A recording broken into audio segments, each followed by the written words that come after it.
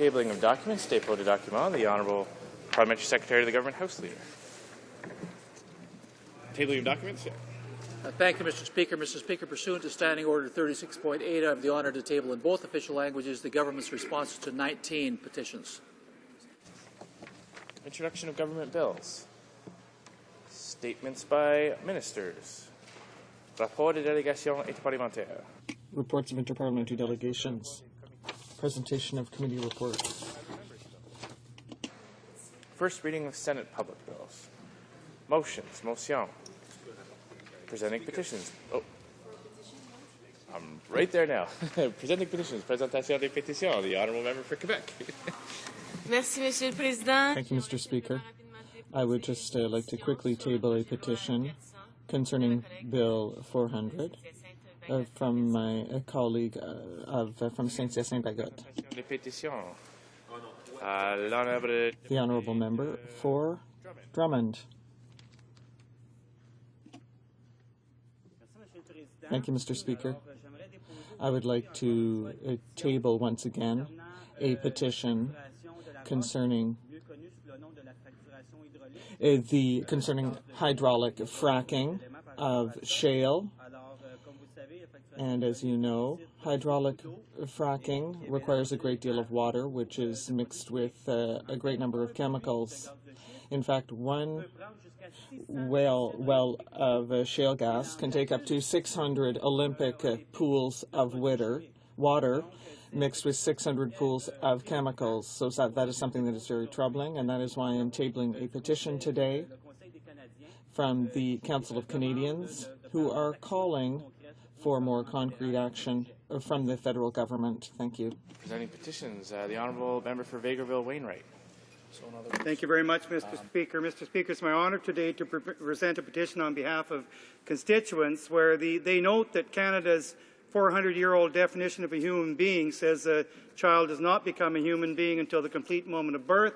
They argue that modern science refutes that, and they call on the House of Commons and Parliament to confirm that every human being be recognized by Canadian law as a human, amending Section 223 of the Criminal Code in such a way as to reflect modern science.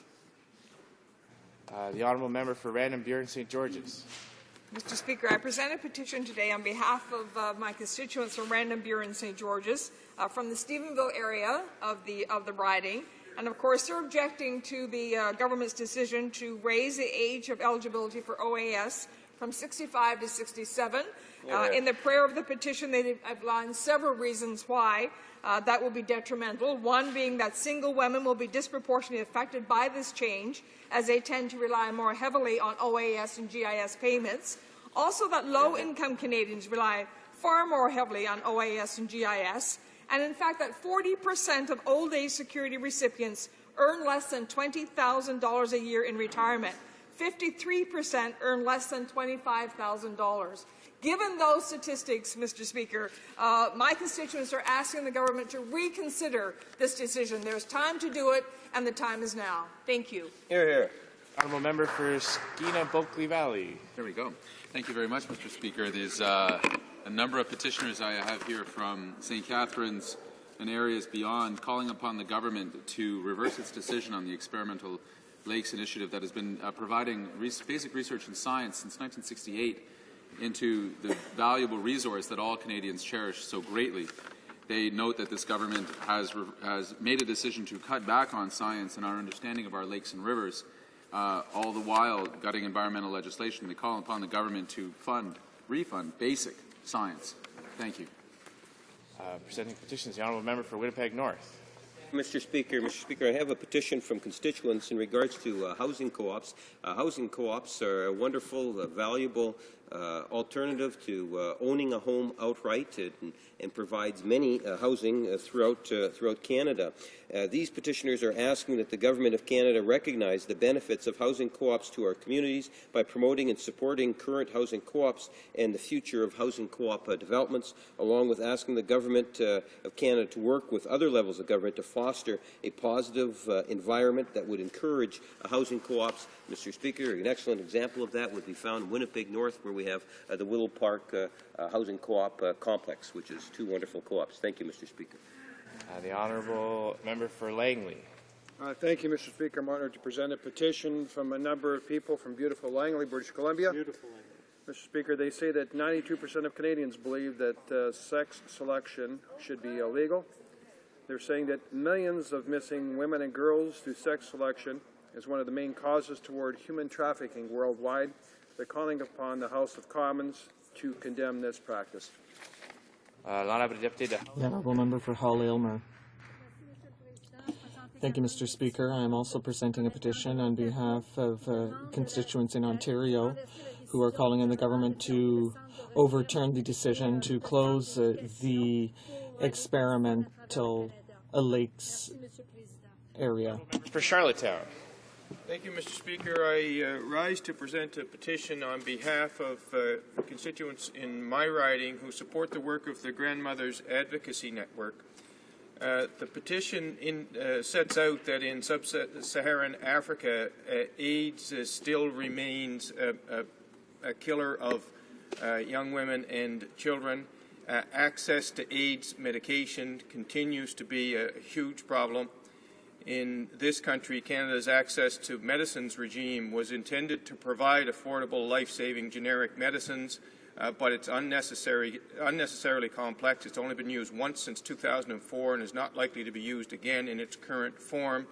And therefore, the petitioners call on Parliament to pass Bill C-398 to facilitate the immediate and sustainable flow of life-saving generic medicines to developing countries. Thank you, Mr. Speaker.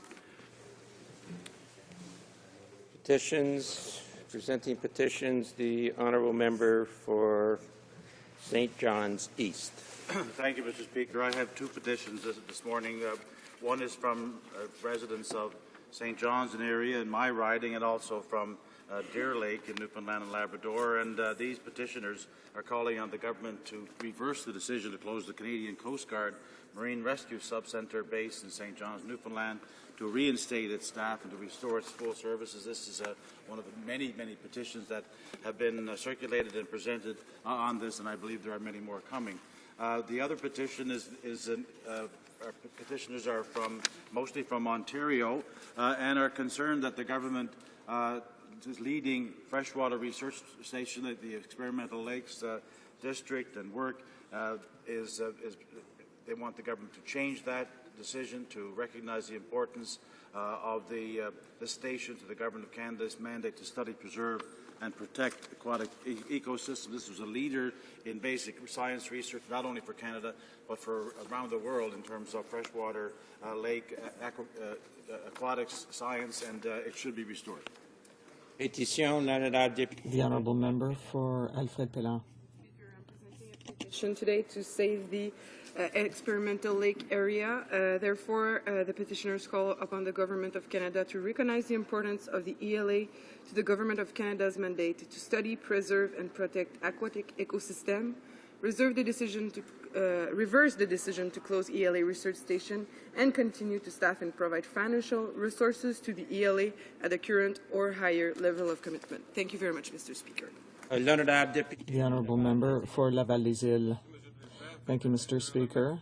I am pleased to table a petition today on behalf of the citizens in Ontario who are calling on the government to reverse its decision to close the experimental lakes area because it is an immeasurable source of richness for Canada. Thank you. Member for Halifax.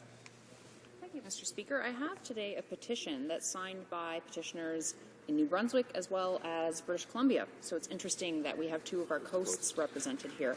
And they're pretty concerned about the effects of hydraulic fracturing, which is more commonly known as fracking, and those impacts on water, climate, wildlife, and people's health. And they do point out there is a federal issue here, especially when you consider that it's the federal government that regulates air emissions, the Canada Water Act, and the Species at Risk Act, as well as the Fisheries Act.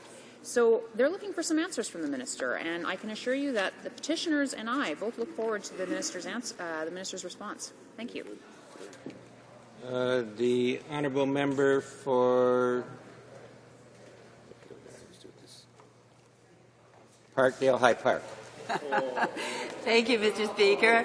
On behalf of my constituents at Parkdale High Park and the many petitioners from Ontario, I'm happy to present a petition concerning the experimental lakes area.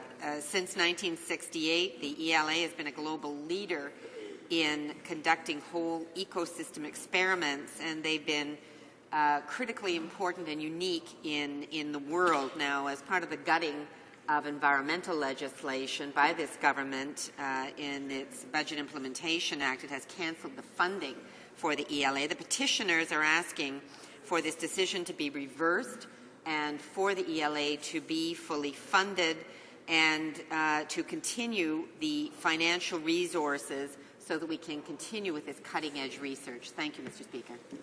The honourable member for Algoma, Manitoulin, Kapuskasing. Speaker, and as you note today, there is a lot of petitions being tabled on experimental lakes area, and I too am tabling a petition on this. And I think it's important to recognize that since 1968, experimental lakes areas have played an integral role in the ecosystem experiments, which have been critical in shaping our environment and really trying to understand the impact that humans have on our lakes and fishes. They also ask that they recognize the importance of these experimental lakes, that the government recognizes this, and that they reverse their decision to close the experimental lakes research station and continue to staff and provide financial resources. Mr. Speaker, we have to take this into account when we consider the changes of the Navigable Waters Act. Thank you, Mr. Speaker.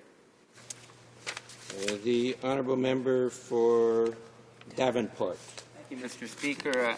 I have a petition here signed by residents from right across southern Ontario, small towns, rural communities who are very concerned about the government's decision to cut the experimental lakes research centre. They're calling on the government to reconsider this this vitally important institution and its work in preserving the integrity of our freshwater system. Thank you. The honourable member for London Fanshawe. Well, thank you, Mr. Speaker. And I have two petitions today. The first is in regard to the unemployment insurance system. And you know, Mr. Speaker, that it is absolutely vital to families during an economic downturn and, in fact, at all times that they have access to reliable unemployment insurance. We've seen the demise of a reliable system in the last few parliaments.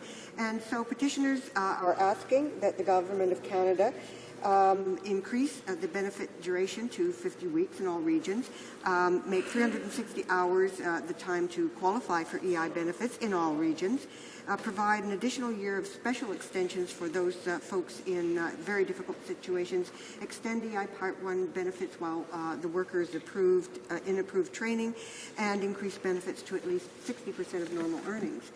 The second petition, Mr. Speaker, is in regard to old age security and the tragedy of increasing the age of eligibility to 67 from 65.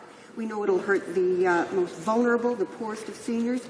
They'll be forced to work an additional 2 years, thus costing them $12,000 in each of those years. And so petitioners ask the Government of Canada to maintain the age of retirement eligibility for OAS at 65 and to increase the guaranteed income supplement to lift every Canadian senior out of poverty. Thank you. Presenting petitions, présentation de pétitions. Questions on the order paper. The Honourable Parliamentary Secretary to the Government House Leader. Thank you, Mr. Speaker. Mr. Speaker, the following questions will be answered today, Q 873, 874, and 875.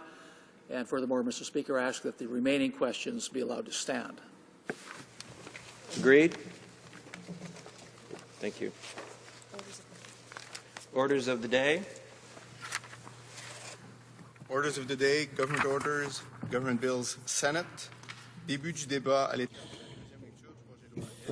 The first debate on S2, the Family Homes on Reserves and Matrimonial Interests or Rights Act.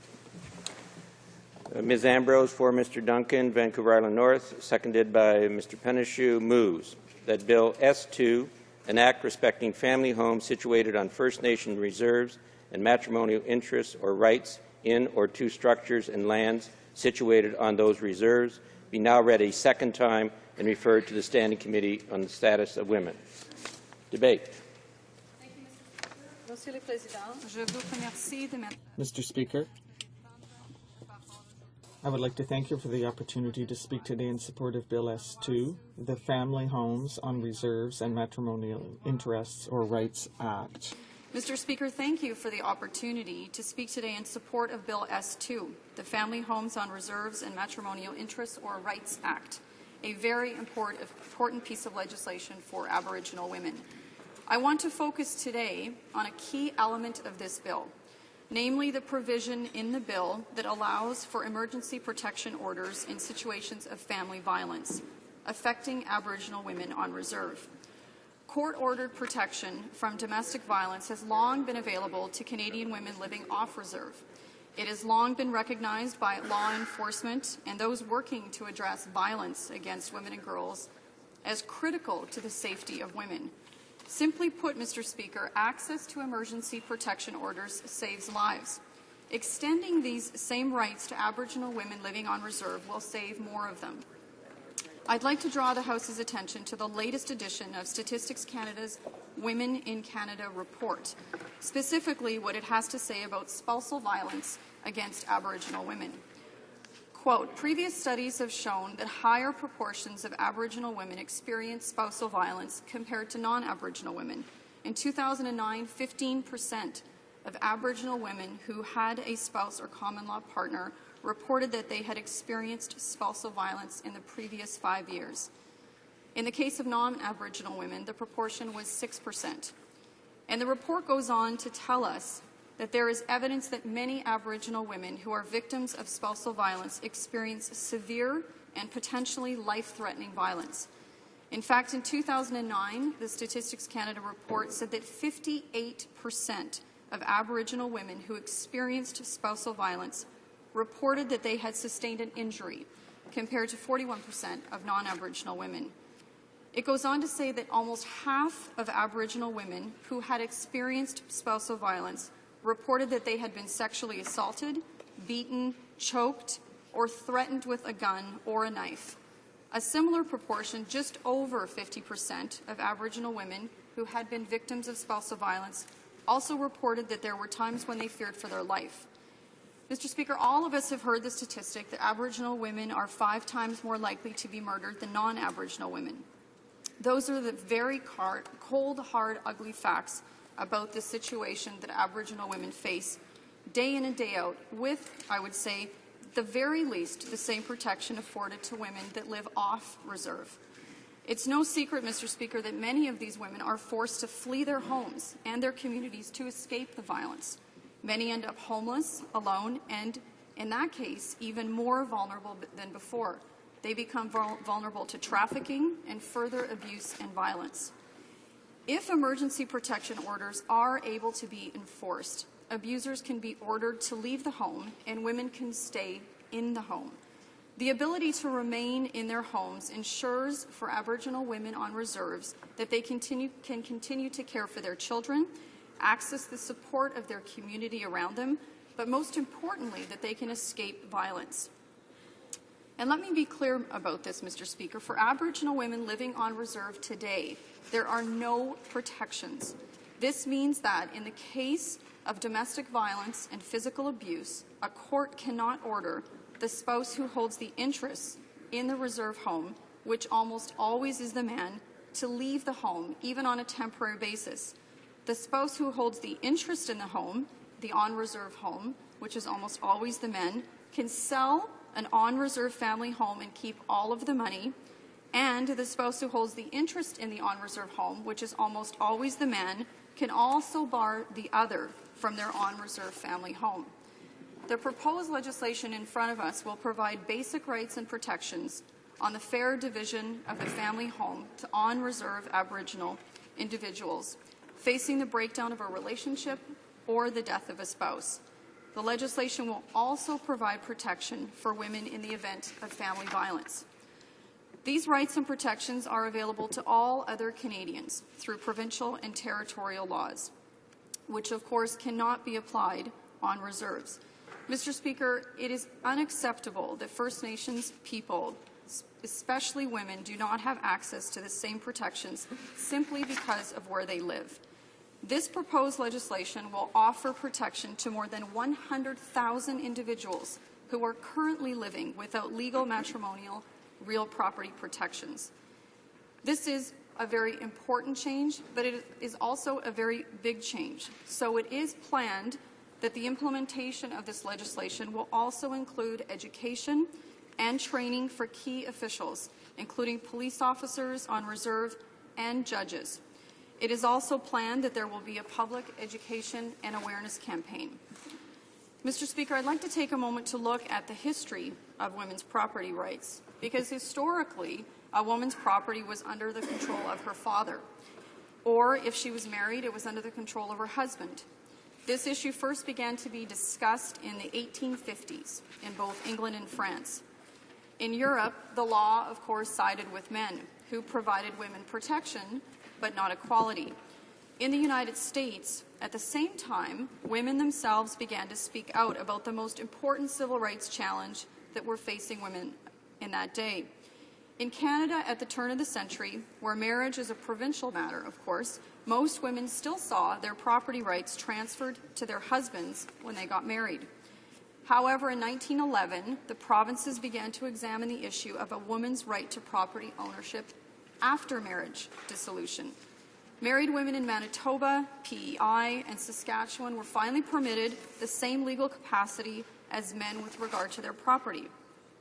Mr. Speaker, I have to say, in my role as Minister for Status of Women, it is difficult to accept that 100 years later, Aboriginal women living on reserve have not yet achieved the same rights. And more than 25 years have passed since the Supreme Court of Canada issued a landmark ruling on two cases that are very important to this issue, Derrickson versus Derrickson and Paul versus Paul. In its 1986 landmark decision on Derrickson versus Derrickson, the Supreme Court of Canada stated that courts cannot rely on provincial law to order the division of matrimonial real property on reserves. In doing so, the court underlined a legislative gap that has since meant that women residing on reserves and facing the breakdown of a relationship have not been able to access the Canadian legal system to resolve matters concerning their real property. In other words, Aboriginal women who live on reserve do not have rights to property or protection on reserve. They are frankly being denied their very basic human rights, and we believe that this must end. Without access to the same rights shared by other Canadian women, these women have been left vulnerable for far too long. Until on-reserve matrimonial real property laws are in place, Aboriginal women that are living on reserve will continue to face the reality that in the event of spousal violence, separation, divorce, or death, the law does not protect their property. It does not protect their interests, it does not protect their rights, but most fundamentally, it does not protect their safety. The Supreme Court of Canada's ruling did spark a dialogue and a larger effort to identify, develop, and implement an effective solution. And Mr. Speaker, over the years, there has been a number of respected institutions, both in Canada and abroad, that have completed studies and analysis of relevant issues in this subject matter. Since 1986, a host of both domestic and international human rights bodies have studied, referenced, and called for action on this matter. The United Nations Committee on the Elimination of Discrimination Against Women is one of them, the Standing Senate Committee on Human Rights, the House Standing Committee on Aboriginal Affairs and Northern Development, the House Standing Committee on the Status of Women, the Aboriginal Justice Inquiry in Manitoba, and the Royal Commission on Aboriginal Peoples have all studied this issue. And the overwhelming conclusion of these reports was that legislation is the only effective solution and the only course of action. With this bill, the Family Homes on Reserves and Matrimonial Interests or Rights Act, I'm proud that our government is moving to tackle this critical issue. And it's not just for Aboriginal women and children on reserve, but also as an important part of the continued fight for equal rights for all women. This legislation will finally eliminate the long-standing human rights gap, and in doing so contribute to the end of suffering of many women and families who live on reserve. Mr. Speaker, I do want to acknowledge that there have been some efforts to address the issue of matrimonial property rights already by First Nations. The First Nations Land Management Act does require First Nations to develop laws related to matrimonial property rights and interests as a part of their own land codes that they're developing. However, while these solutions have helped a handful of First Nations, Bill S2 would ensure that all women and individuals living on First Nations will have access to not only emergency protection orders to ensure their safety and security, but also access to equal matrimonial real property. In 2005, Mr. Speaker, the Government of Canada initiated preliminary consultations on this issue. In 2006, we announced a national consultation process to find a solution to fill this legislative gap. This consultation process was conducted in collaboration with the Assembly of First Nations and the Native Women's Association of Canada so that they could engage and consult with individual Aboriginal communities across Canada. Along with these sessions, Aboriginal Affairs and Northern Development Canada held consultations with and provided funding to a wide range of other Aboriginal organizations. In total, and this is an important point, Mr. Speaker, because Aboriginal women have waited for 25 years to see this type of protection, and it is a big change. The government has recognized this, and there has been opposition to it by some parties. But let's remember, in total to date, 103 consultation sessions have been held at 76 different sites across Canada. Hundreds of people have participated and expressed a wide range of opinions. And to prepare a report and make recommendations for a legislative solution, the government also engaged a ministerial representative, a respected entrepreneur and former First Nation chief. Due to the complexity of this issue and, of course, the diversity of views, consensus could not be reached on every aspect of what the legislation should entail. Consensus did emerge, though, on the key elements of a legislative solution. These elements, I'm happy to say, are all part of the legislation that's being introduced to Parliament, which is Bill S2. Mr. Speaker, one of these elements is a two-part solution that is both practical and sensible. First, the bill will allow for First Nations to develop and implement their own laws to protect the matrimonial real property rights and interests of community residents. These laws can be based on the community's traditions. The content of the laws are entirely between the members of the First Nation government, which must be approved by a community ratification process. The second part of the solution is a provisional federal regime that will apply once in force until some time as the First Nations develops their own laws. I want to emphasize the point that these provisional rules will apply to First Nations unless or until they enact their own matrimonial real property laws under this legislation.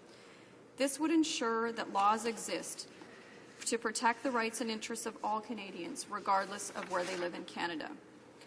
As well, Mr. Speaker, parliamentary committees reviewing these bills have considered the testimonies of a long list of witnesses and proposed a series of improvements. All of these amendments are also in Bill S2.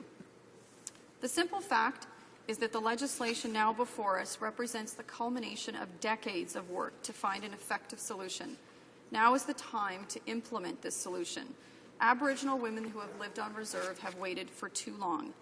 Bill S2 also includes additional improvements that were made to the bill prior to its introduction in September of 2011. These improvements respond directly to concerns that were raised by stakeholders. Bill S2 also features another improvement over previous versions, a significantly lower ratification threshold. Several witnesses that appeared before committee expressed serious concerns about the ability of some First Nations to engage enough voters to secure a meaningful result under a double majority, which requires that a majority of eligible voters must vote and that a majority of those who vote must vote in favor. Now, the changes that we've made, First Nations Council will be responsible for informing its members of the content of its laws and secure the approval of a majority of voters. It must also inform the Minister of the results and provide a copy of the approved law to the Minister, any organization that may be designated by the Minister, and the respective provincial Attorney General.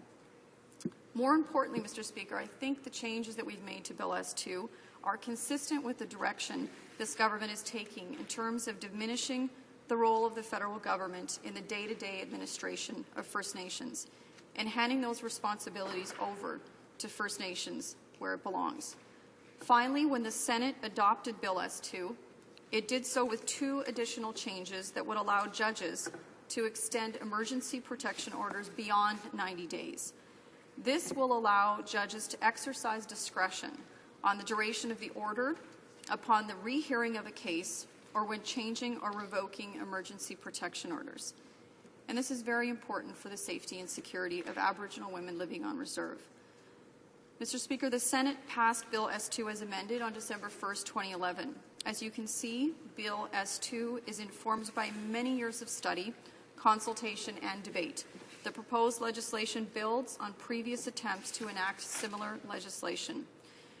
It incorporates a series of amendments adopted by parliamentary committees in response to stakeholder testimony and was substantially altered before its introduction into this Parliament to further strengthen the bill and to facilitate the development of First Nations laws in this area. I believe it's our duty to adopt Bill S2 and finally put in place a legislative solution that is long overdue to support Aboriginal women on reserve. I also want to point out that some of the criticisms raised of this bill are based on false information.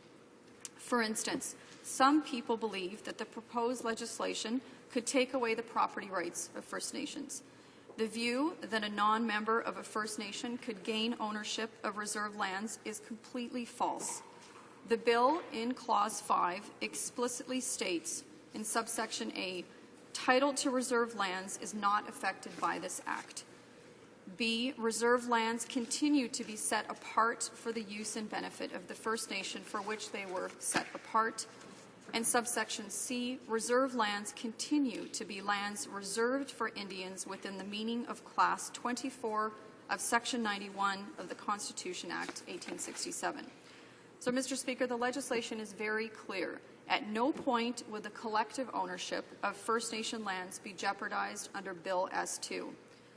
Another criticism refers to what is actually not in the bill, namely that Bill S2 does not include specific funding to improve access to the courts, to emergency family shelters, and to on-reserve housing.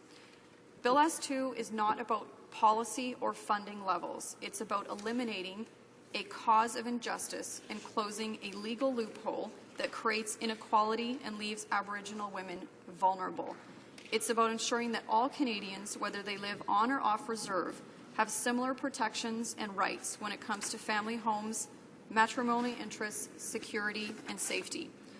Consider the testimony provided by one Aboriginal leader before a committee during its review of Bill S2. This is what Betty Ann Lavalley, National Chief of the Congress of Aboriginal People, had to say. She says, Bill S2 is addressing the real human issue of an Aboriginal person, sometimes often taken for granted by other Canadians. A spouse within an Aboriginal relationship should not be denied or put out on the street alone and without any recourse because of a family or marital breakdown. That has been happening in Canada for far too long. National Chief Lavalley recognizes that Bill S2 is ultimately about preventing abuse and discrimination. Her words are informed by her knowledge of the often harsh realities of the day-to-day life faced by many women residents of First Nations communities. I agree completely with Chief Lavalley's eloquent words, and I believe that Bill 2 strikes an appropriate balance between individual and collective rights. And here again, Mr. Speaker, I must return to my role as the Minister of Status of Women. We also know that this issue is critical to the future generations of Aboriginal children. We are working hard to advance equality for women and to remove the barriers to women's participation in society and eliminating violence against women, and this includes Aboriginal women.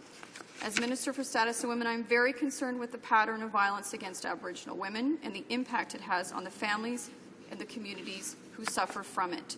Today, Mr. Speaker, we have a chance to make a change. This issue is a responsibility that we all share, and by working together, we can better address it. I call on my colleagues in the House to support this legislation. For more than 25 years, First Nations women living on First Nations communities have had to live with this human rights gap. For most Canadians, that protection exists. For women living on reserve, that protection does not exist. So I do call on all of my colleagues in the House to move this forward and end this human rights gap once and for all for Aboriginal women living on reserve. Questions and comments? Question commentaire. The honourable member for Nanaimo-Cowichan. Thank you, Mr. Speaker. And perhaps to correct the record, Aboriginal women in Canada have actually been living with discriminatory practices since colonization. This is not just the last 25 years, so I think that's an important note.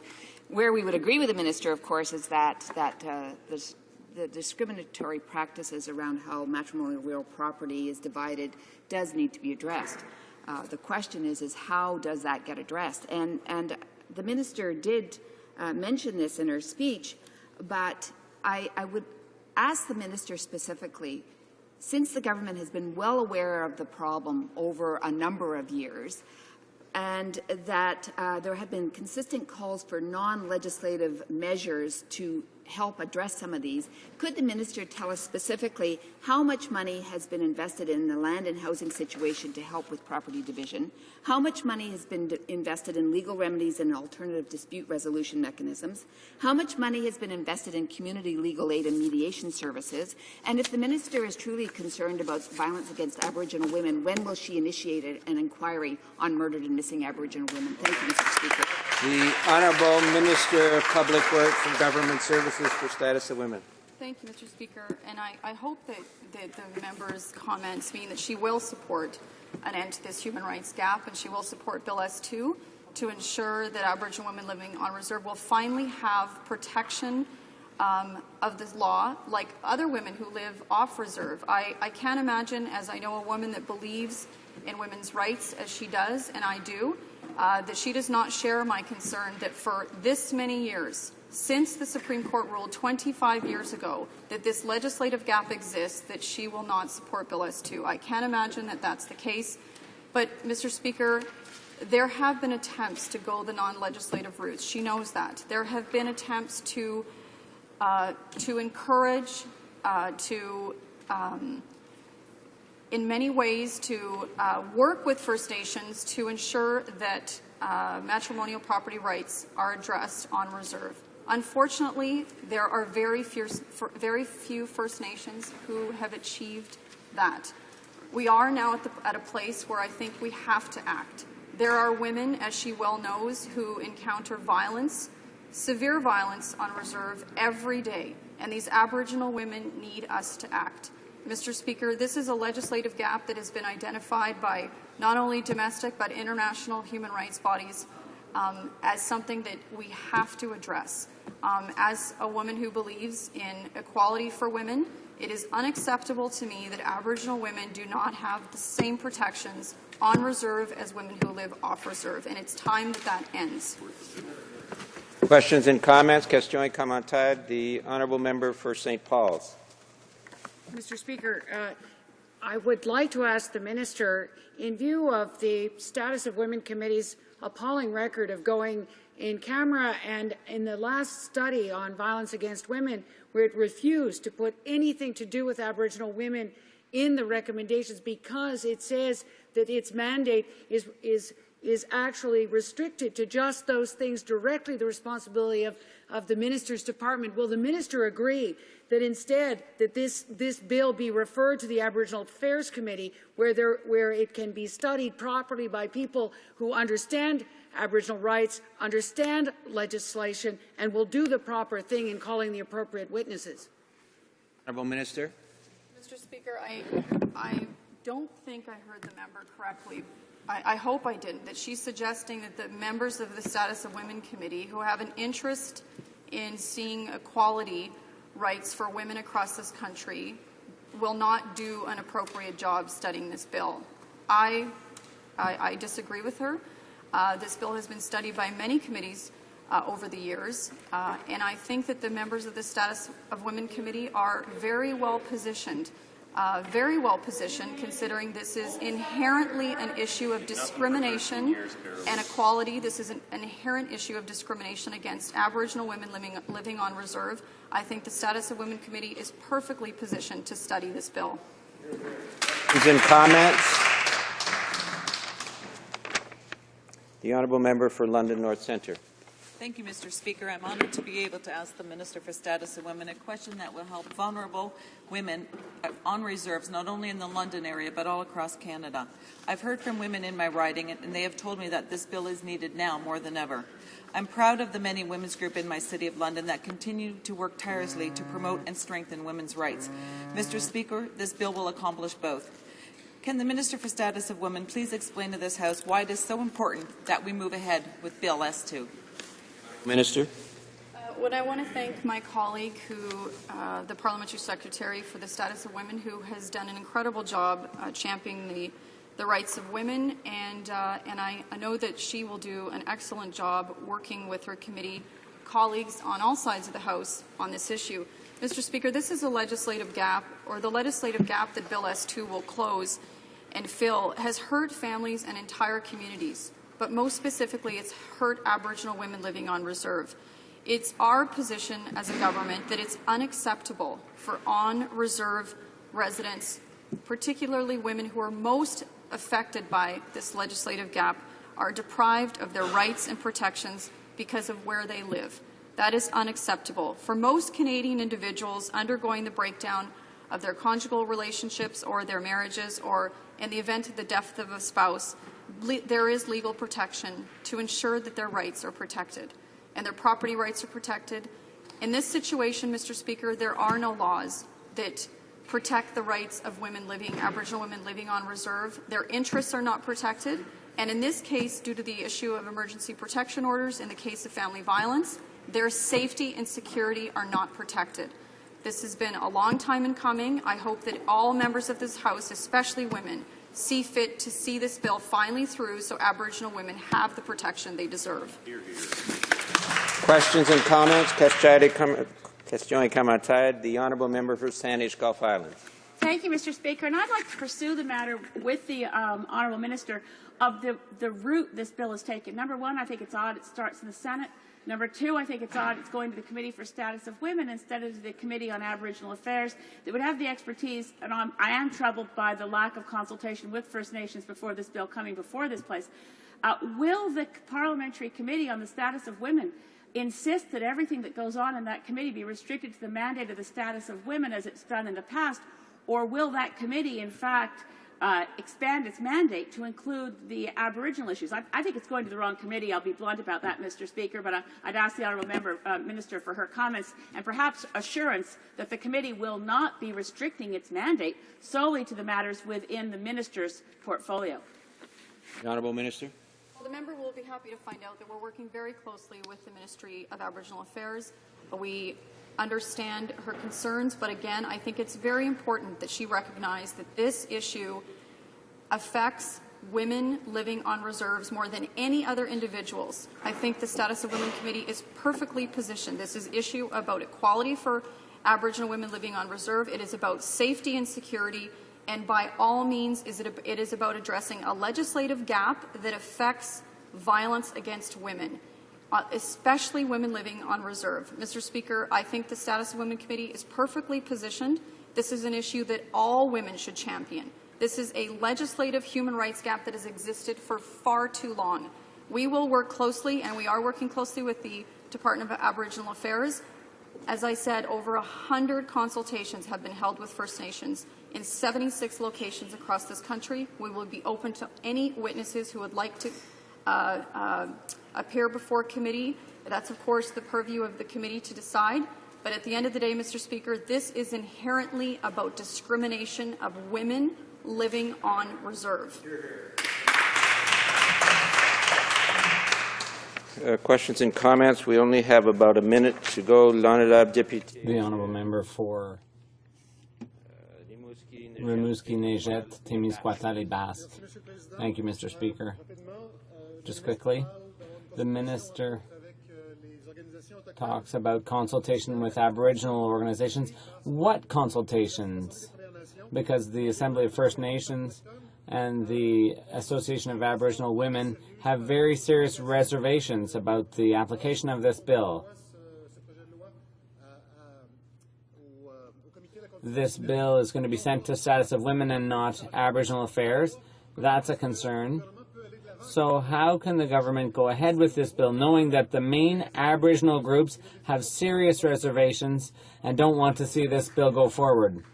Speaker, I have to tell you that I have been disturbed over the years. This has been an issue that has mattered to me for many, many years. And I can tell you that I know there are some male chiefs that have not supported this and have exerted all kinds of pressure behind the scene to see this bill not go forward. And that is not appropriate. And I hope the member's not insinuating that he in any way sides with that kind of pressure. Mr. Speaker, we are not going to set this bill aside and set aside the interests of women living on reserve to consult. Again, we have consulted for 25 years. This is the fourth time this House has tried to pass this legislation. And there's all kinds of people that would like to see it undermined, and we are not going to allow that. We're going to be on the side of Aboriginal women. Resuming debate, reprise du débat, the honourable member for Nanaimo-Cowichan. Mr. Speaker, we have here before the House Bill S2, an act respecting family homes situated on First Nation reserves and matrimonial interest or rights in or to structures and lands situated on those reserves. And the minister who just spoke talked about this being an act to address inherent discriminatory practices against women. It's interesting the title of this bill doesn't mention that. What this bill is dealing with is matrimonial breakdown, which generally speaking is between a man and a woman, although same-sex relations are legal in this country, so it could be between a same-sex couple. Now, one of the challenges that we have before the House in dealing with this bill is the need to balance the rights of women, of men who are involved in a marital breakdown against inherent rights within First Nations. And it's a very difficult balancing act, and I want to lay out some context for how we got to this place today. Others in the House have noted that this bill was introduced in the Senate and has now been referred to the Status of Women Committee. And there are certainly questions, and they're a very competent committee, very capable members on the Status of Women Committee, but there are questions that are arising, first of all, about why the bill was introduced in the Senate rather than the House of Commons, where it legitimately, one would think, should have been introduced first. And the second is, why wasn't it referred to the Aboriginal Affairs Committee, which is the committee that has the mandate to deal with matters within the Indian Act and other matters facing First Nations, Métis, and Inuit in this country. And, you can hear the member opposite positioning this act as an act to deal with discriminatory practices against women. And arguably, it is an act that is dealing with a much broader matter facing First Nations communities. In terms of context, I want to turn briefly to a report of the Ministerial Representative of Matrimonial Real Property Issues on Reserve, Wendy Grant-John, and her colleagues did this report for the then Minister of Aboriginal Affairs, Jim Prentice. And she did a lengthy laying out of the history, and I'm not going to start with the pre-colonial period and work through to the modern day, but she did a quick summary of 1990s to the present, and in her summary she indicated that there have been several commissions of inquiry in Canada drawing attention to the issue, that 8 UN human rights bodies have expressed concern, that there's been litigation, that there's been Senate committees, and there's been House of Commons committees, and there's been various pieces of legislation. And yet today, here we are in 2012, still dealing with this matter. In terms of the broader context, there was also, there have been many reports, but I want to actually refer to this report. It's called a discussion paper, Matrimonial Real Property on Reserve, and it's an excellent report, and it lays out both the context but also many of the challenges facing any government in terms of coming up with a legislative approach to this matter. I mentioned a couple of the reports and studies and conventions that have been cited, but this particular report cites the lack of remedies under federal law for married women on reserve that are typically available to married women off reserve under provincial law have been characterized as a violation of Article 26 of the International Covenant on Civil and Political Rights. It's also been cited in a 1998 report, the United Nations Committee on Economic, Social and Cultural Rights, and again which noted concern with Canada's failure to ensure equal protection of the law as between Aboriginal and non-Aboriginal women in respect to matrimonial real property. And it also notes the final report of the Aboriginal Justice Inquiry of Manitoba, the AGIM, which recommended that the Indian Act be amended to provide for the equal division of property on marriage breakdown. And I won't read the various statutes on the study. But the report indicates a few words must be said about the larger historical and policy context in which the issue of matrimonial rights on reserve is situated. Prior to European colonization efforts, many First Nations societies were matriarchal in nature. Missionaries and other church officials discouraged matriarchal aspects of First Nations societies and encouraged the adoption of European norms of male dominance and control of women. According to the customary law of the Mohawk Nation, for example, the matrimonial home and things in it, excuse me, Mr. Speaker, and things in it belong to the wife, and women traditionally have exercised prominent roles in decision-making within the community. And it's interesting to note, Mr. Speaker, that so as I noted earlier in a question to the Minister, that these discriminatory practices are long-standing in this country. The Minister also noted in her speech about the Royal Commission on Aboriginal Peoples.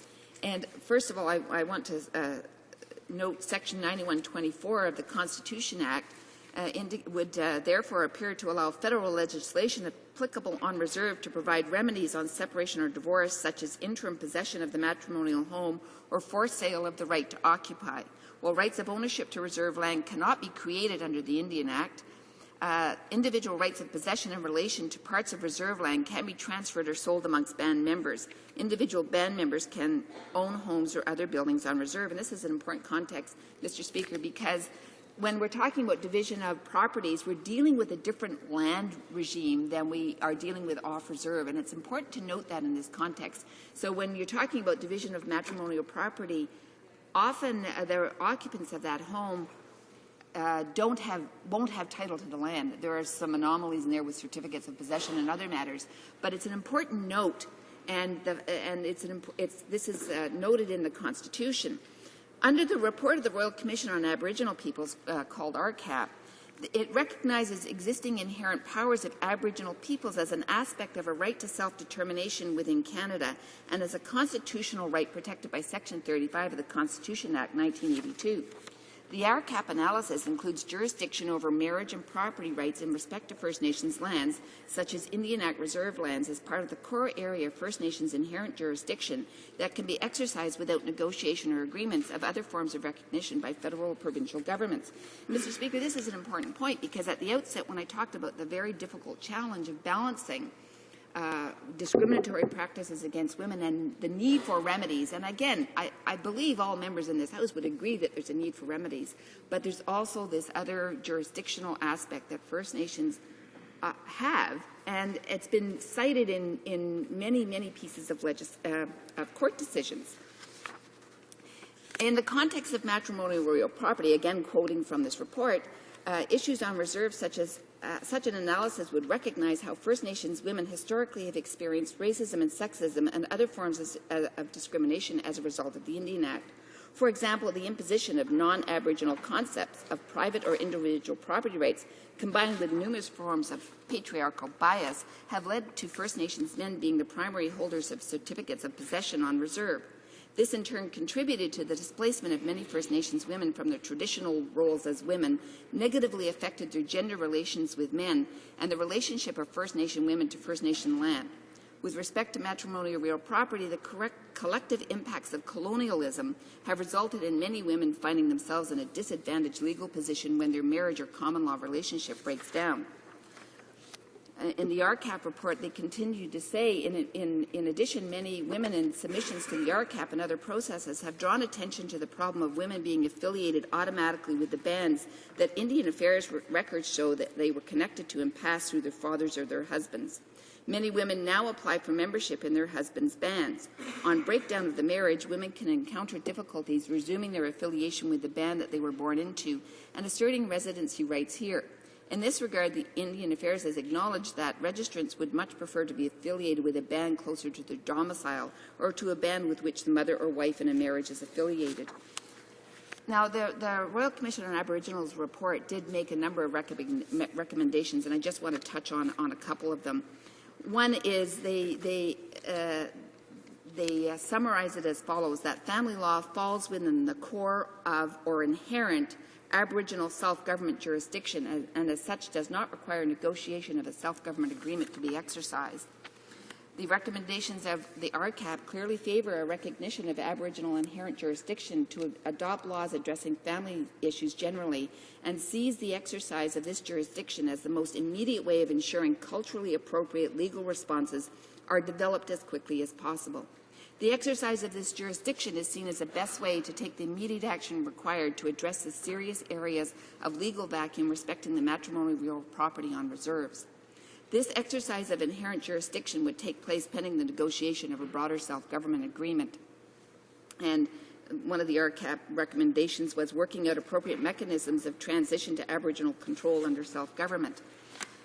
So, Mr. Speaker, what we have is, since 1996, there was a clear roadmap laid out for how you deal with the issue around matrimonial real property on reserve. 1996, Mr. Speaker. And here we are in 2012 continuing to have this conversation. Most of the recommendations that were in the Royal Commission on Aboriginal Peoples were never implemented. And in fact, a couple of years ago, there was a report on the Royal Commission on Aboriginal People which gave the government, not just this government, but any government since 1996, a failing grade on moving forward on what was seen with many First Nations, Métis and Inuit as a good faith exercise. And so we continue to, I would say, talk out of both sides of our mouths. On one hand, what we do is, as a House, we commission very important reports, and then on the other hand, we simply don't act on them.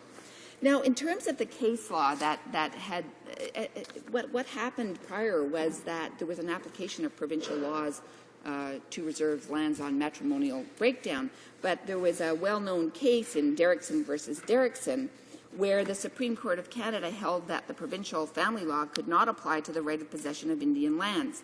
More specifically, the court determined that provincial laws entitling each spouse to an undivided half interest in all family assets could not be applied to land allotments on reserve. The court stated the right to possession of lands on an Indian reserve is manifestly of the very essence of the federal exclusive legislative power under Section 9124 of the Constitution Act 1867. It follows that the provincial legislation cannot apply to the right of possession of Indian reserve lands. The court was able to make an order for compensation and taking into account the value of the land allotment for the purpose of adjusting division of family assets between the spouses under the relevant provincial family law. And in the case of Paul versus Paul, the court said that even if this was the case, the provincial legislation being relied on was in conflict with the Indian Act provisions, and applying the doctrine of federal paramountcy, the federal provisions would prevail. There was a number of other court decisions, Mr. Speaker, and there was a summary of this. It says the overall result of the case law is that provincial and territorial family legislation does not apply to reserve land in any way that can affect individual interest in unsurrendered reserve land. Such legislation is considered to be in conflict with the provisions of the Indian Act. So, Mr. Speaker, there's been a number of court decisions that said provincial law doesn't apply. So now what we have is a piece of legislation that is supposed to be an interim measure that will allow provincial provisions to apply on First Nations lands where the First Nation does not have a code in place to deal with matrimonial real property. And I want to talk about ability to look at some of those codes in one moment. But there is some questions that have also arisen out of this. What of course is, we know that we have provinces and territories, and they all have some different provisions around a division of assets for people living within the province off reserve. And so the question then becomes is you've got a federal government who in some ways is abdicating its responsibility in developing legislation that would apply across the country from coast to coast to coast, and abdicating the responsibility to the provincial governments in a matter of which, in matter of previous cases, it says that provincial legislation doesn't apply. So, it's an interesting question in terms of what federal responsibility is versus provincial jurisdiction. And we've seen this government rely increasingly on provincial jurisdiction in matters facing First Nations, Métis, and Inuit. Mr. Speaker, can you tell me how much time I've got left? Thank you, Mr. Speaker. So there are currently First Nations that do have custom codes in place, and there is a provision under the First Nations Land Management Act where First Nations can develop their own codes.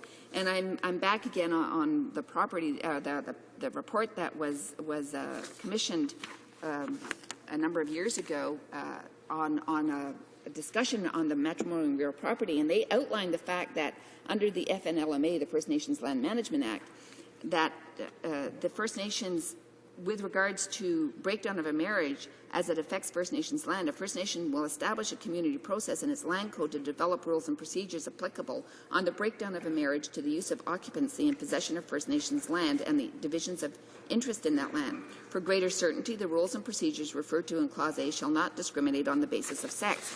Mr. Speaker, and the reason I'm raising that is because there are mechanisms right now where First Nations can develop these codes.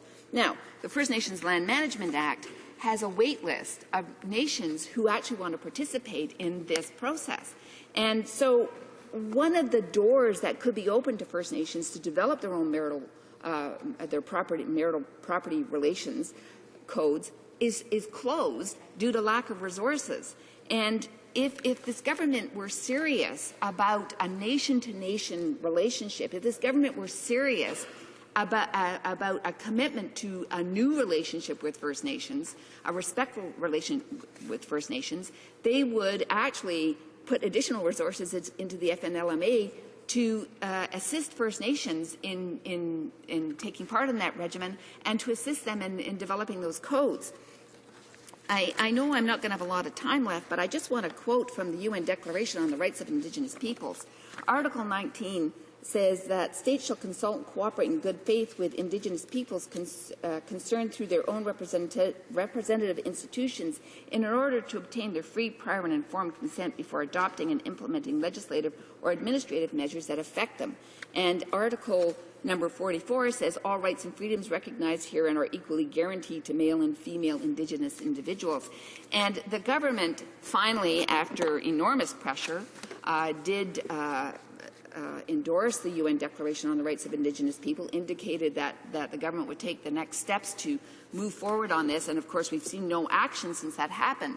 But this declaration, talking about free, prior, and informed consent, is at the heart of much of the opposition to Bill S2, because the minister claims that there was all kinds of consultation. The reality of it is, appearances at committee does not constitute consultation. The Minister of the day, Jim Prentice, did set up a process where there was a ministerial representative who developed an extensive report. a lot of those recommendations that were in that report were simply ignored in developing the legislation. And I want to touch on a couple of them. One of these, the recommendations, Wendy Grant-John actually outlined a preamble and what sections of the act should include. And she included things like acknowledging the importance of the principle of reconciliation in respect to existing Aboriginal and treaty rights and sovereignty of the Crown. The need for cooperation and reconciliation between First Nations and the Crown on matters relating to matrimonial property on reserves. The importance of including women at all decisions of all levels of decision-making as equals, and the need to take into account the interest of other family members and First Nations cultural interests. And of course, this legislation in part does talk about the interest of other family members, but it doesn't specifically address the other cultural interests. Mr. Speaker, there has been a case on the Convention on the Elimination of All Forms of Discrimination. They issued a report back in February to March 2012, and it was with regards to division of property on a marital breakdown, and they made some very specific recommendations. And it's interesting what their recommendations included.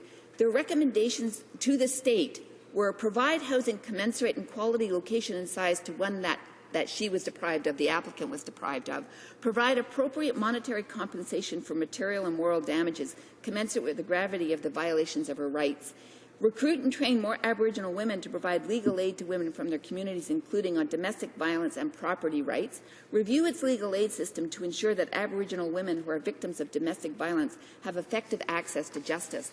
And, Mr. Speaker, despite the long-standing recognition that there are serious problems facing Aboriginal women in this country, we have not seen the kinds of measures put in place that would help women and their communities deal with the violence against Aboriginal women, the lack of adequate housing, the lack of access to remedial measures, the lack of access to conflict resolution. You know, it's one thing to put a piece of legislation in place, but then you don't actually put the resources in place to help women and their communities, their families deal with this very serious problem. So, Mr. Speaker, based on the concerns that we have, the New Democrats will not be supporting this legislation. Thank you, Mr. Speaker. Questions and comments? Questions et commentaires? The Honourable Parliamentary Secretary to the Minister of Status of Women. Thank you, Mr. Speaker. This bill is based on a careful balance between individual rights, specifically the need for spouses and common law partners on reserves to have access to rights and protections similar to those existing off reserves, and the collective interests of First Nation members in their reserve lands. The bill clearly states that it is not intended to affect the title to the lands or change the status of the collective reserve lands.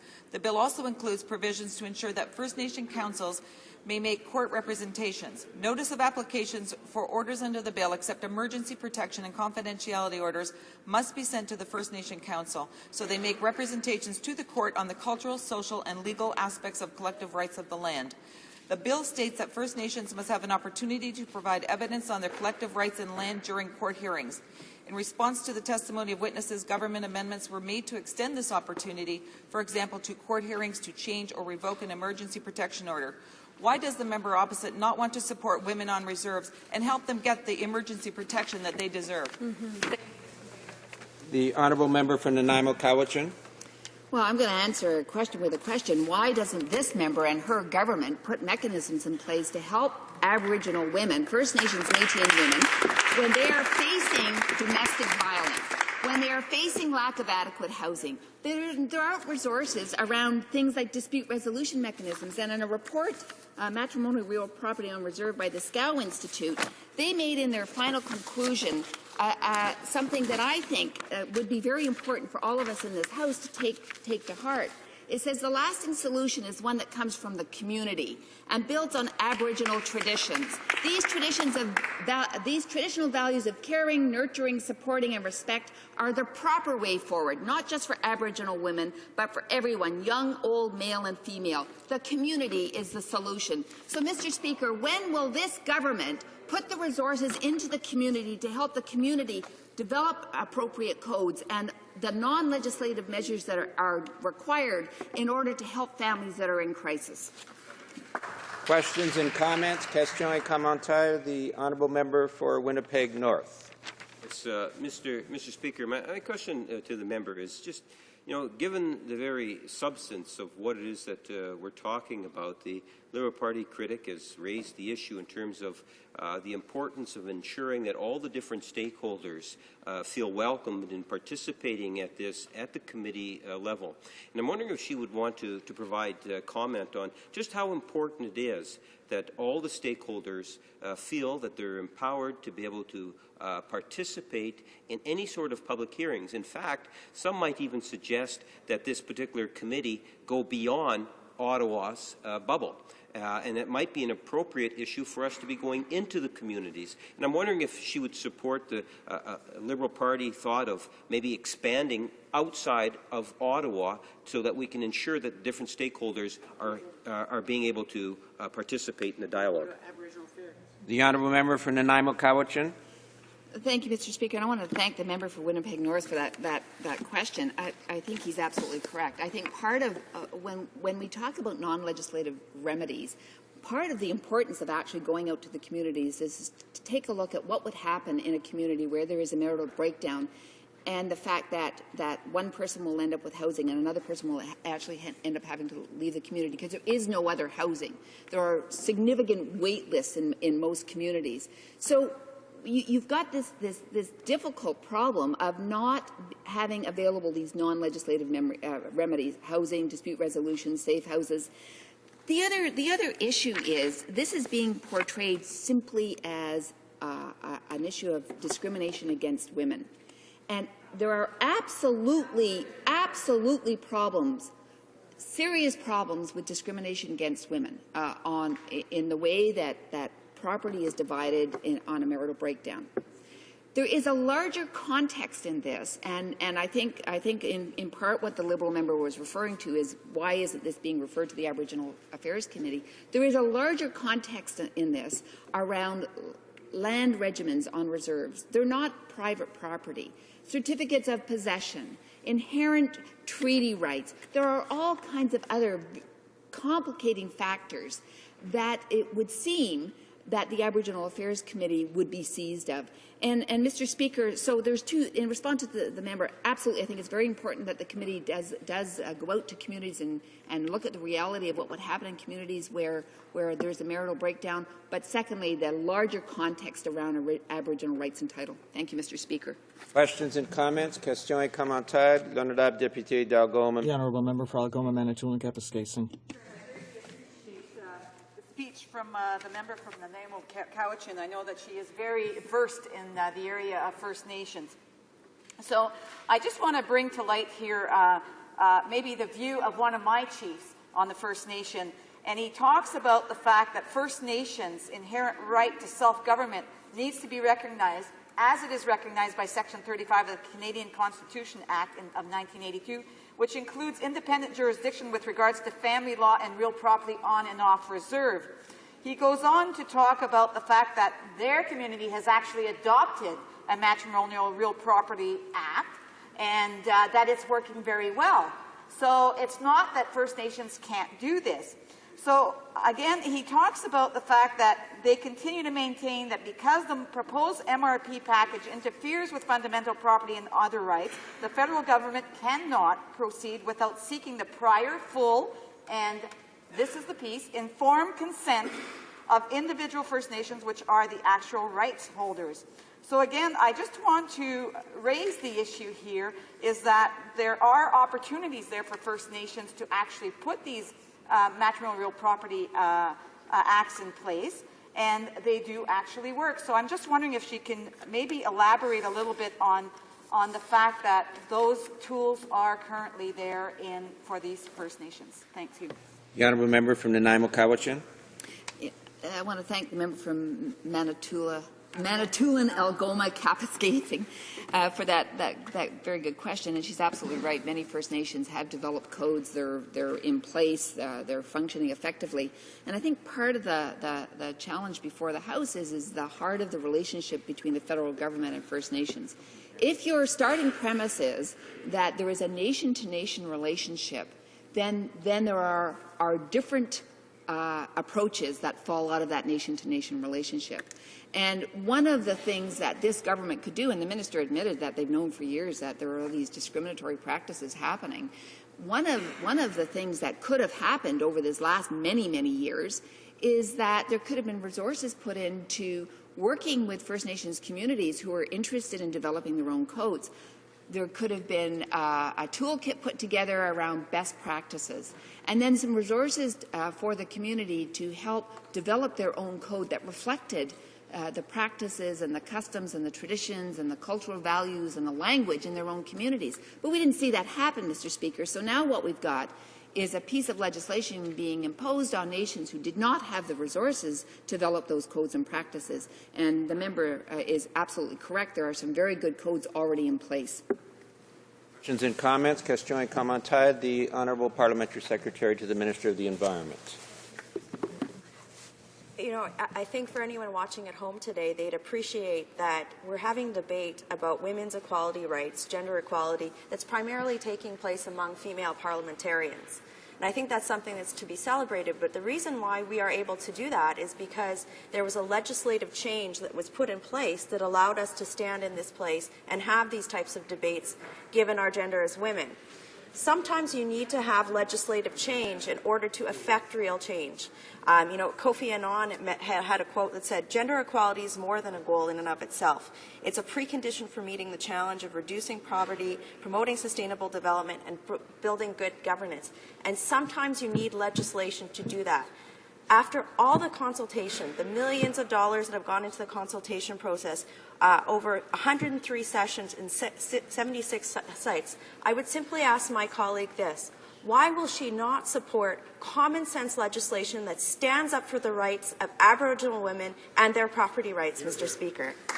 Member for Nanaimo Cowichan, you have about 45 seconds. Well, thank you, Mr. Speaker. And the member talks about consultation, and yet what happened with a culmination of that consultation with the 2006 report entitled "The Report of the Ministerial Representative Matrimonial Real Property Issues on Reserves," and a significant number of the recommendations in that report have been disregarded by this government. So the question then becomes is, you carry out what you call a consultation process, you get a report, and then you ignore it.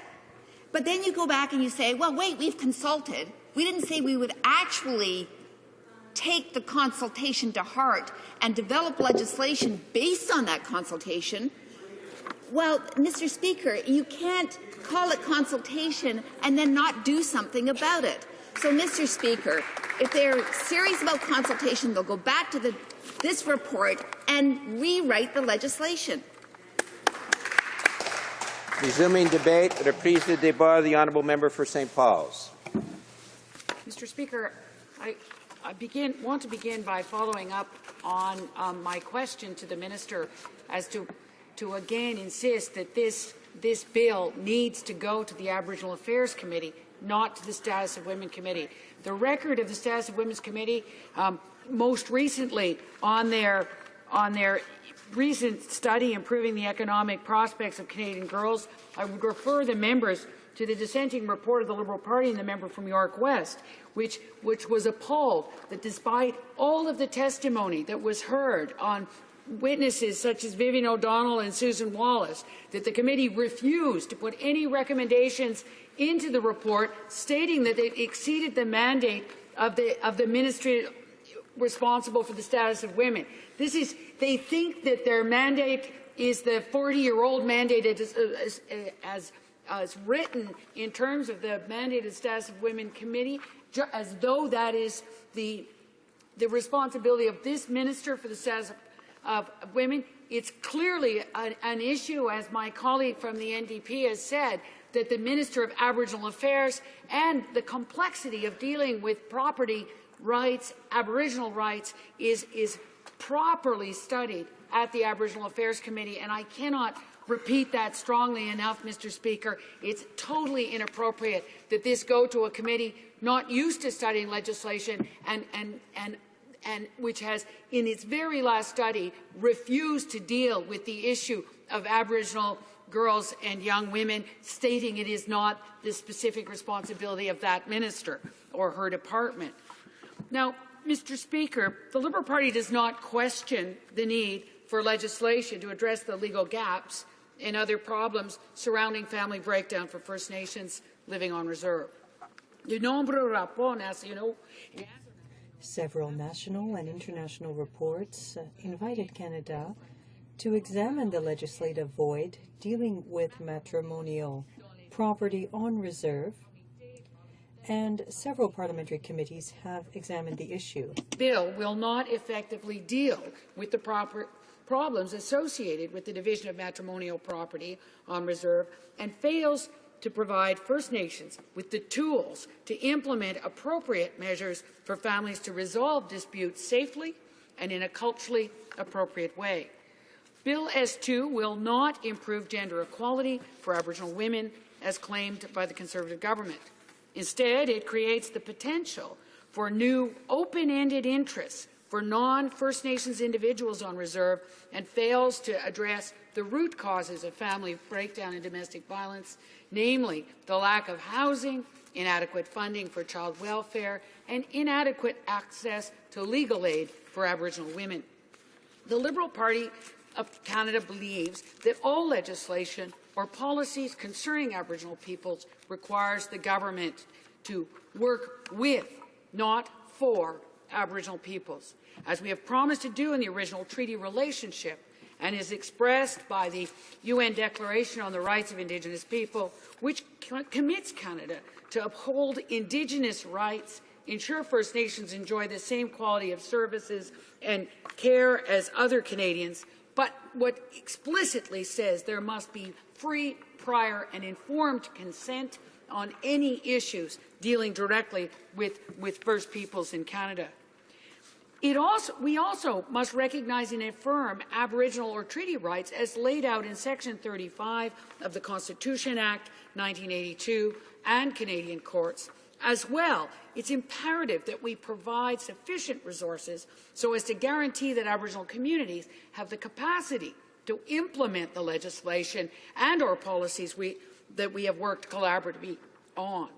Unfortunately, yet again, the government has failed to meet any of these criteria in the approach to matrimonial real property on reserve. Yet again, it is raining down legislation in thou shalt kinds of ways without the resources and the support to actually be able to achieve the objectives of the legislation. Yet again, consultation has been inadequate.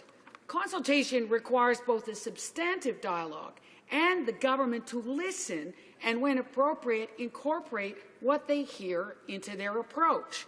Although consultations were done on MRP in general in 2006-2007, consultations were not done specifically on Bill S2, specifically prior to the introduction of this bill. The Native Women's Association of Canada is not confident that the legislation will solve the problems associated with matrimonial real property on reserve, and has been clear that the current bill fails to address many of the recommendations repeatedly raised each time this legislation has been brought forward. NWAC held meetings with First Nations women from their provincial and territorial member associations and produced several reports that included their views to address MRP. Bill S2 still neglects most of those recommendations. Le gouvernement conservateur a The Conservative government has failed to honour its constitutional obligation to consult First Nations when drafting this bill, and did not take into account the serious problems identified by witnesses who appeared before the Senate committee when it studied the previous version of this bill, S4, in the last Parliament.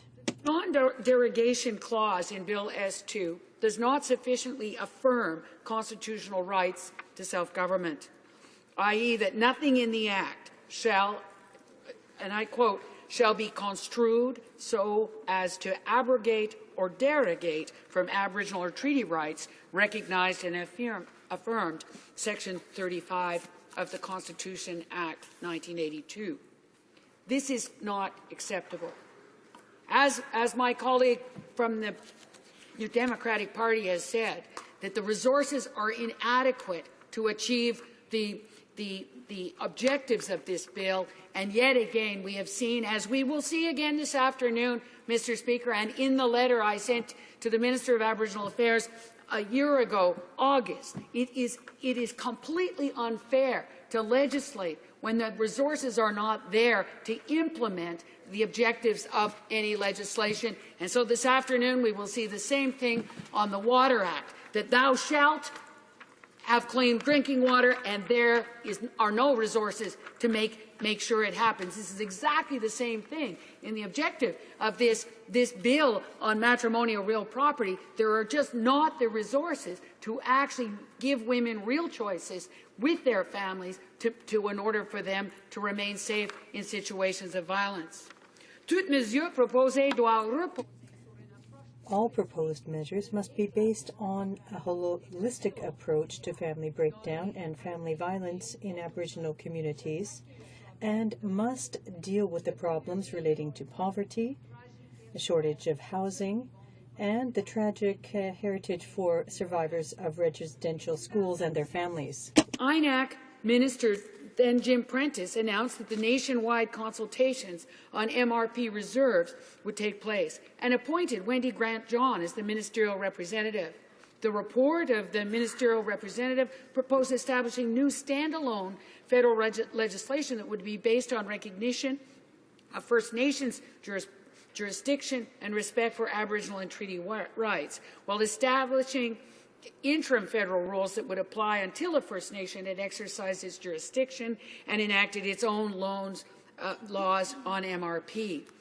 The report of the ministerial representative also noted that, and I quote, the viability and effectiveness of any legislative framework will also depend on the necessary financial resources being made available for the implementation of non-legislative measures, and that without these kinds of supports from the federal government, matrimonial real property protections will simply not be acceptable to the vast majority of First Nations people. At the time that report was tabled, at the time that we were able to see it, everybody that we talked to said it was imperative that the government of the day not be allowed to cherry-pick this report. Yet cherry-pick the report is exactly what this government has done. The government has not provided any additional resources to help First Nation governments build the capacity needed to address the underlying issues, meet their new obligations under the bill, or allow their citizens to have access to the legal system, or develop new community-specific laws regarding matrimonial real property. The provisional federal MRP rules are based on a provincial court system and require First Nations and their citizens to take on additional costs to access the court system. In many rural and remote communities, the cost of legal access, including transportation, can be prohibitive. Yet there is also no commitment to provide funding for alternatives to the court system, like community-based dispute resolution, which would be more cost-effective and culturally appropriate. Further, S2 was tabled without a plan and without resourcing to address the myriad of issues that contribute to family breakdown on reserve and the disproportionately high levels of domestic violence against women. Les témoins entendus par le comité. Witnesses heard by the Senate committee mentioned the chronic shortage of housing on reserve, underfunding for well-being of children, and the shortage of shelters and temporary housing, among the many fundamental issues that require solutions as part of the MRP approach adopted by the federal government. No commitment to provide resources to help First Nations move past the provisional federal rules and develop their own MRP codes, other than to promise to create a centre of excellence subject to further future Treasury Board approval. Mr. Speaker, the government's approach to developing the bill has been misguided and the resulting legislation totally inadequate.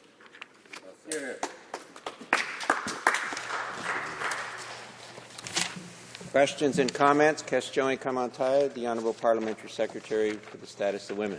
Thank you, Mr. Speaker. This bill clearly states that it does not affect the title to reserve lands or change the collective status of reserve lands, and it does not allow non-members to make claims of ownership to reserve lands. The provisional federal rules will not lead to non-Indians or non-members acquiring permanent interest in reserve land because exclusive occupation orders and emergency protection orders are temporary. Input obtained during the national consultation process indicated that an appropriate balance is needed between individual rights of on-reserve residents and the collective interests of First Nations in their reserve lands. The legislation achieves the objective of filling the legislative gap on reserves for First Nation members and non-members while respecting the principle and non-alienation of reserve lands. The provisional federal rules also include provisions to ensure that First Nation councils can make representations to the courts, for instance, to highlight the collective nature of the land. This does not apply, however, in the case of emergency protection and confidentiality orders. Mr. Speaker, I find it insulting that this Liberal member who voted against establishing the Canada Human Rights Act on reserves refuses to give women on reserves the same rights that she has. I'd like to know why she won't help Aboriginal women. Thank you, Mr. Speaker. The honourable member for St. Paul's.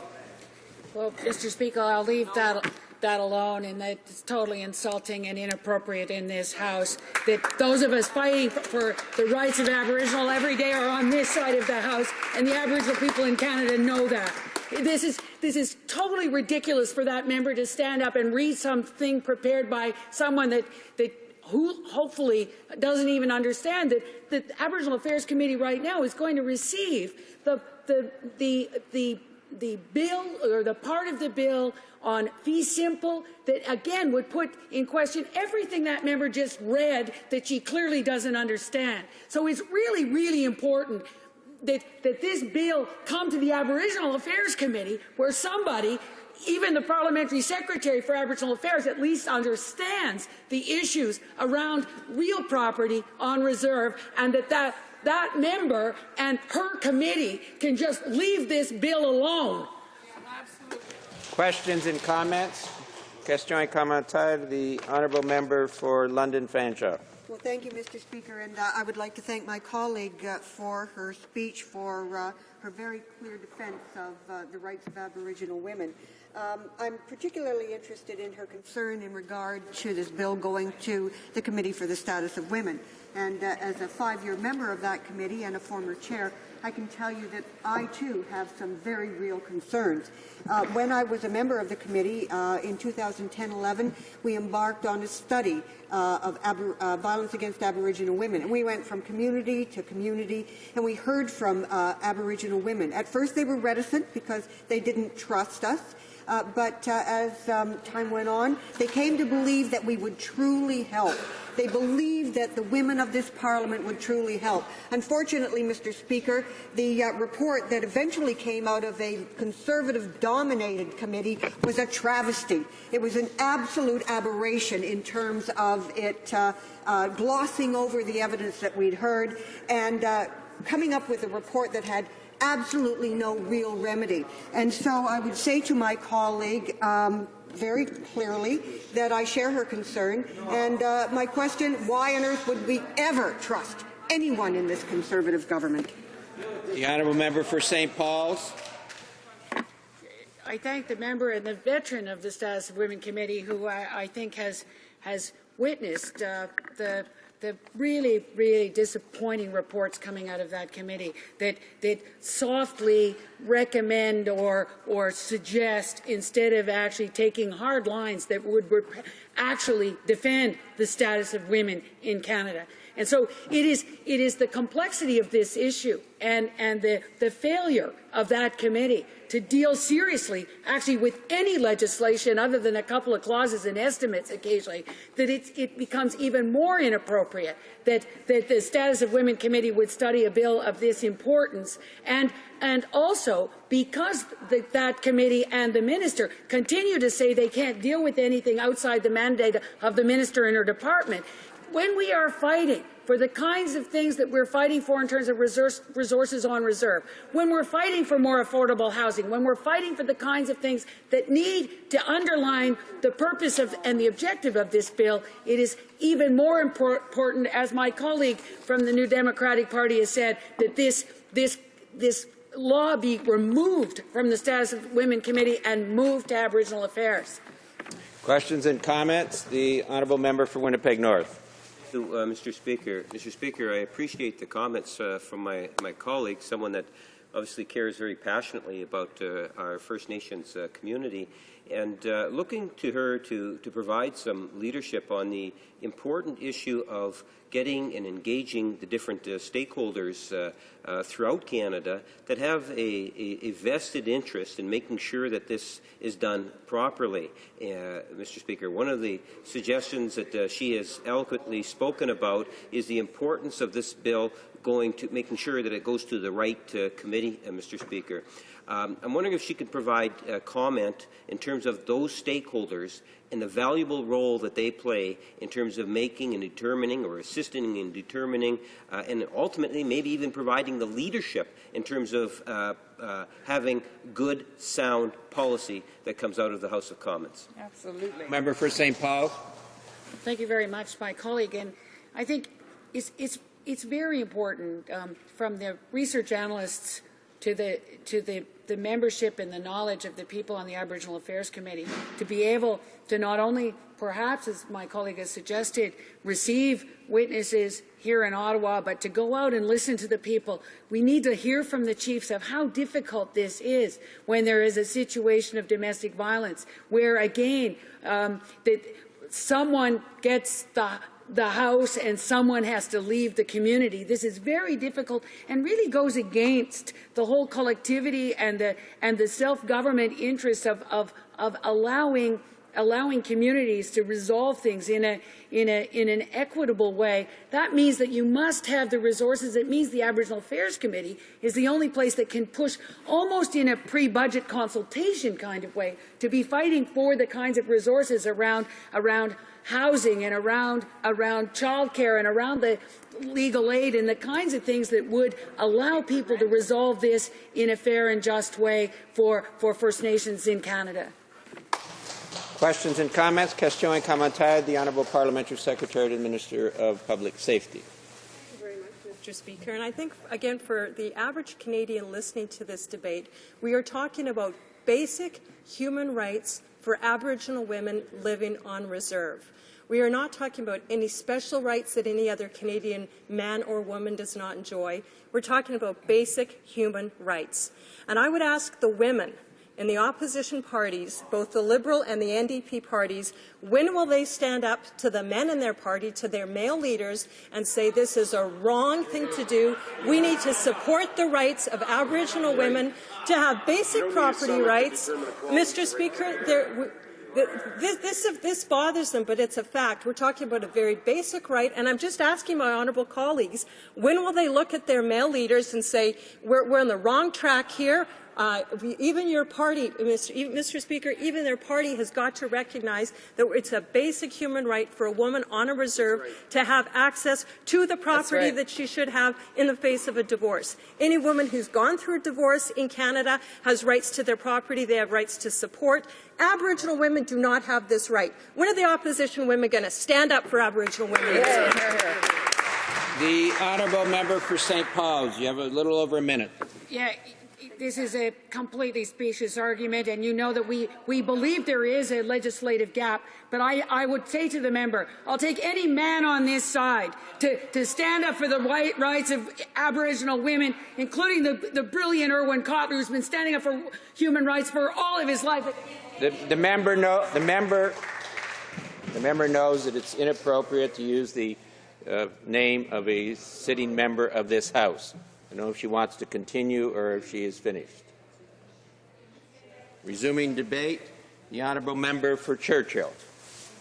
Mr. Speaker, and I'm pleased to stand in this House as part of the official opposition to raise our position, a position that is very much founded on true consultation with partners, with Aboriginal women, with Aboriginal organizations, and voices in this country that are seeking real justice and real leadership from this federal government.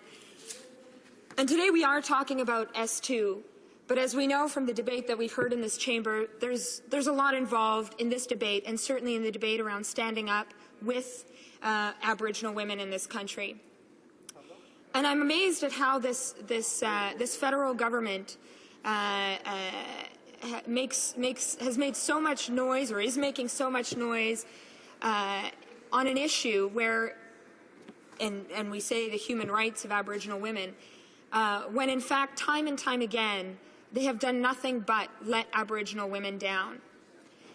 I mean, we all know the painful history of colonialism and the kind of situation that Aboriginal people have lived with for centuries, for decades. And we know that this has left a mark on the kind of lives that so many Aboriginal people in Canada live today. As the MP for Churchill, I have the honour of representing 33 First Nations, and some of the First Nations that have signed all of them have signed historic treaties with the Crown, and all of them have seen the treaties, their treaty rights, be broken and disrespected by government after government. And that has certainly been a hallmark of this federal government.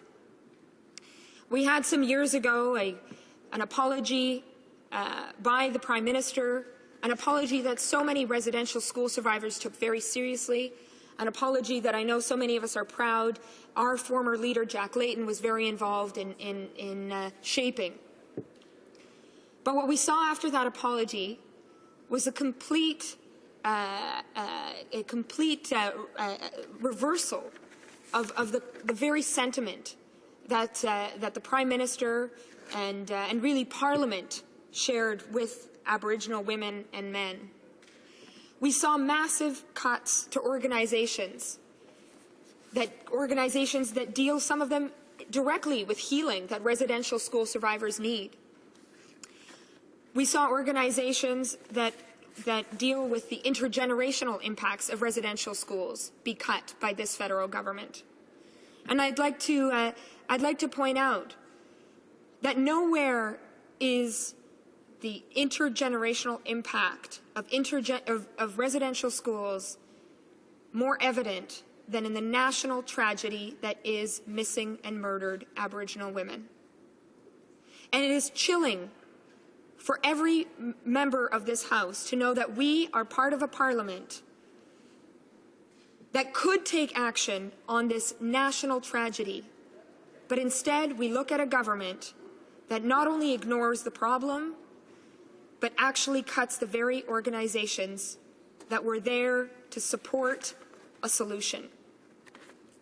The Native Women's Association of Canada put together a world-renowned initiative called Sisters in Spirit that was cut 2 years ago.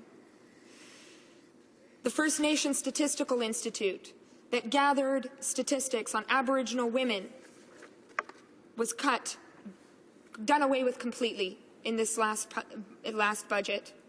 The National Aboriginal Health Organization that maintained a particular focus on the health of Aboriginal women was completely eradicated by this federal government. The Aboriginal Healing Foundation that offered state-of-the-art, community-driven healing programs, many of them run by women, that worked with elders that are women, that worked with women who live on the margins of their communities and their societies. Every single one of those community-based programs was cut by this federal government. The Women in Health Research Network, a network of women academics, grassroots women working in health and security, whether it's on the streets of Winnipeg or in communities and northern reserves across the country, was completely eliminated by this federal government. Mr. Speaker, there are countless examples of organizations that deal particularly, especially with Aboriginal women, to establish the kind of statistics we need to know the scope of the problem, not just in terms of murder, but in terms of violence, in terms of poverty, in terms of health challenges. They're gone. The programs that gave services in terms of healing, in terms of counseling, in terms of support for learning a language that has been beaten out of generations of Aboriginal people, they're gone. Programs that were there to support women, to engage them in research, to engage them in job opportunities that allowed them to look at their own challenges in their own Aboriginal communities.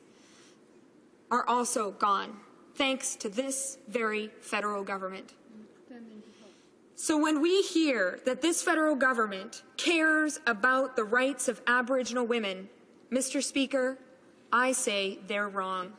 Because if you look at every single one of their actions, including, may I note, the fact that this weekend in Winnipeg, there will be a national provincial territorial symposium known as NAWS on Aboriginal women. And do you know, and my question, I guess, to Canadians is, I wonder if they know which level of government has refused to play any part. The answer is the federal government. The past two gatherings of NAWS, historic gatherings recognized at the international level, were co-hosted by the federal government of Canada.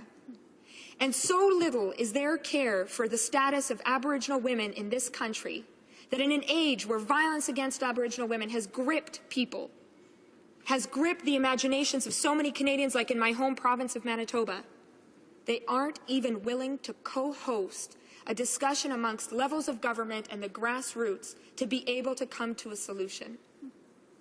So I say when they tell us about the equality and rights of Aboriginal women, I'd like to see their actions, and their actions have spoken for themselves. They are nowhere to be found, and they are gutting the very foundations of a system where people have tried to come together and stand with Aboriginal women for a better today and a better tomorrow.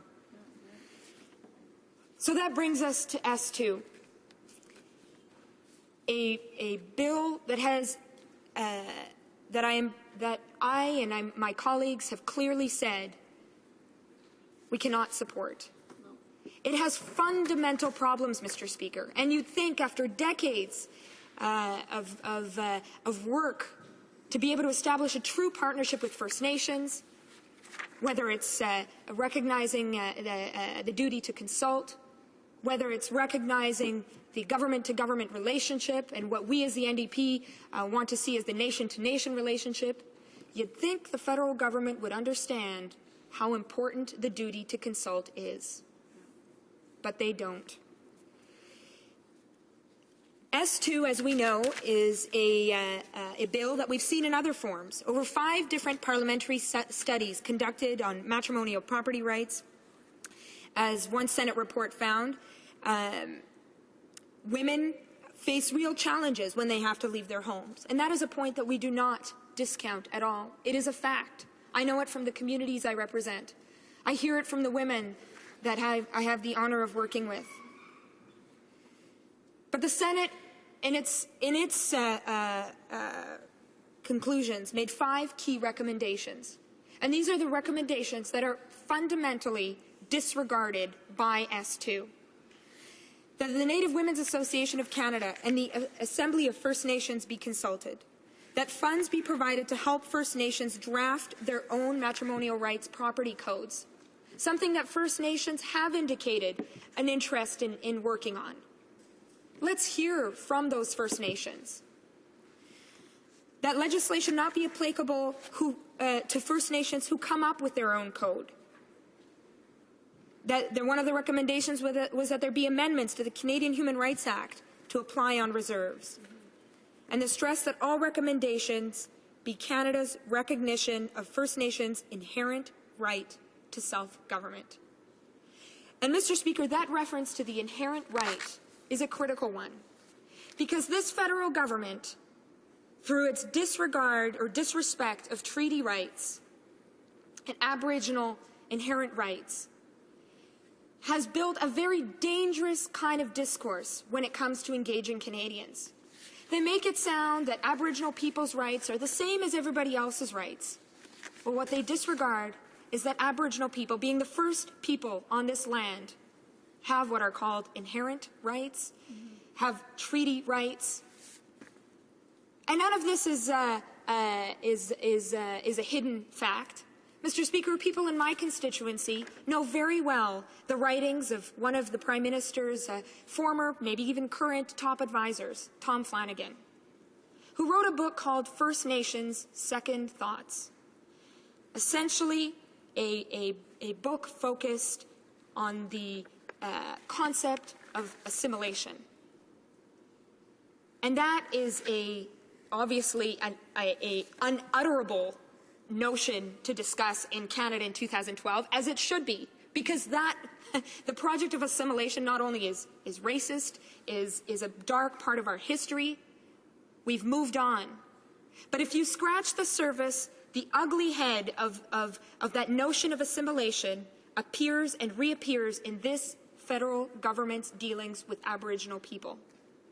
And that is a fundamental injustice to Aboriginal people and to all Canadians, when we know that our nation was built with an idea of respecting that treaty relationship, that relationship between First Nations and the Crown. In 2003, a legislative gap was identified that affects the rights and needs of First Nations women. Nearly a decade later, under both Liberal and Conservative governments, Parliament has failed to solve the problem. As I noted, 5 separate parliamentary studies have consulted First Nations organizations and women, and 4 bills have sought fit to ignore several of their most crucial recommendations. S2 is no exception, and this is why we stand opposed to the bill.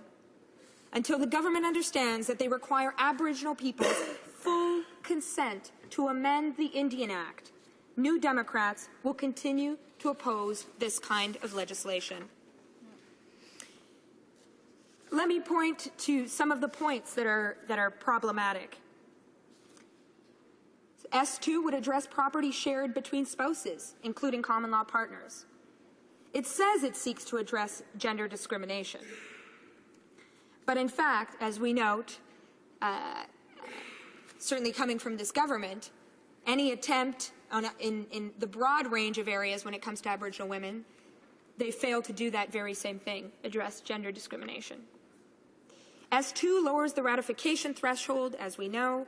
It has a 12-month transition period, something that we believe is too short a period to address issues. It eliminates the requirement for a verification officer to approve First Nations' own laws on matrimonial property rights. And again, coming back to, haven't we learned that it's absolutely critical and based on the very kind of agreements that we have come to as Canadians, that consulting and allowing First Nations to decide how they want to address what they know is to be such a critical issue in their own communities. First Nations would have to re-ratify their pre-existing processes if S2 was passed. They would have to notify the Minister and Provincial Attorney General. The First Nations laws based on consensus or traditional processes won't be accepted. It's ridiculous. S2 goes against treaty and inherent rights. And finally, I want to note that consultation requires consent. And let me just repeat that statement, because I'm not sure that this government, it's quite clear this government doesn't understand that concept. Consultation requires consent. It's not about having a meeting with a few people. It's not about getting a sense of what somebody says. It's about a true consultation process where people that are consulted provide their consent to do that very same thing. And that is nowhere to be found in the process leading up to shaping S2. As we know, S2 connects to the Indian Act. The Indian Act is firmly rooted in colonialism as well as racism and misogyny. To negotiate with such laws instead of redefining the relationship between Canada and First Nations according to principles of sovereignty and human rights is the wrong path to take. Inherent gender discrimination written into the Indian Act is responsible for the problems we now face with matrimonial real property. The worst thing we could do right now is to write new laws that commit the same mistakes as the old. We must not act paternalistically upon Aboriginal women. We are bound ethically and by the UN Declaration of Indigenous Peoples' Rights to incorporate all, not some, not a selective project, but all of their recommendations. And S2 unfortunately fails to do that. The Assembly of First Nations does not support it. The Native Women's Association of Canada does not support it. The majority of Aboriginal women do not support it. And we, as New Democrats, are listening to their voices, and we stand in solidarity with them. We don't support it. We do not claim to know what is best, but S2 is not only ethically problematic, it is also logistically impossible to implement for various reasons. And let's go into those reasons, because it's all fine and well to talk about legislation, when I know many of the members across the way are familiar, in part because some of them represent First Nations, but are familiar with the very real challenges that First Nations face. The lack of financial resources to support First Nations governments to implement law. And let me give you an example, Mr. Speaker, on a slightly different note, but truly indicating the lack of resources First Nations have. I was visiting Bonabonabee Cree Nation, northern Manitoba, also known as Oxford House, 2 weeks ago. It is a community that has struggled with young people living on the margins, young people that drop out of school, that engage in activity that involves violence and abuse. And leaders in that community want to provide ways for which young people can live a healthier lifestyle. So they wanted to apply for a grant offered by Public Safety Canada to be able to get money for a recreation program for these very young people. They not only heard about this grant quite late on, because they don't have enough staff in their office to be able to go through all of the messages they receive, the memos they receive from the office in Winnipeg. They, of course, didn't have enough staff to be able to fill the application and the letter of intent. And, Mr. Speaker, after it was filled out, just because bad things sometimes happen in threes, there was a power outage in Oxford House, and God's River, and God's Lake Narrows, and the Island Lake area. And because the storm was so bad that knocked the power out, the people from Manitoba Hydro couldn't come in and fix the power. And for 2.5 days, people were shut out of their offices. The 2.5 days prior to when this application was due, a community that needs this grant more than so many others, and along with so many others, was unable to do the very basic thing of submitting this application. And, Mr. Speaker, we can blame it on weather when it comes to the power outage. But what we can't discount is the fact that the community said time and time again, we do not have the resources to be able to hire people that can help us in getting the kind of programming and the kind of supports that we need. There's a lack of funding for lawyers. There's a lack of funding regarding limited geographic access to provincial courts. I represent 22 isolated communities. Bands have barely enough money to make do, as I noted, with the basic services, let alone traveling out to access lawyers and provincial courts. And fundamentally, I would like to end off with perhaps the greatest injustice, that if we really wanted to get to addressing the kinds of violent situations that Aboriginal women face in terms of unsafe housing situations and the kind of marginalization they face in their communities, we will talk about the lack of on-reserve housing and landmass that exists today on First Nations across this country. Third world conditions, Mr. Speaker. Conditions that day in and day out shape the lives of Aboriginal women and provide immense challenges to them moving forward and to Canada moving forward. So I would ask that this government be genuine in its attempt to stand with Aboriginal women. Look at getting rid of S2 and truly make a difference for Aboriginal women in Canada.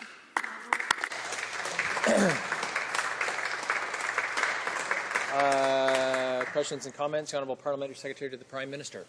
Thank you, Mr. Speaker. I'm very surprised during this debate and somewhat saddened. It seems that we are having a discussion as to whether or not, at least the opposition is putting forward, that in order to establish equality in Canada for all Canadians, fundamental human rights, gender equality, I think that's something that we all believe strongly in, that we should consult first. We can't have equality without consultation. Well, I think that that is profoundly wrong, Mr. Speaker. It's profoundly wrong. The fact that an Aboriginal woman doesn't have the same matrimonial real property rights as any other woman in this country is something that we should all hang our heads in shame about. It is fundamental equality that we are talking about, and we do not need to consult or negotiate or have a summit or any of the other things that they would propose over there to simply come to the notion and understanding that equality is the right thing to do and inequality is wrong. And that's what they're standing up for, Mr. Speaker. Perhaps you'd like to say why. The honourable member for Churchill. Yeah, I'd venture to guess that the member across isn't reading from his speaking notes, because to even utter the words that consultation is not important when you're working with Aboriginal people is an affront to the kind of system that Canada is built on. That is a very, very, very dangerous statement to make, and really flies in the face with the kind of flies in the face of the kinds of agreements that we've committed to. Aboriginal women are also Aboriginal. And so consulting with them, with the organizations that represent them, with the bands in which they live, and in many cases of which they are counselors and leaders, and that this government doesn't want to undertake that consultation is frankly shocking. And I'm sure First Nations and all Canadians that hear this see this as not just shocking, but really turning back the clock on the kind of Canada that we'd like to build. Question et commentaire, l'honorable député de Long. The honourable member for Longueuil-Cabouché. I'm sorry, I apologize. Compton Stansted. Thank you very much, Mr. Speaker. It's quite insulting to hear the people on the other side talk about fairness and equality and consultation. And there's no use coming back to that, because everything that they have done since the 41st Parliament began has been to undermine human rights. So when they talk about the principles of human rights, it's truly insulting. There is no fairness or equality or any respect at all on the other side. I would like to come back to what my colleague said in her excellent speech with regard to why the consultations are so important. Why is it important that people be consulted nation to nation? We're talking about being on an equal footing with these people, and if we consult them in a fashion that is respectful to their culture and respectful to their claims, then we can perhaps agree with bills that respect the principles of equality and fairness when we talk about nation to nation. The honourable member for Churchill. Thank you, Mr. Speaker, and I would like to thank my colleague because he truly expressed the NDP's position, the position of the only party that stands in solidarity with the First Nations. And in addition, we have a vision for a Canada that respects the rights of First Nations on a nation-to-nation basis. And we don't say it just to say it. We truly believe it, and that's the only way we can go forward. When we recognize the First Nations as a nation,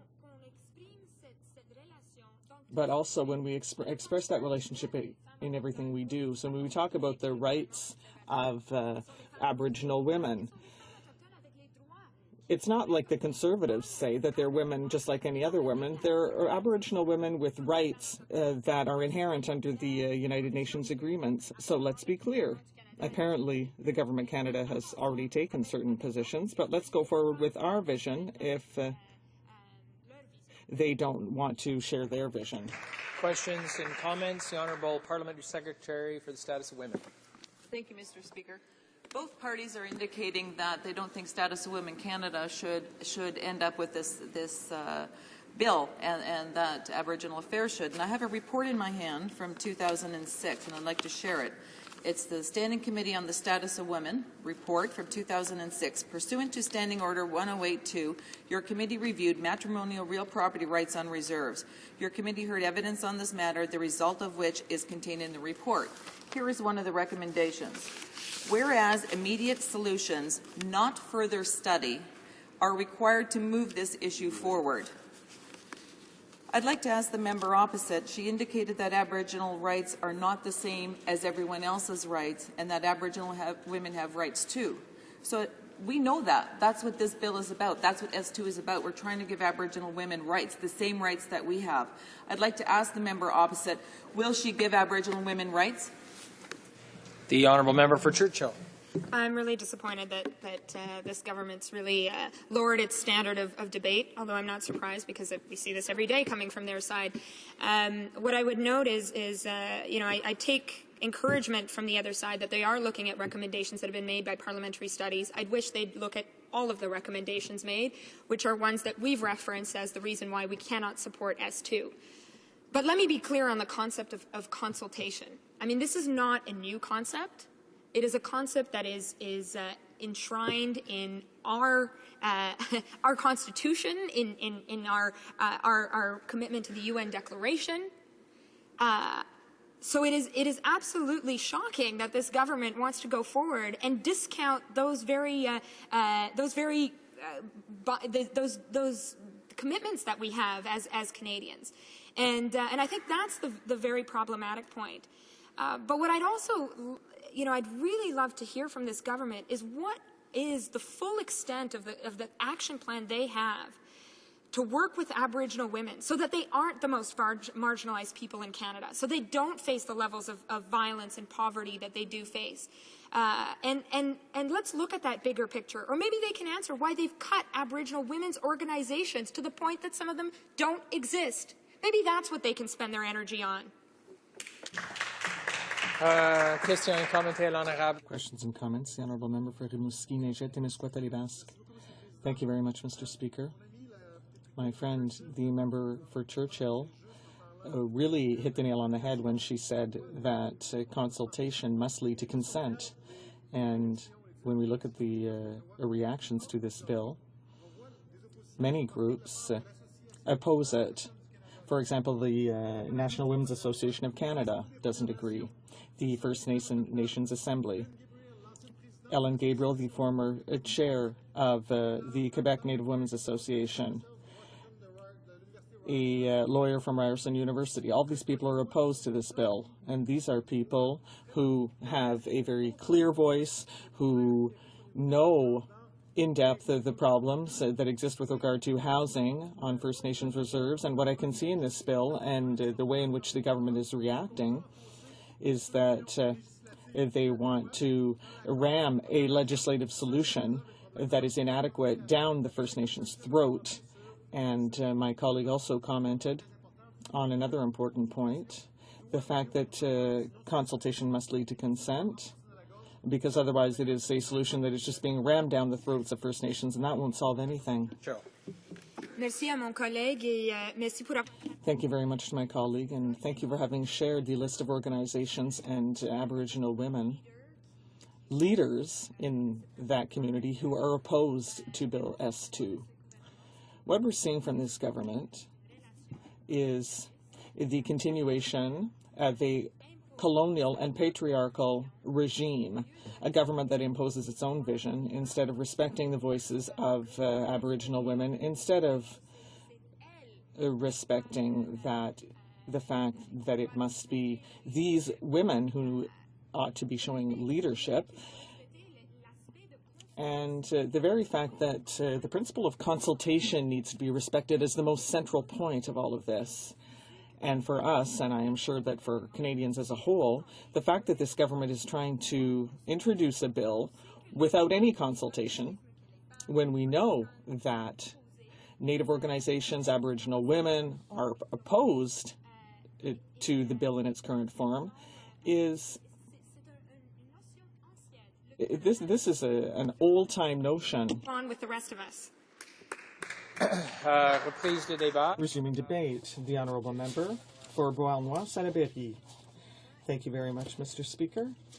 And I would like to say that I'll be splitting my time with my colleague from Argenteuil-Papineau-Mirabel.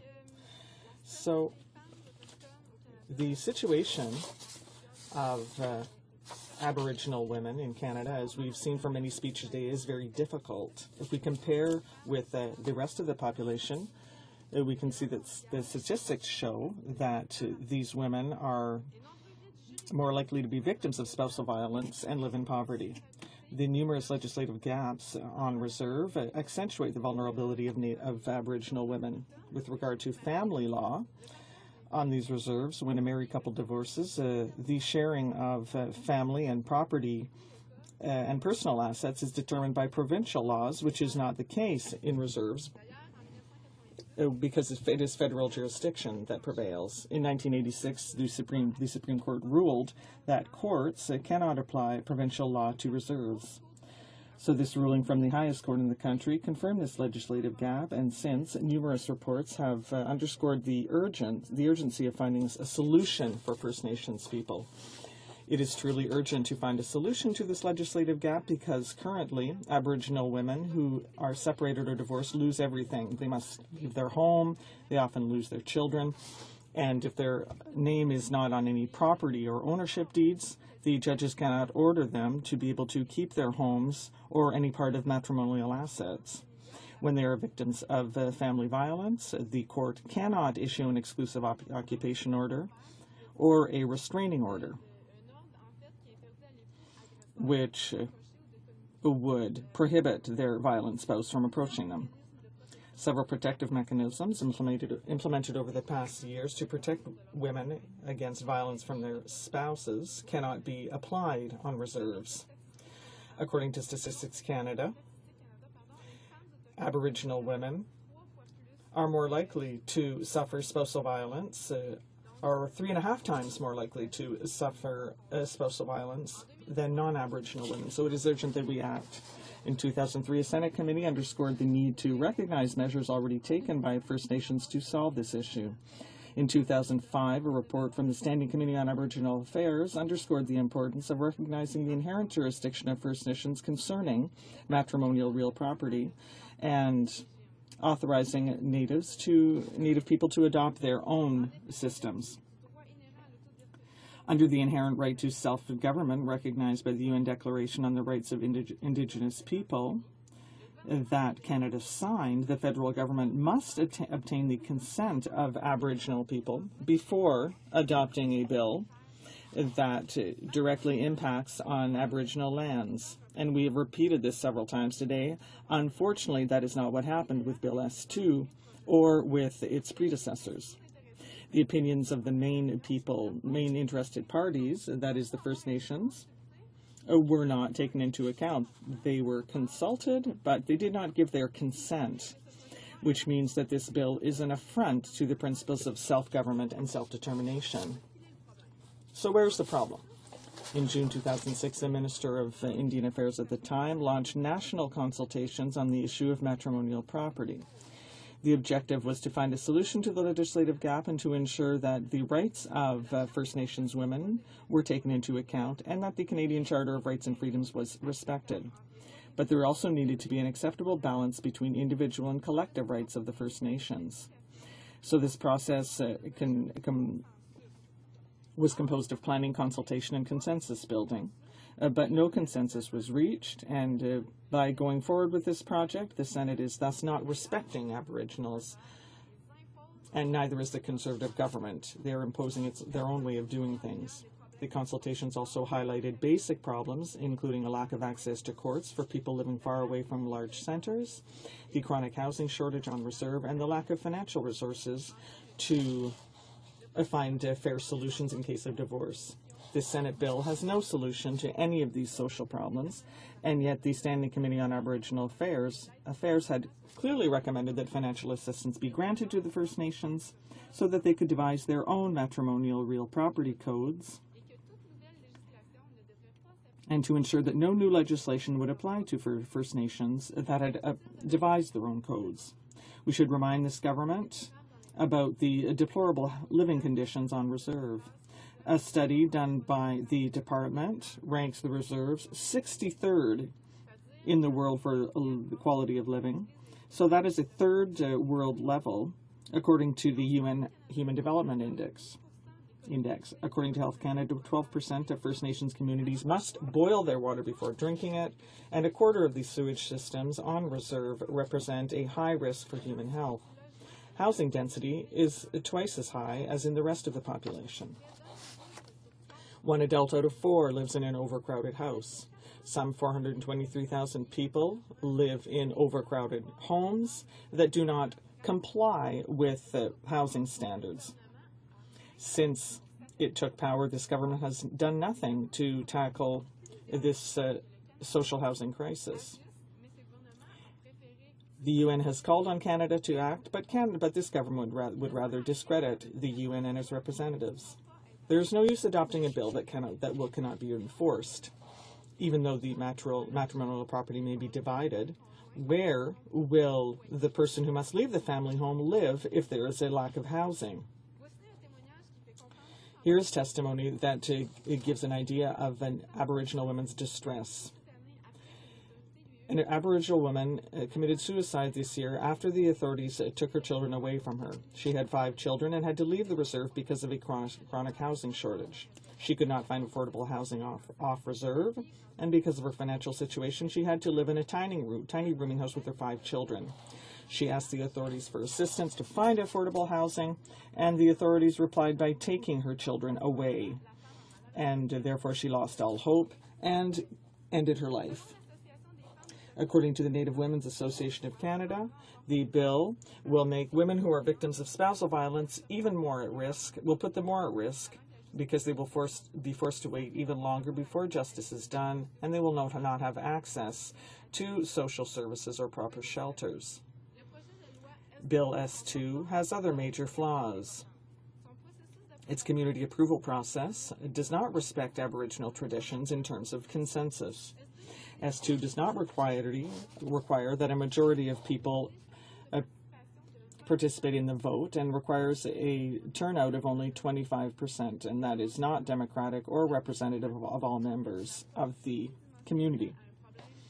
So this is a unidimensional approach to a complex problem. The Chief of the Assembly of First Nations, Sean Atleo, considers that the bill is a unilateral gesture on Ottawa's part, whereas it should be the Aboriginals solving the problem themselves. Why can't this government listen to or work with the First Nations? Instead of solving the problems with them, it prefers, as it did in Attawapiskat, to place Aboriginal governments under the care of a third-party manager. In 2012, this paternalistic approach should no longer be accepted. The federal government must treat the people of the First Nations with respect and recognize their self-government. The members of the official opposition believe that this bill should not be adopted. It is a piece of bungled legislation that does not respect their rights. It should be replaced by another bill, ideally a good bill that tackles the lack of financial resources to support the governments of the First Nations in enforcing the law, provide for legal financial aid and better access to courts in remote regions, and include financial assistance for the creation of housing on reserve. But a Western-style legislative approach is not the only solution. The people in Aboriginals have their own way of solving conflicts. A good bill should allow them to reinforce their traditional institutions. To find sustainable solutions to social problems on reserve, Aboriginal governments expect the federal government to recognize their right to self-government. And here I quote Ellen Gabriel, who is the former chair of the Association of Native Women in Quebec. It is unacceptable that the government of Canada should be so impatient to adopt a bill without consulting people and having their informed consent. Since these legislative measures are not accompanied by any commitments to provide human or financial resources that are adequate, these bills will create even more financial difficulties for First Nations communities. So, a certain number of First Nations adopted a proactive approach and have worked with their communities to develop rules and policies linked to matrimonial real property. S2 contradicts the values of First Nations and only causes harm to their families. So it is impossible for us to support such a bill because unfortunately it does not respect the Aboriginals of Canada. Thank you. Questions and comments? The Honourable Parliamentary Secretary to the Minister of Public Safety. Thank you very much, Mr. Speaker. I just have a basic question for my honourable colleague. I'm not sure if she's married or not, but I just want to put forward the scenario that if any one of us in this House who are married women would go through a divorce, we would have the absolute right to the property, to the assets that we had acquired during the marriage. It's law. We all know that. When we go through a divorce, we get to have at least half of the assets that have been acquired during the marriage. Is she aware that Aboriginal women do not have this right at all? This is not an exaggeration, Mr. Speaker. This is a fact in Canada. Non-Aboriginal women, all Canadian women, have basic rights to the property that they acquired during a marriage, and should a divorce occur, they get to have half of those assets as it should be, unless you are an Aboriginal woman. And then you have zero ability to get any property. There's no ability. You have no rights to all of the assets that have been acquired. Can my honourable colleague tell me if she thinks that's fair? Is that right? Is that a just society? Do the NDP women, the caucus, the women in the NDP caucus support this kind of segregation and prejudice towards Aboriginal women? Thank you very much. L'honorable député de Beauharnois. The honourable member for Beauharnois-Salaberry. Thank you, Mr. Speaker. I want to clarify that that is so contemptuous on the part of the member to make that kind of question. Of course, I'm aware of discrimination with respect to certain rights when a divorce occurs. Everyone is aware of that. We want that to stop. However, the First Nations themselves and the representatives of Aboriginal women, the women themselves, are opposed to this bill because there was no consent or consultation, in fact. The government did consult, but it didn't take into account their recommendations. Aboriginal autodetermination hasn't been respected. Many lawyers have said that it's not just a matter of discrimination. It's a question of giving the necessary resources to the people to enable them to live in decent conditions. We need to deal with the issue of affordable housing, of housing period, in fact. Poverty, recourse to the courts, justice issues, fundamental justice issues. It all goes together, and that is what's lacking in this bill. It's completely botched. It's very insulting for the government to be unable to recognize that. Questions and comments? The honourable member for Alfred Bellon. Well, thank you very much, Mr. Speaker, and I'd like to start by thanking my colleague for her excellent remarks on S2. I think the view is a very important one, and it needs to be acknowledged here in the House, and we need to listen to our colleagues. My colleague mentioned something very interesting and important. She said that a number of recommendations that were made through the parliamentary system, but almost or virtually none of the recommendations in previous reports, and there are several of them, in fact, in the Senate report. The Standing Committee on the Status of Women also produced a report on the House side, but fewer consultations of the people concerned, and the government didn't take into account those recommendations and put them into this bill. Could the honourable member comment? The honourable member for Beauharnois-Salaberry. I'd like to thank the member for Alfred Bellon, who has hit the nail on the head. The government has decided to impose its way of doing things without respecting traditional cultural rights of First Nations. But we're seeing this in all decisions. What the government is doing is imposing without consultation and without taking into account experts and partners. Here, a measure is being rammed down their throats. Now, this period of 12 months has been being challenged by Aboriginal women. They need something that would be over 2 to 3 years, not 12 months. It's much too short. So there are fundamental issues here that need to be resolved. Fundamental issues that aren't even dealt with. Some aspects are covered superficially. They talk about violence and wanting to help women, but the women in question want more resources so that the proper measures can be put in place. Resuming debate. The Honourable Member for Argenteuil-Papineau-Mirabel.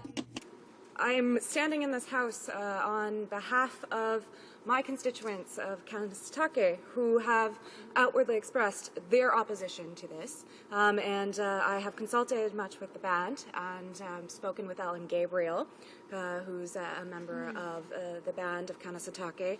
And I can clearly and without regret, reservation, thank you, say that First Nations are not agreeing with this legislation. S2 makes changes to the Indian Act that allow for provincial family law to apply on reserves in the event of a matrimonial breakdown or the death of a spouse or a partner. Now, while the intention of this act is to give equal property rights to both spouses in the event of a separation, the problem is that this bill cannot be implemented, and the government completely ignored any consultation when preparing the legislation, or they would have known that this bill cannot be implemented.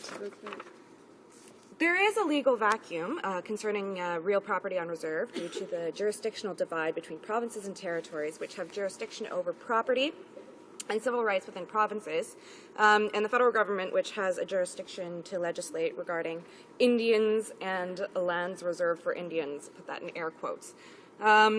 The Indian Act does not provide for the division of MRP upon marriage breakdown, and First Nations jurisdiction is not explicitly recognized by Canada in this area. So this is a problem, but Mr. Speaker, anyone who's paying attention to the situations and issues that are facing First Nations in Canada know that it is the Indian Act that is flawed beyond repair. New Democrats, we support the will of the Assembly of First Nations and many other individual nations who have taken the step of explicitly calling on this House to scrap the Indian Act of 1876. We need to begin anew. We need to do this through a broadly consultative process with equal partners. That is key. We need to understand that we are talking about equal partners in this confederation. And that is the only way that we're going to move forward out of this colonial structure that exists. We need to write laws for Indigenous peoples that are not founded on colonialism and racism like the Indian Act is. Yeah. But we need to do it with recognition that First Nations have inherent right to their land and to govern themselves. That would be the way to move forward, through collaboration, consultation, and on good faith. I believe that Canada can take effective steps towards decolonization of Aboriginal peoples in this country. The Indian Act is not the roadmap towards decolonialization. It is a template through which Canada colonized Indigenous peoples in the first place. The legislative gap surrounding matrimonial real property, MRP, is a problem created by the Indian Act, which neglects to account for the division of property in the event of a matrimonial breakdown. It is a function of the Indian Act to place all reserve lands and care for status Indians under the fiduciary responsibility of the Government of Canada. I don't think it's a matter of opinion at this point in history that Canada has not lived up to its responsibility, and they continue to not provide equality for First Nations, as exemplified by the fact that First Nations child welfare and schools continue to be grossly underfunded compared to non-First Nations children by about 30%, according to our own Auditor General. When it comes to matrimonial real property, the obvious problem that arises from the jurisdictional gap created by the Indian Act is that an Aboriginal woman is often not entitled to the lands or home she once shared with her spouse. So it would seem logical from a very shallow perspective, like this government has, that we should simply write a law that gives women on reserves the benefits of provincial matrimonial laws, thus neatly filling a legislative gap. However, Mr. Speaker, this simply doesn't work in reality for the women living on reserves. Firstly, First Nations people don't own the land they are on. They can't simply sell or divide the way that a non-First Nations person can own and sell and divide land. Secondly, even if the Band Council wanted to give a woman her own property on reserve, they would not be able to, as there's not enough land. And this is a problem that we are seeing in Kanesatake, with the government constantly causing problems and delays and changing the rules of the game. When Kanesatake is trying to move forward, they're trying to have land and an area, a band that has jurisdiction over its land for the future generations. And the government is not doing that for them, and it's just continuing to cause problems. And so we can't talk about, land without actually addressing the problem that First Nations don't have jurisdiction over it, or they don't have the ability to control what's going on with their land, and they can't access the lands that are traditionally theirs. The trouble with S2, as I was saying, is that practically speaking, it is impossible to implement. So S2 becomes an insincere and overly simplistic attempt to rectify a very complex problem that is caused by the Indian Act.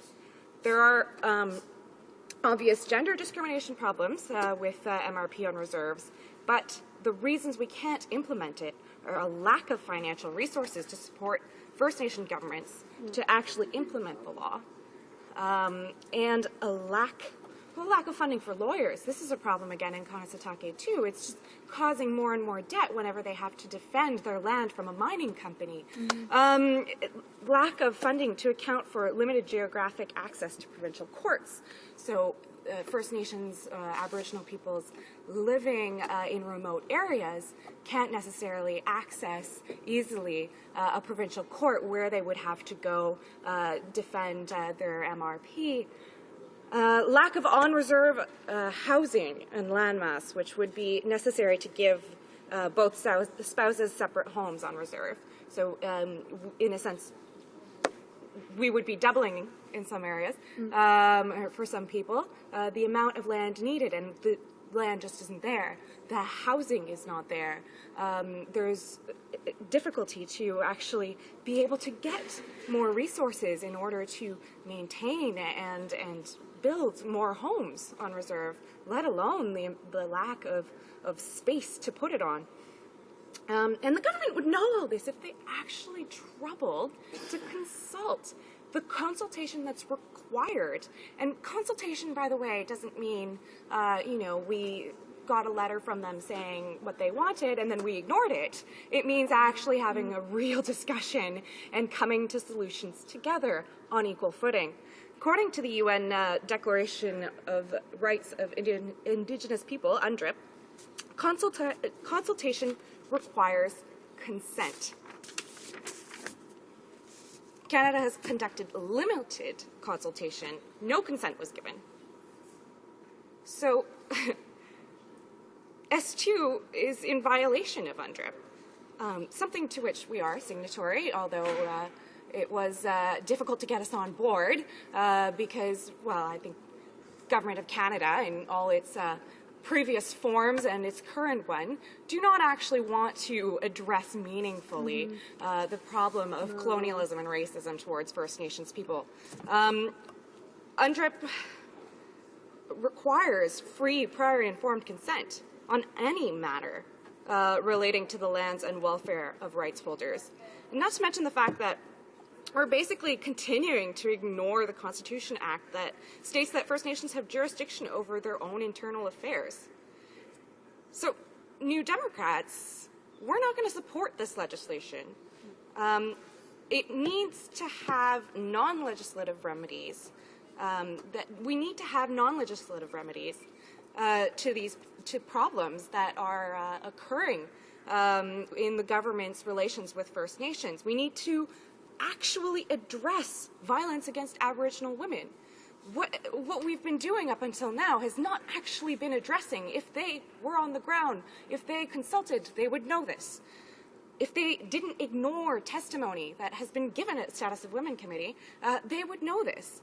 We need to address the housing crisis, and we need to just end the systematic underfunding that's just perpetuating this discrimination across generations.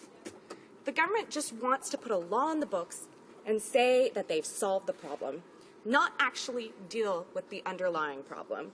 And they continue to ignore First Nations voices, First Nation women's voices that are calling for us to have a meaningful discussion, stop managing First Nations like colonial subjects, and truly understand that they are partners in this confederation. Thank you, Mr. Speaker.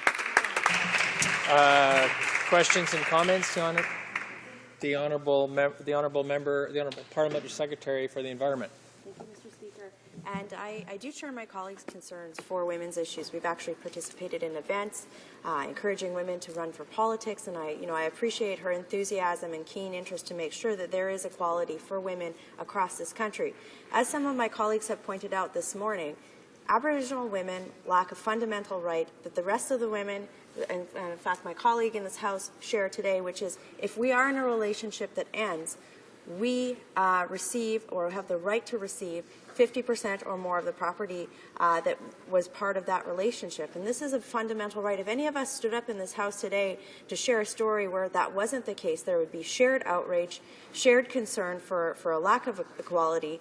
And I'm just wondering if my colleague, who I know shares these concerns with me, why she refuses to deny or refuses Aboriginal the same right that we have standing in his House today to have rights to our property. L'honorable député d'Argenteuil. The honourable member for Argenteuil-Papineau-Mirabel. Ignoring Aboriginals' rights to have their own ability to control these things. Essentially, I'm going to quote Ellen Gabriel, who is a member of Kanesatake, which is within my riding, and she's a former Quebec Native Women's Association president.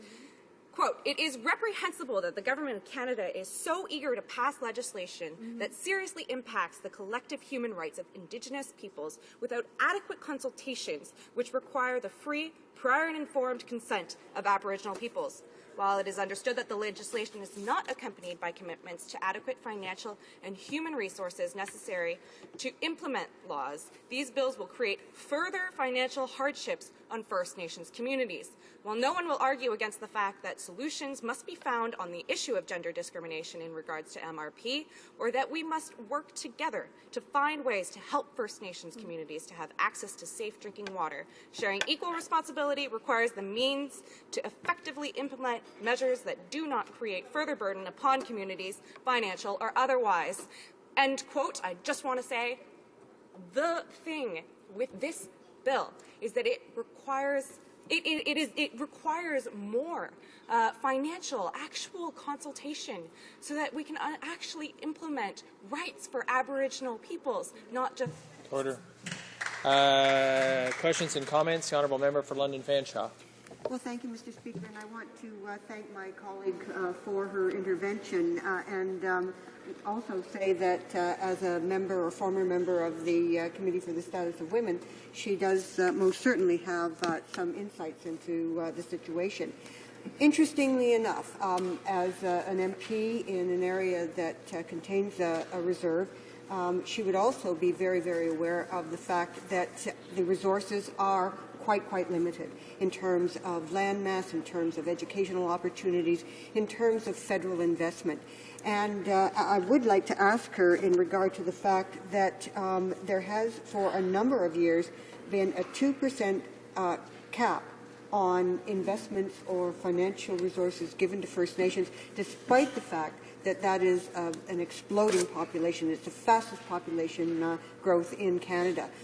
And I'm interested in as an MP with a reservation in her area, her ideas and comments. The honourable member for Argenteuil-Papineau-Mirabel, a shorter answer, please. I thank my colleague for bringing that up. Actually, I'm going to go and say that actually one of the things that has recently happened in Kanesatake is that they had their NCBR funding cut. Unexpectedly. It just didn't come in. It normally comes in every year, and after attempting to find out what was going on, finally there was a letter from AND saying basically, well, we've cut this, it's over, you're not getting any. Final decision. This is extremely frustrating. It took about six, 7 months to actually get that letter, first of all, to understand what the heck was happening.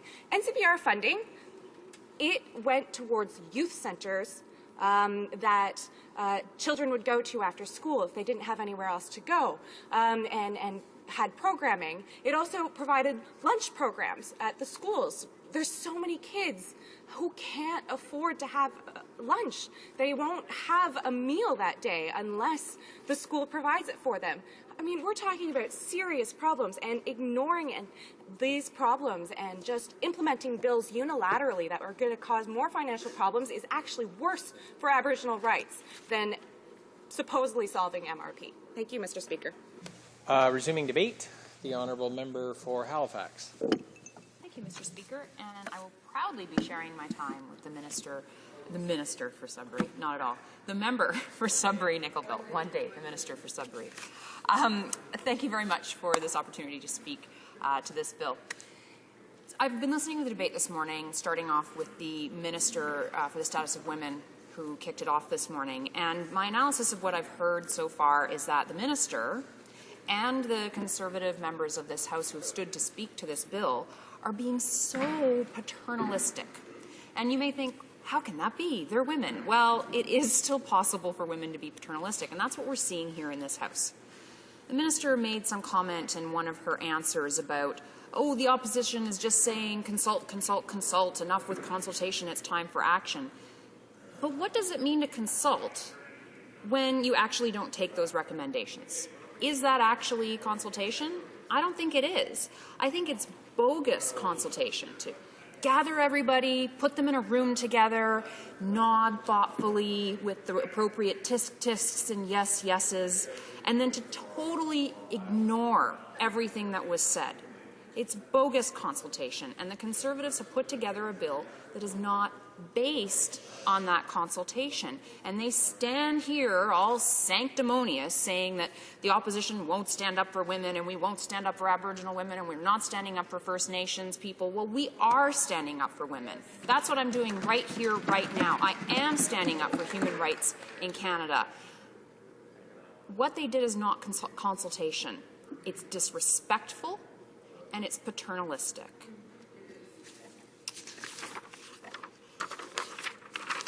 So what is this act all about? The intention of the act is to give equal property rights to both spouses in the event of separation.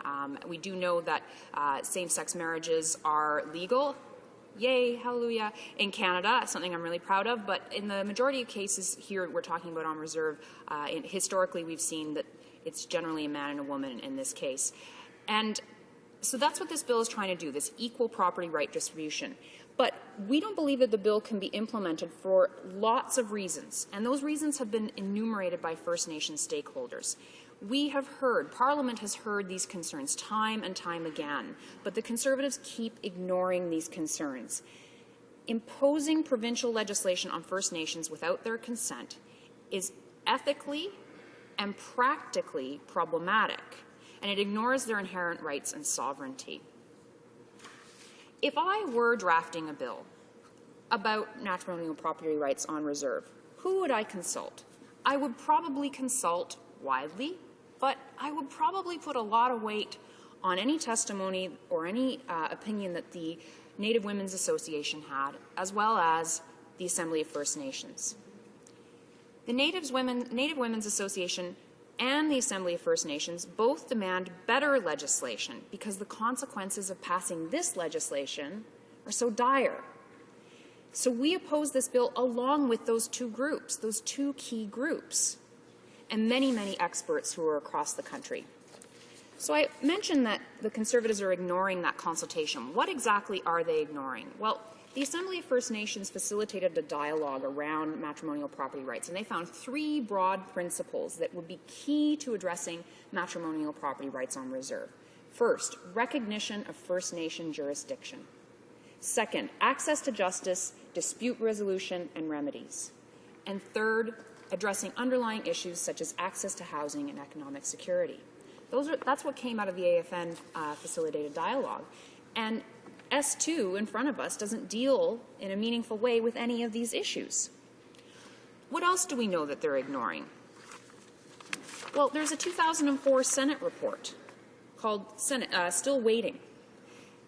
They highlighted the need for action on matrimonial property rights, and they also recommended that the issue be referred to the Aboriginal Affairs Committee. We've heard lots of folks in this House talk about the fact that this is actually going to the Status of Women Committee and not to the Aboriginal Affairs Committee. So another recommendation, a solid recommendation that's being ignored. We also had an Aboriginal Affairs Committee report called Arm in Arm in 2005. And this was the first study to consult with the Native Women's Association and the AFN, along with other First Nations stakeholders. So that's a positive step. So here's what their recommendations were. One, that Native Women's Association and Assembly of First Nations be consulted in order to draft legislation or Indian Act amendments. Two, provide funds to help First Nations draft their own matrimonial property rights codes. Three, legislation should not apply to First Nations who draft their own codes. All Canadian Human Rights Act to apply on reserves. And 5, stress that all recommendations be Canada's recognition of First Nations' inherent right of self-governance. And not all of these recommendations are being taken into account in S2. So that's what's being ignored here, Mr. Speaker. This bill is an insincere and overly simplistic attempt to rectify what is really a complex problem that's brought about by the Indian Act. I am not, contrary to the minister's accusation, saying continue, consult, consult, consult needlessly. I am saying listen to the consultation, take the ideas that came from it, and use them. Because it's going to be impossible to implement S2. It looks nice on paper, but it's impossible to implement because of a lack of financial resources to support First Nations governments to actually implement this law. It's impossible to implement because of a lack of funding for lawyers and legal advice. It's impossible to implement because of a lack of funding to account for limited geographic access to provincial courts. And it's going to be impossible to implement this bill because of a lack of on-reserve housing and land mass that would be necessary to give both spouses separate homes on the reserve. So what does it mean when it's printed on paper and it's enacted, it's passed and enacted? What does it mean if we actually can't realize these rights in First Nations communities? The NDP, you've heard from a number of my colleagues who've said, and I agree with them, the NDP will not support any changes to matrimonial property legislation that is not accompanied by non-legislative remedies to serious problems. That would include ending violence against Aboriginal women, addressing the housing crisis on reserves, and ending systematic funding discrimination against First Nation children. Those are the key things that need to be present if we're going to look at the issue of matrimonial property rights. Mr. Speaker, I've stood here in this House, as I mentioned, and I've listened to the debate, and I've listened to the heckles, the sideline. I've listened to the member for Portage-Lisker saying we should be hanging our head in shame over here. I've listened to her heckle from the other side saying it's really, really important to recognize Aboriginal rights and that we should be ashamed of ourselves for standing in the way of that. Well, if she won't listen to opposition members, if she refuses to do that, then maybe, at the very least, she'll listen to Ellen Gabriel, former president of Quebec Native Women's Association and AFN Grand Chief candidate. Maybe she'll listen to Ellen Gabriel, who said it's reprehensible that the Government of Canada is so eager to pass legislation that seriously impacts the collective human rights of Indigenous peoples without adequate consultations, which requires the free, prior, and informed consent of Aboriginal peoples. While it's understood that legislation is not accompanied by commitments to adequate financial and human resources necessary to implement laws, these bills will create further financial hardships on First Nations communities.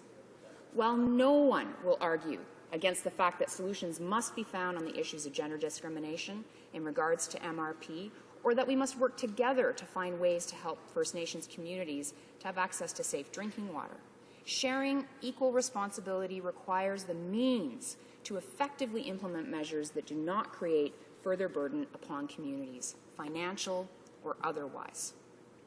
Should Ms. Gabriel hang her head in shame? Should she be ashamed for refusing to acknowledge women's rights? What about maybe the Conservatives will listen to Dr. Pam Palmater, who's a practicing lawyer and professor of Aboriginal law at Ryerson and a member of the Mi'kmaq Nation on the East Coast. She talked quite a bit in committee about why this legislation is bad and why it shouldn't be brought forward and why it shouldn't be passed. Should Dr. Palmater be hanging her head in shame for not standing up for First Nation women's rights? I hardly think so. So, Mr. Speaker, if the Conservatives refuse to listen to the opposition on this, at the very least, they should have the respect to listen to the men and women who testified at committee, who have been speaking out loud and clear on this issue, and who are the real experts about how this will play out in their communities. Thank you, Mr. Speaker. Questions and comments? The Honourable Member for Vancouver South.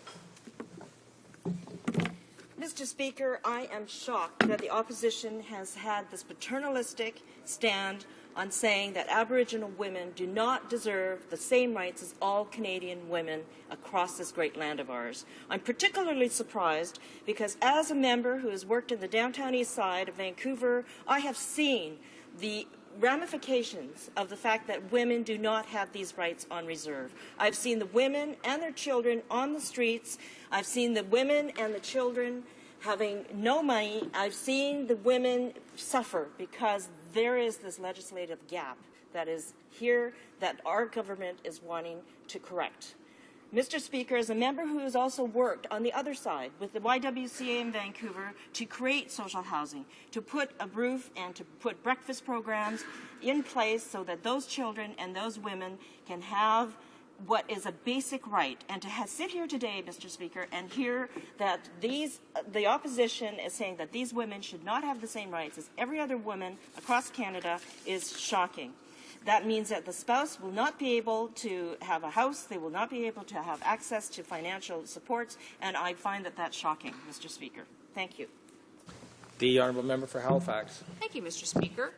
It's interesting how shocked she is. I'm shocked at how little this member actually knows about this legislation. First of all, it applies to on-reserve housing and matrimonial property rights on reserve, not women in downtown Vancouver. And if she's so concerned about women having access to housing on reserve, then stop for a second and look at this law and look at the fact that it's saying we're going to create a regime here, a legal regime here that actually will leave people homeless. There are no resources on reserve, on many reserves, to be able to actually have the housing there for men and women who do separate. This law has been written in a vacuum with absolutely no eye to how it will actually play out on reserve.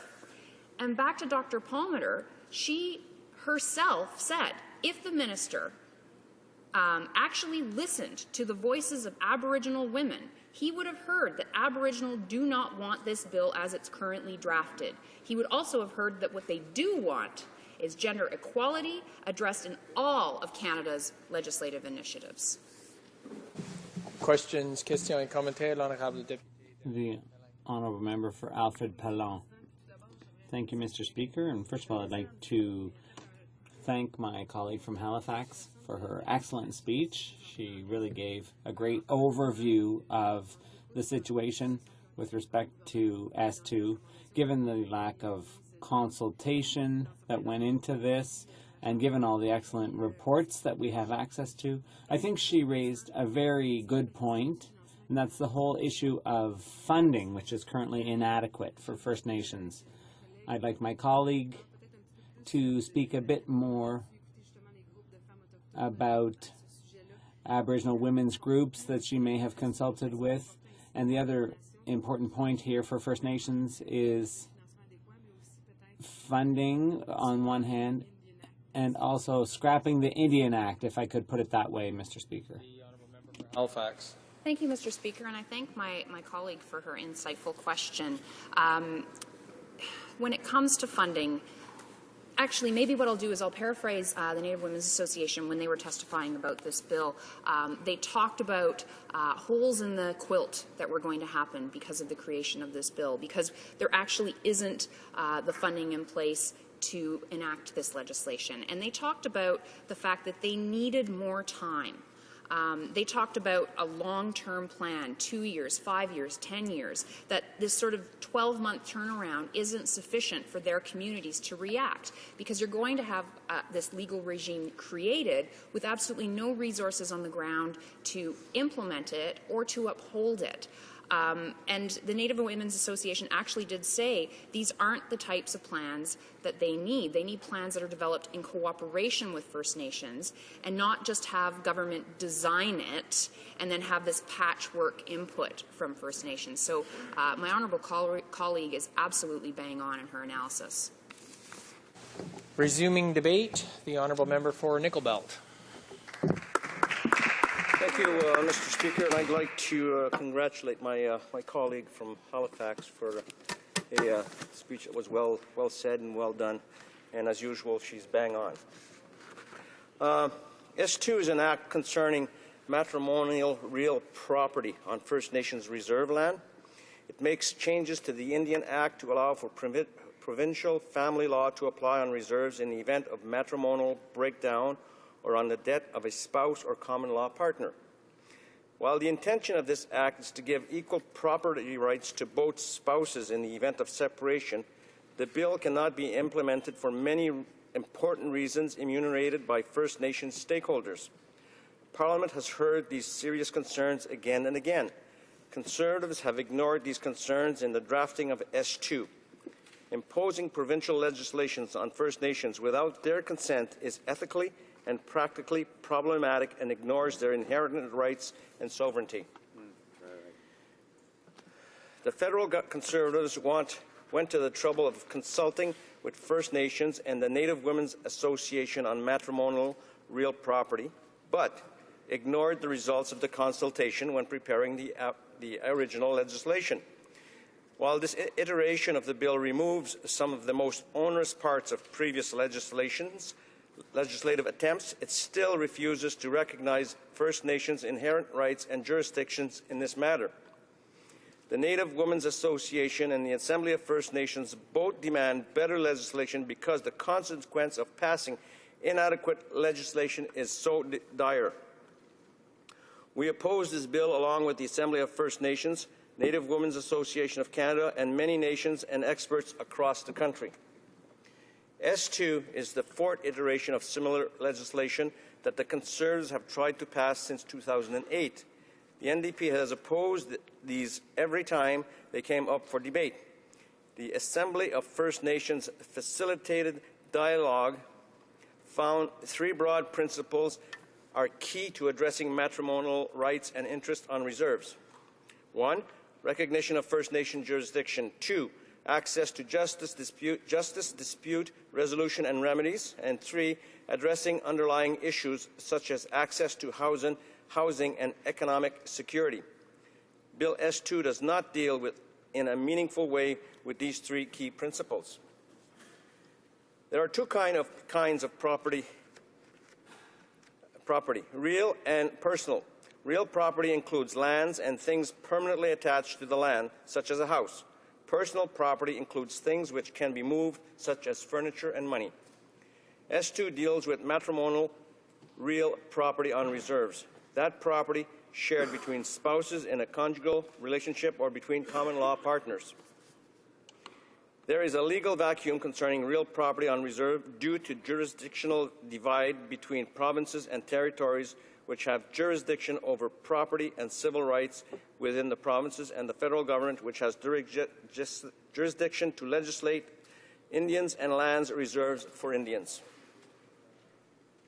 The Indian Act does not provide for the division of MRP upon marriage breakdown, and First Nations jurisdiction is not explicitly recognized by Canada. This has led to major legal cases which were dismissed by provincial courts because the provincial law cannot apply to lands on the Indian reserves. Thus, a legislative gap was identified. 5 different parliamentary studies have been conducted on MRP. A hard bid to July in 2003 identified the legislative gap and the fact that women have no right in marriages breakdown, and that resulted in the fact that they have no choice but to leave their homes. It recommended that provincial civil law be applied on reserve. Senate Still Waiting 2004 highlighted the need for precipitous actions on MRP and recommended that issues be referred to Aboriginal Affairs and that consultation be conducted in a timely manner. It identified the lack of clarity for the rights of women on reserves as a human rights issue that was incurring reprimand from the UN. Arm in Arm 2005 was the first study to consult Native Women Association and the Assembly of First Nations, among other First Nations stakeholders. Among its recommendations were: 1. Native Women's Association of Canada and Assembly of First Nations be consulted in order to draft legislation or amendments. 2. Provide funds to help First Nations draft their own MRP codes. 3. Legislation should not apply to First Nations who draft their own codes. 4. Amend Canadian Human Rights Act to apply on reserves. 5. Stress that all recommendations be Canada's recognition of First Nations' inherent right of self-governance.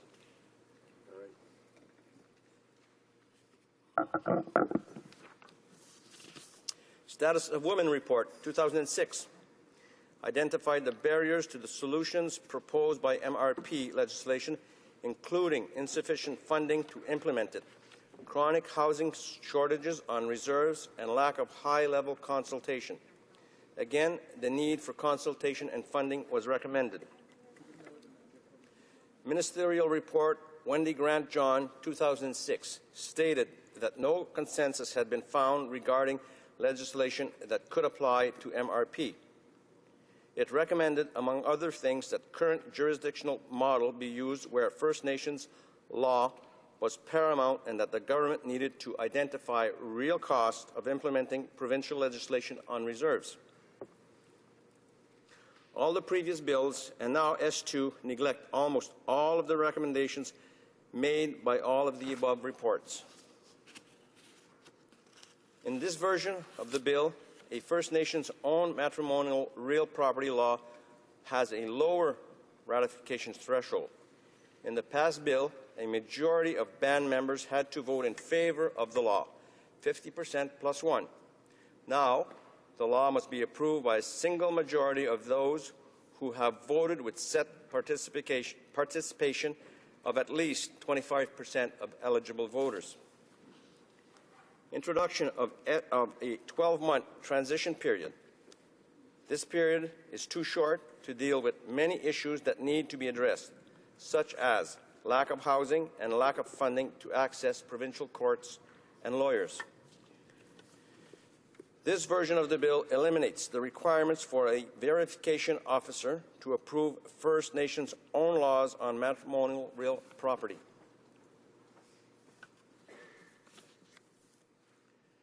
First Nations with pre-existing processes must re-ratify those processes if this legislation passes and notify the minister and the provincial attorney. Laws based on consensus or other traditional processes will not be accepted. This goes against the treaty and inherent rights. After hearings in the Senate, the bill was amended to extend the period of time for which an exclusive occupancy order be made to over 90 days. S2 is an insincere and overly simplistic attempt to rectify a complex problem brought about the Indian Act. Well, while there are obvious gender discrimination problems, the MRP on reserves, S2, will not be possible to implement because of lack of financial resources to support First Nations government to actually implement the law, lack of funding for lawyers, lack of funding to account for limited geographic access to provincial courts, lack of on-reserve housing and land mass which would be necessary to give both spouses separate homes on reserves. According to a 2001 press release from Native Women Association of Canada, the problem requires a comprehensive response led by First Nations and the federal government. This approach must address family support services, more on reserve housing and shelters, police support services, building First Nations capacity to resolve disputes, solutions to land management issues, and resolving of matter relating to citizenship, residency, and Indian status. According to a UN Declaration of the Rights of Indigenous People, to which Canada is a signatory, consultation requires consent. While Canada has conducted limited consultation, no consent was given by right holders. Therefore, if we enforce S2, we will be violating Article 32 of the UN, which ensures free, prior, and informed consent on any matter relating to the lands of welfare and rights holders. Finally, Mr. Speaker, New Democrats will not support any MRP legislation that is not accompanied by non-legislative remedies to serious problems, including ending violence against Aboriginal women, addressing the housing crisis on reserves, ending systematic funding discrimination against First Nation children. Thank you, Mr. Speaker. Good point.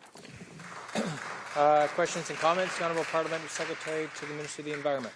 Thank you, Mr. Speaker. Earlier today, we heard someone in the opposition party talk about our party being paternalistic. And if you look at what the definition of paternalistic it's a behavior by a person, organization, or state which limits some persons or groups' liberty or autonomy for their own good. And, Mr. Speaker, for Aboriginal women to not have the right to access their marital property is something that we should all be standing up for in this House. And that truly is what it means to fight against paternalism in this House. And, I listened to my colleague's speech, I listened to some of the speeches this morning about how there's a lack of funding, there's a lack of support for Aboriginal funding, when in fact, I believe in 2009 our government allocated over $500 million for infrastructure on Aboriginal reserves, Mr. Speaker, as well as funding in excess of, I believe it was $200 million on top of annual funding for speed. Now, do we always need to be talking about what more can be done? Yes. But the question is simply to my colleague, will he support the rights of Aboriginal women to have the same rights that I do standing here in this House? Thank you, Mr. Speaker. The Honourable Member for Nickel Belt. Mr. Speaker, I think paternalistic is the perfect description of the Conservative Party. And we will support Native women by not supporting this bill, because it harms them. It doesn't help them. It harms them. It certainly doesn't help Native women accomplish what white women have accomplished in Canada. We have to do more for Native women. And if that includes more funding, then so be it. There you go. Questions and comments? The Honourable Member for Rimouski, Neigette-Témiscouata-les-Basques. Thank you very much, Mr. Speaker. I'm going to ask the same question as when my colleague from Churchill gave her speech, because I think it deserves coming back to. Consultations were held with Aboriginal groups, and that's what the government is claiming, except that consultations that don't lead to any recommendation or any priorities that have been set by the Aboriginal groups themselves on a nation-to-nation basis. And when we're talking about self-government, well, when that happens, they were just ignored. So the Aboriginal Women's Summit, the Native Women's Association of Canada, Ellen Gabriel, who was the former president of the Aboriginal Women's Association of Quebec, all of these people or organizations say that they oppose the government's approach, which seeks simply to ram through legislative measures that are inadequate and that will not help the situation at all. So I'm going to ask my colleague from Nickel Belt to give us his comments on how the government should properly consult Aboriginal people. The Honourable Member for Nickel Belt. Thank you, Mr. Speaker, and I would like to thank my colleague for his excellent question. Consulting. That's what the Supreme Court said that the government should do, consult First Nations and build consensus. So we can consult as much as we want, or rather the government can consult as much as it wants. But if it doesn't listen to what the Aboriginals have to say, then what's the use of consulting? You can't reach consensus if you don't listen to people during the consultations. You have to do both. And obviously the Conservative Party, the Government of Canada, did not do so. Resuming debate, the honourable member for Winnipeg North. Yes, thank you, Mr. Speaker. It's a pleasure for me to be able to talk on this issue today. You know, earlier when the minister introduced the legislation, I had suggested, Mr. Speaker, at that time, or shortly thereafter, that it would be nice if, in fact, the minister would have, as the critical Liberal Party had talked about, have this particular bill go to the Aboriginal Committee, and that's something in which the minister has obviously decided against doing.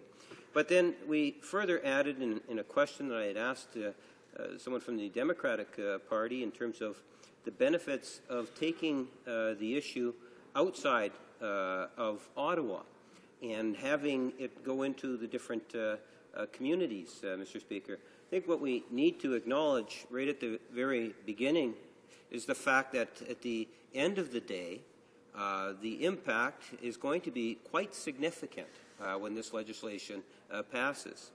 And if you take a look at the importance of First Nations issues, I have had on a number of occasions had the opportunity to stand up and talk about many of those issues, Mr. Speaker, and how important it is that our First Nation communities are able to feel as if they are involved, directly involved.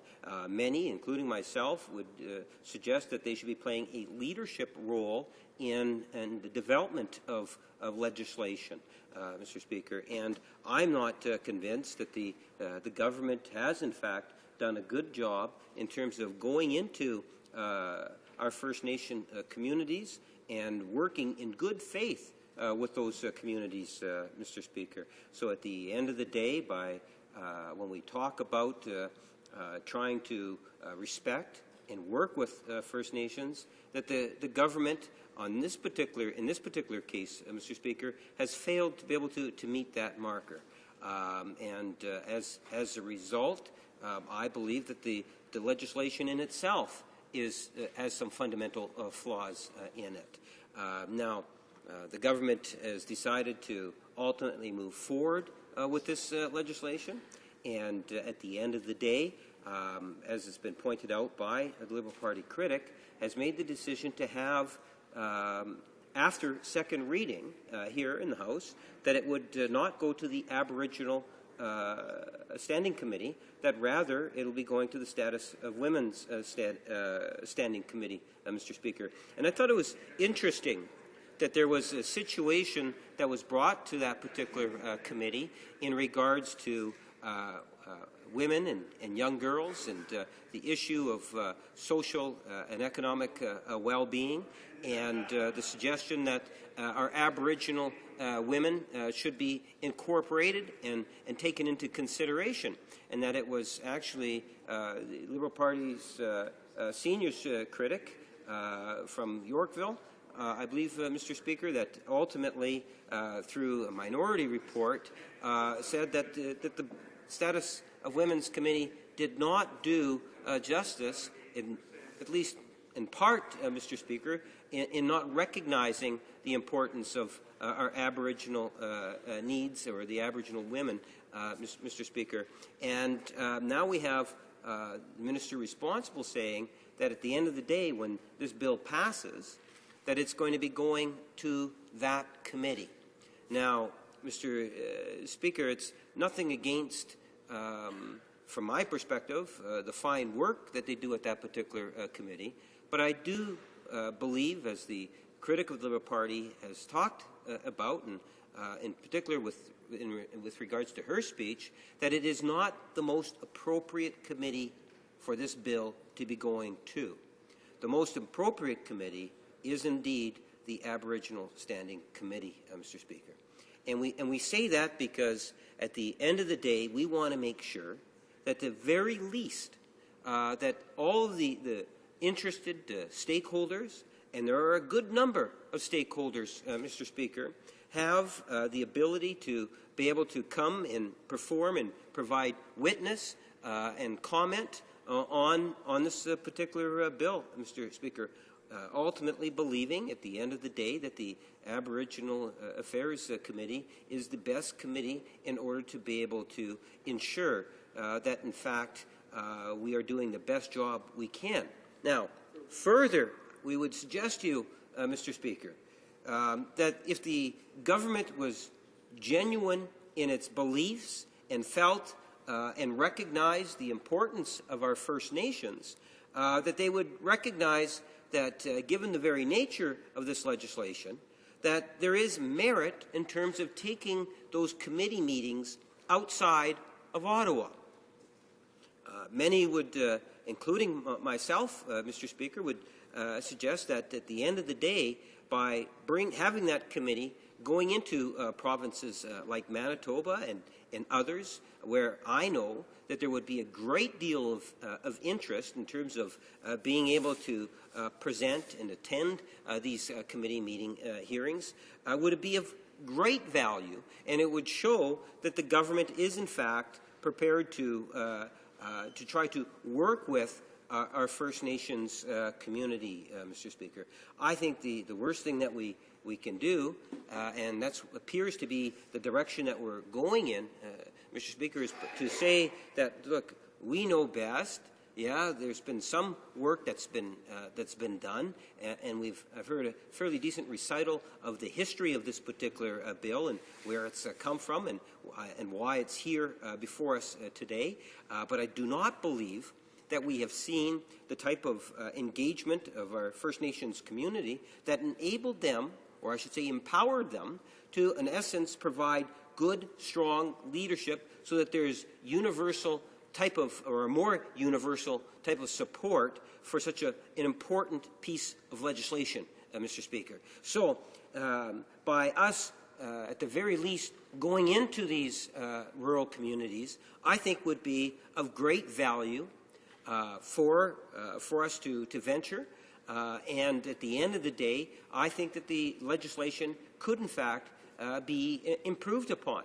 And ultimately, Mr. Speaker, it would have that much more credibility if, in fact, it did reach out into the communities. Now, I mentioned Manitoba, but I suspect that it could go into a number of different provinces. Obviously, I have a bias for the province of Manitoba because I do believe that there is a huge amount of interest in the province of Manitoba on this particular issue. And that's the reason why I'm calling upon not only the minister responsible, but for also the Prime Minister to recognize the importance of this particular issue, and even the issue, as I pointed out, that goes beyond just the splitting up of assets and so forth, but the manner in which we treat First Nation issues here in the House. And that's why I would suggest that the Prime Minister would do well by recognizing that important issue and seeing this S2 as one of those pieces of legislation that could go a long way in terms of assisting that sense of cooperation, that sense of empowerment, by at the very least taking the committee and going into these different provinces. So I would ask that the Prime Minister and Minister responsible take the Liberal Party up on the suggestion that they have the committee meetings outside of Ottawa. Mr. Speaker, over the last few decades, we have seen firsthand how laws and norms of society have changed significantly over the years in regards to family breakups. And in most part, Mr. Speaker, you will find that it has been very progressive in its changes in dealing with and ensuring that there's a sense of fairness. Whenever there is a family breakup, the turmoil that is caused, has a huge financial impact on all of those families that are having to endure that any form of a breakup. It also has a significant impact both emotionally and, I want to refer to emotions, we're talking about socially also, Mr. Speaker, in terms of everything from living conditions to friends that are gained or, in most cases, lost, Mr. Speaker. And it's the lead-up to a family breakup that ultimately causes a great deal of harm also. And in many situations, and I think this is a point that really hasn't been emphasized this morning, is that because of uncertainty, quite often what ends up happening is that family situations remain intact because of the threat of the unknown, or what is going to happen with the house or our living conditions. If in fact we were to leave a relationship, what is going to be the ramifications of that sort of a decision, Mr. Speaker? And so, having said that, that tells me that there is a need to provide clarity and for us to look at ways in which we can improve the situation. And I think that at the end of the day, that if we were to work with the First Nations and the leadership from within the First Nations, that you will find that they too have answers and solutions to many of the problems that are caused within the family unit and when a family unit ultimately has to break up.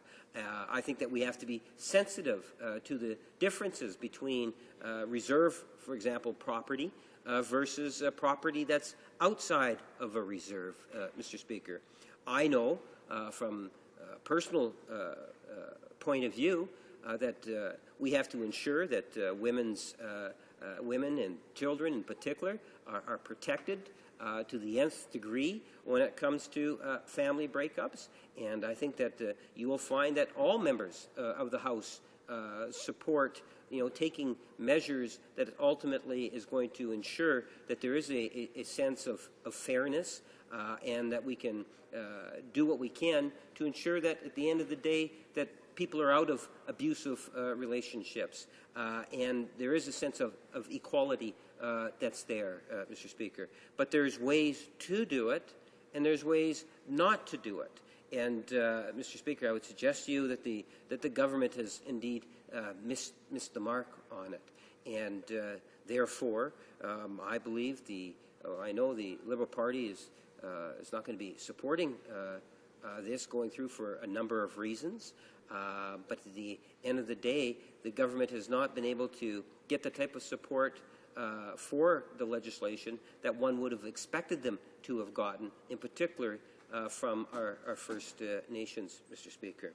The other point that I wanted to be able to pick up on is the issue of government policies and the types of things that government does or does not do that ultimately has a significant impact on the family unit, Mr. Speaker. And I have, over the years, experienced different types of government policy and how it's impacted. When you don't provide sufficient resources, for example, for housing, that will have an impact. If you don't provide sufficient economic development or encourage economic development in certain areas, that it does have an impact on the family unit, Mr. Speaker. And you have to ask the question in terms of what impact is government policy having on keeping families together, the types of policies that we develop, and the types of programs that we actually provide. Are they helping or are they hurting, Mr. Speaker? Whether it's keeping a family together or, in the case where a family does end up breaking up, to what degree is it supporting our family, the families that have to incur a breakup, Mr. Speaker. So I would suggest to you that the government can do more. One of the more common issues that I had to deal with in the past, and I think it's an excellent example, is the issue of gaming. The profound impact that gaming has had on the province of Manitoba. And if you take a look at it, when it first came into the province of Manitoba, and Manitoba was one of the first provinces to really get into the whole gaming industry, it was totally amazed in terms of amount of revenue that it started to generate. And through that revenue, it seemed to get a lot of public support. You're talking about hundreds of millions of dollars in terms of revenue, and government was more than happy to take that money in. What they didn't realize, Mr. Speaker, or maybe they realized it, they didn't recognize, was the negative impact of gaming policy. And the reason why I use gaming policy is because this is 100% government policy. So when we talk about government policy and the way it impacts people in a real and tangible way, I think that's a great example. So back to the gaming example. Well, what happens is that government gets consumed with the revenues, doesn't want or addicted to the revenues, but they don't recognize or they fail to recognize the social costs of that. I have had opportunity to have been the critic for lotteries in the province of Manitoba many years ago, and we would hear of cases which would involve ultimately families breaking up, Mr. Speaker, where you would have someone in the family that would become addicted to gaming, and as opposed to providing food for their family, they're spending their money in the VLT machines. You will have kids or children, young children, being in the parking lot of large casinos, and at the end of the day, the parents are inside these casinos spending money. The social costs involve everything from suicides to breaking up of families, to individuals ending up in jail because they end up stealing in order to feed their addiction. Well, one would say, well, how does that relate to this particular bill, Mr. Speaker? Well, I would suggest to you that we would have a lot more family unity if there was, in fact, a more progressive way of looking at government policy and how that policy is affecting our communities.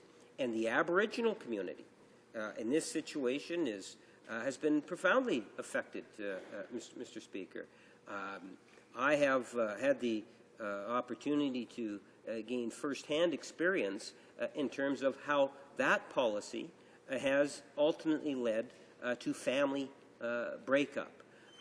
And so when I see governments taking action in what would appear to be an arbitrary fashion, they've taken it upon themselves because we haven't seen, say, that leadership coming from our First Nations saying, we want to be engaged, or we know they want to be engaged, but we don't see the government seeking that engagement.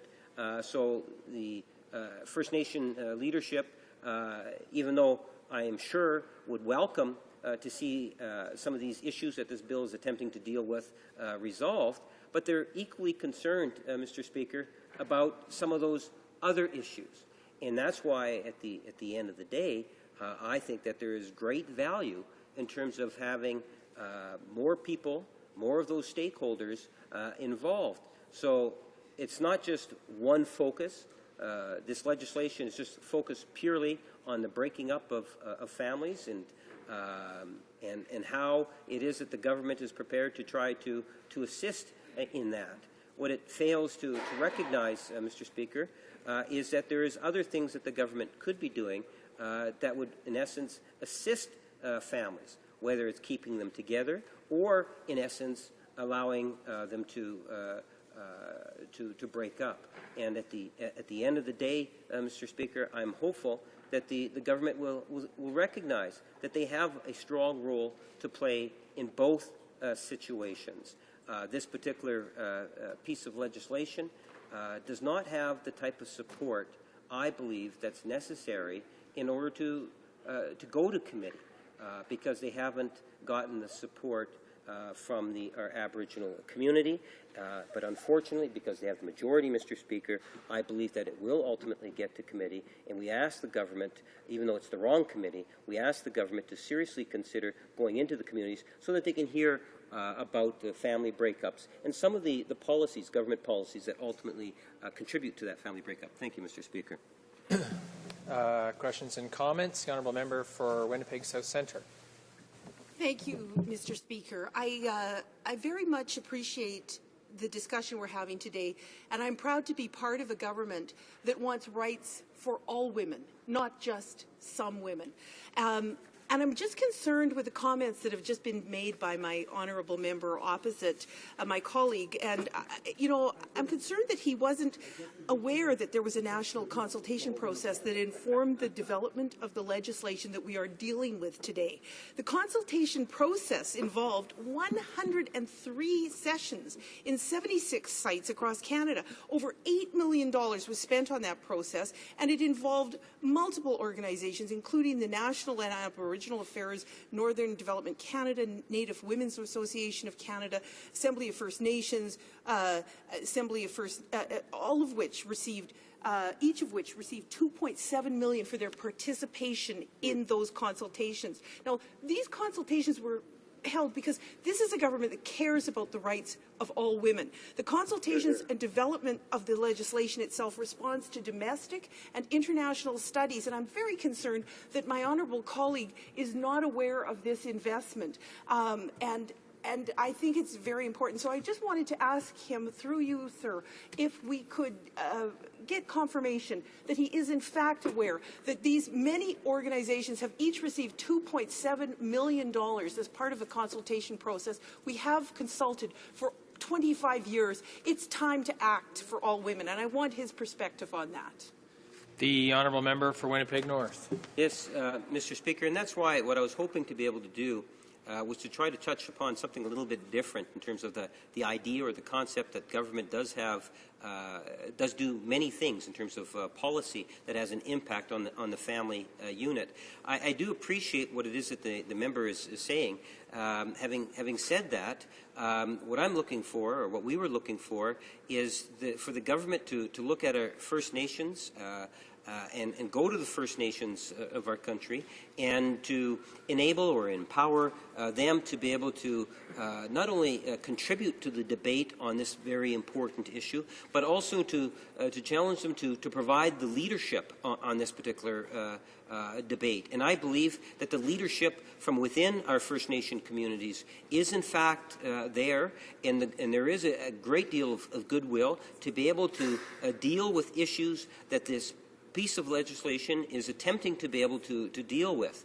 And you know, proof is ultimately in the pudding, that I would suggest, Mr. Speaker, and I would ask for government members to provide us, for example, letters or correspondence where they have from First Nations leaders, in particular chiefs and others, where they're saying this is a piece of legislation that we as First Nations are behind, and we want the House of Commons to support it. But even in that sort of a situation, I'm sure you would find that they would love to see this legislation go out into the rural communities outside of Ottawa, where they can have one-on-one or a presentation to the committee itself. Thank you, Mr. Speaker.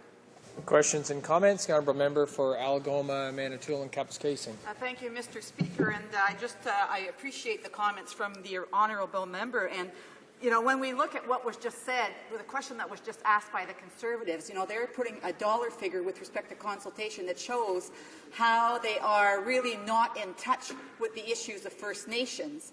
Well, when you consider what colonialization has done to the First Nations, to our Métis people and our Inuit people. So I want to bring to your attention the fact that I have one of my chiefs, Chief Shining Turtle from Whitefish River First Nation, who has sent over 11,000 emails and letters to the ministers the ministers over the years on this specific issue. And he goes on to say that Whitefish First Nation has the inherent right to self-government, which is all First Nations have an inherent right to self-government, as recognized by Section 35 of the Canadian Constitution, Act 1982, which includes independent jurisdiction with regards to family law and real property for our citizens. Then he goes on to say that the Royal Commission on Aboriginal People, and he refers to this, described in Chapter 2, the family, the solution is obvious. Aboriginal communities should be able to legislate in the area of matrimonial real property. Federal and provincial governments should acknowledge the authority of Aboriginal governments to adopt laws with regards to matrimonial home and to establish family law regimes compatible with their culture and traditions. This is the First Nation that has implemented a Matrimonial Real Property Act. Does the member agree that if provided with the proper tools, First Nations can actually take this on and tackle this themselves? The honourable member for Winnipeg North. Yes, Mr. Speaker, I appreciate the question and even the reference to the 1982 Constitutional Accord. We could talk about other accords of social significance, like the Kelowna Accord.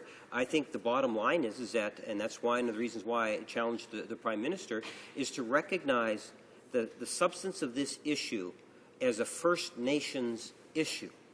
And as such, I believe that we should be looking at ways in which we can provide for and allow for, empower, enable First Nations to be able to demonstrate their leadership in dealing with issues of this nature. Now, that means, I believe, Mr. Speaker, is legitimate engagement of our First Nations, and I'm not convinced at all that the government was successful at doing that. And that's the reason why they don't have the type of support from our First Nations for this legislation. If they reached out or attempted to legitimately engage them, Mr. Speaker, I think it would be quite different. And we would have saw that strong leadership that I know is there within the First Nations, but it was never allowed to come to the table on this particular bill. Questions and comments? The Honourable Parliamentary Secretary for the Status of Women. Thank you, Mr. Speaker.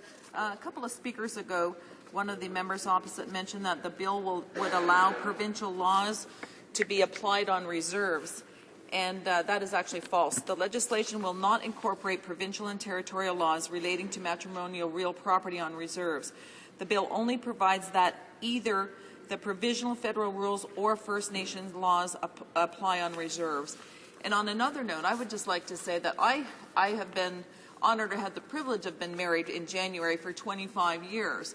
But I can assure you that people who know me, I would certainly go after my assets or 50% of my house if anything had ever happened to that marriage. And it's not fair that the Aboriginal women do not have that choice and that chance to go after their assets. And I would like to ask the member opposite, will he not support Aboriginal women so that they too have rights? Thank you very much.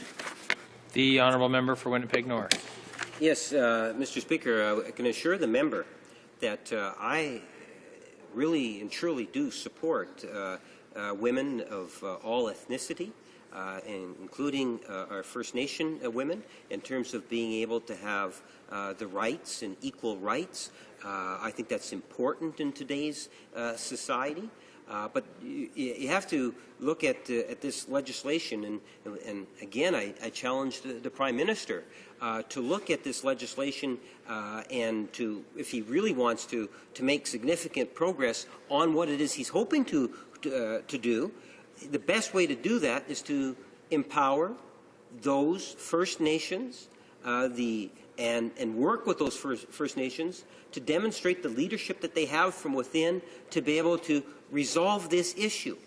If, in fact, Mr. Speaker, the Prime Minister really had the interest to do that, what we would see is a far more effective piece of legislation.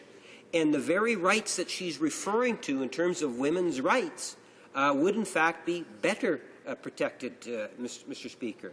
If the government tries to do it on its own and just say, well, look, we did some consultation, now we're ready to move forward, and not allow the First Nations to demonstrate that leadership, they're selling those rights short.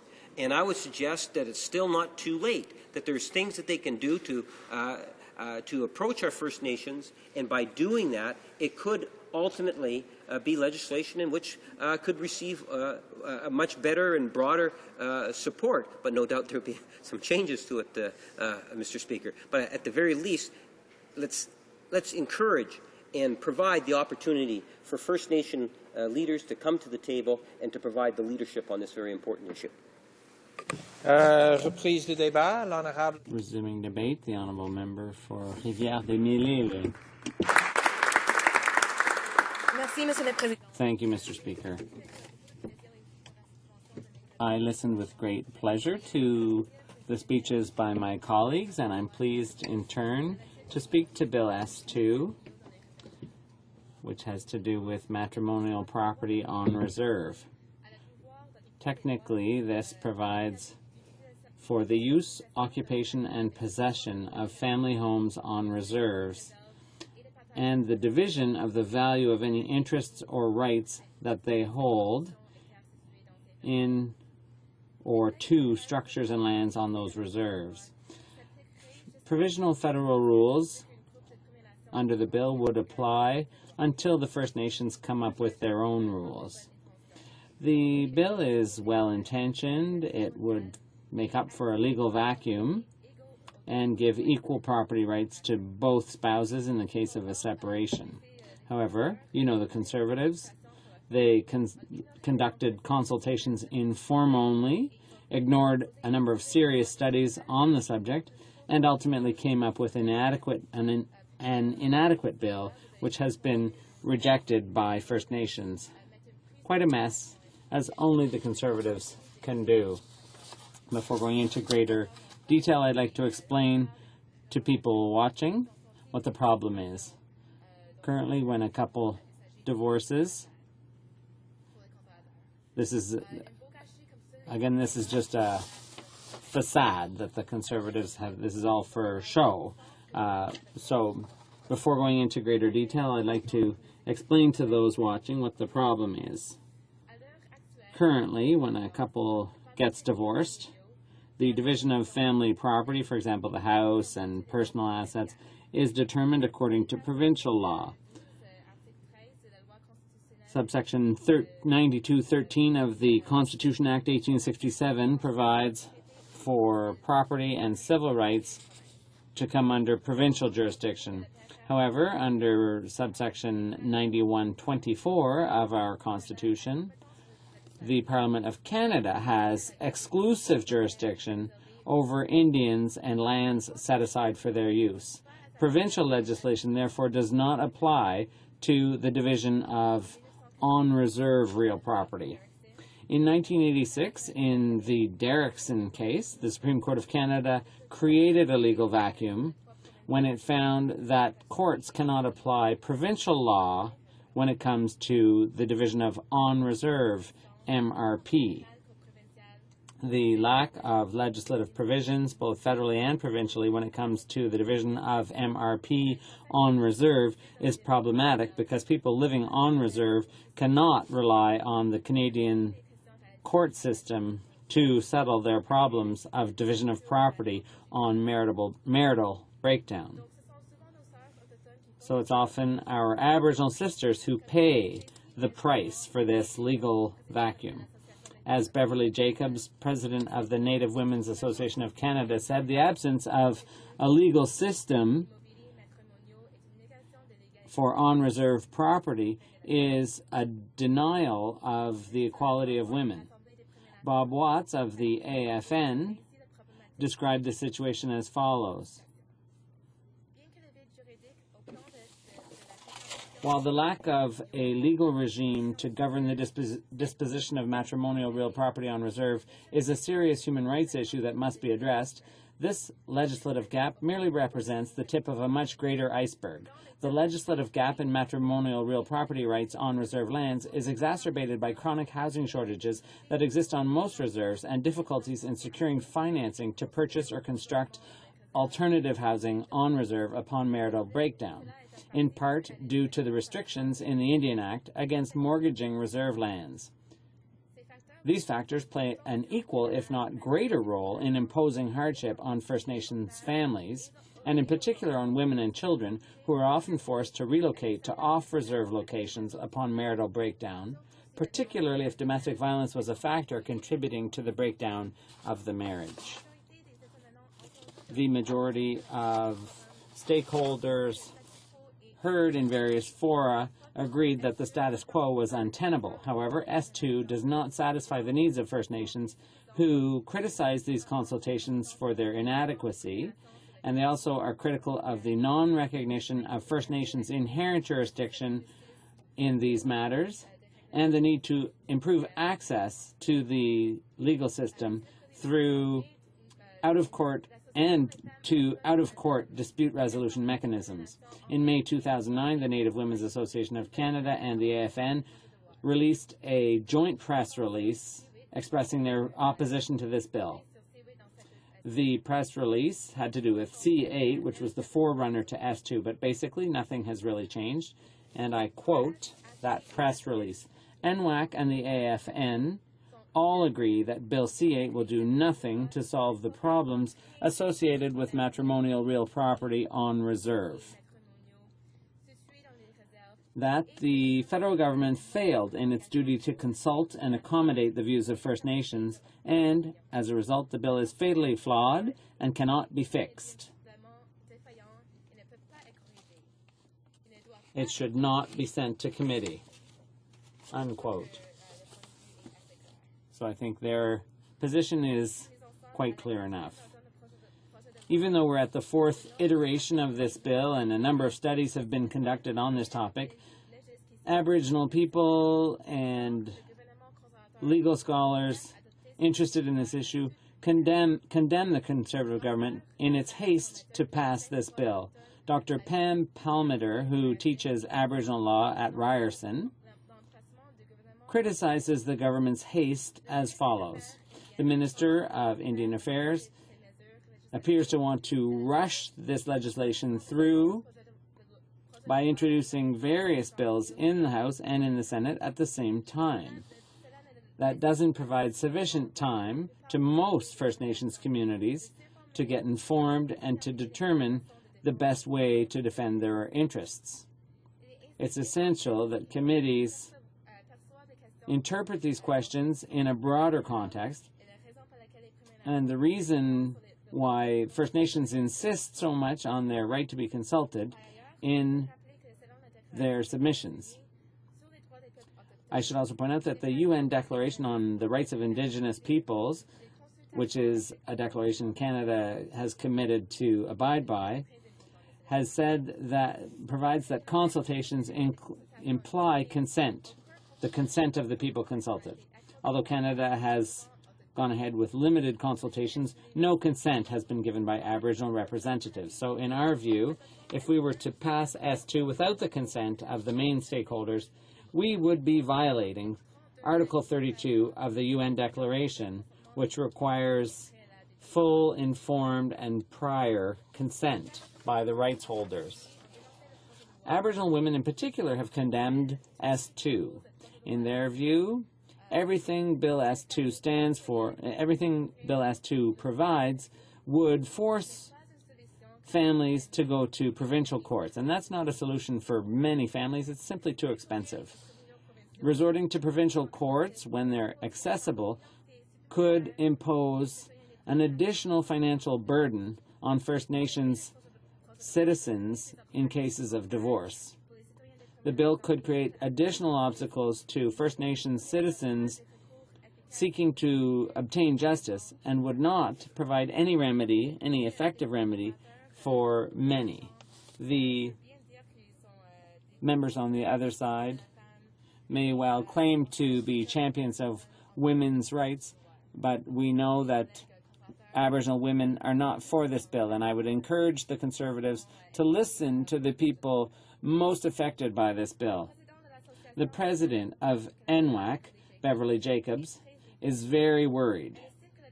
She fears that the Conservative bill, and I quote, will put women who are experiencing family violence at further risk by forcing them to wait long periods for justice without adequate social supports, services, or shelters.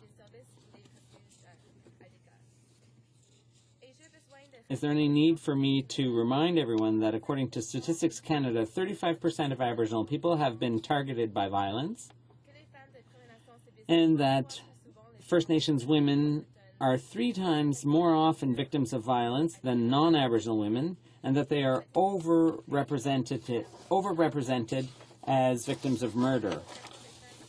The National Native Women's Association of Canada estimates that 510 women and girls, Aboriginal women and girls, have gone missing or been murdered since 1980, and that's far too high. I'd like to wrap up by criticizing the lack of political will among Liberals and Conservatives to deal with the housing problems of First Nations. The lack of decent and affordable housing on reserve is directly related to the issue of property division upon separation or divorce. Currently, because of the legal vacuum, women have no rights when a marriage breaks down. That means they have no other choice but to leave their homes. Often on reserve, there's no real housing alternatives, and so they're forced to leave the reserve. Along with First Nations, we oppose this bill. Once again, we won't support any legislation on MRP unless that legislation includes non-legislative solutions to put an end to violence against Aboriginal women, to deal with the housing crisis on reserve, and to put an end to the systemic discrimination when it comes to funding for First Nations children. And to conclude, I'd like to read a solution that was proposed by the NWAC and the AFN, and I hope the Conservatives will listen. This is one of their recommendations. It's from a report on matrimonial real property published in 2005. The report included 5 recommendations. The first recommendation among the recommendations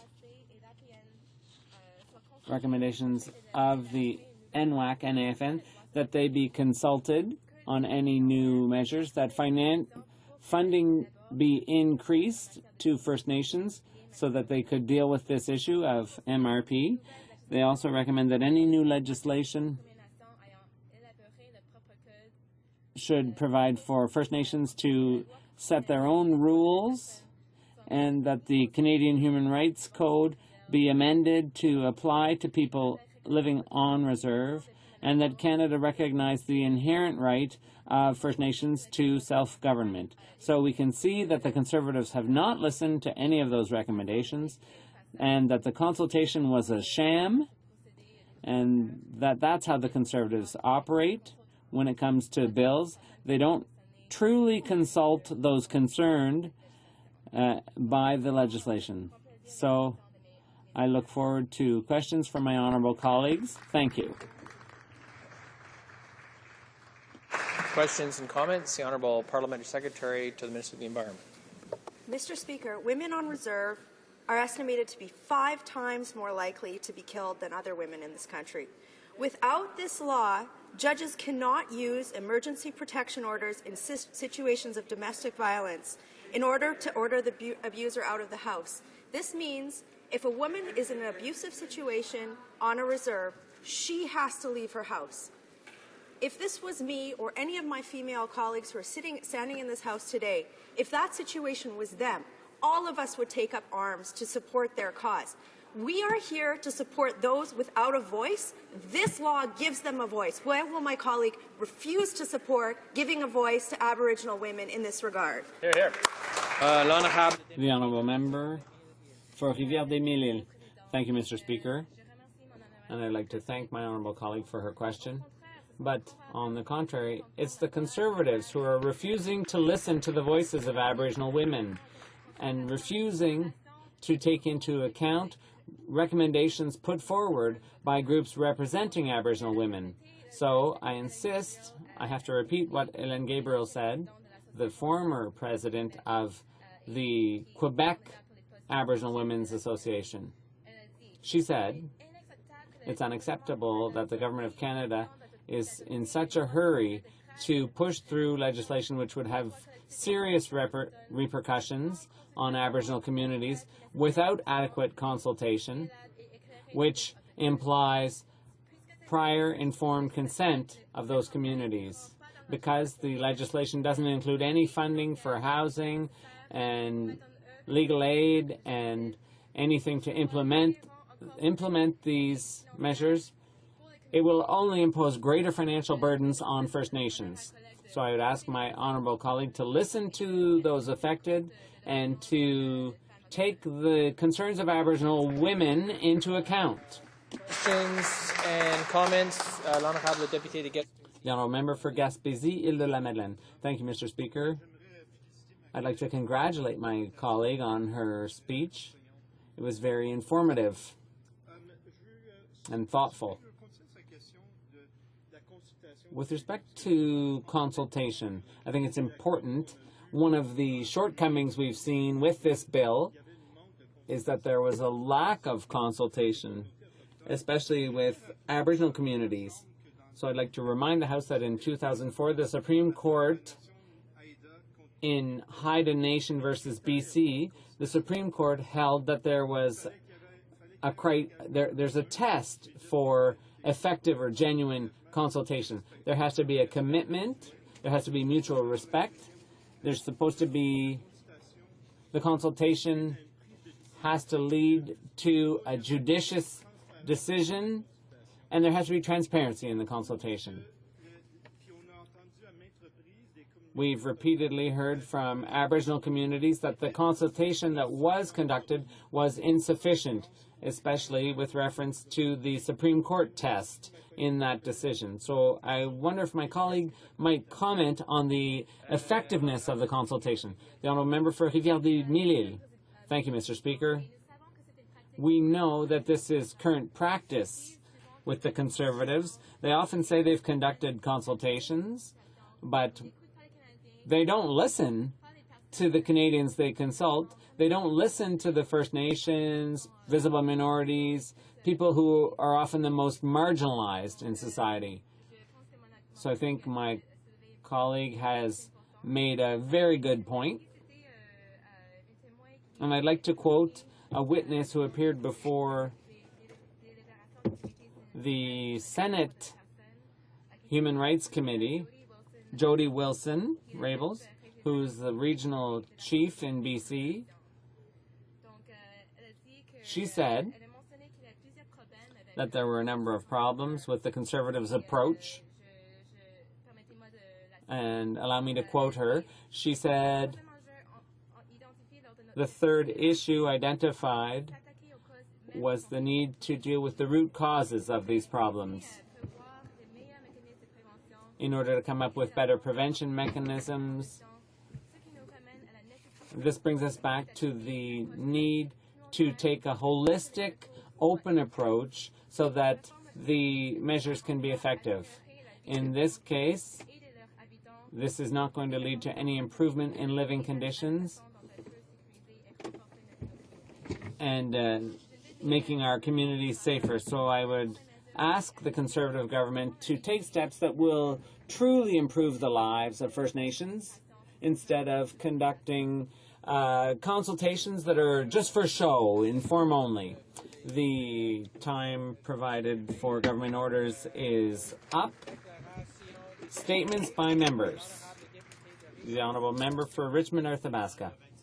Mr. Speaker, 25 years ago today was the death of the greatest premier in Quebec over the past 50 years, René Lévesque. He was a journalist, war correspondent, and had an exceptional political career that ended with the nationalization of electricity when he was a minister under Jean Lesage. He created the Sovereignty Association movement and was elected premier of a sovereign government on November 15, 1976. The Parti Québécois government under Mr. Lévesque undertook major reforms: the French language charter, funding of political parties, protection of farmland, auto insurance, and consumer protection. The memory of René Lévesque will remain in our memory and in our hearts. Another giant, Félix Leclerc, was tasked with writing up their epitaph of René Lévesque. The first page of the real story of Quebec has just ended.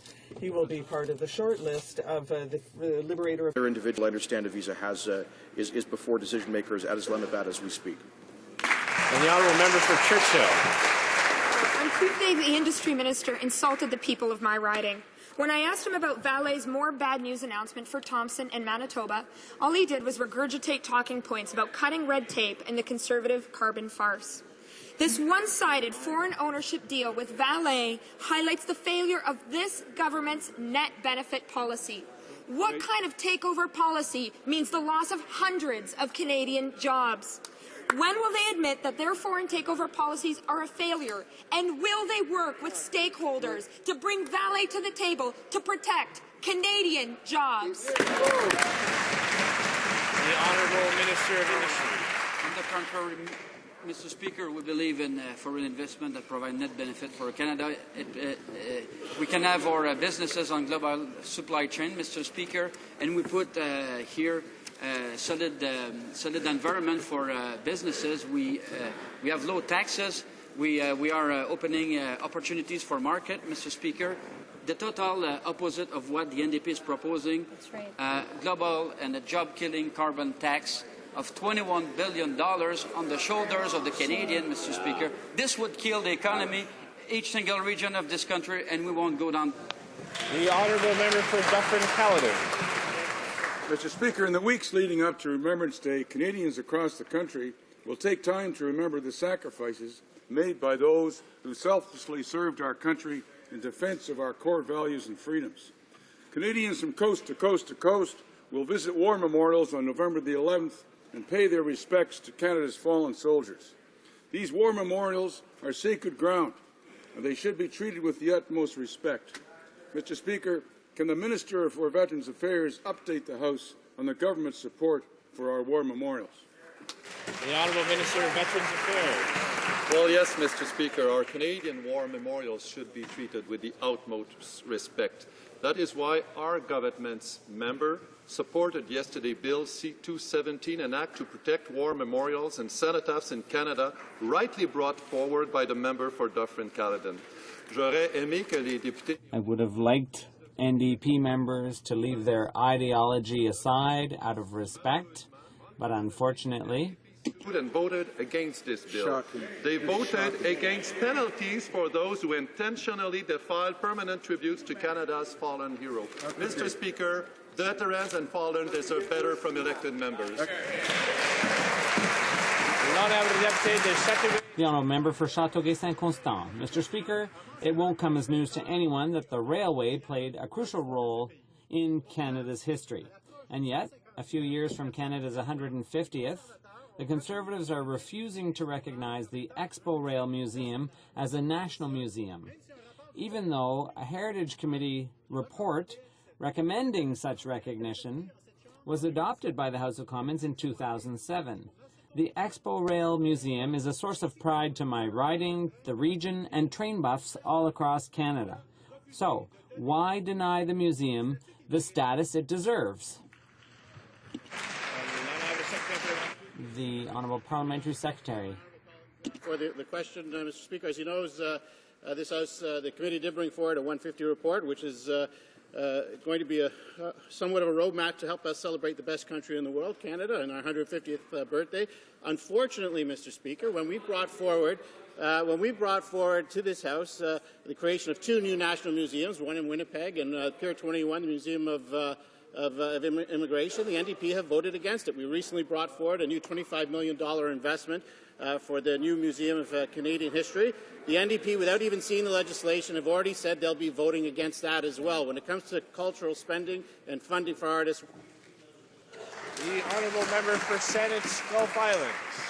Thank you, Mr. Speaker. Now that the Canada-China Investment Treaty can be legally ratified as soon as tomorrow, I wish to make one more plea to the Prime Minister to reconsider. to examine the Australian experience. That country has a much larger volume of trade between Australia and China. In fact, 6 times as much, 60 billion Chinese investment in Australia and 7 billion Australian investment in China. Why do I mention it? Because they did an independent risk-benefit analysis of this kind of investment treaty and decided the risks outweigh the benefits to their sovereignty and to their economy. Please don't ratify. The Right Honourable Prime Minister. Well, once again, Mr. Speaker, as we've known for some 20 years now, Canada has been trying to secure protection for job-creating Canadian investments in the Chinese marketplace. This is something that those who create jobs in this country have long wanted. We've been pleased that we've been able to take this step forward, and I notice there has been universal good reception to this agreement from those who are creating jobs for Canadians. So obviously this government is going to move ahead and make sure that we are able to make sure we are able to access that important market and build jobs here in this country.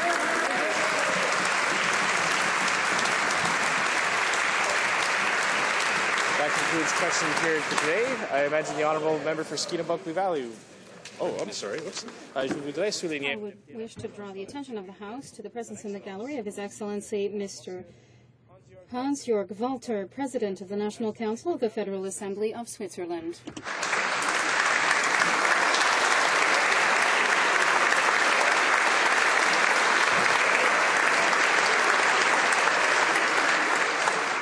The honourable member for Skeena-Bulkley Valley with the Thursday question. Thank you, Mr. Speaker. It is a pleasure for me to rise today on behalf of the official opposition to ask the government what awaits the House for the rest of this week as well as for next week. Today I would like to ask questions with regard to Bill C-45, monster bill that this government doesn't seem to understand. There's 450 pages, and there are questions with regard to reduced funding for research and development, the protection of lakes in Muskoka, but nowhere else in the country, and all this beside real budgetary measures.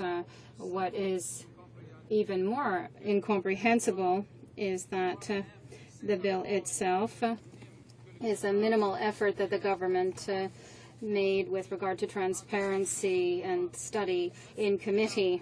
So far with this government and what their plan, if they can call it that, is going ahead. 2 weeks ago, the government announced a deal to have the committee study the bill, apparently giving them powers for amendments. Since then, motions to conduct these studies at individual committees have been introduced and then suddenly disappear. Yesterday, in question period, the Conservative committee chairs refused to answer questions. They didn't know it or they didn't understand. Then just 1 hour after question period, the finance minister made a commitment that something else would actually happen and maybe amend the bill. Now committees can recommend to the FINA committee, but those amendments have no more precedence than motions moved at the committee itself. It only looks like it was a plan written on the back of a napkin, but that would be insulting to plans written on the back of a napkin. This is the budget of Canada we're talking about. I know relationships take a lot of work, Mr. Speaker. Perhaps the House Leader, maybe the Whip, and the Finance Minister could actually get together, organize a conversation to actually proceed in some logical manner that would allow the bright light of sunshine. Order. The honourable member for Barassa is rising on a point of order. Mr. Speaker, there's something indecent in this masquerade of questions with regard to the Thursday question between leaders. It's not a debate. It's a simple question, and after the leader responds to say what we'll do for the following week. That's it. It is the abuse of this debate. That is what we're seeing right now. There have been previous speakers who have urged members participating in the Thursday question to do so as succinctly as possible. So I'll give the floor back to the honourable member to Skeena-Bulkley Valley with that in mind. Absolutely, and my friend will get to his campaign soon enough, Mr. Speaker. the communication is the key in all of these relationships, so perhaps the House Leader can now update the House as to what the actual plan is with respect to their enormous Budget Implementation Act number 2, and will they allow committees to finally not only study the bill in a realistic timeline, but also make amendments so that Canadians can know that legislation that moves through this place actually helps this country. Thank you, Mr. Speaker. The Honourable Government House Leader. Well, Mr. Speaker, while I don't know anything about a so-called deal that the NDP House Leader talked about. I do know that the Conservative Parliamentary Secretary for Finance announced a process that she was going to recommend to the Finance Committee, which I understand was adopted yesterday, to allow study of the bill. It is a large bill, but it's not as large, of course, as the one that the Leader of the Opposition had when he was part of the cabinet in Quebec. But that being said, it is important that it be studied. Thus, Monsieur le Président, comme la... Mr. Speaker, as our government has proposed, in the coming week, 11 committees, including the Finance Committee, will study the important and necessary economic measures proposed in Bill C-45, the Jobs and Growth Act 2012. Yesterday, the Finance Committee got to work on this bill, not even 24 hours after the House passed it at second reading. Mr. Speaker, this bill will implement key measures like the extension of the small business hiring tax credit. And let me assure the House that it will definitely not implement the New Democrats' $21.5 billion job-killing carbon tax. Turning to the business in the chamber, we will start second reading of Bill S-8, the Safe Drinking Water for First Nations Act, and that will begin momentarily today. Tomorrow, we will start report stage and ideally third reading of Bill C-24, the Canada-Panama Economic Growth and Prosperity Act. As former trade minister, I can tell you that the NDP is opposed to free trade. They have made that clear numerous times by dragging out debate, delaying and voting against free trade agreements here in this House. In fact, the Honourable Member for British Columbia Southern Interior outlined his party's position when he stated, trade agreements threaten the very existence of our nation. That is the NDP's position. We will continue debating free trade with Panama next week. That is on Tuesday and Wednesday. This bill will finally put into law our free trade agreement, an agreement that was signed here in Ottawa almost 2.5 years ago. On Monday, we will resume the second reading debate on Bill S-9, the Nuclear Terrorism Act, before question period. Based on the speeches we heard the last time it was before the House, I hope that those 2 extra hours of debate will be sufficient for it to be proceeded with at committee. After question period on Monday, we will see Bill C-36, the Protecting Canada Seniors Act to combat elder abuse, currently at report stage, and we hope that it will reach a third reading stage. Also Monday,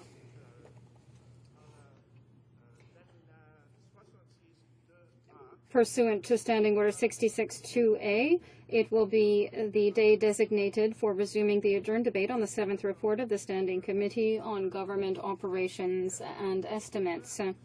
Finally, Mr. Speaker, next Thursday, we will consider Bill C-44, the Helping Families in Need Act, which I understand was considered in clause by clause at the Human Resources Committee this very morning. Given the unanimous endorsement the bill received at second reading, I hope it could pass and be sent to the Senate before we rise for the constituency week. Thank you, Mr. Speaker. The Honourable Member for Westmount Ville Marie has a point of order. Thank you, Mr. Speaker. I seek unanimous consent for the following motion.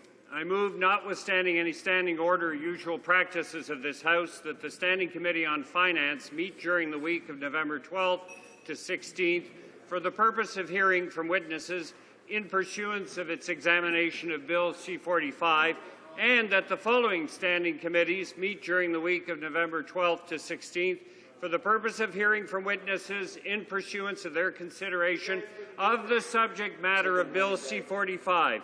The Standing Committee on Aboriginal Affairs and Northern Development, the Standing Committee on Agriculture and Agri-Food, the Standing Committee on Citizenship and Immigration, the Standing Committee on the Environment and Sustainable Development, the Standing Committee on Fisheries and Oceans, the Standing Committee on Health, the Standing Committee on Human Resources, Skills and Social Development and the Status of Persons with Disabilities, the Standing Committee on Justice and Human Rights, the Standing Committee on Public Safety and National Security, and finally, the Standing Committee on Transport, Infrastructure and Communities. Thank you, Mr. Speaker.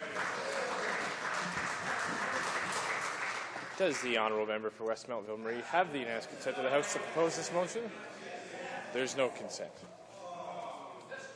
I have the honour to inform the House that a communication has been received, which is as follows. Dated October 31st, 2012, from the Secretary to the Governor-General and Herald Chancellor Stephen Wallace. Mr. Speaker, I have the honour to inform you that the Right Honourable David Johnston, Governor-General of Canada, signified royal assent by written declaration to the bills listed in the schedule to this letter on the 31st day of October 2012 at 6:01 p.m.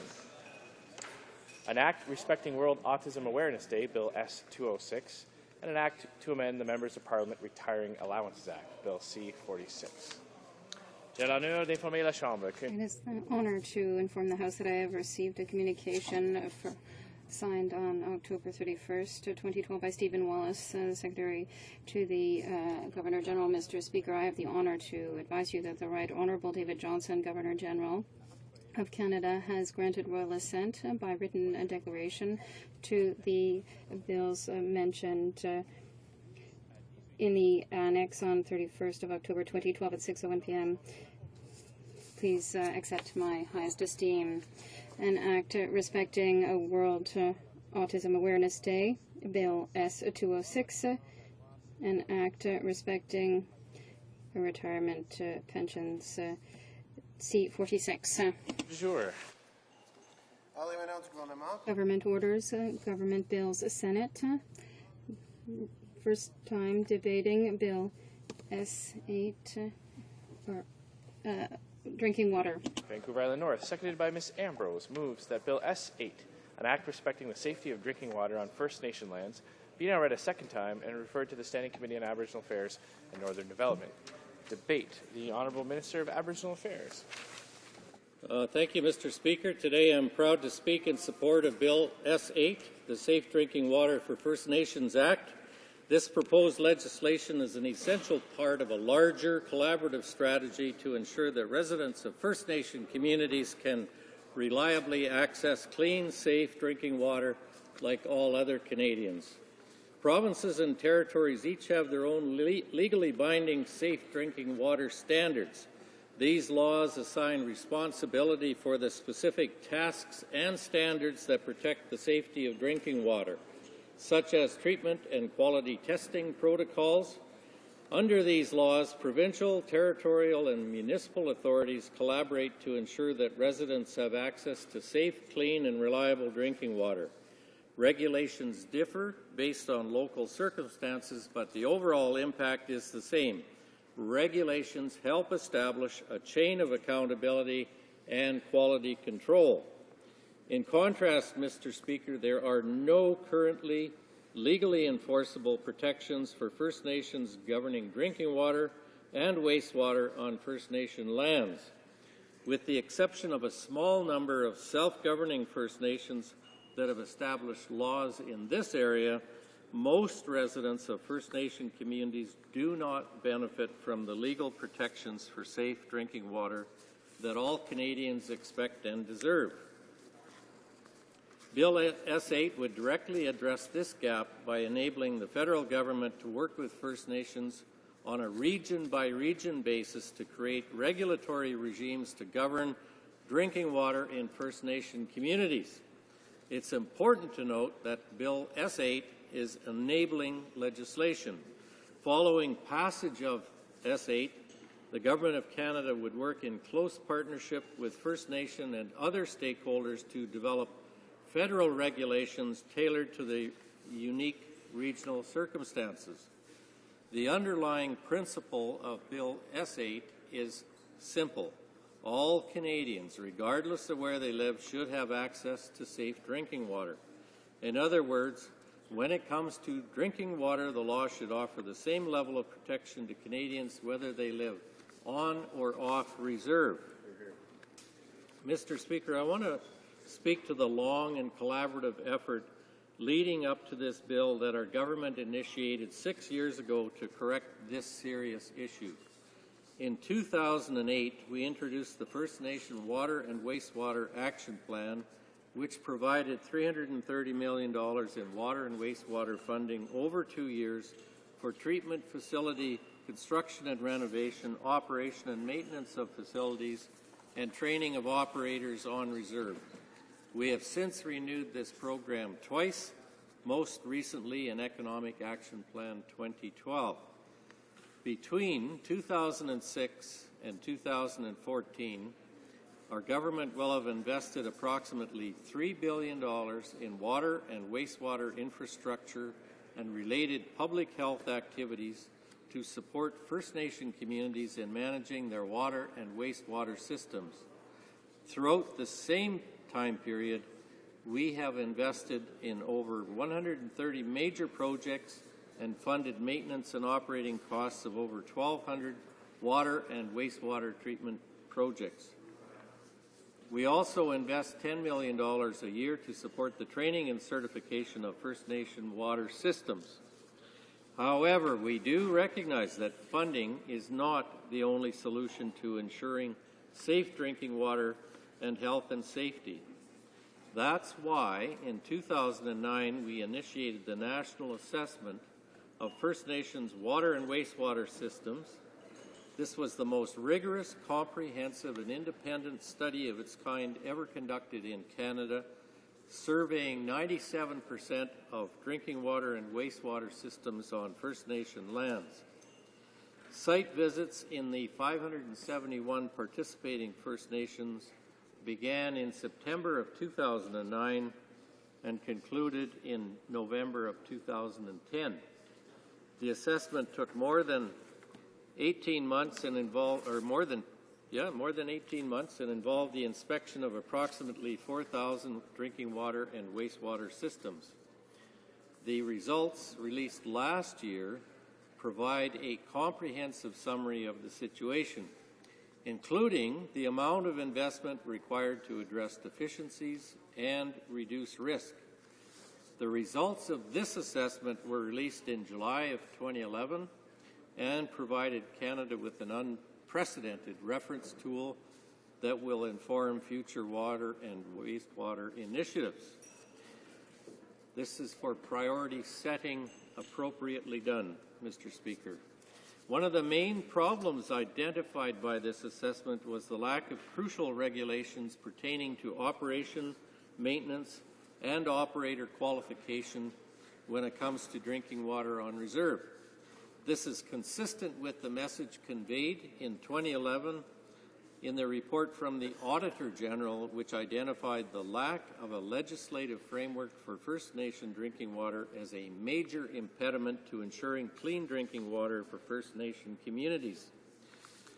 So over the course of the past 6 years, we've also heard from countless other organizations and from First Nation members, as well as other key stakeholders, about their concerns related to safe drinking water on reserve. In 2006, an independent panel comprised of experts jointly appointed by our government and the Assembly of First Nations traveled across Canada for a series of public meetings. It listened to more than 110 presentations and received and considered more than 24 written submissions. The independent panel heard from a wide range of people, representatives of First Nations, provincial, territorial, and municipal authorities, as well as private sector organizations. The panel's final report stands as a valuable contribution to the effort to improve drinking water quality in First Nation communities. And a key recommendation was the development of appropriate regulations. The following year, the Senate Standing Committee held a separate series of hearings to investigate the matter. In May of 2007, it released a report similarly calling on the government to undertake a comprehensive consultation process with First Nation communities and organizations to develop regulatory options. Our government responded to these calls for action, and at the beginning of 2009, after significant consultation with First Nation technical experts and leaders across the country, we released a discussion paper that outlined a proposed solution that would allow for regional differences to be reflected in the development of future regulations that would be developed in partnership with First Nations following the passage of enabling legislation. This discussion paper served as the basis to develop the approach outlined in Bill S-8. Namely, that is legislation that provides for the establishment of regulations that reflect the diverse needs and realities of First Nations across the country. In early 2009, a series of 13 engagement sessions were held across Canada. During these sessions, representatives of First Nations, provinces, and territories discussed the proposed legislative framework and identified potential improvements.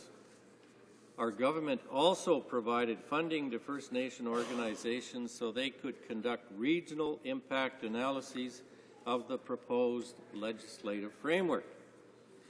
To discuss specific regional issues, further meetings were held with First Nation chiefs and organizations. This government maintained an open dialogue with First Nations throughout this time, explaining the purpose of the legislation and responding to concerns.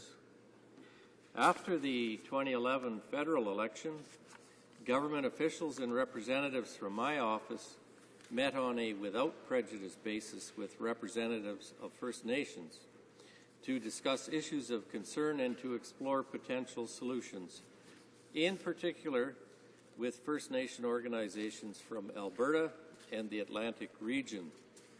I have personally met with chiefs at several key crossroads in the negotiations to maintain forward momentum. The direction given to ministerial and departmental staff involved in these discussions was based on establishing and maintaining a respectful and credible relationship. The progress made during these sessions is reflected in the legislation now before us, and the commitment and leadership demonstrated by First Nation leaders to improve the legislation should be commended. There are several key differences between Bill S-8 and its predecessor. First and foremost, Bill S-8 includes a non-derogation clause developed in collaboration with the Alberta Assembly of Treaty Chiefs that specifically addresses the relationship between the legislation and Aboriginal and treaty rights under Section 35 of the Constitution Act 1982. A preamble has also been added to describe this government's intention to develop regulations working with First Nations. The proposed legislation also features new language to clarify several key points. In particular, the legislation would not automatically apply to First Nations that are signatories to self-government agreements. Regulations would not include the power to allocate water supplies or license users of water for any purpose other than for accessing drinking water. Regulations on source water protection on First Nation lands would be restricted so as to protect it from contamination. Only the powers necessary to effectively regulate drinking water and wastewater systems would be conferred on any person or body, and First Nations will not be held liable for systems owned by third parties that are on First Nation lands. Bill S-8 was first introduced in the Senate in February of 2012, where it was subject to further scrutiny and review by the Standing Senate Committee on Aboriginal Peoples. During my testimony to the committee, I reiterated our government's intention to collaborate with First Nations on the development of regulatory regimes.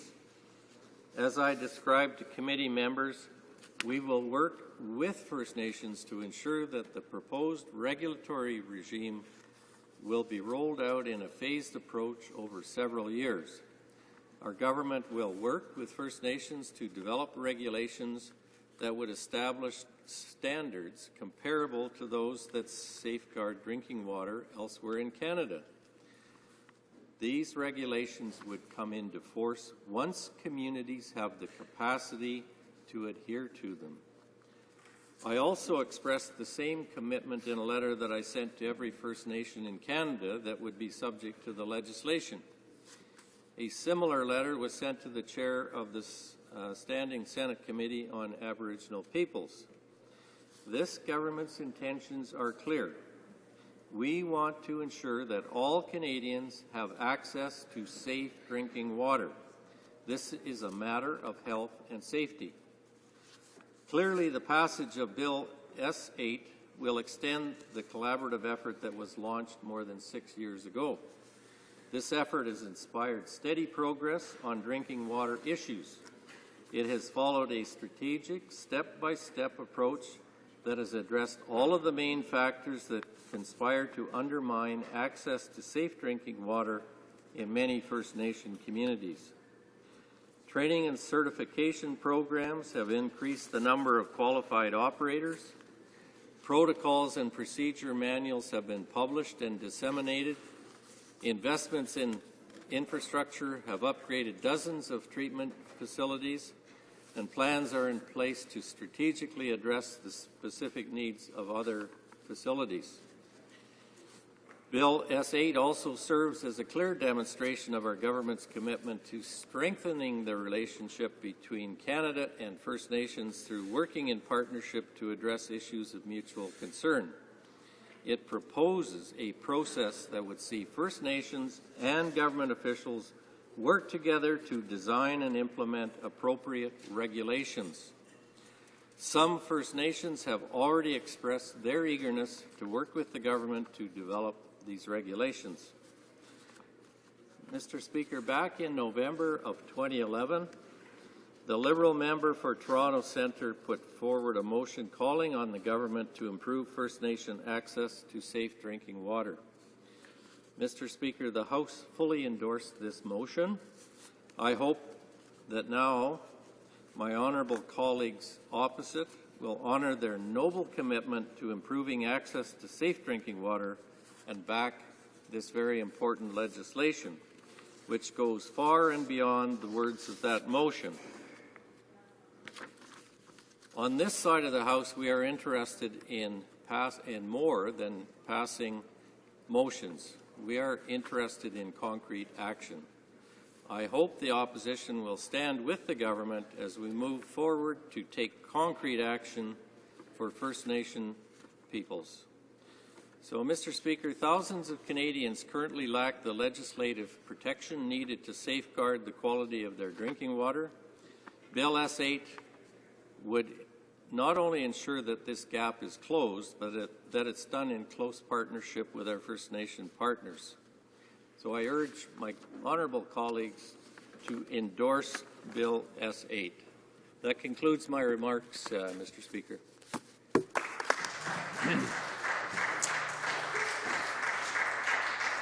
Questions and comments. The honourable member for Nanaimo, Cowichan. Thank you, Mr. Speaker, and I want to thank the Minister for his speech in the House today. And clearly, the Minister has indicated that when the original Bill S11 was tabled, the government heard loudly and clearly that there was some deficiencies in the bill, and now S8 has come back in a revised form, but there are still some gaps in that piece of legislation. So, Mr. Speaker, I wanted to ask the Minister specifically two questions. In the preamble, as he pointed out, it indicates that the government is committed, the departments have committed to working with First Nations to develop proposals for regulations to be made under this Act.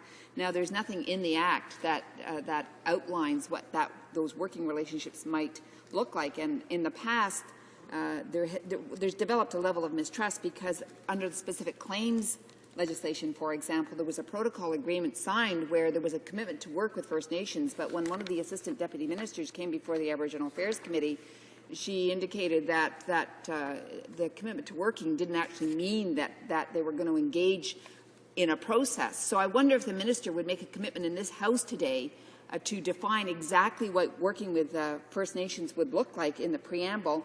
And I wonder if he could also comment on the fact that what this Act does is propose a process to develop regulations which have no oversight from Parliament, and how he would see Parliament having oversight over that regulatory process.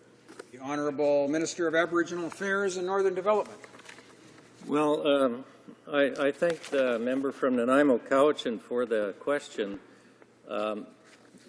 In my speech, I outlined a long process to get to where we are today, and that process was loaded with consultation. When we had the committee hearings in the Senate, we had representation there that indicated very strongly that some of the First Nations that were involved saw this as a model for how to develop First Nations legislation. I can tell you that I intervened at a personal level when we had some difficulties with the original bill, and we were trying to get to the current format of the bill, because this is a very divisive, or it's a loaded issue from the standpoint that it gets tied in with water allocation, it gets tied in with provincial issues, and it becomes a very broad conversation. So we had to find a way to address all of those concerns, and I believe that we have achieved that. Ongoing, I've made commitments in writing at the committee and every other way that the consultation process will continue on the regulations, and that we will not move faster than the capacity development of the First Nations in terms of operator certification and their ability to have things in place prior to any enforcement of the regulations. Questions and comments? The Honourable Parliamentary Secretary to the Minister. Well, thank you, Mr. Speaker. And my question to the Minister, first of all, I want to thank him for his leadership on this file, and his him acknowledging that we needed to do a thorough engagement process, one that had never done before, not in the size or scope of any legislation, certainly not from my perspective after almost 2 decades of living in the North, and see the extent to which we performed our consultations to develop the framework that he was explaining. And I'd like to ask him if he could explain just a little bit more the thorough engagement process that has occurred between the Government of Canada and First Nations. Are there technical experts involved? Did community members get a chance to speak about these really important issues before a framework or pathway was established? Thank you, Mr. Speaker. The Honourable Minister of Aboriginal Affairs. Yes, thank you, Mr. Speaker, and thanks to the member from the great riding of Kenora for his question. Of course, we've had a long period of consultation on this bill. We've had, much input from the technical experts and from community members and from people who inform the leadership and from their legal counsel. And so this was unprecedented consultation in my view. I'm not aware of any other piece of legislation in this place that's taken that length of time in a collaborative fashion to get to final form. And I do believe that we are currently looking at a bill that is about as good as it can get. Thank you, Mr. Speaker. Questions and comments? I'm sorry I missed the Honourable Member for St. Paul the last time around. The Honourable Member for St. Paul's. Thank you. Mr. Speaker, the expert panel on safe drinking water for First Nations said it's clear that it's not credible to go forward with any regulatory regime without adequate capacity to satisfy the regulatory requirements. And the government's own estimates identify a $5.8 billion shortfall to deal with the First Nations waste and wastewater capacity gap. We thank the Minister and his government for voting for the Opposition Day motion of the member from Toronto Centre. And I would like to ask the Minister whether or not we can anticipate in the upcoming 2013 budget the amount of money that will be required to meet the objectives of this bill, and when, in a long-term strategy, could 100% of First Nations homes in 100% of the First Nations communities be expected to have safe drinking water? The Honourable Minister of Aboriginal Affairs. Yes, thank you very much, Mr. Speaker.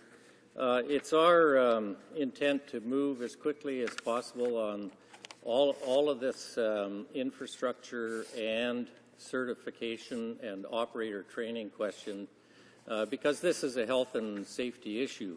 What we have discovered with our serious investments to date is that the national assessment did set some pretty good priorities, because I can tell you when I was here for 13 years in opposition, we used to hear horror stories about water systems on First Nation reserves over and over again, and now we've addressed many of those. We've also moved forward from the standpoint that because we've made those investments, we have learned a lot, and there's new technologies and there's more cost-effective technologies. We've got a circuit rider training program in place. We've increased the percentage of these systems that have fully certified operators, both for water systems and wastewater systems, and we've told the communities that we don't expect full compliance on anything until such time as you have your infrastructure and all your certification in place. And I think that's all very positive. Thank you, Mr. Speaker.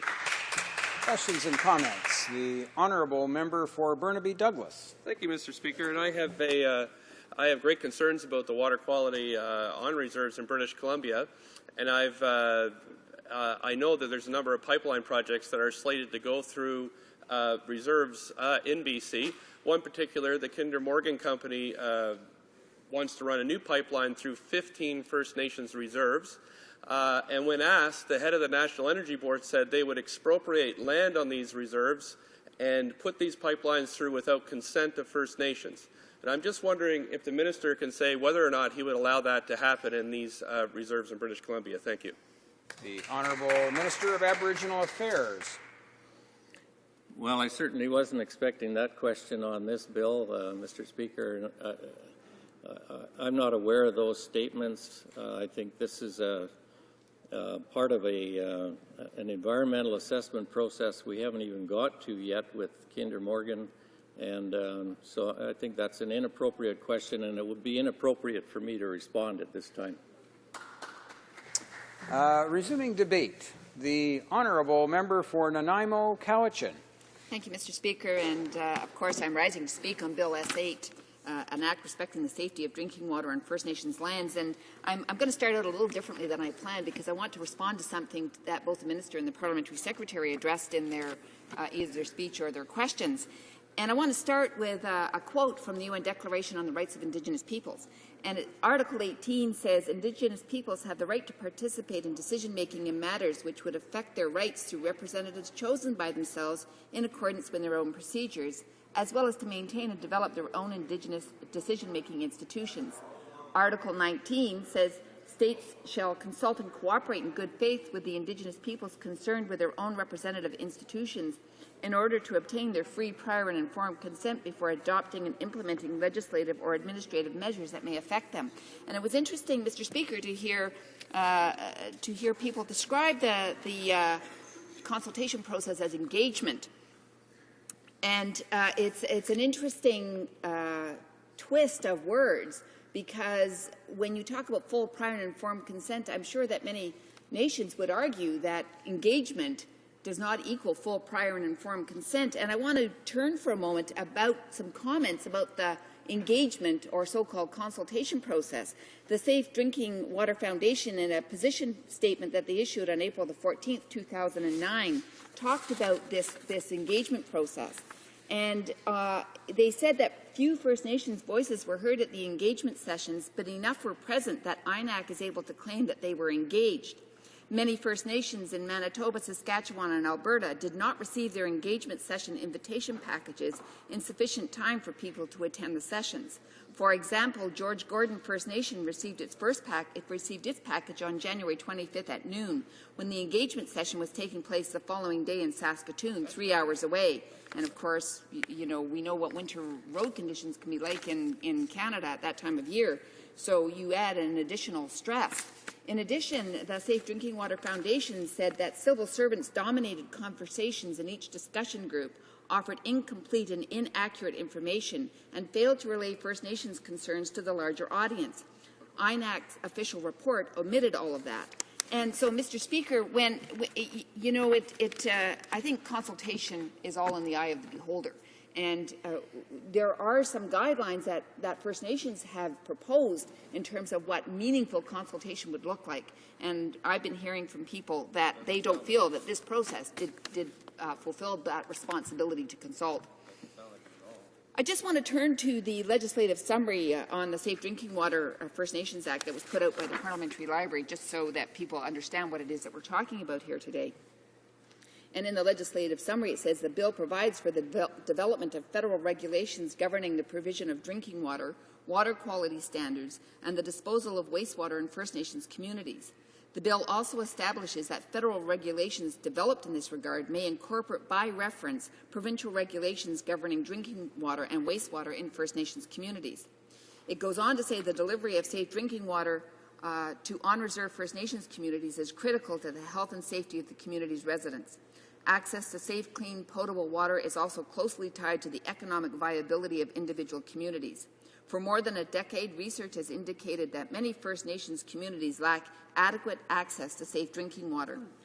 A 2001-2002 assessment found that the quality of almost 3/4 of drinking water systems in First Nations communities were at significant risk. Now, Mr. Speaker, I know that some of those numbers have changed since then, and I will talk in a bit about the water assessment that the government, the wastewater and drinking water assessment that the government commissioned. In addition, later on in the legislative summary, they indicate some key challenges. And they say, in addition to the absence of a regulatory framework and the lack of clarity regarding roles and responsibilities, core issues relating to the provision of safe drinking water and reserves include the high cost of equipment for and construction and maintenance of facilities in remote locations, infrastructure that is either obsolete, entirely absent, or of low quality, limited local capacity and ability to retain qualified or certified operators, and the lack of resources to properly fund water and wastewater systems and operator maintenance.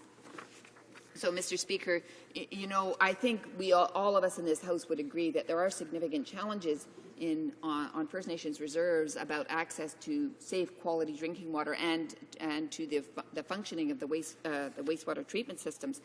I know in my own riding of Nanaimo-Cowichan, there is a reserve, a Snuneymuxw Reserve, which is it butts up against the municipality of Nanaimo. And we literally have a reserve that's in an urban area where there's recently been an agreement to allow the extension of the water system, but this reserve has been there for decades. And their ability to engage in economic development on their lands, on their recognized traditional lands, has been hampered by the fact that they don't have access to clean water. In fact, on one of the reserves, they're trucking in water. Now, this is a reserve right beside the city of Nanaimo. We're not talking about some remote reserve hundreds and hundreds and hundreds of miles away, or some reserve that is accessible by air only, or by ice roads, or by sea lift, whatever that might look like. So, Mr. Speaker, this is not just a rural and remote community problem. There are reserves close to urban areas which do not have the infrastructure, not only to supply safe drinking water, but to enable them to engage in the economy in a more meaningful way. Back in 2005, the report of the Commissioner of the Environment and Sustainable Development also highlighted the problem about drinking water in First Nations communities. And I just want to touch on a couple of points here. What they found is when it comes to the safety of drinking water, residents of First Nations communities do not benefit from a level of protection comparable to that of people who live off reserves. They go on to say that despite the hundreds of millions in federal funds invested in a significant proportion of drinking water systems in First Nations communities, continue to deliver drinking water whose quality or safety is at risk. Although access to drinking water has improved, the design, construction, operation, and maintenance of many water systems is still deficient. Moreover, to a significant extent, the success of the First Nations water management strategy depends on what was then INAC and Health Canada addressing the management weaknesses we have noted, and they talk about in the report there are a number of management weaknesses between the departments. The technical help available to First Nations to support and develop their capacity to deliver safe drinking water is fragmented. Given that most First Nations communities have fewer than 500 residents and that providing drinking water has become more complex, the development of institutions that can provide ongoing technical support is critical to a continuing supply of safe drinking water for these communities. And in part, Mr. Speaker, what we have is many First Nations communities have relied on tribal councils to help them with technical advice and organization, administration. And of course, what we've seen in the last round of budget cuts is that tribal councils are having their funding cut. And that's significantly going to impact on some of these smaller communities' ability to deal with some of these very complex issues. I just want to, the report, Drinking Water in First Nations Communities, also highlighted some challenges, and I think it's important to state this because it is a very complex problem. Location. Many First Nations are located on the Canadian Shield or other difficult terrain, making it technically difficult and costly to provide water services. Some reserves are isolated and can be accessed by roads only in winter. Some have limited access to electricity or other forms of energy. Water sources are often located off reserves, and it is difficult for First Nations to protect them. Now, interestingly, the difficulty about protecting waters is we've just seen a number of waterways no longer included in the Navigable Waters Protection Act, and many of those waterways are on First Nations reserves that are no longer protected.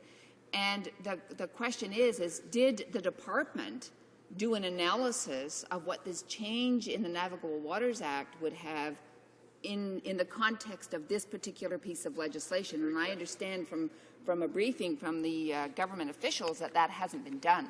So it's a very important question, because if First Nations can't protect their waters by whatever means that is available to them, one questions how they're going to improve the quality of the drinking water.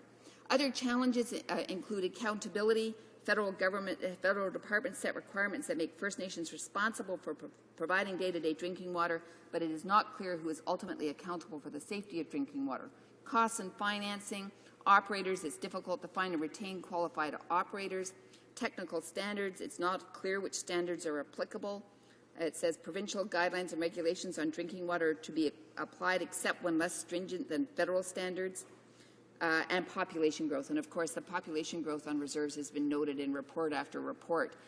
This one says that on-reserve population is estimated to increase by 230,000 people between 2004 and 2021. It's difficult to estimate population growth and economic development in each community to plan water systems that can meet drinking water needs for 10 to 20 years. So it's a very challenging environment that we're operating in. On the report of the expert panel on safe drinking water for First Nations, there was a number of matters that they highlighted. First of all, that they said pursuing laws of general application is too uncertain. If it could be established that provincial laws of general application applied to Indian reserves, legal frameworks would be instantly in place and a great deal of consultative and parliamentary process avoided. However, in the view of legal counsel to the panel, applying provincial drinking water and wastewater law as a law of general application is fraught with such uncertainty that is neither a viable nor effective operation. And of course, Mr. Speaker, we know that provincial laws differ from province to province, so you will have a very uneven level of water quality standards from province to province, depending on which province First Nations reside in. They say that before there's any legislation that there are preconditions that must be in place before legislation moves forward. Number one, provide resources and discuss and deal with high risks. It says the federal government must close the resource gap. First and most critically, it is not credible to go forward with any regulatory regime without adequate capacity to satisfy the regulatory requirements. While it is tempting to assume that putting a regulatory regime in place would reduce the dangers associated with water systems, exactly the opposite might happen. This is because creating and enforcing a regulatory regime would take time, attention, and money that might be better invested in systems, operators, management, and governance. But the problem is more fundamental than resources that will be lost to creating a regulatory regime. The underlying issue is that the federal government has never provided adequate funding to meet the 1977, Mr. Speaker, policy commitment to comparable facilities on reserves. If funding were supplemented to cover only the cost of a regulatory regime, the gap would continue. We therefore see it as a precondition to moving forward on any of the viable options that the federal government must finally close the resource gap. It must provide over a reasonable period the funding needed to ensure that the quality of First Nations water and wastewater is at least as good as that in similar communities, and that systems are properly run and maintained. So, Mr. Speaker, that's a precondition. They also go on to say that discussion with First Nations is essential. The second precondition is the need for federal governments to assess whether it has a legal duty to consult with First Nations affected by any of the three options. This duty, according to the Supreme Court, arises when the Crown has knowledge, real or constructive, of the potential existence of the Aboriginal right or title and contemplates conduct that might adversely affect it. And of course, as the Minister pointed out, they indicate in the preamble that they will work with First Nations, but nowhere is that working relationship defined. And because of the ongoing mistrust with this government, that relationship needs to be clearly spelled out about how First Nations will be consulted, not just engaged, consulted in the development of these regulations. And as we saw from other consultative processes, I spoke this morning on S2 about the so-called consultative process that was conducted with matrimonial real property. Wendy Grant John tabled a very thorough report, and many of the critical recommendations were disregarded when the bill S2 was brought forward. So not only must the consultation process be outlined and resources attached to it, but there must be a commitment that when that consultation process is completed, that the recommendations that come forward will actually be incorporated into the regulations. And finally, one of the other preconditions was deal with high-risk communities immediately. And they said any of the options would take time, probably several years, to reach the ultimate goal of safe drinking water for all First Nations. In the meantime, however, many reserve residents face serious risks from the drinking water available to them, sometimes from collective systems, but often from individual wells or other water sources. And so they talked about the fact that you can't just wait for the regulations to be developed for legislation to move forward. You have to actually deal with the high-risk systems. I want to touch briefly on the National Assessment of First Nations Water and Wastewater Systems because, as I indicated earlier, in early 2000, there was a significant number of wastewater systems and water quality systems that were at risk. That number has come down. I will give the government credit to this extent that they have invested money over the years, but we know it hasn't been enough. And so the numbers have reduced. However, just a couple of really important numbers on this. Nationally, in this National Assessment of First Nations Wastewater Systems, nationally, 571 of the 587 First Nations, 97% participated in the study, and that's important. It says that 12 First Nations had no active infrastructure on reserve lands, and in some cases, this was a result of recent or ongoing land claim settlements. Under the individual systems, an assessment was completed for approximately 5% of the individual well and septic systems. Some of these numbers are still staggering, though, Mr. Speaker. 36% of the individual well sample did not meet requirements of the GCDWQ for a health-related parameter, which included arsenic, barium, bacteriological, and so on. 75% did not meet the GCDWQ for an aesthetic parameter, which includes things like hardness, sodium, iron, manganese, and so on. Approximately 47% of the septic systems assessed had operational concerns which were usually attributed to limited maintenance, not pumping out the septic tank regularly, leaching beds installed in inappropriate soils, and age. A risk assessment has been completed for each water and wastewater system according to the INAC risk level evaluation guidelines. Overall, of the 807 water systems inspected, 39% were categorized as high overall risk, 34% were categorized as medium overall risk. So, Mr. Speaker, you have 73% of the systems that have some level of risk.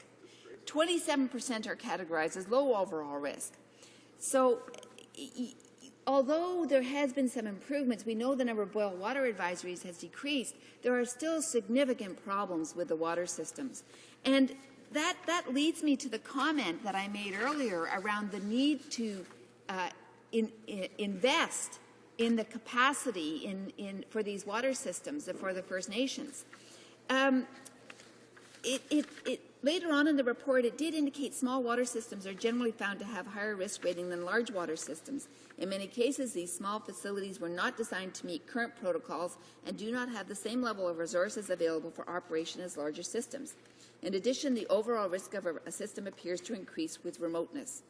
The high-risk systems, 150 systems serving 16% of the on-reserve population, are flagged as high risk as a result of bacteriological exceedance. Of the 532 wastewater systems inspected, 14% are categorized as high overall risk and 51% are categorized as medium overall risk. So again, what you're seeing is that there continues to be significant risks attached to both the water quality and to the wastewater systems. In order, the report also made an estimate about what was required to upgrade to meet the protocol. And they said that requirements that are, the total estimated construction cost to meet the protocol is $1.8 billion. That's a lot of money. But we're talking about people's health and safety. He says these requirements are considered to be related to health and safety, providing minimum levels of treatment, providing firm capacity, standby power, and best management practices. So, Mr. Speaker, you can see that the scope and the magnitude of the problem is very serious. I just want to close. I can see you're telling me my time is up. Groundwater is an important source. And in a paper that was put forward by Sarah Morales, submission to expert panel on safe drinking water, she pointed out in British Columbia that it's estimated 750,000 people in British Columbia, this is not just First Nations, but 750,000 people in British Columbia rely on groundwater as their drinking source.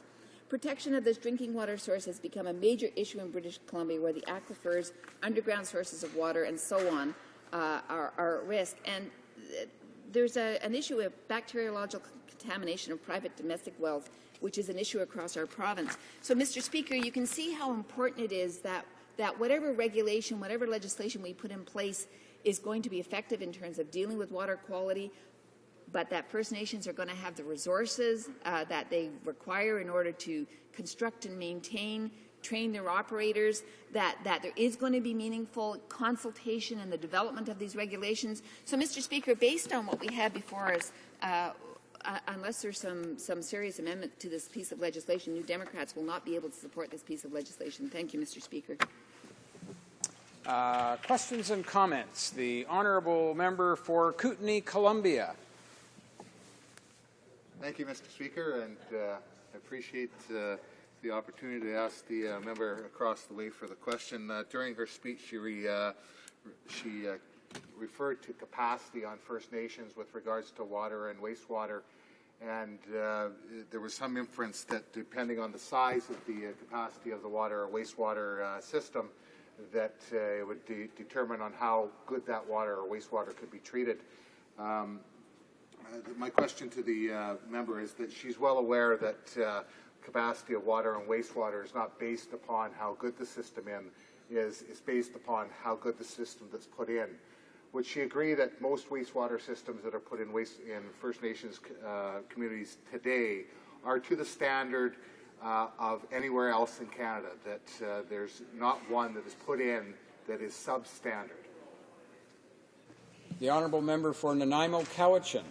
Well, that's an interesting question, Mr. Speaker. There has been a great deal of discussion about the systems that have been installed in various communities, and it's not I'm sorry if he thought I was implying that there were substandard systems installed. I wasn't implying that. I think the challenge is that sometimes systems that are installed are actually appropriate for the size of the community, and there are different kinds of systems. And so in one community that I visited, what had been installed was a very sophisticated system that was inappropriate for the size of the community. So the cost to the community to operate that system in terms of chemicals and the operator training that was required and whatnot. So it wasn't that it was a substandard system, it was a system that was inappropriate for that community. I think the bigger challenge is that what we've got is significant numbers of communities that are at risk, and it's either because they don't have the training that's required, there isn't appropriate monitoring. Sometimes some of the systems that we're talking about are actually well systems, whether they're community wells or individual wells. And so there's some questions about the kinds of monitoring that goes on and whether or not, when there's failures from some of these wells. Again, one of the communities I visited, the wells are all contaminated, so the community is currently having to truck in water. They can't afford to replace those wells. So it's more about whether the resources are available to operate, maintain, construct new facilities as appropriate. Questions and comments. The honourable member for Hamilton Mountain. Thank you very much, Mr. Speaker, and I want to commend my colleague on an excellent speech here this afternoon. And she has much more expertise in this area than I do, and I hope she'll forgive me, but I have a hard time believing the minister because he has such a long record of broken promises. You know, Mr. Speaker, you will know that water is an internationally recognized human right. We've also made commitments to the rights of Indigenous people, but the Conservative government still continues to ignore the rights of Canada's First Nations communities. Now, a study commissioned by this very government found that an investment of $5 billion over 10 years is needed, with an immediate investment of $1.2 billion. But what we're seeing here, even in this bill, is that the government has ignored the very recommendation from the Assembly of First Nations to deal with safe drinking water and is still advocating for incorporation by reference of provincial laws, effectively placing much of the responsibility with the provinces. So I've got to ask myself, what are we doing here? How much is this going to cost the provinces? We know the federal government isn't coming to the table and ponying up, and I just wonder if my colleague would want to elaborate on what this means for provinces, not only like hers in British Columbia, but also provinces right across the country. Thank you. The honourable member for Nanaimo Cowichan. Well, thank you, Mr. Speaker, and it's an interesting question. In an analysis done by Kosh Thornton from March 27, 2012, there was a couple of observations that they made about S8 and about the problems with it. One of them, of course, was that there's no new funding. And they said the implementation of a complex source-to-tap water regulation is contemplated as an enormous undertaking, and they go on to talk about how much money that would cost. They do acknowledge, of course, that the Senate Bill S8 cannot in itself provide for new government spending, but they do indicate that what should have happened is an appropriation bill should also have been tabled in order to indicate this government's commitment to the funding that's required. The other thing that the member from Hamilton Mountain talked about was about inherent rights. And this memorandum also talks about the failure to respect inherent Aboriginal and treaty rights, and that the original bill S11 took a very top-down approach, but and they talk about the abrogation and derogation clauses. But they also talk about how that the preamble doesn't cover some of the issues around what that consultation process would look like, and including First Nations. The whole issue about provincial regulation, my understanding of it is not so much that this is a downloading for provincial governments in terms of a cost, but what it is a reconciliation of standards at the provincial level, which would mean that even though the federal government has a national responsibility, a nation-to-nation responsibility for First Nations, what they're actually doing is saying, depending on where you live will depend on what your water quality standards are. Thank you, Mr. Speaker. Questions and comments. The Honourable Parliamentary Secretary to the Minister of Aboriginal Affairs. Well, thank you, Mr. Speaker, and I appreciate the Honourable Member's presentation. Obviously, there's a few things we don't agree on, but what is clear is we agree on a couple of things. First of all, with regards to capacity, we know that reporting, monitoring, and maintenance is an absolutely essential facet to any comprehensive plan to address these issues. And with that, an ongoing investment in infrastructure, and I appreciate the member's recognition and acknowledgement that this government has made those key investments to infrastructure. And so the final piece in this three-pronged response, Mr. Speaker, would be a piece of legislation. She mentioned earlier on some high-risk statistics, and it's worth pointing out that some of those high-risk statistics are high-risk communities that are in one province but may not be in a high-risk category in another province. This depends, of course, on a couple of key things. First of all, what those provincial standards are and what systems they use or don't use that constitute high risk. And so it would seem to me as a practical matter, in terms of developing or the need for a piece of legislation, that Bill S-8 is going to fill that legal and regulatory vacuum. That is to say that the federal government and the First Nations communities, for the first time ever, would bring together the three essential components: the capacity piece, reporting, monitoring, and maintenance, the ongoing investment in infrastructure, and the need to create a regulatory framework so that First Nations communities and the federal government of Canada can work together. Then would she agree that that legislation would do that and also address this notion or the discrepancies between high risk as they are different or may be different from one jurisdiction to the other, be it a province or a territory? Thank you. Member for Nanaimo, Cowichan. I want to thank the Parliamentary Secretary for that question. Now, my understanding, and this is again from the National Assessment of First Nations report, it says the risk assessment was actually completed for each water and wastewater system according to the INAC risk level evaluation guidelines. So my understanding is they use the INAC, not provincial guidelines. With regards to infrastructure, what the risk assessment did identify was that there are still serious infrastructure deficits in the country, and the bill before us, and of course, as I pointed out, it couldn't tie money into the bill, but there is no commitment going forward for the water and wastewater systems. And the bill the National Assessment on First Nations Water and Wastewater, in their summary of recommendations, clearly indicated that infrastructure investment was absolutely required. It says works and measures associated with ensuring current systems meet the requirements of the various protocols, thereby reducing the risk associated with these systems. The approach to addressing future servicing needs associated with the projected growth in First Nations communities. And we're not seeing that, Mr. Speaker. I indicated that over the next several years we're going to see an enormous growth in First Nations communities, and yet we don't see a plan of action moving forward that's going to accommodate the growth in population. So we've already got systems that are overloaded and at risk, and now you're going to add population growth. So it's essential that if you're going to move forward with legislation, that you are going to actually commit to put the resources in place to ensure that First Nations can meet those commitments. One of the concerns with this piece of legislation, of course, is that there's going to be a downloading to chiefs and councils and to communities for the liability, for the cost of these systems. They may be held to a standard that they simply can't achieve because they don't have the resources to do it. We're resuming debate. The honourable member for St. Paul's. Mr. Speaker, it's hugely important, the topic we're discussing this afternoon, and I don't think that there's anyone in this chamber that doesn't believe that the question of unsafe drinking water is being a chronic problem, but an embarrassment to Canada in terms of what many First Nations communities, especially for northern and rural communities, are still living with in third world conditions here in Canada in 2012. As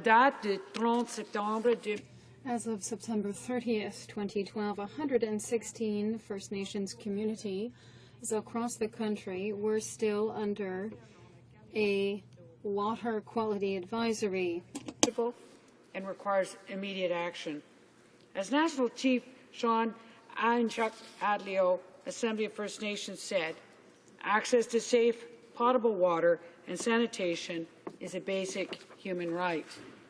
But unfortunately, Mr. Speaker, this bill simply provides for the development of federal regulations governing the provision of drinking water, water quality standards, and the disposal of wastewater in First Nation communities.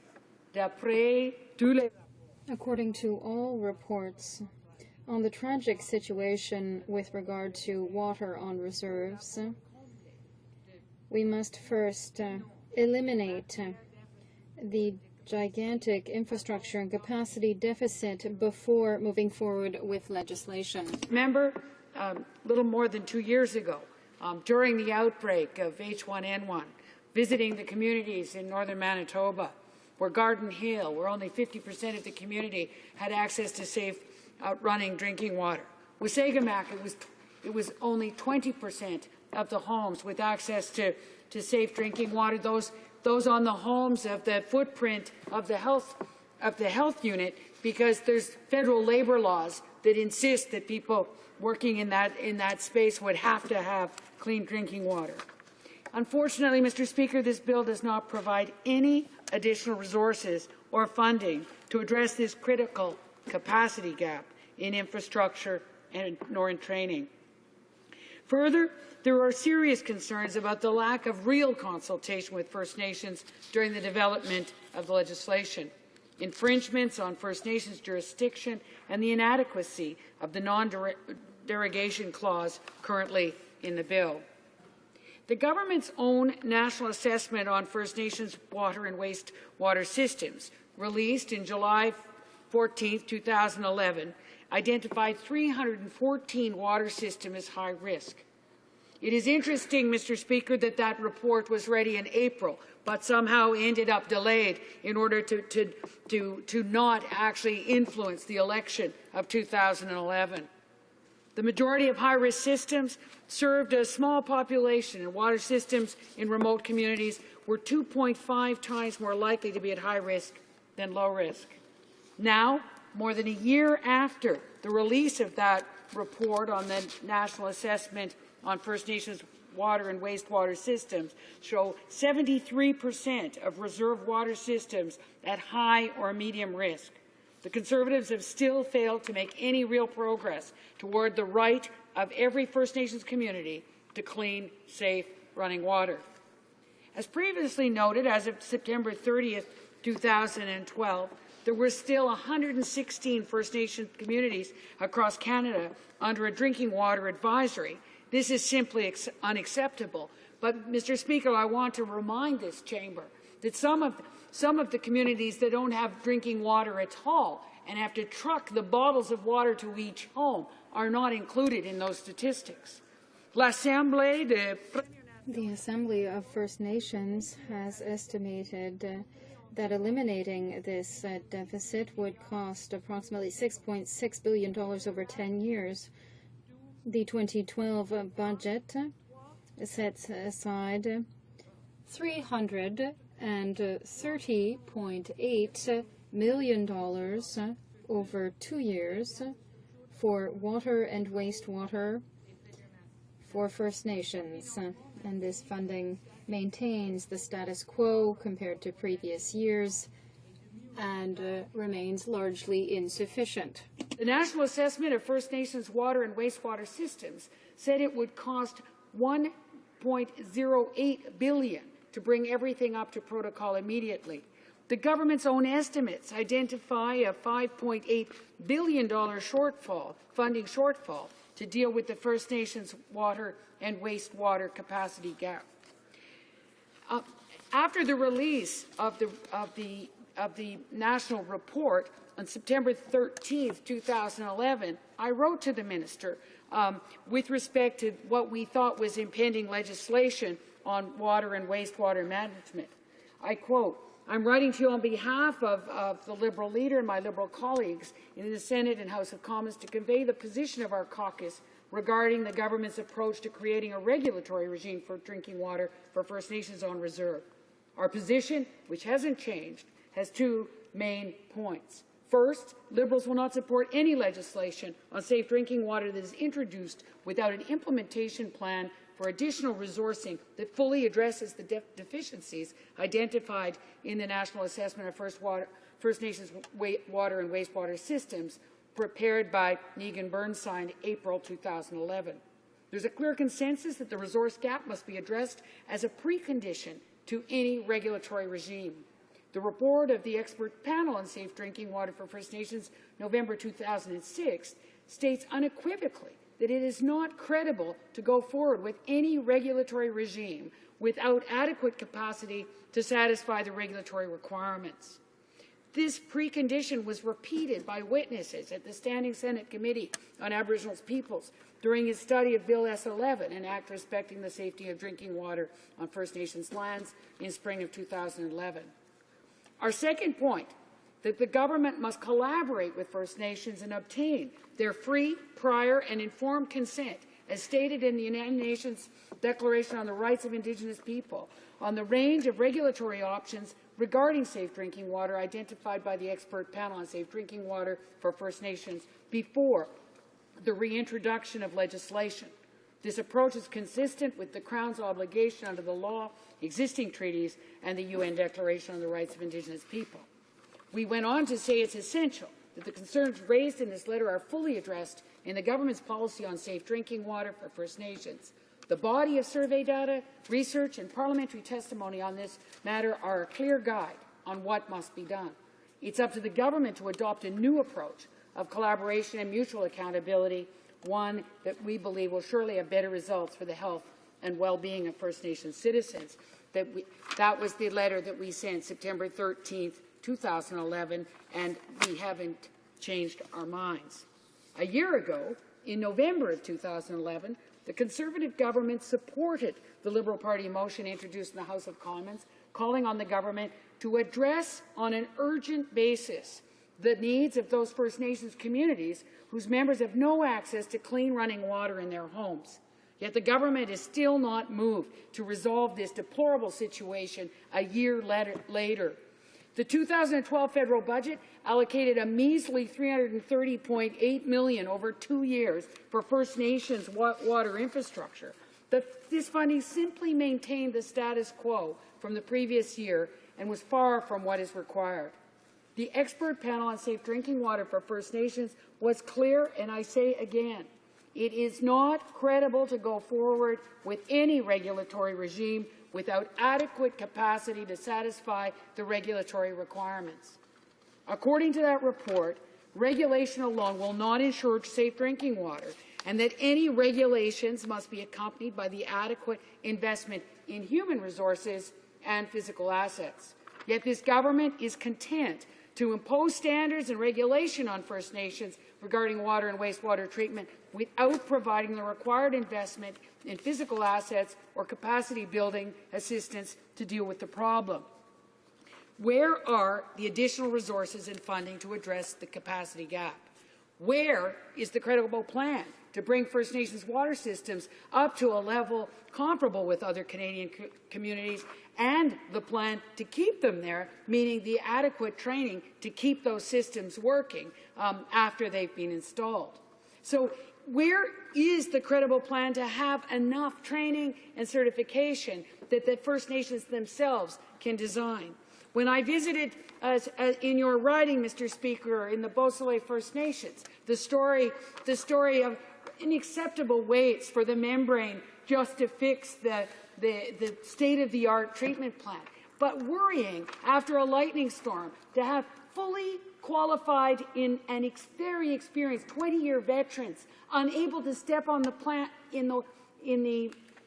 into the water treatment plant after an electrical storm because they hadn't met the criteria, even though in any oral exam these people were encyclopedic about the microbiology, about the planning of it, but they had to wait till the next morning to the first ferry, as you know, Mr. Speaker, for someone from the mainland to come on to even walk into the plant. This is ridiculous, that we can't find a system that actually works and allows people who know how to do the things that need to be done for their people, and for these people to end up on a boil water advisory because of that gap in time is just totally unacceptable, and just shows that no one is listening to these people as to what it takes to meet their needs. The government must immediately target sufficient financial resources to close the capacity gap for First Nations in terms of both infrastructure and training regarding water and wastewater systems on First Nations land. But most of all, Mr. Speaker, they must listen to First Nations themselves and involve them in the planning for the placement of these projects, but also in the training and in the certification.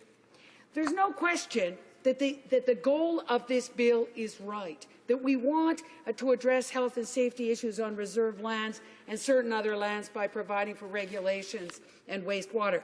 We believe that unfortunately the work has not been done in developing the kinds of regulations that are required, and that the regulations on a province-to-province basis to mirror existing provincial regulatory schemes may not work all of the time, and that First Nations must be consulted all this time. Mr. Speaker, despite the Prime Minister's rhetoric at the recent Crown First Nations gathering about resetting the relationship, the Conservative government has shown a total disregard for the rights of Indigenous people. The government has used the same flawed approach on First Nations accountability, matrimonial real property, without discussions on the specifics of the bill with stakeholders or political parties before tabling. De nombreux témoins. Many of the witnesses who appeared before the Senate committee said they were frustrated that the government had not consulted the First Nations concerning the drafting of this bill. In May 2010, Bill S-11, Safe Drinking Water for First Nations Act, was sharply criticized by First Nations and NGOs for ignoring the expert panel recommendations and for claiming sweeping jurisdiction without consultation. Bill S-8 has most of the same flaws of its predecessor and does not seem to have taken First Nations concerns into account. Consultation requires both a substantive dialogue and that the government listen and, when appropriate, incorporate what they hear into their approach. Consultation is not an information session, as we have heard time and time again, legislation after legislation by this government. How can the government cite the expert panel on safe drinking water for First Nations as the prime example of their consultation process and then move forward with a regulatory regime without a plan to deal with capacity issues for implementation? Consultation is of no use, Mr. Speaker, if the government simply disregards what they hear. It is also unacceptable that the current non-derogation clause in this bill still expressly allows for the abrogation or derogation of Aboriginal and treaty rights. Mr. Speaker, it's clear that the legislation completely misses the mark and fails to deal with the real issues underscoring First Nations access to clean, safe drinking water. Until the government comes forward with a credible plan to deal with the huge shortfall in funding for needed infrastructure and the training required to further develop the operational capacity within communities to maintain that infrastructure, we are not going to tackle this national disgrace. That is what their own expert panel has told them. That is what First Nations are telling them, and it's time for this government to listen. It's with sadness I remind this House that it's 7 years ago when the Kelowna Accord was signed, after 18 months of work with First Nations and provinces and territories, $5 billion assigned to close the gap, and then torn up as soon as this government came to office, that we are 7 years behind in the way that we could have begun to address the problem with that money that was booked for expressly these kinds of purposes. This afternoon I asked the Minister, Mr. Speaker, whether we could expect in Budget 2013 to be able to see the kinds of dollars that their own expert panel stated would be necessary to fix this problem. To me, Mr. Speaker, a strategy must be what, by when, and how. And to me, the question to this government and to this minister is when will 100% of First Nations homes in 100% of communities have the same access to safe and potable drinking water and to wastewater management as Canadians in all of the communities and municipalities off reserve in this country. So I implore this House to actually call upon this government to put in place the dollars necessary to meet the objectives of this bill. Otherwise, this bill is totally useless. Some comments. The honourable member for Palliser. Thank you, Mr. Speaker. Mr. Speaker, just a couple of observations here. First of all, the Government of Canada also initiated the National Assessment of First Nations Water and Wastewater Systems, the most rigorous, comprehensive, and independent report of its kind.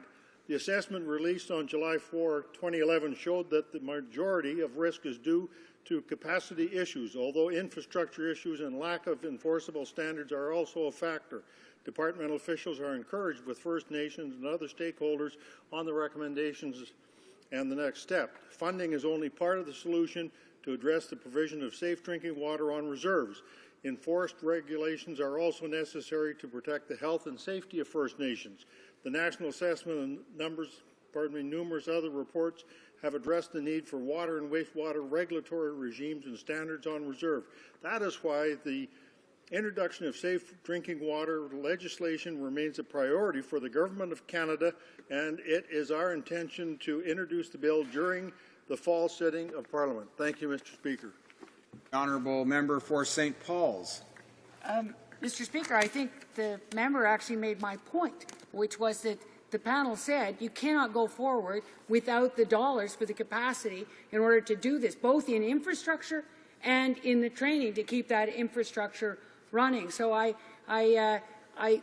still am not sure. I mean, I understand that the parliamentary secretary asked that member to get this on the record, but really the question he's asking supports, I think, the view on this side of the House that no regulations will work unless there is the dollars for the capacity and the training to meet the objectives of this bill. Questions and comments? The honourable member for Marc-Aurèle-Fortin. Mr. Speaker, the speech made by the member for St. Paul is very eloquent. The problem with the Liberal Party of Canada, Mr. Speaker, though, is that they were in power. These drinking water problems didn't occur yesterday morning. They didn't occur at the time of the Conservative government's victory in the elections. These are ongoing. These have existed for a long time. So perhaps someday this country that we call Canada should fulfill its obligations, not only in terms of speaking as the opposition, but to really achieve these things when they are in power. Unfortunately, the Liberal Party of Canada left a terrible legacy, that of the three monkeys that say, see no evil, hear no evil, do no evil. And the Senate is a perfect example of that through this legislation. So I'd like the member for St. Paul to tell us now, is she going to take into account in her speech of all these points and act on these things? The honourable member for St. Paul's. Mr. Speaker, I agree fully with the member. It is a non-partisan challenge. The whole history of our Aboriginal peoples, it is one that we share across the country. And it is across political boundaries, but I recall the Kelowna process. It was a start. It was an approach over many months of consultation between the provinces, the territories, and the leaders of the Aboriginal groups. And after that, there was a real strategy on health, education, housing, affordable housing, infrastructure, accountability, and also economic development. With $5 billion over 5 years as a beginning to improve this situation that embarrasses all Canadians. Comments. The honourable member for Ottawa South. Well, thank you, Mr. Speaker. I'd like to ask my colleague a question, but perhaps just get a couple of facts on the record first. I'm glad to see the government is bringing this bill forward. It is, after all, 4 frontline cabinet ministers in this government who were named by Mr. Justice Dennis O'Connor as being responsible for the Walkerton crisis, which killed many, many Ontarians and poisoned thousands of others. The second thing I'd like to remind the House of is right now we're seeing, for example, the experimental lakes area of Canada being completely killed in terms of funding. It is a global masterpiece of research for water and fresh water in the country. The Environment Canada Water Research Unit has been completely eliminated by the government. There is no water research capacity left. NRC's Water Research Division has been slashed. It goes on and on and on, Mr. Speaker. The Sustainable Development Technology Canada Fund has been exhausted. There's no new money coming forward for water technologies. How does my colleague react to that, particularly given not only the importance of Canada's First Nations drinking water crisis, but the fact that one of the fastest growing environmental technology marketplaces in the world is to actually deal with water and wastewater. The honourable member for St. Paul's. I thank the member for his comments particularly, and also the question. We also, I think, are hearing across the country that even in this omnibus bill on navigable waters, that First Nations across this country are wondering why the only lakes and rivers protected seem to be in conservative ridings, and what happens to the lakes and rivers that First Nations and Métis people and Inuit need for their livelihood, but also that it must stay pure and it must be something that they can count on. And so many First Nations leaders will tell us they used to be able to put a cup in the water and drink it, and that water is their lifeblood in their existence. And it is really, really important that just fixing bad water is not the issue. Protecting our water systems and being able to actually develop as an economic development strategy that includes safe drinking water and wastewater management should also be part of the economic development strategy for First Nations. Questions and comments. The honourable member for Medicine Hat. Thank you, Mr. Speaker. And first of all, I'd like to ask the member and talk about, of course, safe and reliable drinking water, the increased capacity that we have.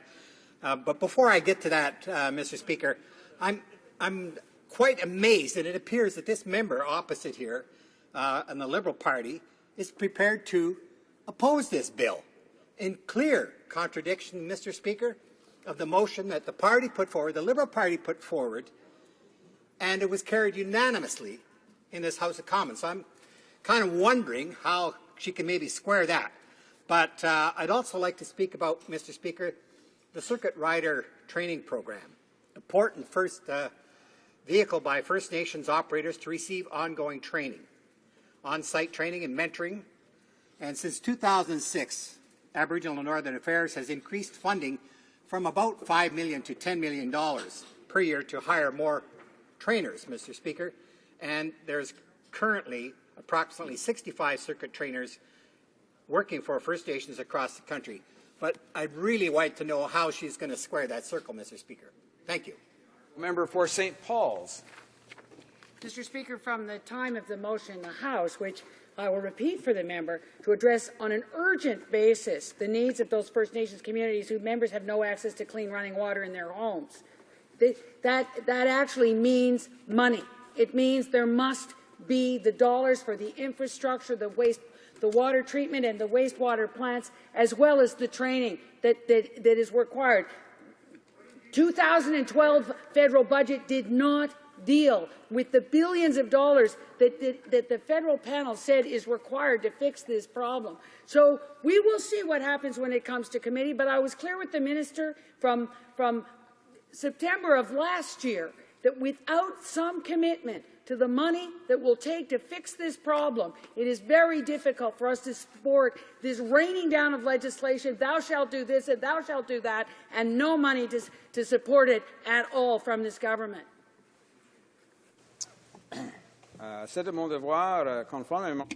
It is my duty, pursuant to Standing Order 38, to inform the House that the questions to be raised tonight at the time of the adjournment are as follows. The Honourable Member for Thunder Bay Superior North on telecommunications, and the Honourable Member for Gaspésie-Île-de-la-Madeleine concerning fisheries and oceans. The Honourable Member for Manicouagan. Mr. Speaker, this bill concerns the Safe Drinking Water for First Nations bill. And I really want to emphasize the First Nations. I think it's ambiguous in the French version of the bill. It should include traditional territories, and I'll come back to that. But this bill will provide greater details on the various issues, and I'll touch upon my previous speeches, which Canadians should be made aware of.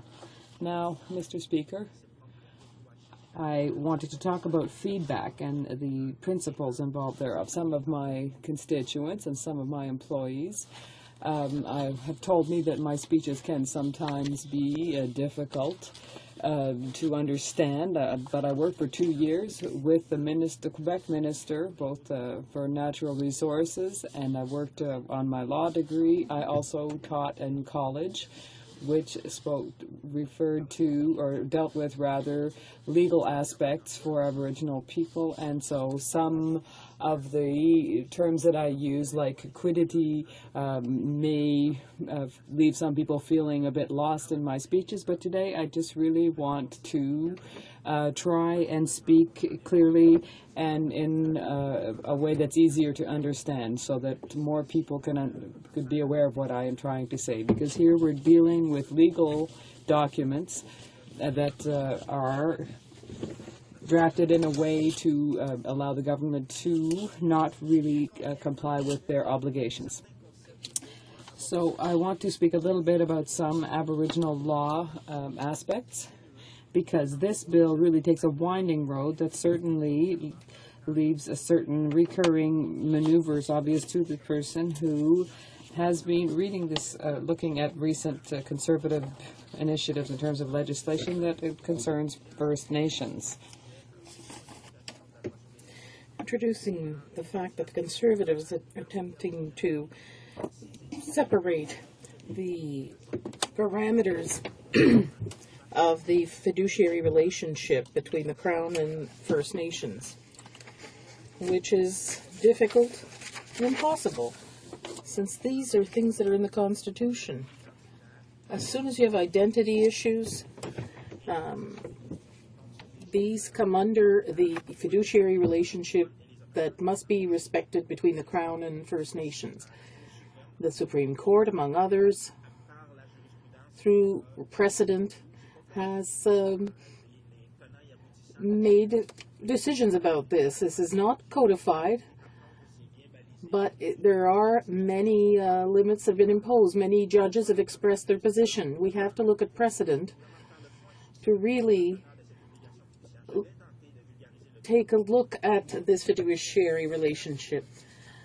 What I would like to say about that is that once an initiative, legislative or on the ground, could interfere with the exercise of traditional activities, identity, that all comes under the fiduciary relationships. The government has to use the precautionary principle very carefully in order to avoid amending that relationship unduly.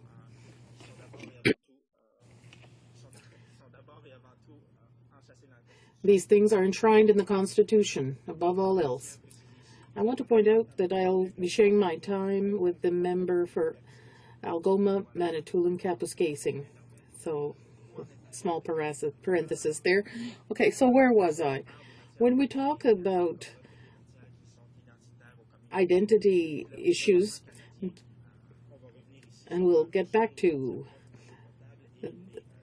drinking water and surface water, and that in the water table. What I've seen in reading this bill, Mr. Speaker, is that the Conservatives are trying to dissociate themselves from this obligation they have, because it is an obligation of the government. As for all Canadians, when you talk about drinking water, that's an obligation. Now, this bill seeks the creation of regulations that will transfer the responsibility to communities without transferring the budget that goes with that management obligation. The interest in high-quality water and things that could affect the water table. Paradoxically, in 2012, the Conservatives are quite exposed because many mining initiatives and forestry initiatives have the consent of this government, the approval of this government, and often they affect traditional First Nations territories across the country, and then communities that live in isolated areas that usually use these traditional territories that have been theirs for 20,000 years. They know every square centimeter of that territory. They have a very close relationship with the sources of potable water there.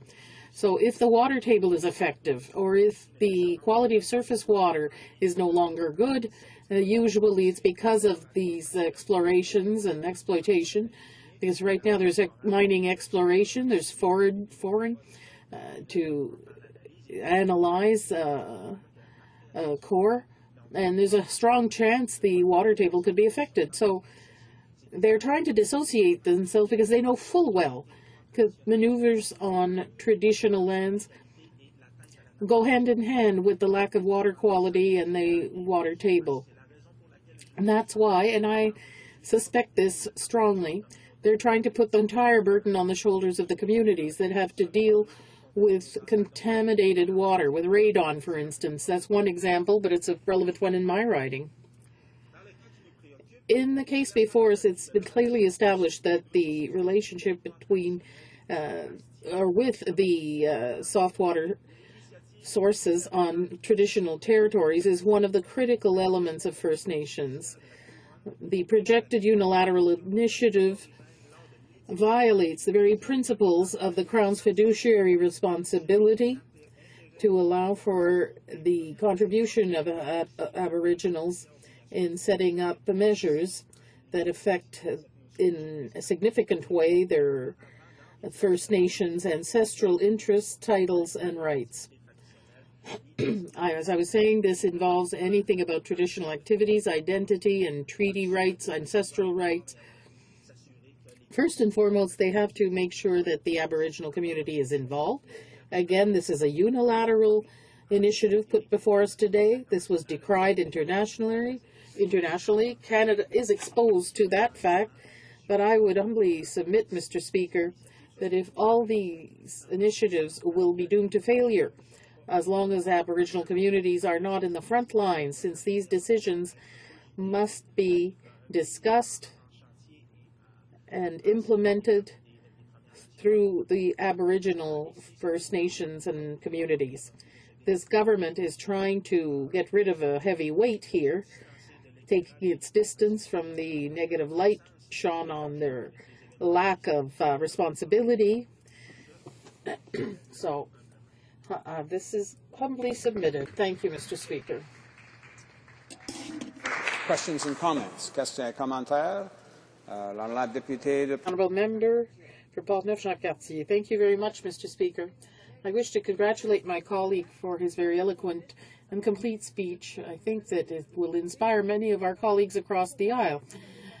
The question of drinking water is a fundamental right. In my riding, perhaps my colleague heard about Shannon, a municipality that was subjected to problems of contaminated water and had to have federal investments in order to have a safe drinking water supply. Why aren't we seeing the same investment by the federal government in the First Nations communities? They have a major problem with drinking water, even worse than in my riding, so I'd like to hear his views on that. The Honourable Member for Manicouagan. I thank my colleague for her question. Now I will indicate that both the financial and human resources burden to restore water tables and surface water is one of, it's very significant, and the Conservatives are realizing that today. Analyses have been brought to their attention. These water points, surface waters, and water tables are in traditional lands. They know about their fiduciary responsibility. The government must make sure that the service is provided to the population. I know communities very close to here in Pontiac that cannot use the drinking water that reaches their houses because it's radioactive beyond any reasonable standard. It's because of a lax attitude for decades, and now the result is what we see, and that's why the government is trying to dissociate itself from this. And the Honourable Member for Kootenay, Columbia. Thank you, Mr. Speaker, and thank you, the member, for his speech. As he well knows, as he sits on the committee, Aboriginal Affairs Committee with me, he'll know that in the past 2 years, our Conservative government has put forward $338 million toward First Nations water and wastewater systems. That is a significant amount of money, and he also understands that that amount of money needs also to have the First Nations buy-in for those systems to be put in. Would he agree that our government is working toward access to First Nations for clean water and wastewater systems, but that it needs the requirement of the First Nations to buy into the process, and we can't force a First Nations to go onto it? Honourable Member for Manicouagan. I thank my colleague for his question. Now, there are always statistics about massive investments, but I'd say that's damage control being done right now. That amount of money should have been invested otherwise if the quality of life had been put before the agenda of the mining companies and the industry. Maybe they wouldn't need to invest hundreds of millions of dollars for filtration systems and to make sure that people have drinking water in these regions. If they had better follow-up of initiatives for exploiting the resources, we wouldn't be where we are now. We wouldn't be where we are now if there hadn't been the occupation of these companies for decades. We say Conservatives today, but there were other governments before them. They were very lax over the years, and here's the result today. It's deplorable. But if effort had been invested at the outset, they wouldn't need to treat the water now and do other works to make sure there's safe drinking water. I appreciate the comments from the member.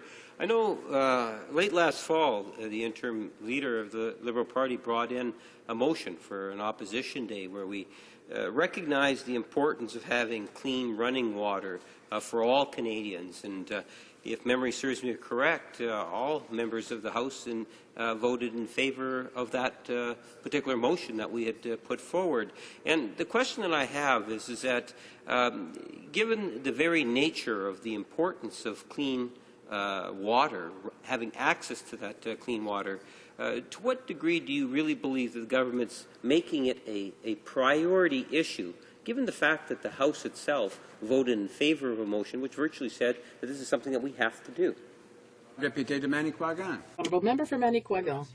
I thank my colleague for his question. Now, on the face of it, the government will do the right thing. Yes, they say it's essential that these communities, these First Nation communities, have access to drinking water like any other citizen. But I would say that they won't be able to afford it in 2012 because the restoration will generate significant costs. A lot of personnel will be needed, sometimes in faraway places. We can only agree on the fact that the restoration and access to drinking water is a right of all Canadian citizens. Now, this is a major effort with all goodwill in the world, as long as there's not a radical change in industrial practices and social intervention and follow-up of the quality of water in these communities, nothing will change. They are isolated. Honourable Member for Algoma, Manitoulin Kapuskasing. Thank you, Mr. Speaker. I am glad to join the debate today on this bill, but it is not because this is a good piece of legislation. It is a bill that misses the mark on an important issue.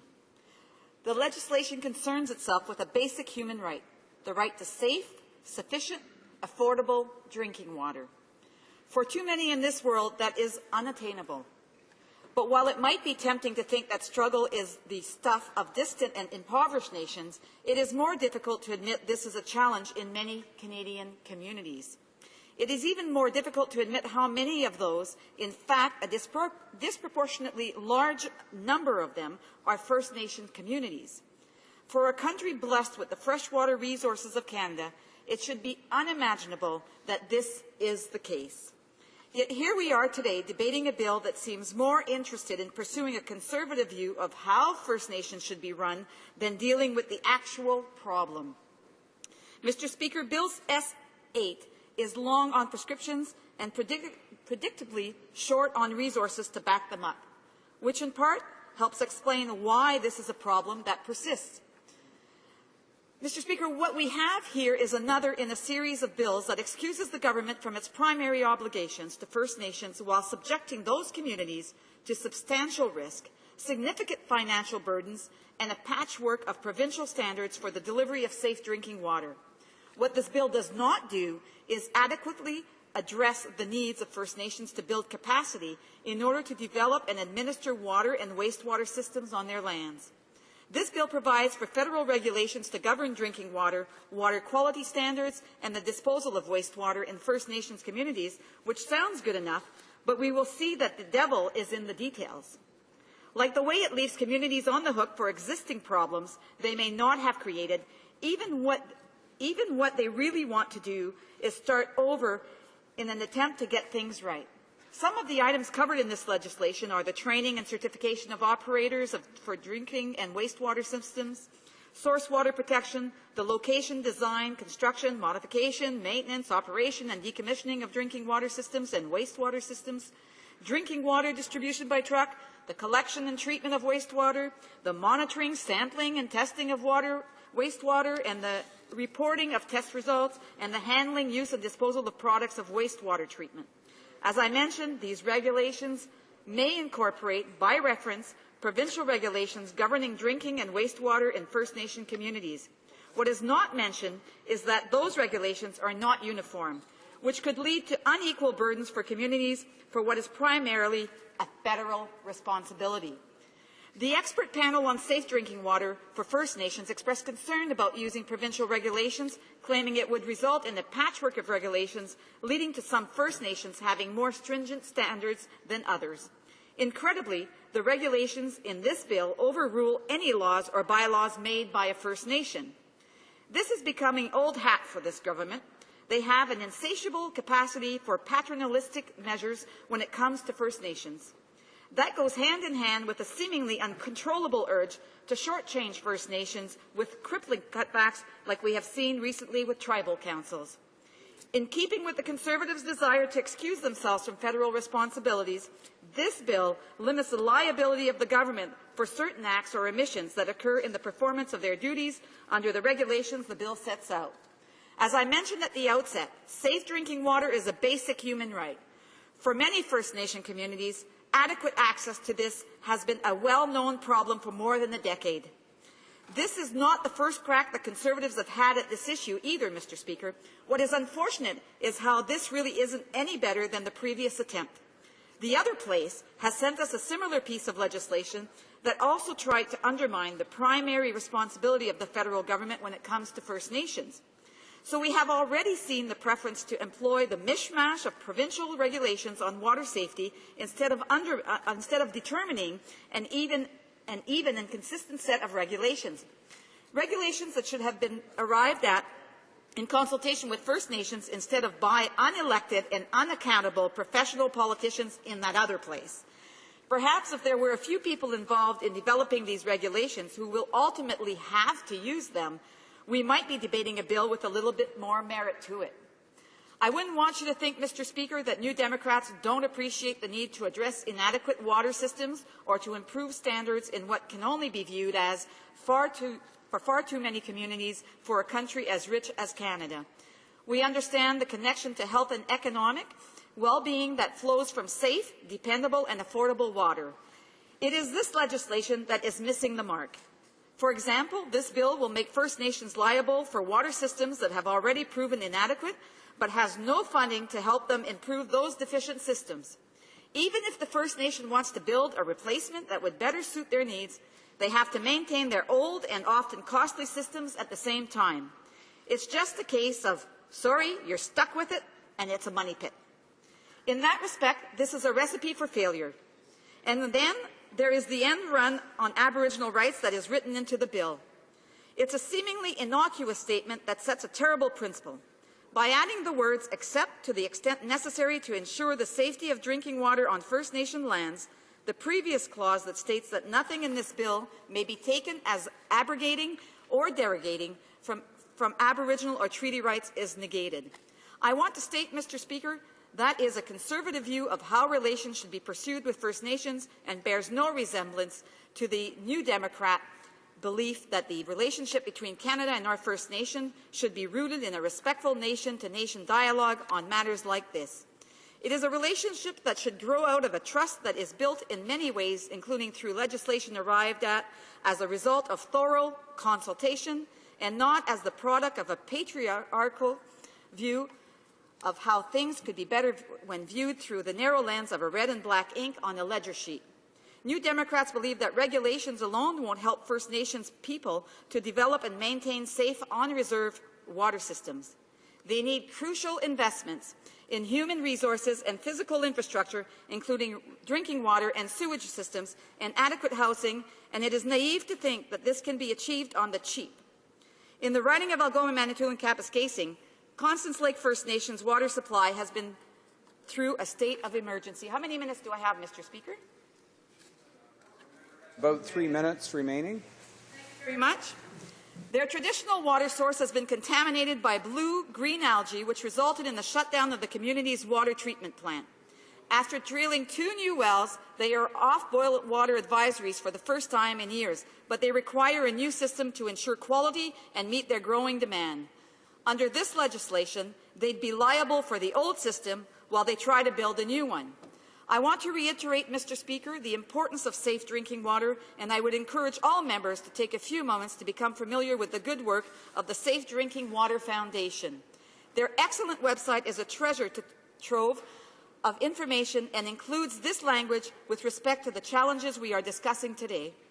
While it is hard for many rural communities to provide safe drinking water, the situation in First Nation communities is especially difficult. Since 1995, a number of reports have highlighted the unacceptable situation in these communities.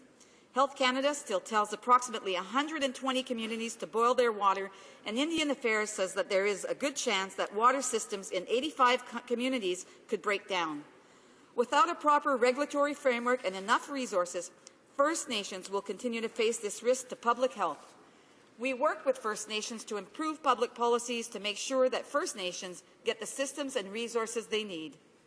I would have the government note the reference to working with First Nations and the needs to provide resources to go along with a proper regulatory framework. Ultimately, the Safe Drinking Water Foundation sees the challenges for what they are. That what is really needed is for the government to sit down with First Nations in a peer-to-peer manner and work together to develop the kind of regulatory framework that will ultimately change the circumstances for many First Nations, Mr. Speaker. While this government is able to ram through legislation, that should not be their goal, especially for issues as important as this. If this government is able to go back to the drawing board, undertake the necessary consultation to legitimate the process, and draw up a piece of legislation that reflects as much, it will be better received on the opposition benches and, more importantly, amongst Canada's First Nations, Mr. Speaker. I still have some time, Mr. Speaker? Very little time left, less than a minute, about 30 seconds or so. Okay, so I just want to also mention that the Chiefs of Ontario, the Anishinaabe Nation, the Assembly of Manitoba Chiefs, and Treaty 7 nations in Alberta have signaled continued concerns with the proposed legislation, citing, among other things, the need to address infrastructure and capacity issues before introducing federal regulations. So you see, Mr. Speaker, it's not the opposition that is only against this legislation. It is First Nations who would actually benefit from better drinking water because they know that this isn't what they need. They need actually resources. Thank you, Mr. Speaker. Questions and comments? Questions and comments? North. Yes, thank you, Mr. Speaker. I want to go back to the drinking water advisory notices. It's something in which when you have on a reserve situation where the quality of the water is questioned, that these drinking advisories go out to. And I think members might be surprised to know back in September of 2012, there was well over 100 of those advisories that were issued for on reserve quality water related issues. And I think that's one of the reasons why it is that I believe that this chamber needs to give more attention about the issue of good quality drinking, running water for all Canadians. And I'm wondering if the member might want to provide comment in terms of just the serious nature every year where we get so many communities that are given these drinking water advisory notices because of inadequate or water of poor quality. The honourable member for Algoma, Manitoulin, Kapuskasing. Thank you, Mr. Speaker, and I appreciate the member's comments with respect to the advisories. And it's truly a sad day and it's been a lot of sad days that we've seen so many advisories going out. But it's not just about the advisories, because in April 2011, let's just look at that piece, because those are the statistics I have right now. But I know that this continues on. Is that there was 1,880 First Nation homes who reported to have no water services, and 1,777 homes were reported to have no wastewater services. So you can see that the infrastructure within our First Nations has been lacking for quite some time. And I would have to remind the member, of course, is that they had 12 years to do something about it, and of course they didn't. So I just also want to mention, Mr. Speaker, that is my time up for this question? Because I was just going to add a couple of things, because I mentioned Constance Lake First Nation, which is one of the First Nations in my community, and I can tell you that they've had, serious issues with their water. But yesterday I spoke about mercury poisoning last night during my late show, and I can tell you that that continues on. And Health Canada has indicated that that wasn't a problem. Even the Minister of Health had said that there was no issue down there for them to drink their water. And with Constance Lake First Nation, I can tell you that this is what they have on one of their newsletters right now. This is still not. They're saying that Health Canada has said that the water was good to drink, that it was safe, and then they're adding on, this is still not believed because our tea is still black and colored on top of our pots and kettles. The high level of manganese and iron in our new water are causing these visual concerns in our tea. So they question whether or not that water is still good to drink. Questions and comments? The Honourable Parliamentary Secretary to the Minister of Aboriginal Affairs. Thank you, Mr. Speaker. I appreciate this opportunity, and I appreciate the work this member does with us on the committee. I just want to raise two things as briefly as I need to be, Mr. Speaker. First of all, this whole notion of a lack of consultation is just foolish. Even before I was elected, in my capacity in two different professions, which was almost totally invested in First Nations communities, I have never seen a government so thoroughly walk lockstep with First Nations leadership across the country from coast to coast to coast. Since 2006, Mr. Speaker, with the AFN, with community leadership, I was working with community members to help draft reports for this national consultation. Frankly, there hasn't been a piece of legislation so thoroughly consulted with its constituents. And further to that, Mr. Speaker, with respect to the Aboriginal treaty rights that she raised in her speech, I would remind her that Bill S8 addresses the relationship between legislation and Aboriginal treaty rights under Section 35 of the Constitution Act, and it will not infringe, Mr. Speaker, on Aboriginal and treaty rights other than to the extent necessary to take health and safety measures in order to protect the source of drinking water. I hope she can grasp the technical dimensions of that and the important and prevailing health. Need to give the Honourable Member for Algoma, Manitoulin, and Kapuskasing some time. The Honourable Member. Thank you very much, Mr. Speaker. And I think, of course, we have to question with respect to consultation, because we're getting emails, we're talking to the chiefs, and they're telling us the same thing, is that they're not being consulted. So when the government says that they're consulting, they're specifically picking on who they want to consult with to get the point of view that they are actually looking for. So just on this note, I also want to, I guess I could turn around and ask the questions. And I mean, if he wants to make a speech, he's more than welcome to make it. But, so why is the government refusing to invest in safe drinking water for Aboriginal communities despite the recommendations of a government commission study and the recommendations of its own expert panel? That's the question that would need to be answered by that government. Reprise de débat. La députée de Marc-Aurèle-Fortin. Merci, Président. Thank you, Mr. Speaker. I'd like to start by quoting Shakespeare, "Much ado about nothing," because clearly, with regard to drinking water, we have a collective commitment to do it, not to talk about it, but to do it. So this bill comes from the Senate, and the Senate, in theory, represents wisdom and experience, and this Senate is a Senate that is waking up late.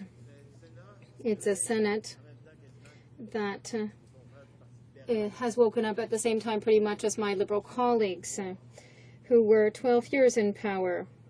And now that they're in the opposition, they discover that there is a problem with the drinking water. It's quite sad to say.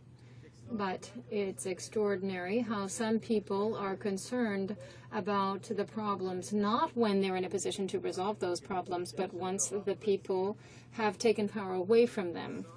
And this is quite sad because the current Conservative government's policy is in direct line with what my Liberal colleagues have done. And there are people who aren't delivering, and they never have, and who only want to talk about it when they're in the opposition. It's like the 2% cap on the spending on higher education. This 2% is the Liberal Party that put it in place. And in this regard, Mr. Speaker, I would say that I'm sharing my time with my colleague from Rivière-des-Mille. And it would be interesting one day, for the Liberal Party to walk the talk and to stop saying one thing and doing something completely different. This would resolve a lot of problems. And unfortunately, we see a failure that has affected all of Canada, and this is the problem. There's an old proverb that says that charity begins at home, and perhaps we need to ensure that in the future the policies are different when you're in power. And with regard to the record in terms of all of the Aboriginal issues are catastrophic. In fact, we see it's disastrous from start to finish. And the issue of drinking water is just one of many. Infrastructure is not adapted to the needs of Aboriginal communities. They're falling apart. And this is the largest growing population, so this is a problem that's not going to get better, it's going to get worse. And we're talking about third world conditions. In Canada, Mr. Speaker, we have a third world in a country that is supposedly rich and developed. We accept a portion of our population to live in third world conditions, and this situation is the result of a long-standing absence of policies. And with regard to education, there is very weak support.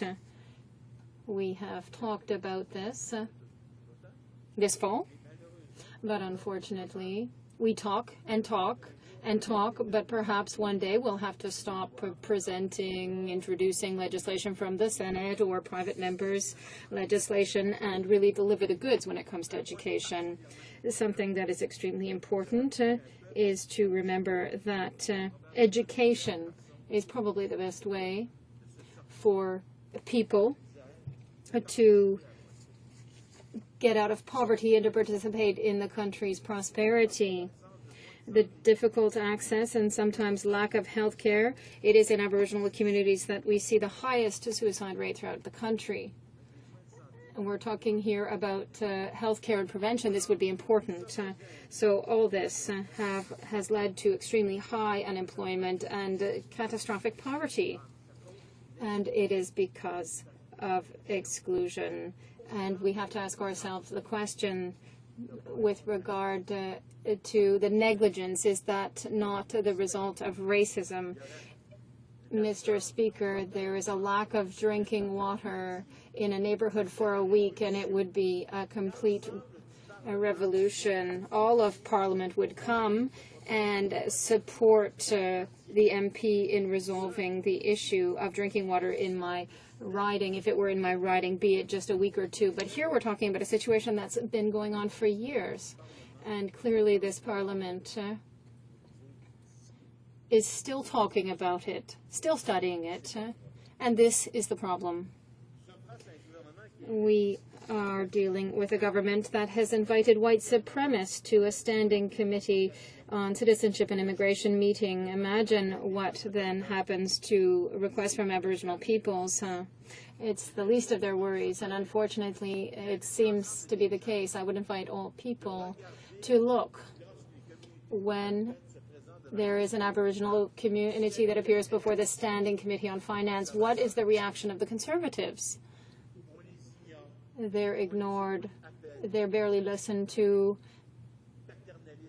The attitude is paternalistic. They are looked down upon. The problem with nice speeches is that it doesn't help the other people. So we need to ensure there is credibility that is built. Since for a long time there have been a lot of reports on Aboriginal communities and their rights, and in fact, substantial financial commitment would be essential to develop infrastructure and would cost $4.7 million to meet the community's needs over a 10-year period. This is clearly indicated. This is an objective. It will cost this much to ensure safe drinking water and resolve the wastewater system issue. There's 1.2 billion that should be invested immediately. The Conservatives and the government have instead committed to only $330 million over 2 years in 2010 and nothing in 2011. And it is easy to deduce that the government is no longer interested, because it's fine and well to talk about great projects, but you really have to deliver the goods. The budgets have to be there, and they're not.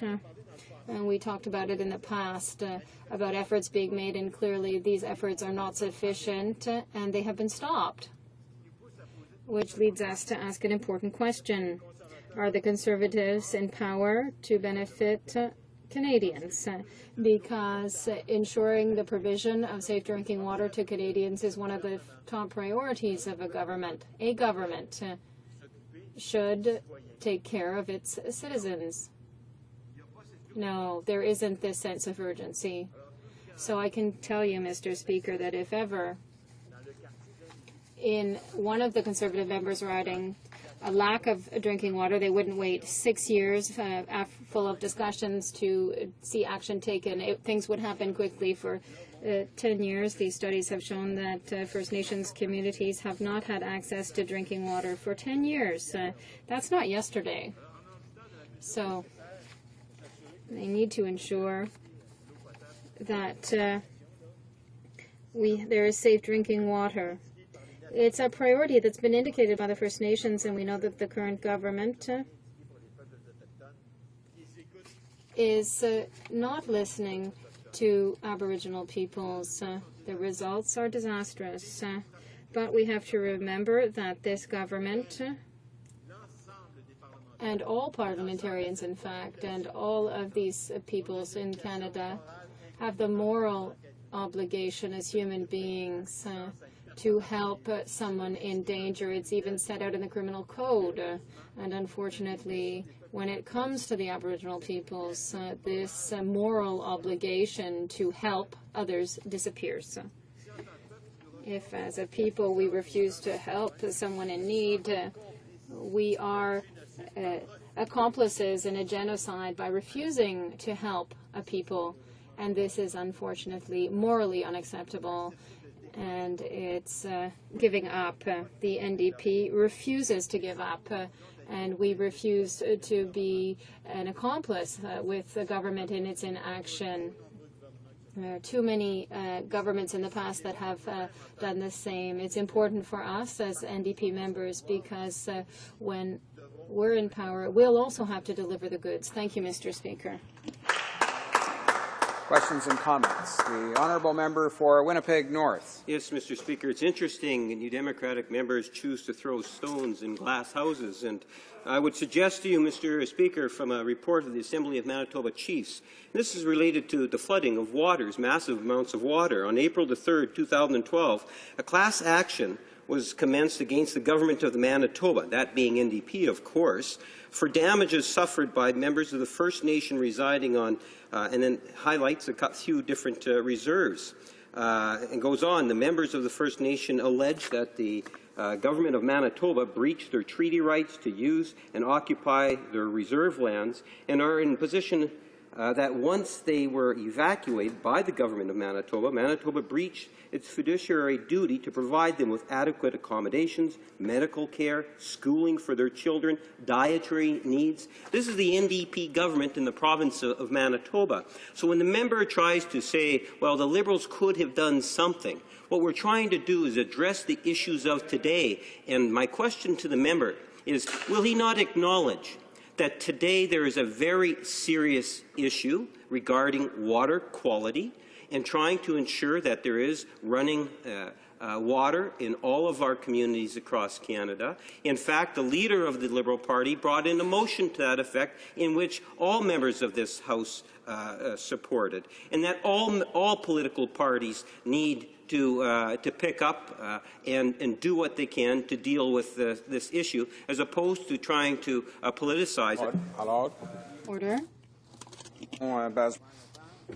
We have the time for a brief response. The Honourable Member for Marc-Aurèle-Fortin. I would repeat what I said, Mr. Speaker. You must walk the talk. At some point, all governments have not delivered the goods.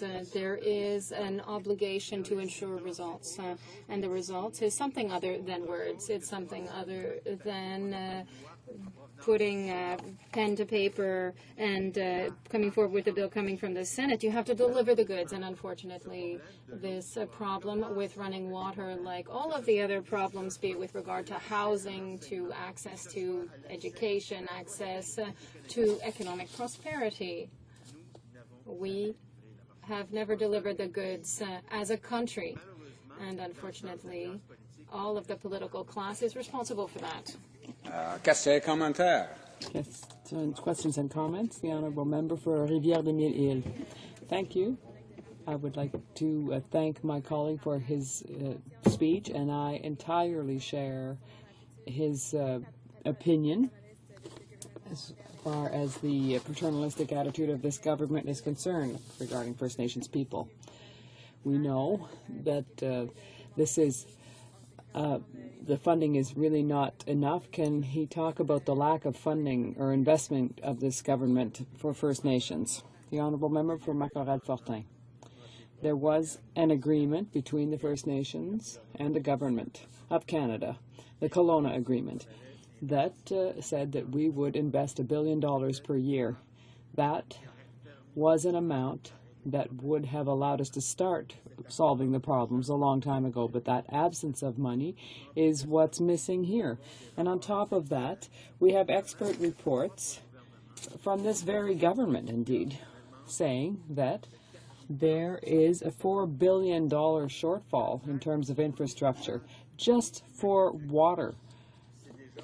And that is very major. So on top of that, we'll have to emphasize that, unfortunately, we saw this with housing, that this government, when it's considered by a band council, has the bad habit of putting them under some kind of stewardship or trusteeship. And so we can really difficultly ask questions when you're judge and jury at the same time. Before I recognize the Honourable Member for Rivière-des-Mille-Îles, I have to inform her that I will have to interrupt her at about 5:30 when the time will have expired for government orders. The Honourable Member for Rivière-des-Mille-Îles. Thank you, Mr. Speaker. I'm very pleased to speak today on Bill S-15, which is on the Act respecting drinking water on First Nations. This is what the federal government wishes to do to help First Nations communities in terms of drinking water and wastewater. It also provides that these regulations will be able to refer to provincial regulations for communities, First Nations communities in this domain. So this deals with the safety and security of all Canadians including the 500,000 Canadians who live with the 560 First Nations. Access to drinking water is closely linked to the economic reality of these communities. For more than 10 years, there have been many studies of First Nations communities, and they have all shown that they don't have access to safe drinking water. On September 3rd, 2012, there were many communities across the country who had advisories in effect concerning safe drinking water. In 2011, the Minister of Aboriginal Affairs estimated that 1,800 houses didn't have running water, and 1,700 houses didn't have wastewater systems. So in total, some 870 waterworks affected some 500 First Nations. So supplying water to these First Nations presents critical health risks for these people. Now, I would like to talk a little bit about the sharing of responsibility in terms of the sharing of water. In First Nations reserves, south of the 60th parallel, the responsibility to guarantee the safety of water is shared between First Nations communities and the federal government. The chiefs and the band council leaders are all responsible to do the necessary work and to document the provision of drinking water. And Aboriginal Affairs and Northern Affairs is responsible for other aspects of this, and particularly for the maintenance of the infrastructure on the reserves. The minister is also responsible for offering some financial support to these communities and also to the operators of these installations. So it's important in this debate to emphasize that the essential elements of the problem really are due to the lack of investment from the federal government. According to independent assessments in 2011, it's the drinking water and wastewater systems in the First Nations communities that are really lacking. We'd have to spend $1.8 billion in improvements if these facilities to comply with provincial regulations. We would also have to spend some $6.9 billion for construction and for the development of emergency measures and water sources. It would cost some $4.7 billion over 10 years to be able to give First Nations the water services that they need. This investment, this one-time investment of $4.7 billion, would be an addition to the regular budget that they get to the tune of $420 million per year. When you think of the scope of the needs, what the Conservative government has given them is just like a drop in the ocean. You have to understand that access to drinking water is basic infrastructure, but it's also an issue of investing in science and other areas. Drinking water has to be carefully managed in order to ensure that it is safe and in order to protect public health. The provinces have regulations to ensure that drinking water systems are safe, but they don't apply to the reserves.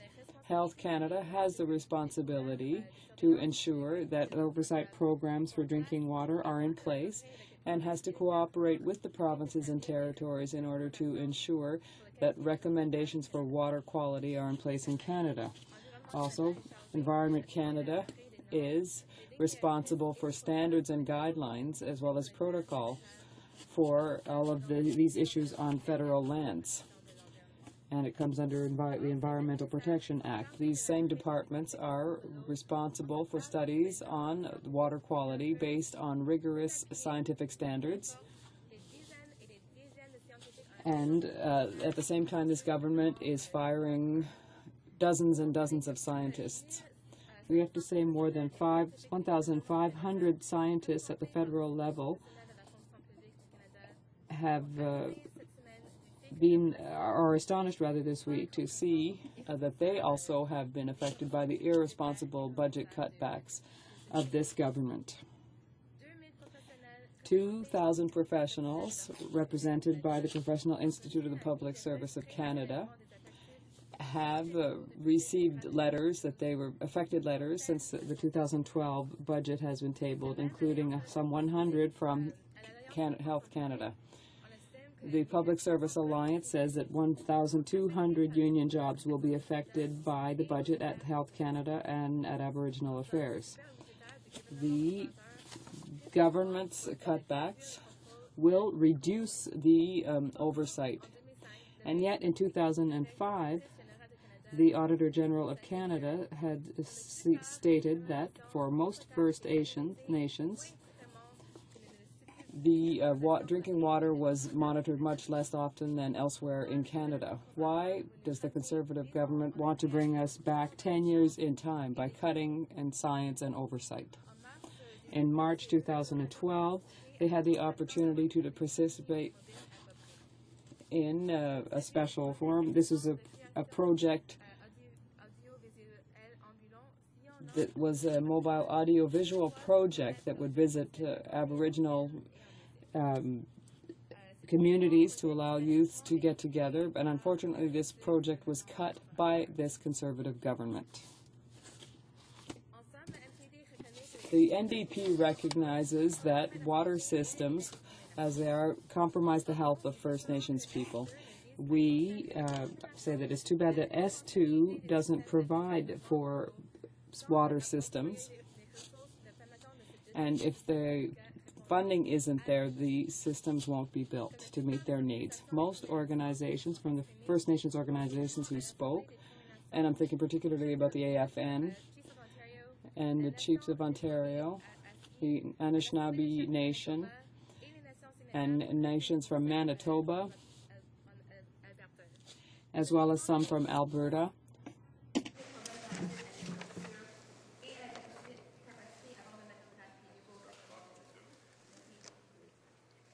The member, if she wishes to complete her speech, will have 2 minutes remaining. It being 5:30, the House will now move to private members' business, as it is indicated on today's projected order of business. Second reading of Bill C-427, reflecting the realities of Canadian Artists Act, standing in the name of Mr. Benskin. Debate. The honourable member for Bonavista, Gander, Grand Falls, Windsor. Stop, please. The ego can't handle it, please. Thank you very much. And I would also like to thank the honourable member for bringing this forward. This has been something that's been talked about for quite some time. Actually, it was in practice in a general sense back in the 70s and 80s, and I believe it was around 87 when it was discontinued. The member from Jean Lebert, right. I want to congratulate him for bringing this forward. It is a comprehensive bill. If I said to him, I said, you know, when you look at when you amend the tax code this way and you use the formula to do it, there are probably only about 5 people that could truly understand how the formula works, and quite frankly, those 5 people should probably be locked away. It's really something. It's comprehensive, no doubt, but nonetheless, it is something that is necessary. So in the legislation itself, I want to congratulate the member because he did some fine work on it. So several things within it before I get into the discussion of the actual bill, and that is, of course, this is something for the industry, the arts industry in this country. People who create, people who disseminate material from their own creation, from their own imagination.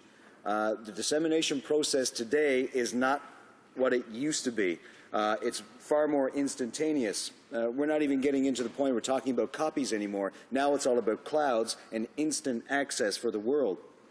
So a lot of artists, it's difficult for them nowadays to recoup their investment in their own work, whether it be through music, whether it be through art itself, whether it be through productions, plays, movies, so on and so forth.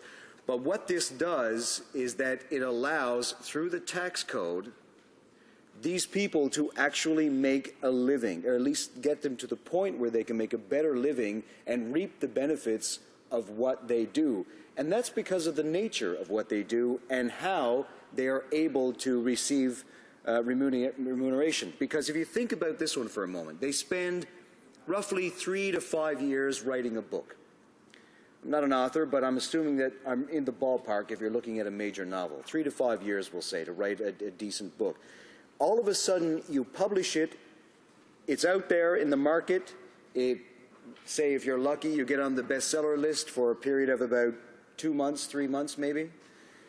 The income comes in dramatically, most of that income in that period. Then you go to paperback, of course, then you go to digital, and you get, slowly but surely, the amount of revenue received from this goes down, it dwindles. But all that money that you have received in income falls into one taxation period. If you received, counting all royalties, all revenues from the product that you've created, the work that you've created, then obviously you are going to be taxed at a higher level than if it was spaced over 3 to 5 years. Now remember, if you treat this like a normal job would be treated in the world of taxation, you should be taxed over that period when you worked on it.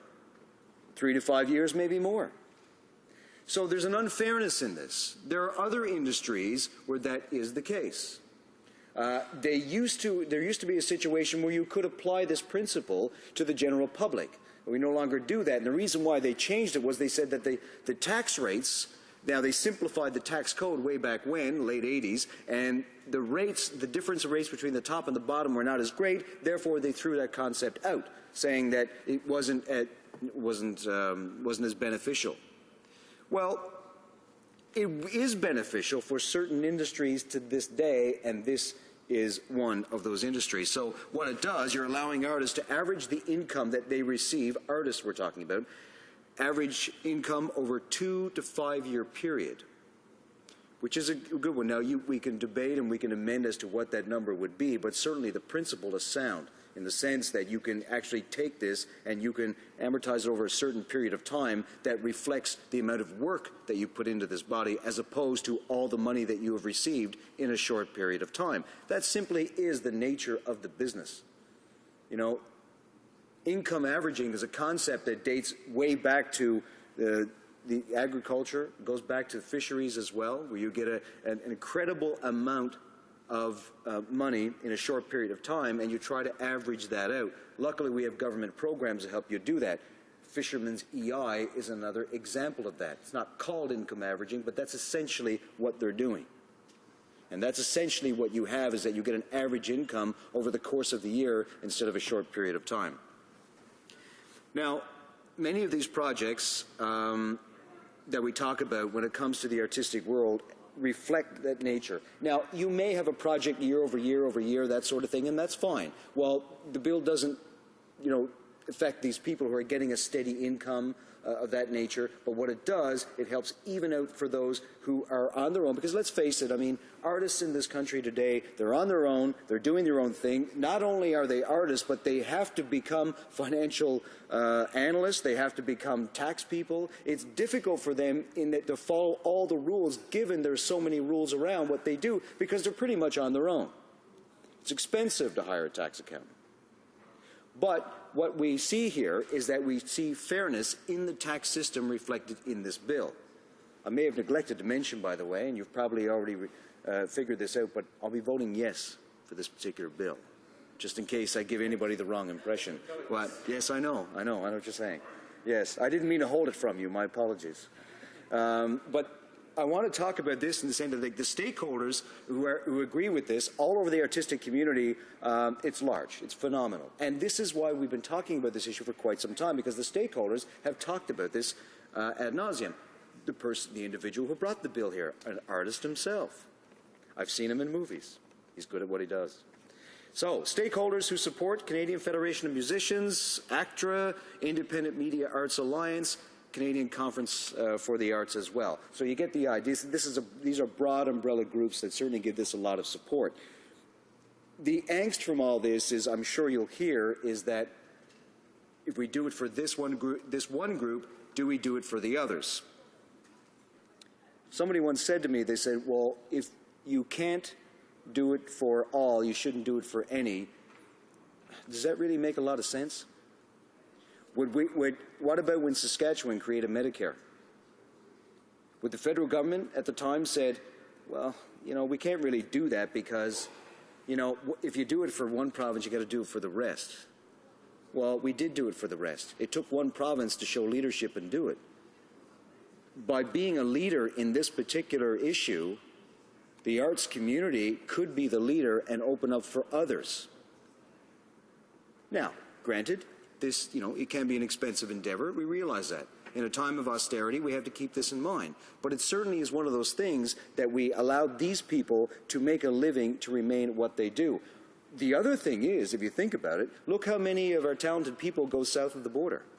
Would income averaging allow these people to have a better life in this country, where they don't have to go south of the border, particularly actors, people performing? Well, the numbers are out there. I think it would. Some people can argue that it wouldn't. It's hard to tell.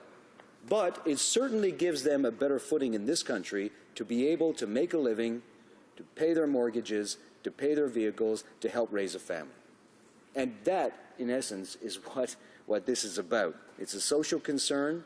It is something that provides this particular community with the tax fairness that they so need. Now, back in the last election campaign, the Liberal Party, we endorsed this. This is from the 2008 election. Support for Canada's arts and culture must also extend to support for artists themselves. That is why Liberal government will provide income averaging for artists, drawing on the inspiration of Quebec's income averaging provisions. Aha, there we go. We finally have a leader here, a province that looks at how this is done, similar to the way the province of Quebec handled pensions, similar to the way Saskatchewan handled Medicare. So this could be the vanguard, or what Quebec represented was a vanguard to how this plan can be implemented. Costing. Finance Canada estimates the income averaging bill, C427, would cost the federal treasury approximately $10 million per year. It's not a lot in total spending for this particular government.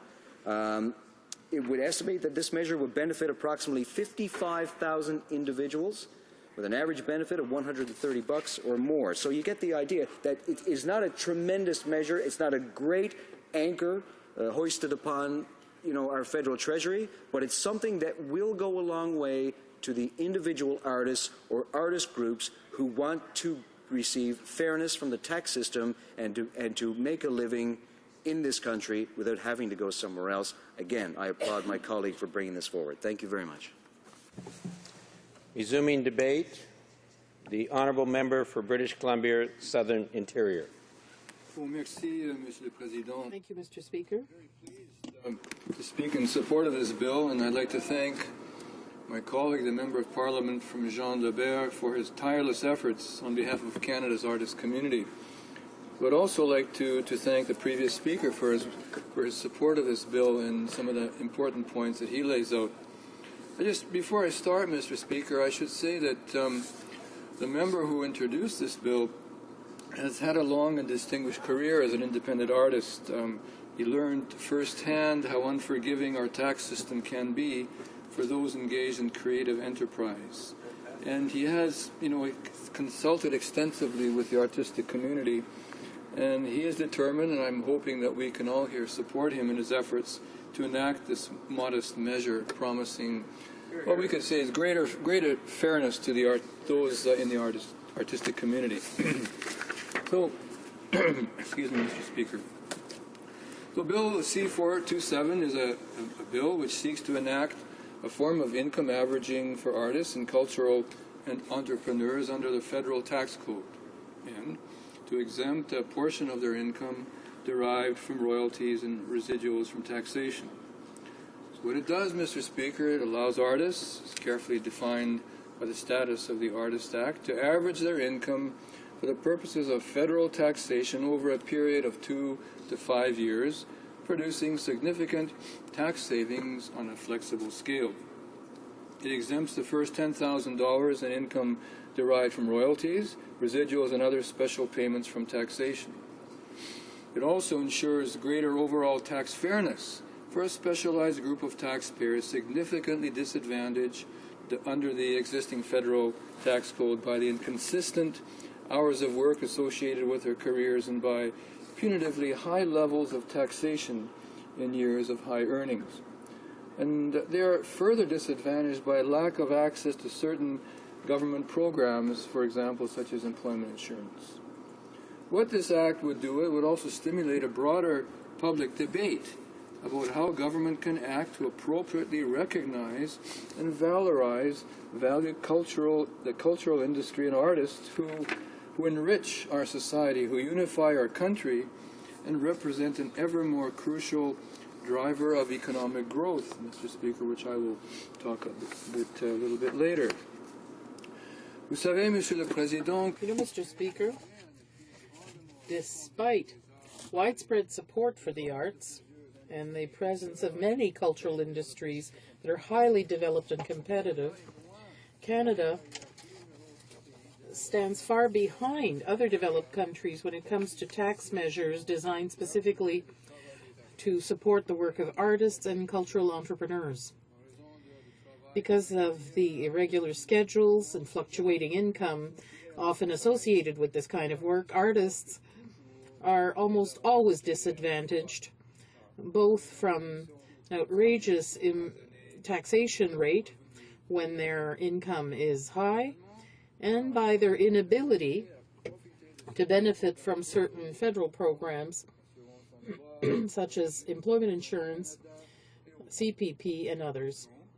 Therefore, Bill C-427 will give artists the support to small business that they need by allowing them to average their income over a certain chosen period in order to achieve considerable tax savings for 2 or 5 years. These savings can be reinvested in their enterprise and will enable them to meet their needs and those of their family.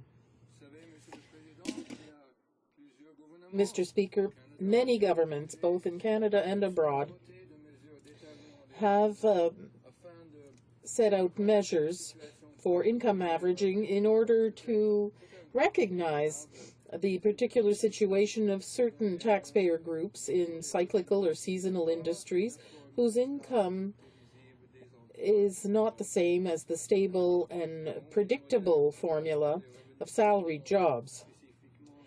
So these income averaging models that target artists specifically exist in a dozen European economies, including England, France, Germany, the Netherlands, and other countries that are key trading partners of Canada. Here, income averaging models were used on many occasions to support East Coast fishers, investment in exploration projects for resource sectors, and other high-risk categories of occupations. In 2004, the government of Quebec implemented the only income averaging system in Canada. Mr. Speaker, most people will realize the importance and understand of arts and culture and the dynamism and expressiveness, vitality that it offers to Canadian society. But I don't think many really realize the economic impact, the positive impact. In a landmark study in 2007, for example, the Conservative leading Conference Board of Canada calculated that the overall economic footprint of Canada's cultural sector to be greater than $84.6 billion, or a staggering 7.4% of Canada's real GDP. By way of context, this means that cultural industries make a larger annual contribution to the Canadian economy than fisheries, mineral extraction, and a variety of other crucial industries, accounting for over 1.1 million jobs. Mr. Speaker, freelance artists in Canada overwhelmingly confront a situation of income precariousness. The Canadian Socioeconomic Information Management Program administered by StatsCan indicates that based on a North American industry classification system, the average annual income of an independent Canadian artist was only $37,476 in 2011, which is significantly less than tradespeople, contractors, and virtually every other variety of independent employee in the Canadian economy. This is not a lifestyle of galas and soirees, Mr. Speaker. It's survival, often on the very edge of the poverty line.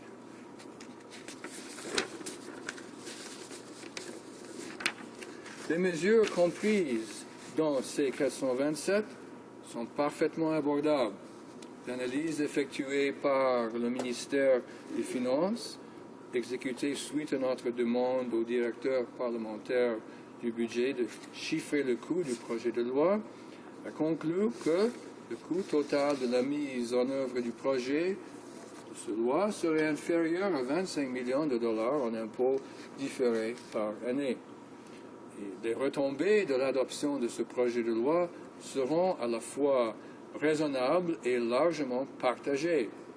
En se basant sur les meilleurs renseignements disponibles à Statistique Canada, le directeur parlementaire du budget calcule que quelques 55 000 contribuables auraient probablement recours would probably use the income averaging provisions of Bill C-427 with an average gain of about $130 per citizen. The consequences of the exemption provision in the bill would benefit some 41,600 Canadians employed in artistic projects with an average gain of $1,500 per such taxpayer. That's real money in the pockets of real taxpayers that will be used to stimulate the economy and Canada's economic recovery. Finish, Mr. Speaker, in the few seconds that I have, just to once again thank the honourable member for introducing this bill. It already enjoys the endorsement, as was mentioned earlier, of ACTRA and other major national organizations representing Canadian artists. And it is a way of stimulating our economy, putting more money into our communities, and, Mr. Speaker, supporting the arts and at the same time supporting small business. So I urge all members to support this bill. Thank you. Resuming debate, reprise de débat.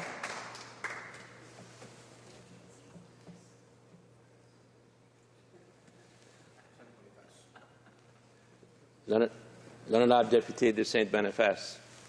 J'avais quelqu'un d'autre. Merci, Monsieur le Président. Thank you, Mr. Speaker, allowing me to have the opportunity to speak to this NDP proposal to grant some preferential treatment in the area of taxes to some select few Canadians. And before I continue, let me say to start that our Conservative government is tremendously proud of the talent and accomplishments of Canada's artists, whether it's international stars like Justin Bieber or Ryan Reynolds, Seth Rogen and Carly Rae Jepsen, or our local stars in our community theatres like my son and handsome actor Michael Strickland, who's always a star in his mother's eyes. Les arts et les artistes. Arts and artists enrich not only our lives, but they express and strengthen Canada's identity. And that's why we support them and love them. However, it's not just moral support. We've also invested significant amounts in the arts since 2006. Here are a few examples of these investments. We created two new national museums. We increased support to the Canada Council to unprecedented levels. We established the Canada Media Fund to support film and television in Canada and the creation of content for digital media.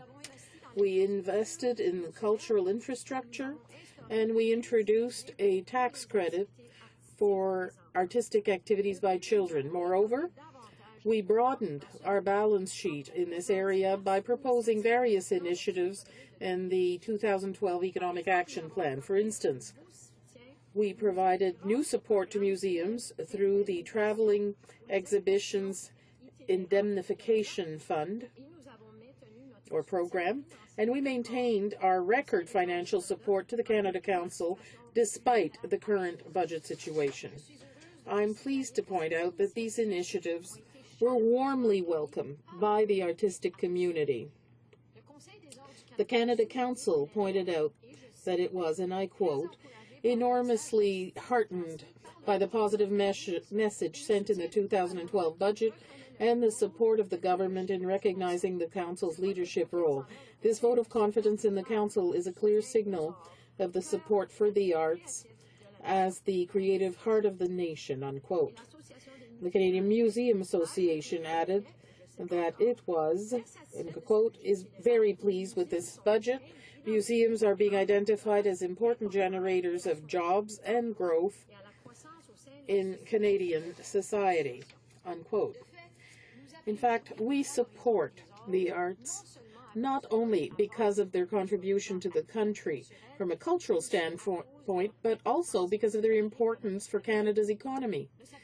The arts sector generates $46 billion in economic activity in Canada and gives jobs to over 635,000 Canadians, twice as much as the forest industry. One thing is sure, the arts are an important factor and a positive factor for employment and growth throughout the country. They support numerous jobs, contribute to attracting investment in our communities, and bring much more besides.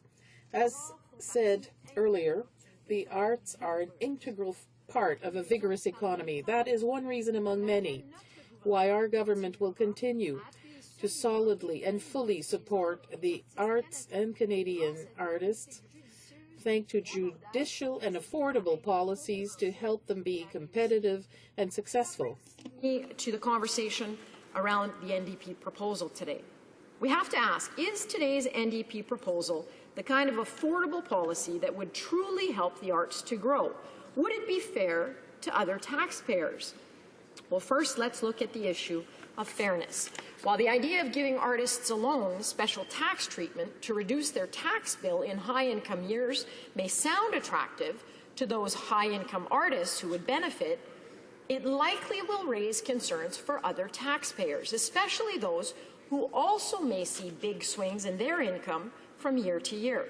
This list would include everyone from our farmers, fishermen, real estate agents, car salesmen, self-employed contractors, and seniors who may realize large capital gains, such as the selling of a family cottage, and the list goes on, Mr. Speaker. I'm sure we would all agree that even though they work in different ways, artists and all those groups I mentioned work very hard and with dedication. To suggest one's work is more valuable than another by giving them a special tax break would not be well received and would raise serious fairness concerns. On that note, I'd like to quote the well-known and widely respected University of British Columbia economics professor Kevin Milligan. Professor Milligan looked closely at this proposal and concluded the following, as I quote, "The NDP's tax policy proposals still need some more rehearsal time. Income averaging is an extremely clumsy apparatus for supporting the arts, to the extent it would even help at all. Let the debate on support for culture flourish, but let's keep income averaging out of it," end quote. Quite clearly, the NDP's proposal for income averaging would make the tax system more complex and would only benefit a select few Canadians with questionable effectiveness. Indeed, general income averaging for all Canadians, not only artists, was permitted in Canada at times in the 1970s and the 1980s. It proved such a policy failure then that it was phased out completely. Moreover, with reforms to the personal tax system since the 1990s, the case for income averaging is even weaker. Again, quoting Professor Milligan, "Income averaging deserved its death and should stay that way. First, in the 1970s and 80s, averaging mechanisms became extremely complicated. It added a substantial administrative burden to the tax system. And second, still quoting, We don't have so many tax brackets anymore. In 1971, there were 17 different federal tax brackets. Now, with only 4 broad brackets, volatile income creates fewer problems, end quote. Nevertheless, even if we were to ignore all the other policy concerns with this proposal, like the lack of fairness and administrative complexity, we would still have to consider the cost of the proposal. In times like these, Canadian taxpayers want to know that their tax dollars are being used wisely and that their elected representative knows and considers the cost of any proposal that they make. Well, we have looked at the cost of today's NDP proposal, and it would be significant, in the tens of millions of dollars at a bare minimum, and likely much more depending on take-up. We have also asked the Parliamentary Budget Officer to cost the proposal to further illustrate the significant cost. And I'm somewhat disappointed, Mr. Speaker, to note that we had to cost this proposal because the NDP just simply didn't bother to initially. Indeed, last year, when the NDP first proposed income averaging for artists, this is what the NDP said when asked about its cost at a press conference. And I'm quoting the member for Timmins James Bay in a 680 news story that's still posted online for all to see. Here's the quote. When questioned about the total costs, the member couldn't give an answer. The NDP member simply said, and I'm quoting still, "We don't have the exact number," end quote. No responsible Canadian family would ever consider adding something to their household budget when they didn't know the cost, and they would expect the same from their MPs. Pour conclure, Monsieur le Président. In conclusion, Mr. Speaker, our government will take action and will support the arts as we have demonstrated on many previous occasions, and we will do so by supporting wise, effective and affordable policies. Mr. Speaker, on behalf of the Government of Canada, saying that we respect all of taxpayers equally. We expect equal treatment. That is something the NDP has said time and time again in this place. So I would ask them, how on earth could they propose such a bill that would treat Canadians differently? I would suggest they rethink this. It's not fair to most Canadians who are in the same exact situation. And if you look at the costs to include all Canadians who have this very type of situation, we are looking at significant costs that have not even been considered by the NDP member who submitted this, and I would suggest that that's something that ought to have been done before he got so deep into this. Thank you, Mr. Speaker. Reprise de débat, resuming debate. The honourable member for Davenport. Well, thank you, Mr. Speaker, and I'd like to first of all congratulate my colleague from Jean Lebert for his hard work on this subject and on this issue, which is very important to Canadians from coast to coast to coast.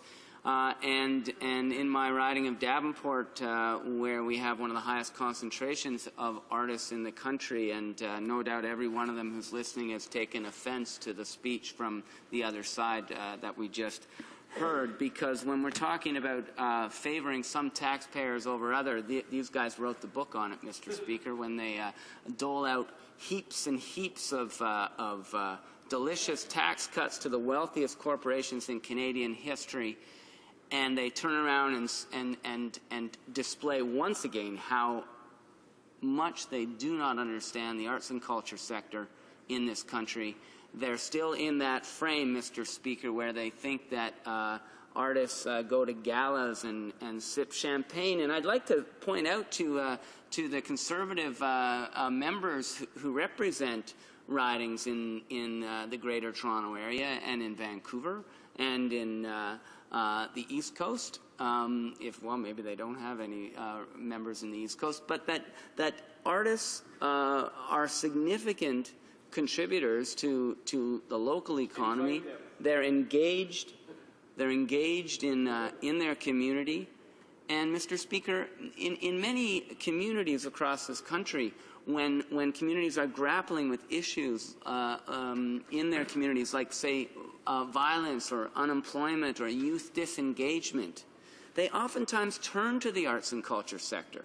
And they turn to the expertise which has been developed over many, many years in their communities of artists for solutions to some of the more difficult community issues that we need to grapple with in our society. So I wanted to start there because it's clear, Mr. Speaker, that the government, if they miss this opportunity, it's just one more wasted opportunity for the government to actually nurture a sector which by even the most conservative accounts, and their numbers are quite lower than the Conference Board of Canada's numbers. In fact, they're about half the Conference Board of Canada's numbers in terms of the economic footprint of the arts and culture sector in this country.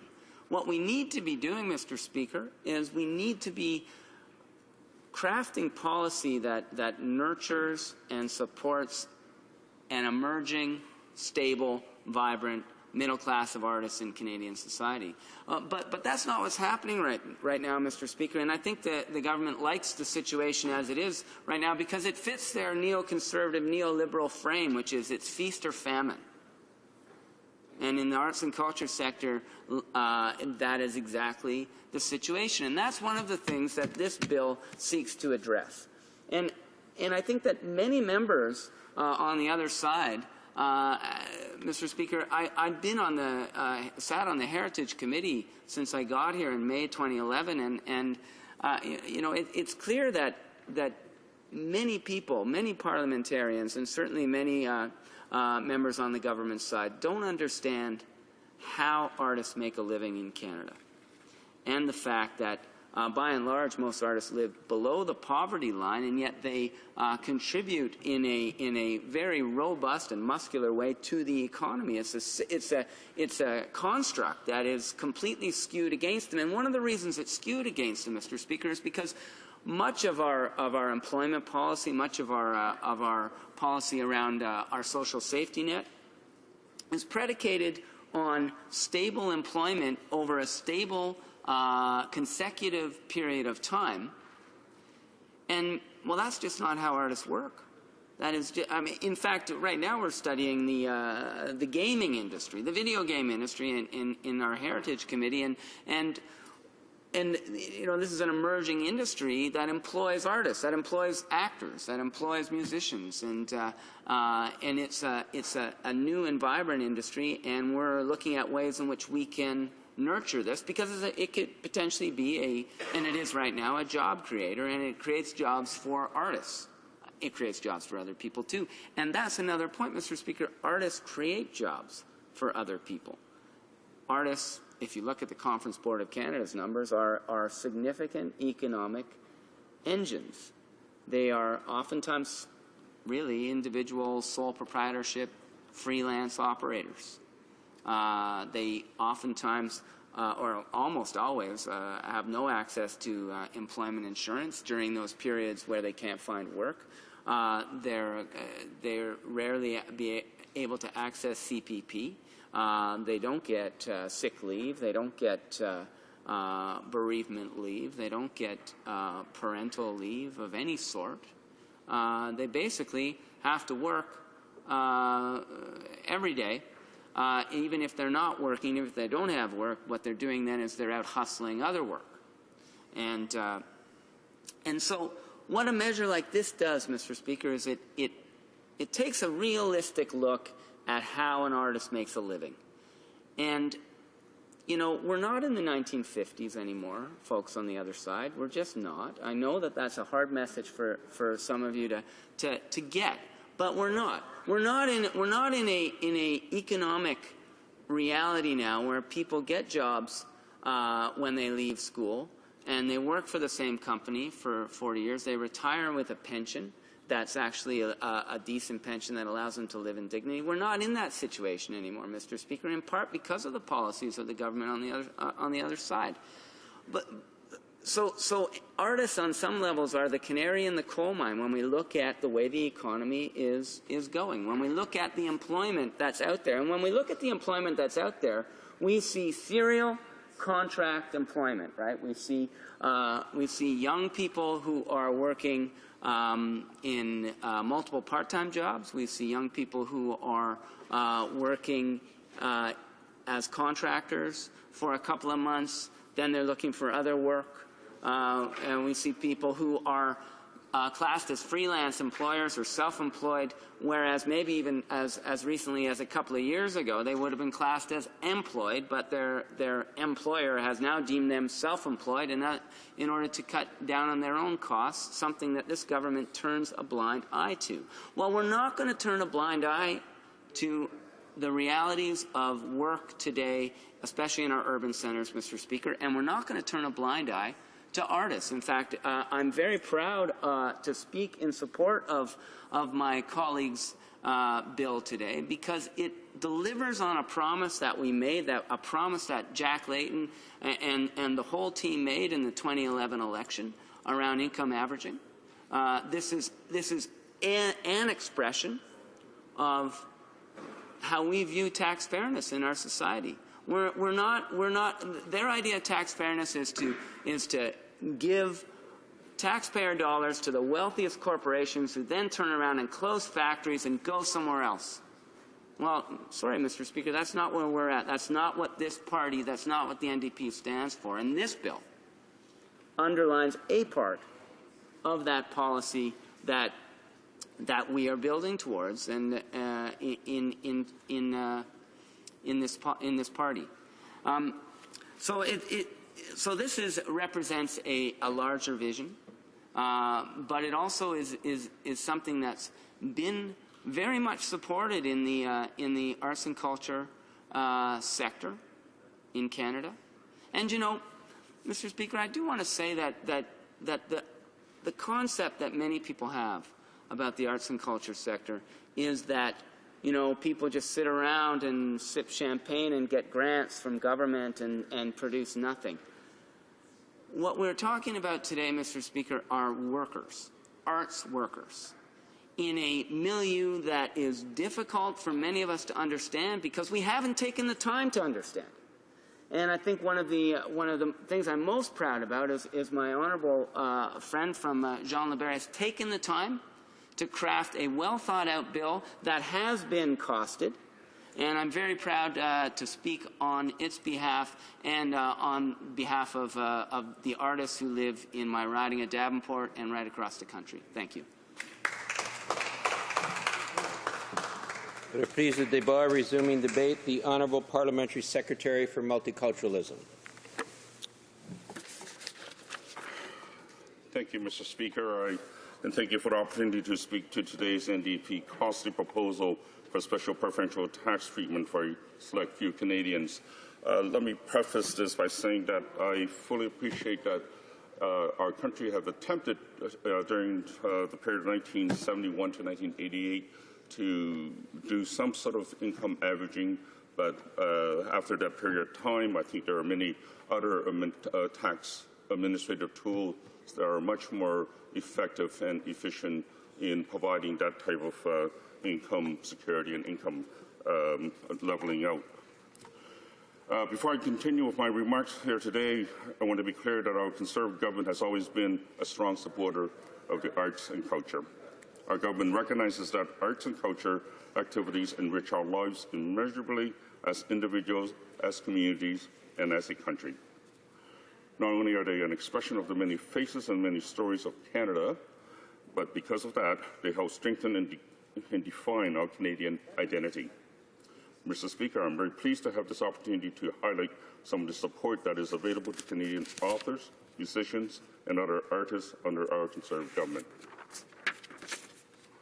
First, Canadian authors and publishers benefit from the Canadian Book Fund, whose principal objective is to ensure access to a diverse range of Canadian author books in Canada and abroad. The program seeks to achieve this objective by fostering a viable Canadian book industry that publishes and markets Canadian author books. For our filmmakers, key measures include the Canadian Film or Video Production Tax Credit, whose objective is to encourage Canadian programming and to develop an active domestic production sector.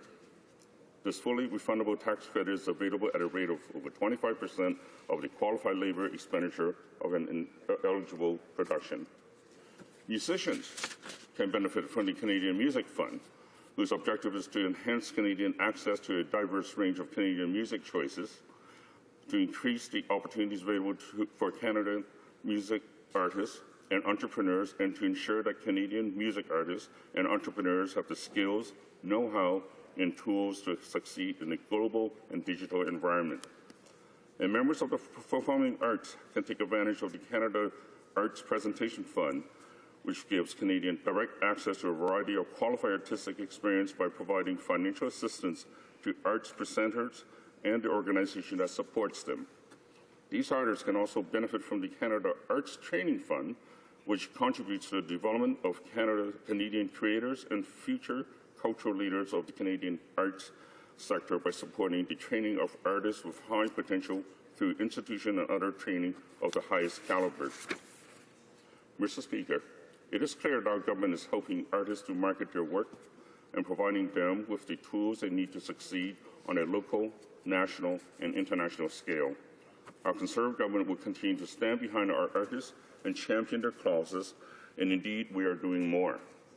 We provide numerous special incentives through the tax system to support the cultural industry to Canada. For instance, employing musicians may claim the cost of maintenance, rental, insurance, and capital cost allowance on musical instruments against employment income as a musician. Employed artists are also entitled to deduct expenses related to their artistic endeavor up to the lesser of $1,000 or 20% of the income derived from employment in the arts. Artists who receive prizes for meritorious achievement in the arts, such as the iconic Governor General's Award in Arts, do not have to pay taxes on these awards. As I noted earlier, film producers can receive a tax credit for Canadian film and video production, including the cost of script writers. Also, self-employed artists receive an immediate deduction for the cost of producing their work, even if the work is unsold and remains part of their creative inventory. Clearly, Mr. Speaker, our Conservative government wants to see a thriving cultural industry in this country, and we understand that the best way to achieve this is through a low-tax plan. But, Mr. Speaker, the positive initiatives I just highlighted are measures that benefit the artists of today, but we're also looking to help the artists of tomorrow. We understand the necessity to create Canada's next generation of great artists, possibly the next Celine Dion or Justin Bieber. That's why we introduced the Children's Art Tax Credit, available since 2011, to promote children's participation in the artistic, cultural, recreational, or developmental activities. This credit is provided on up to 500 of eligible fees per child in respect of qualifying children's program for those under the age of 16. This credit has been warmly welcomed across Canada, especially among moms and dads. Here's what Christian DeVoe, organizer of an arts summer camp in Calgary, says, and I quote, "It shows that our society understands the importance of creativity in the development of children. The children who attended our classes have the opportunity to use their whole brain. We see children develop new skills like problem solving and risk taking. As a result, these kids enjoy increased self-esteem," unquote. Clearly, Mr. Speaker, our government is supporting artists and is helping foster the arts here in Canada with smart and affordable policies. Unfortunately, today's NDP proposal is not such a similar policy. Mr. Speaker, I would like to point out that income averaging, as outlined in today's NDP proposal, is an idea that has been tried and failed before in the 1970s and 1980s.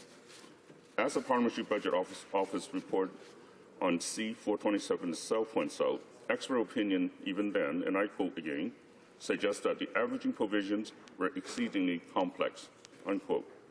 Basically, when the income averaging existed previously, it proved a failure as tax policy, as it was used primarily by high-income taxpayers to avoid paying taxes.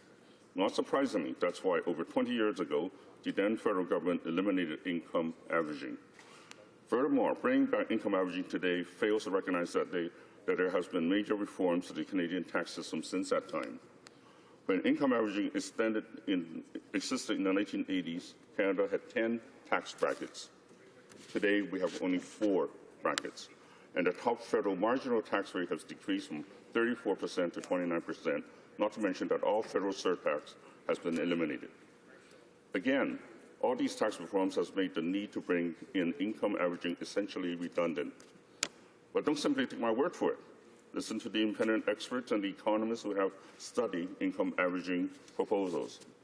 For instance, this is what Kevin Milligan, a professor of economics at the University of British Columbia, had to say about income averaging and today's NDP proposal, and specifically, I quote at length, "The NDP tax policy proposal still needs some more rehearsing time.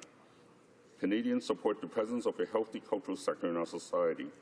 However, income averaging is an extremely clumsy apparatus for supporting the arts. To the extent it would even help at all, let the debate on support for culture flourish, but let's keep income averaging out of it," unquote. So I cannot agree more with that statement, Mr. Speaker.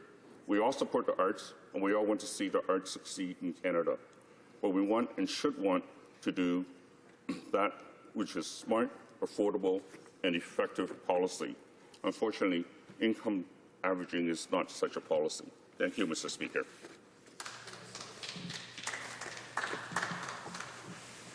Resuming debate, the honourable member, l'honorable député d'Argenteuil. The honourable member for Argenteuil Papineau Mirabel will have approximately 7 minutes. Thank you, Mr. Speaker. My colleague's bill, the colleague from Jean Lebert, it concerns justice and equity among all Canadians. His bill seeks to implement a type of income averaging for artists and cultural entrepreneurs under the federal tax code, and to provide a tax exemption for a portion of their revenues derived from royalties and gratuities.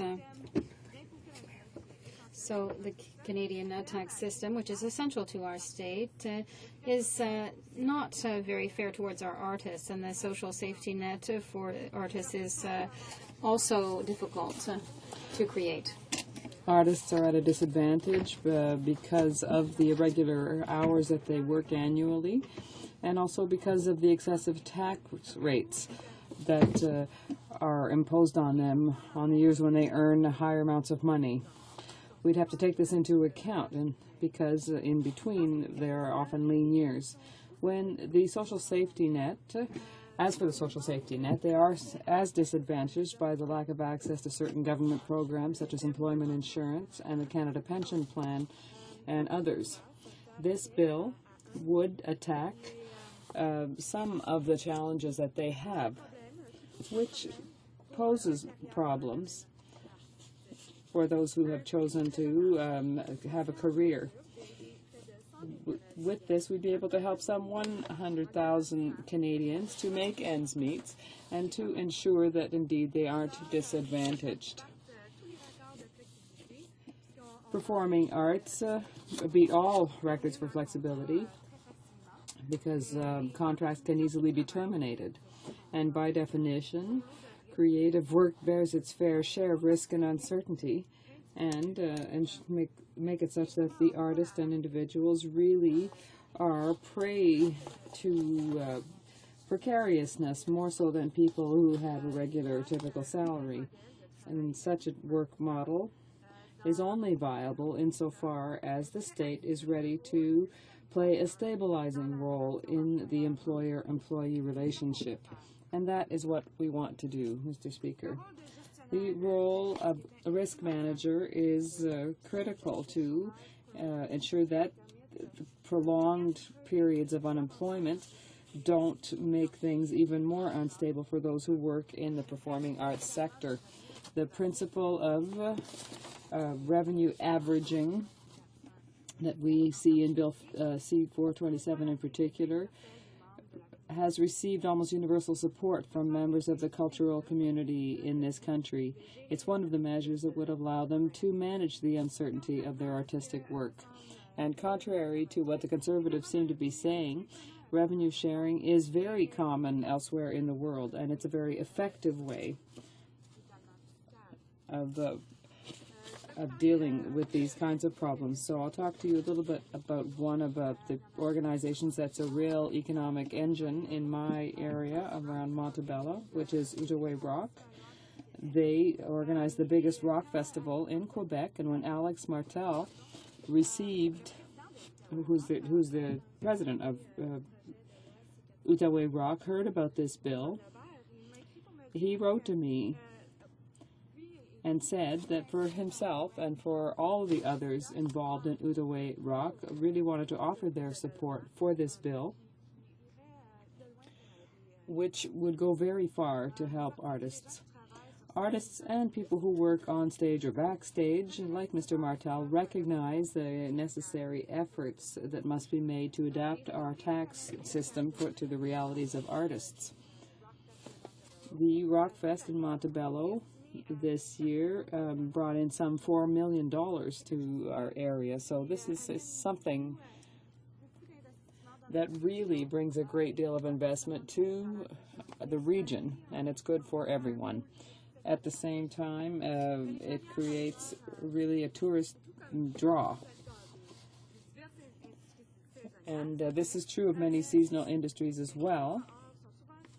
But the arts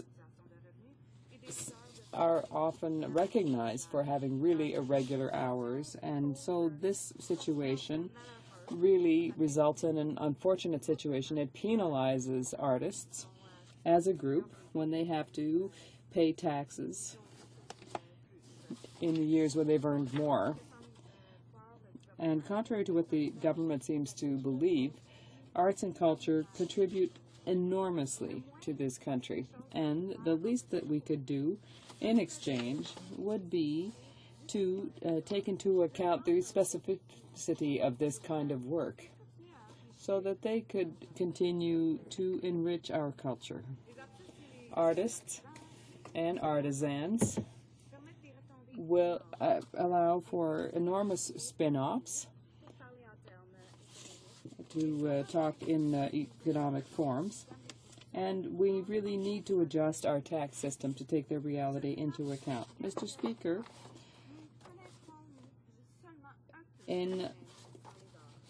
Gabriel Roy said that we wouldn't recognize ourselves without the arts, and I can't emphasize enough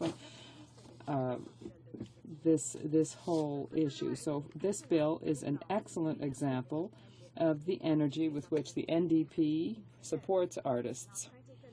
And the economic impact of the arts is huge. It's a great part of our GDP, and it includes many people and many spin-offs for our country. So my colleague through this bill has recognized this reality, and this is an excellent measure that could be taken to assist artists and let them live for the arts, by the arts, through the arts. The honourable member for Jean Lemaire has 5 minutes to respond.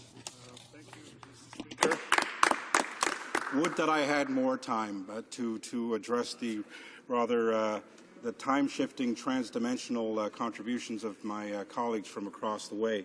I'd like to bring this bill back to this dimension and this reality. This bill is a bill that is responding to the needs of artists.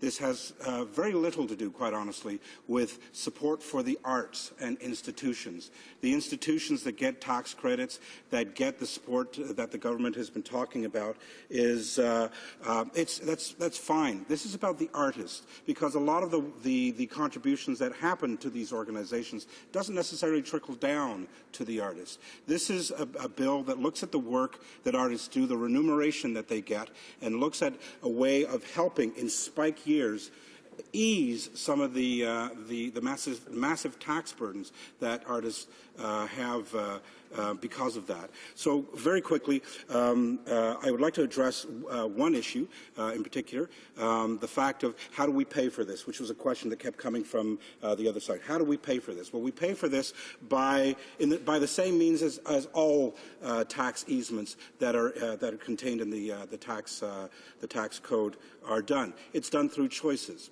It's done through making a good choice for artists. This is an investment. This bill offers an investment into the economy. It allows artists to put more money into their pockets so that they can contribute to the economy, so that they can contribute to themselves as small businesses and themselves as people. This isn't about whether or not a film can be made. This is about what happens after that film is made.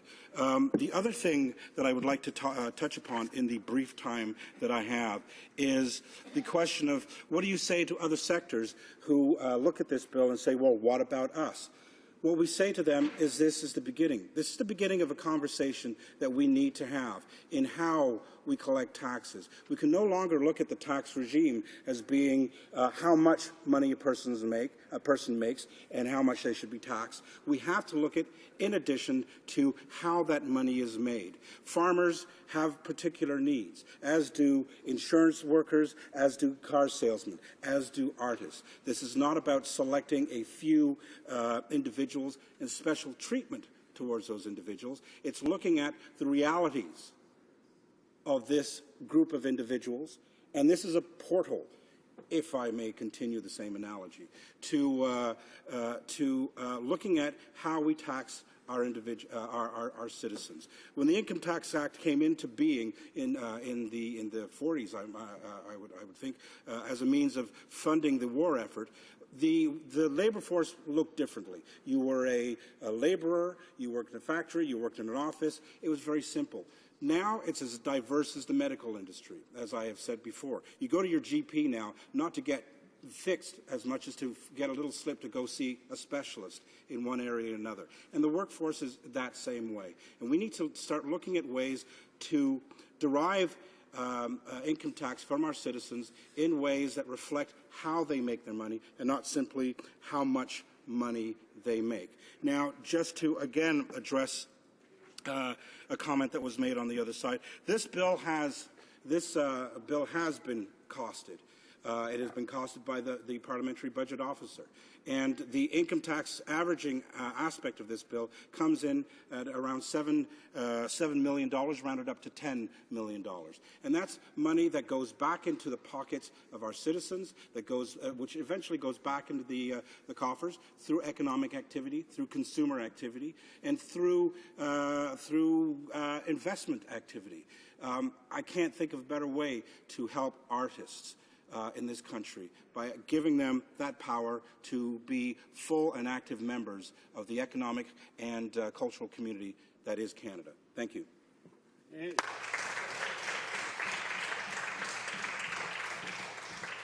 It being 6:30 p.m., the time provided for debate has expired. Accordingly, the question is as follows. Mr. Benskin, seconded by Mr. Chisholm, moves that Bill C-427, an act to amend the Income Tax Act, income averaging for artists, be now read a second time and referred to the Standing Committee on Finance. Is it the pleasure of the House to adopt the motion?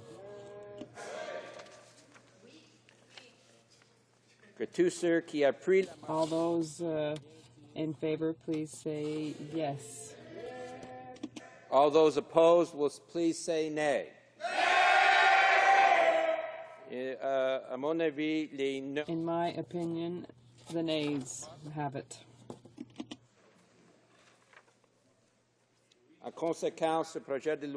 Accordingly,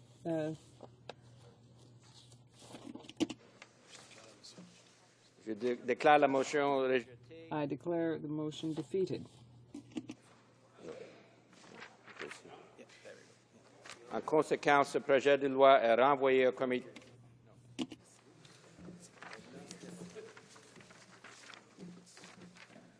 Conformément à l'article. Pursuant to Standing Order 93, the division stands deferred until Wednesday, November 7, 2012, immediately before the time provided for private members' business. In accordance with Standing Order 38, a motion to adjourn the House is deemed to have been made and seconded at this time. Therefore, the question is that this House do now adjourn. The Honourable Member for Thunder Bay, Superior North. Thank you, Mr. Speaker. Mr. Speaker, in June, I said the government was leaving underprivileged Canadians behind with the cancellation of the Community Action Program, CAP, or CAP, and I'd like to expand on that here today. The Conservatives' omnibus budget brought in a number of changes to Canadian programs and legislation, as we know, including the elimination of the Community Access Program. It was started in 1995, and the program was intended to expand Internet service to all Canadians. When questioned on the cancellation, the government is quick to claim that 98% of Canadians now have Internet access. But this number doesn't tell the real story or the whole story, and I'd like to delve a little deeper. So, Mr. Speaker, while Internet access has expanded among well-off Canadians, many others are left disconnected. Internet service is still thin in remote areas like the small towns and reserves in Thunder Bay Superior North. What's more, many low-income households cannot afford to access the Internet. Do Conservatives think that leaving this many Canadians without Internet access is acceptable? Are they content to leave these Canadians cut off? It doesn't end there. The government overhauled employment insurance in their budget as well. To qualify for EI, Canadians must provide proof that they have conducted daily job searches. But the Internet is by far the most useful tool Canadians have when they look for a job. People who are out of work or have lower paying or seasonal jobs often can't afford Internet access. This makes it harder for them to find a job and to access EI. What a catch-22. Conservatives say they are committed to helping every Canadian find work, and yet they are constantly taking away the tools, the very tools that Canadians need to accomplish that. Disadvantaged youth and seniors are also disproportionately impacted by this decision. Without the knowledge or tools they need to access email and the web, seniors find themselves more isolated. CAP funding was also used to offer training courses on how to use the Internet. This was an important part of bridging the so-called digital divide between those with Internet skills and those without. As government programs and other daily services are increasingly being offered online, this strategy to increase digital literacy was a major benefit of that program, one that will also be lost with its cancellation. Mr. Speaker, I received a letter over the summer from the Multicultural Association of Northwestern Ontario in Thunder Bay, which used CAP funding at its youth centre. The centre is located in the inner city, where many underprivileged youth rely on those free services to get through school, to find jobs, or to keep in touch with families, many of whom live far away on remote reserves. That letter says in part, quote, regular evaluation of the hundreds of kids we serve reveal they benefit tremendously from the free community access program services we offer, end quote. Or at least they did, Mr. Speaker, before the Conservatives axed the program. Without this program, we cannot offer the training and services needed by underprivileged Canadians to create a better life for themselves and their children. Cancelling this program means that many disadvantaged citizens are being left behind, and we're telling them that we just don't care. We should care. Internet connectivity is essential for all Canadians. It's with this in mind that I ask the government to stand up for Canadians, not just the well-off, and reinstate this essential program. Thank you, Mr. Speaker. The Honourable Parliamentary Secretary to the Minister of Aboriginal Affairs and Northern Development. Thank you, Mr. Speaker. The issue at heart of the Honourable Member's question is the importance of affordable access to broadband services for all Canadians. This is an issue we can all agree on. In order for Canada to succeed in the digital economy of today and tomorrow, all Canadians must have access to leading-edge broadband infrastructure. It's absolutely critical that rural Canadians have access to the same broadband services as urban Canadians.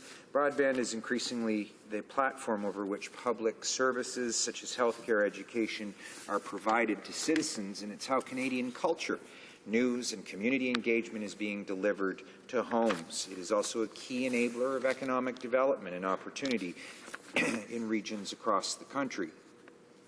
Mr. Speaker, the Community Access Program was created to bring computer and Internet technologies to Canadians across the country in order to encourage them to participate in the knowledge-based economy. In 1995, when CAP was established, only 40% of Canadian households had a computer, and only 1 in 10 of these households had Internet access. By helping to put computers connected to the Internet into libraries, schools, and other sites across the country, CAP successfully helped Canadians connect during a time when an Internet connection at home was an exception to the rule. My, how things have changed, Mr. Speaker. In 2010, more than 3/4 of Canadian homes have broadband internet connection. What's more, over 30% of us are connected to broadband networks everywhere we go through our mobile wireless devices like the ubiquitous BlackBerry. This is a direction Canada must continue on, making sure broadband is accessible to every Canadian home and making sure we have the infrastructure in place to support the boom in mobile communication. And that's why the Government of Canada invested in Broadband Canada, connecting rural Canadians throughout the Thunder Bay Superior North region and the Great Kenora riding, more than $88 million. I think that member probably missed it. He was musing about seating arrangements here in the House of Commons, no doubt, when we made that important announcement. But this government is committed, Mr. Speaker, to bringing faster internet quality and higher quality to more than 218,000 households across the country. A remarkable achievement. For a country as large and diverse as Canada, we know the work is far from over and more must be done to increase access to more advanced services, increasing consumer choice, lower prices, and the changing technology of the computer industry itself. We recently announced decisions that will continue to promote our goals of competition and investment in the sector and to see that all Canadians, including those in the rural areas, indeed benefit. We are supporting competition and investment in the upcoming spectrum auctions by applying rules that will enable new wireless competitors to access the spectrum that they need to meet consumer demand for mobile broadband. We are applying specific measures in the upcoming auction to see that Canadians in rural areas have access to the most advanced services in a timely manner. All Canadians, Mr. Speaker, should be able to benefit from the fastest mobile speeds and the latest devices. These are the first specific measures of their kind in Canada. And finally, Mr. Speaker, we are also extending and improving the existing wireless roaming and tower sharing policy to further facilitate competition. These policies provide access to existing networks and infrastructure to support better services for consumers. Together, Mr. Speaker, these actions are helping to provide Canadians across the country with more choices at lower prices for the broadband services that have become so important in our daily life. Thank you, Mr. Speaker. The honourable member for Thunder Bay Superior North.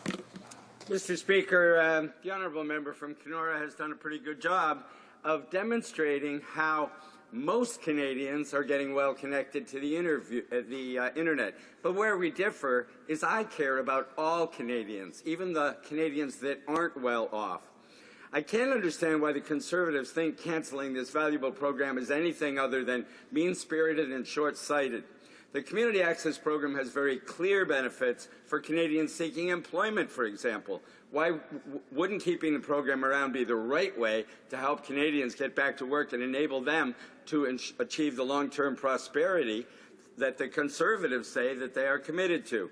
The Americans understand the importance of giving their citizens the tools to get back on their feet. Through their aptly titled Connect to Compete program, they offer low-cost internet service to low-income households and refurbished computers for $150. If our government has an alternative such as this to compensate for the cancellation of the Community Access Program, I would be happy to hear about it, but they don't. Thank you, Mr. Speaker. The Honourable Parliamentary Secretary. Thank you, Mr. Speaker. I remind this member that the environment was much different when the Community Access Program was launched over 17 years ago. Time changes for Canadians, maybe not for this particular member, but access to the internet was limited and the government wanted to introduce Canadians to the benefits of participating in a knowledge-based economy. The program has successfully met that objective. Our government is looking ahead. We're taking major steps forward to improve digital infrastructure in this country.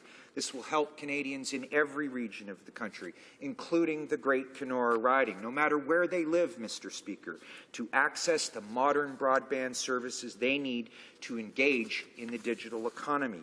First, we are lifting foreign investment restrictions for telecommunication companies with a small market share. These targeted actions will remove a barrier to investment for the companies that need it the most. We are applying specific build-out requirements to see that rural Canadians have access to advanced services in a timely manner. Our government believes that Canadians both in urban and rural areas deserve value for their hard-earned money, and we're taking action, Mr. Speaker, to see that they get it. The honourable member for Gaspésie, Île-de-la-Madeleine. Thank you, Mr. Speaker.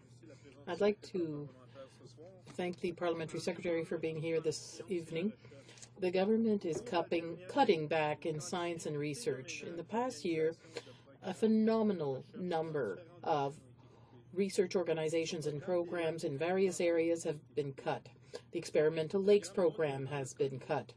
This world-renowned program, which has major benefits for Canada, will cost more to close and move than the savings of $2 million that the government hopes to achieve. Can the minister explain the logic behind that decision? At Fisheries and Oceans, there have been many budget cuts and layoffs in areas related to research and science. For example, the Ocean Pollution Surveillance Program at Fisheries and Oceans, which represents 75 scientific positions, has been eliminated. The Conservatives have cut scientist positions at Institut Maurice Lamontagne. The cut jobs are all related to the program that examines the effect of contaminants on water and aquatic life. How can the minister cut programs that have the potential to protect our water and fisheries? The Conservatives have closed the Council for Fisheries Resource Conservation. This was founded on science and evaluated the total authorized catch every year. The objective was to protect the viability of stocks and fish. The Council was there to protect our fisheries for the long term. In the 90s, almost 50% of the jobs related to fisheries in this economy were lost because the ground fish stocks, such as cod and others, collapsed. It seems that the only information the Conservatives find acceptable is that comes from the PMO. If science contradicts them, they cut back. Chercher à cacher l'information. Il faut contraire la diffuser. That is no way to govern. You can't hide information. You have to disseminate it. The Conservatives should not forget that they're there to serve the public and not control it by preventing science from informing Canadians. The Conservatives would know that if they were in the habit of consulting the public before they made thoughtless decisions. It's essential to consult people when issues affect them directly. We know in my riding of Gaspésie and Île-de-la-Madeleine, clearly the CNLOPB lacks resources to consult the population in the Gulf of St. Lawrence. The government decided to withdraw from the whole hydrocarbons exploration issue in the Gulf. If a catastrophe occurred, the fishery in the Gulf would suffer enormously. If Conservatives consulted scientists, they would know that's a significant risk. That's a perfect example of information that is not disseminated. Canadians want to know the facts. The Conservatives themselves do not want to know them and seem to prefer working in the dark. Thank you, Mr. Speaker. The Honourable Parliamentary Secretary to the Minister of Aboriginal Affairs and Northern Development. Thank you very much, Mr. Speaker. I appreciate the question and the work done by my colleague from Gaspésie, Île-de-la-Madeleine. Address the House on the important issue of science at Fisheries and Oceans Canada. Fisheries and Oceans Canada is implementing measures that will contribute to the elimination of the deficit and will support economic prosperity.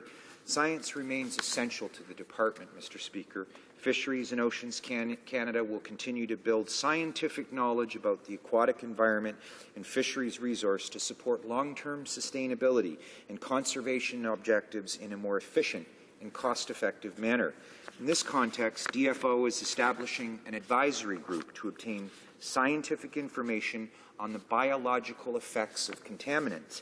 In addition to this advisory group, the Department will continue to maintain the Centre for Offshore Oil, Gas and Energy Research, which is a world-renowned centre of expertise located at the Bedford Institute of Oceanography.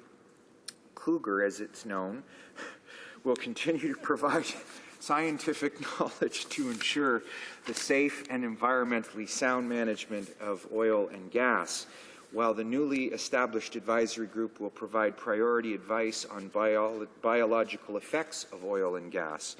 Together, Cougar and the Environmental Advisory Group will ensure that the Department has the necessary scientific information related to contaminants, including oil and gas.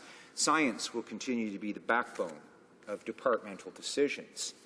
Mr. Speaker, the advisory group will be reaching out to other researchers within the academic community and private industry, and the department has had great success in collaborating with academia and industry over the years. For example, the department has established a variety of university networks under the auspices of Natural Sciences and Engineering Research Council to create synergies and fund aquatic science in Canada. These networks include HydroNet, which focuses on the impacts of hydroelectric facilities. I'm having a hard time recovering from Cougar, Mr. Speaker. Sorry, the Canadian Healthy Oceans Network, which conducts research on marine biodiversity, and the Capture Fisheries Network, which examines ecosystem health in relation to fishing. Mr. Speaker, results of these academic departmental research collaborations become part of the scientific information that the department uses to develop policies and make decisions about our aquatic environment and fishery resources. Rest assured, Mr. Speaker, the department's own scientists will continue to conduct research in support of the sustainability of Canadian fisheries, and in addition to research, the science sector will conduct other functions, including providing scientific advice, conducting monitoring, providing essential products and services, and managing scientific data and information about our aquatic ecosystems. The key word there, Mr. Speaker, science, scientific. The science sector undertakes these important science functions to support the department's three strategic outcomes: economic prosperity for maritime sectors and fisheries, sustainable aquatic ecosystems, and safe and secure waters. Mr. Speaker, as you can see, the science program, there's that word again, within Fisheries and Oceans Canada is diverse. It's at the cutting edge of scientific investigation with research institutes and laboratories across Canada. In conclusion, Mr. Speaker, the department continues to invest in its science programs. Recent investments have been made in fisheries science, species at risk science, aquatic invasive species, and climate change science. As needs for new scientific knowledge emerge, the department will address them guided by science. Thank you. Honourable Member for Gaspésie, Île-de-la-Madeleine. Thank you, Mr. Speaker. I'd like to thank the Parliamentary Secretary for his speech. I'm too interested to see where Cougar will take us. I'm sure it'll be an old story that may be hunting new ideas, and I'm looking forward to seeing how that'll turn out. But I question why we need to create new structures when previous structures were already in place. We already had a number of organizations, such as the Fisheries Research Council, Conservation Council, which did precisely much of the work that he just described, and it has been cut to be replaced by new advisory groups that have an undefined mandate and an undefined membership. So I'd like to know, these advisory groups, how will they be consulting the population, who will be members, and when will we be hearing from them? Thank you. The Honourable Parliamentary Secretary. Thank you, Mr. Speaker, and I appreciate on rebuttal, our government understands that science is essential to the long-term sustainability of Canadian fisheries. The science sector at Fisheries and Oceans Canada will continue to provide the science advice that is necessary to make responsible decisions about Canada's aquatic resources. Mr. Speaker, we will continue to make investments in government science. Departmental researchers will continue to work with the academic community and industry partners.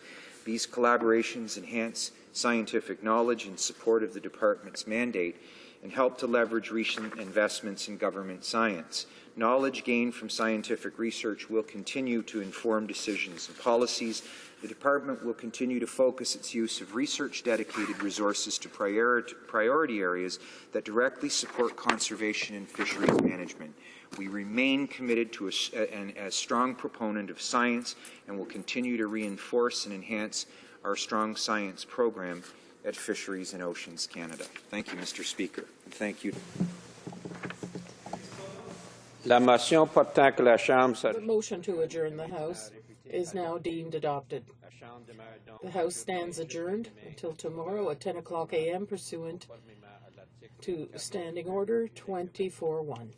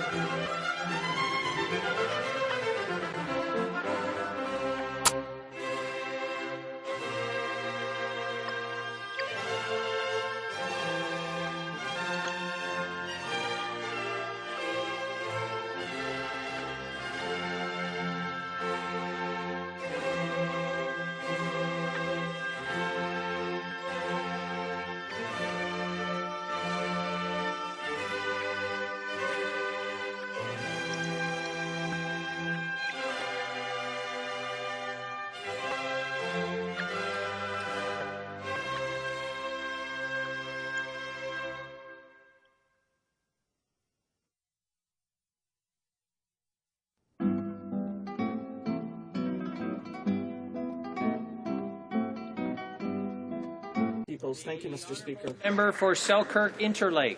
Mr. Speaker, on October 28th, I joined 500 other Canadians to observe Ukrainians voting in their parliamentary elections. I'd like to applaud everyone from Canada who volunteered their time for the people of Ukraine. With the support of our government, Canadians were deployed through the Canada Dem and OSCE missions, and others joined the Ukrainian World Congress mission. Ukraine is still a relatively new democracy, and achieving freedom and fairness in elections will not be a simple task. For a country that has been marred with political and civil turmoil, it was moving to see Ukrainians exercise their democratic rights in such strong numbers despite an unfair political playing field. OSCE international observers concluded that Ukraine's parliamentary elections were characterized by a tilted playing field. There were abuses of administrative resources, a lack of transparency in campaign financing, imprisonment of opposition leaders, and a lack of balanced media coverage. Many Ukrainians have unfortunately lost trust in the process. I encourage them not to give up. I hope the disappointment expressed will galvanize Ukraine's political stakeholders in delivering the democratic change which Ukrainians clearly seek. The honourable member for Hamilton Mountain. Mr. Speaker, as another year draws to a close, it's time to take stock. Did Canadians get a government in Ottawa that matches their commitment to building a better community and a better country? The answer is a resounding no. Instead of providing leadership on the issues that matter most to Canadians, the Conservatives are just making life harder. They raised the retirement age to 67, making Canadians work 2 years longer to qualify for OAS. They gutted environmental regulations, putting our air, soil and water at risk. They cut employment insurance so that the very people who paid for the system can't get benefits when they need them most. And they decimated the food safety system, allowing tainted beef to reach both our dinner tables and our children's lunch bags. Alongside my NDP colleagues, I fought these reckless changes. We worked hard to hold the Conservatives to account for their cuts, secrecy and fiscal mismanagement. And on behalf of the people of Hamilton Mountain, I will continue that work. We must help Canadians build the country they deserve, a Canada where no one is left behind, and that's the country we'll keep building together in the year ahead. The honourable member for Leeds-Grenville. Thank you very much, Speaker. I rise today to recognize 3M Canada's plant in my riding of Leeds-Grenville in Brockville, Ontario, for meeting 2 internationally recognized energy standards. The tape plant is the first facility in Canada and the second in the world to attain accreditation for the ISO 50001 standard for energy management. It also reached the platinum level under the Superior Energy Performance Program. The plant has demonstrated an energy performance improvement of more than 15% over the past 3 years. Improving energy efficiency is one of the fastest, greenest, and most cost-effective ways to reduce greenhouse gases, save energy, and increase energy security. Natural Resources Canada provided support through our government's Eco-Energy Efficiency for Industry program. Congratulations to the Brockville 3M plant on this achievement. The Honourable Member for Halifax West. Mr. Speaker, this Saturday, the Vedanta Ashram Society of Halifax will celebrate the 150th birthday of Swami Vivekananda. The Society works to support the Swami's vision of harmony, goodwill, and better understanding among all faiths. As members of the Society gather at the newly renovated Community Centre in Halifax, they will celebrate not only his life, but also the hope, love, and acceptance they have achieved through the mission he founded. I know all members of the House will join me in extending our best wishes to the Vedanta Ashram Society and to the South Asian community. Yeah. The Honourable Member for Crowfoot. Mr. Speaker, this Saturday evening, my wife and I will be attending the 18th Annual Community Crisis Society Dinner and Auction in beautiful Strathmore, Alberta. This is a major fundraiser to help end domestic violence. Mr. Speaker, we have so much fun at these events. As a guest auctioneer, I can hardly wait because these charity fundraisers are always memorable, inspiring, and beneficial to the families we help support. The monies raised help the Wheatland Shelter deliver their highly valued services to families in their time of need. The Community Crisis Society of Strathmore provides immediate shelter and protection. They deliver ongoing support and services for anyone affected by family violence. They even extend their services into the surrounding rural areas. I encourage all members of Parliament, especially our new members, to get involved and assist their local charities. Throughout the year, every year, I am the one who is truly blessed by being included in the efforts of communities in every corner of my constituency, and I know all members would be blessed in helping charities in their ridings. The Honourable Member for Saint-Cyr-Saint-Bagot. Mr. Speaker, I can't say it enough. The housing crisis is being felt everywhere. Unlike other G8 countries, we have no long-term plan. And in the meantime, 1.5 million Canadian families are living in inadequate housing. The FCM, which represents 2,000 Canadian cities, asked the government to act and support Bill C-400 to implement a national housing strategy, but the Conservatives don't listen to anyone.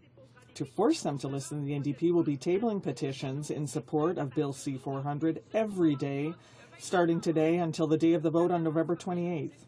The government will be forced to realize that Canadians want housing to be a priority. Will it be enough to convince them to support the bill? Will the government agree to listen to Canadians once and for all? The Honourable Member for Sarnia-Lambton. Mr. Speaker, it is with great sadness that I stand in the House of Commons today to share news of a tragic nature.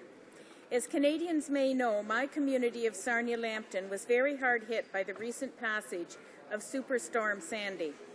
I stand before the House today to share news with you that an individual, someone who was a husband, a father, and a grandfather, has tragically lost his life in service to his community. He was working to restore hydro with Blue Water Power in Sarnia-Lambton, lost as a result of Superstorm Sandy's impact. During this time of tragic loss, I extend my heartfelt and sincere sympathies on behalf of the House of Commons to his family and his extended family of Blue Water Power, who were his colleagues and friends. Our prayers are with them all. I also commend all workers who put their lives at risk in service to their community, as this heroic gentleman did. Thank you, Mr. Speaker.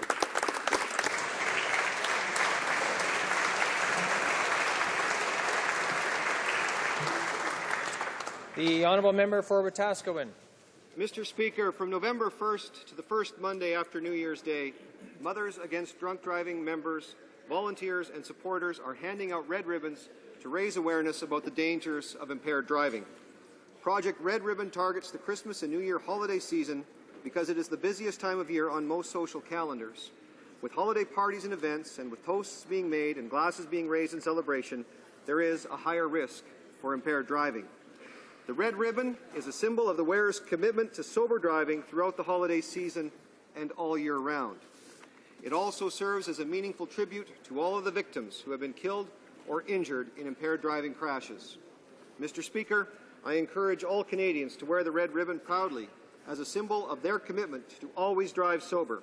With everyone working together, we can make our roads and our communities safe from impaired driving. Thank you, Mr. Speaker. The honourable member for Gaspésie-Île-de-la-Madeleine. Mr. Speaker, over 2,000 people demonstrated in Pointe-à-la-Croix and Campbellton against changes to EI. This Saturday, it will be the turn of the residents of the Magdalen Islands to speak out against these changes. This is a clear message to the government: stop gutting our EI system. The Conservatives must listen to people and back down. Changes to employment insurance have drastic consequences on my region, where seasonal work represents 80% of the economy. Workers who no longer have access to their EI will have to leave the region. Instead of cutting employment insurance for workers who need it, the government must strive to revitalize the economy of regions such as Gaspésie and the Magdalen Islands. It's simple. All they have to do is invest in economic development projects to create permanent jobs in this region. It is not by scrapping EDC projects that the economy will revive. The Conservative government must remember that it promised to bring the regions to power, not to gut them. The solidarity of the eastern regions is impressive. We won't give up, Mr. Speaker. The honourable member for Calgary East. Thank you, Mr. Speaker. Mr. Speaker, this year, Diwali, the Festival of Lights, will be celebrated all over the world on November the 13th. Here in Canada, we'll be celebrating the 12th National Diwali celebration on Parliament this evening. Tonight, an overflowing crowd of South Asians from all across the world, all across the country, will join the Prime Minister and myself to celebrate this festival at the Government Conference Centre, the 7th by the Prime Minister. More than 26 Hindu and Sikh temples and community organizations will be represented at tonight's festival. I am happy also to be joined by my colleagues from this esteemed House. Mr. Speaker, Diwali symbolizes victory of good over evil. May I wish you, Mr. Speaker, my colleagues, and all Canadians a happy Diwali. Thank you. Honourable member for Chambly-Bourg-Duval. Mr. Speaker, today I had the immense honour of shaving off the famous moustache of my colleague from Sackville Eastern Shore to launch the Movember campaign, the goal of which is to raise public awareness concerning prostate cancer and men's health, and to raise funds for research in order to fight this terrible disease. As we know, this disease affects one out of seven men, which makes it the most widespread cancer among Canadian men. But thanks to research, the rate of recovery is improving, which is largely thanks to research, and the funding of which depends largely on the citizens. And providing financial support to researchers. I invite all Canadians and colleagues in this House to put away their razors and shaving cream and proudly wear a mustache for the month of November. I cannot help but have a thought for our friend Jack Layton, who left us after a courageous fight against this terrible disease. Like him, I believe that together we can change things. Thank you.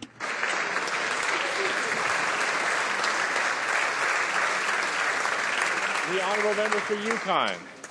Mr. Speaker, today, November the 1st, kicks off National Diabetes Awareness Month. We can be proud that Canadians Sir Frederick Banting and Charles Best co-discovered insulin, changing the lives of people living with diabetes. Today, nearly 9 million Canadians are affected by diabetes. Worldwide, 246 million people are affected, with numbers projected to rise to 366 million by 2030. Mr. Speaker, every 10 seconds, 2 people develop diabetes. By the end of this statement, that will mean another 12 people will be affected.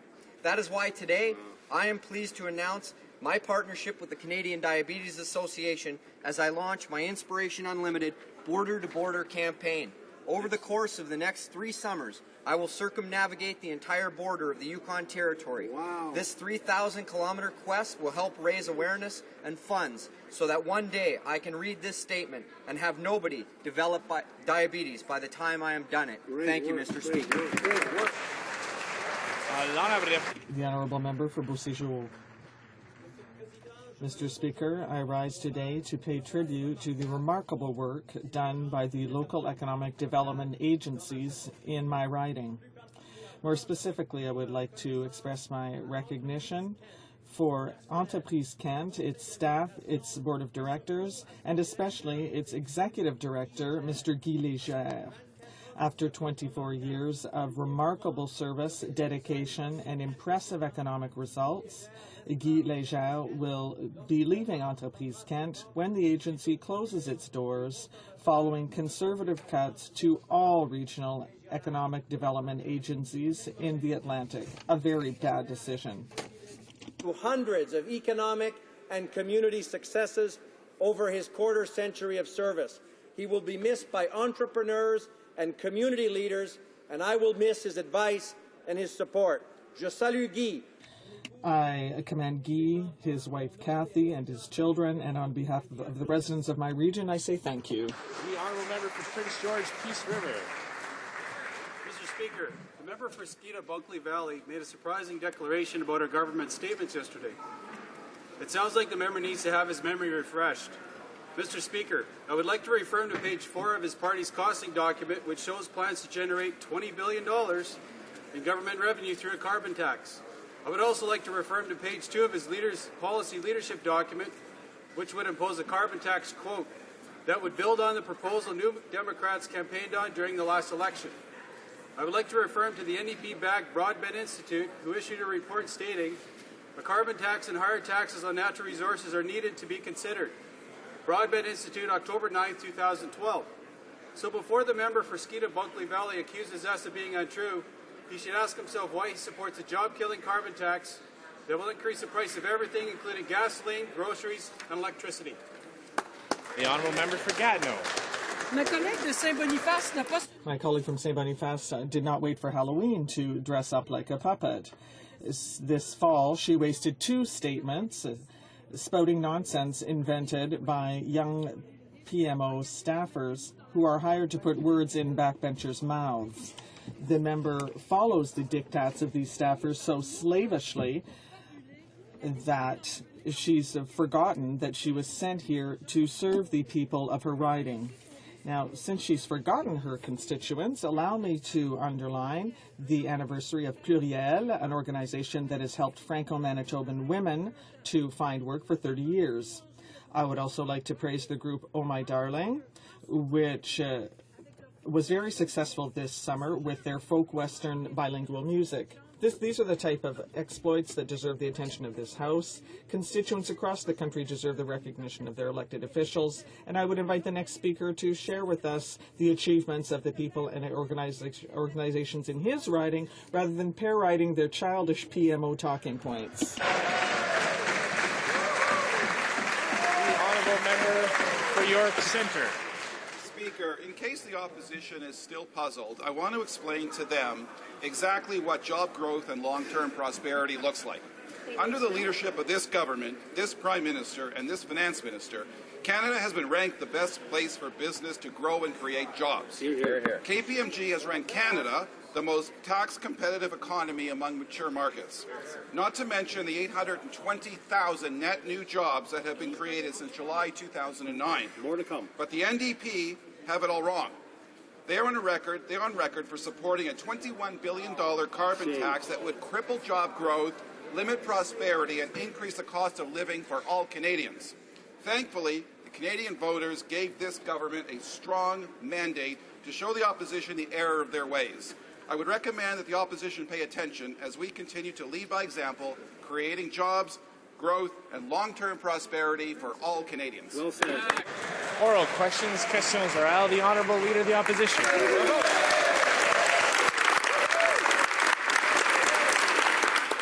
Mr. Speaker, 2 years ago, the Prime Minister promised Canadians clear, transparent rules for evaluating foreign takeovers. Today, we learned from conservative media leaks that the Nexen takeover decision may have to be delayed for a second time because those new rules are still being made up. Can the Prime Minister finally tell Canadians when new foreign takeover rules will be announced, and will these new rules be made public before the Nexen deal is approved? Excellent. The Right Honourable Prime Minister. Mr. Speaker, the government will make its decision on these matters when it has all the information necessary to evaluate what is in the net benefit of this country. That is the government's policy, In terms of the Investment Canada Act, the government has already made several changes to bring in additional criteria on national security, to bring in additional criteria on state-owned enterprises, and to improve transparency. And the government will continue going forward in the changing investment environment in which we're in.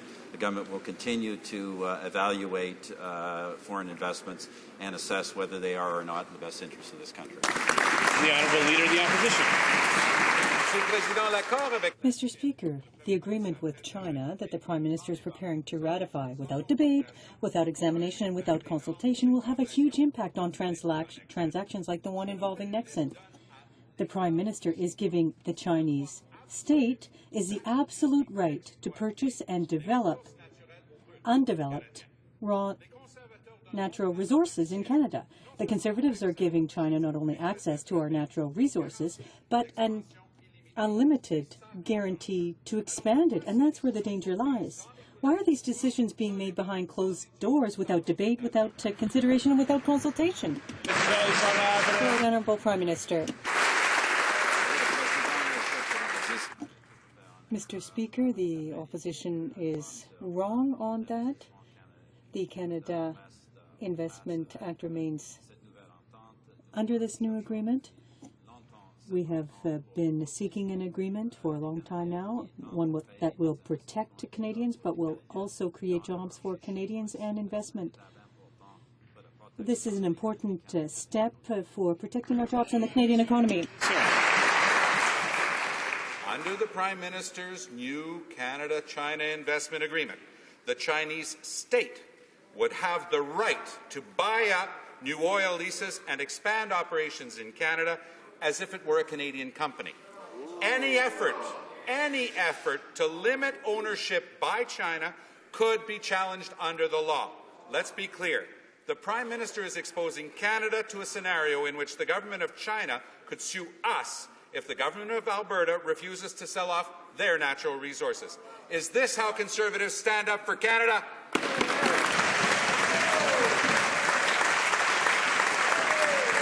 The Right Honourable Prime Minister. Mr. Speaker, that is just completely and utterly wrong. Under this particular agreement, the government's powers and prerogatives under the Investment Canada Act are protected.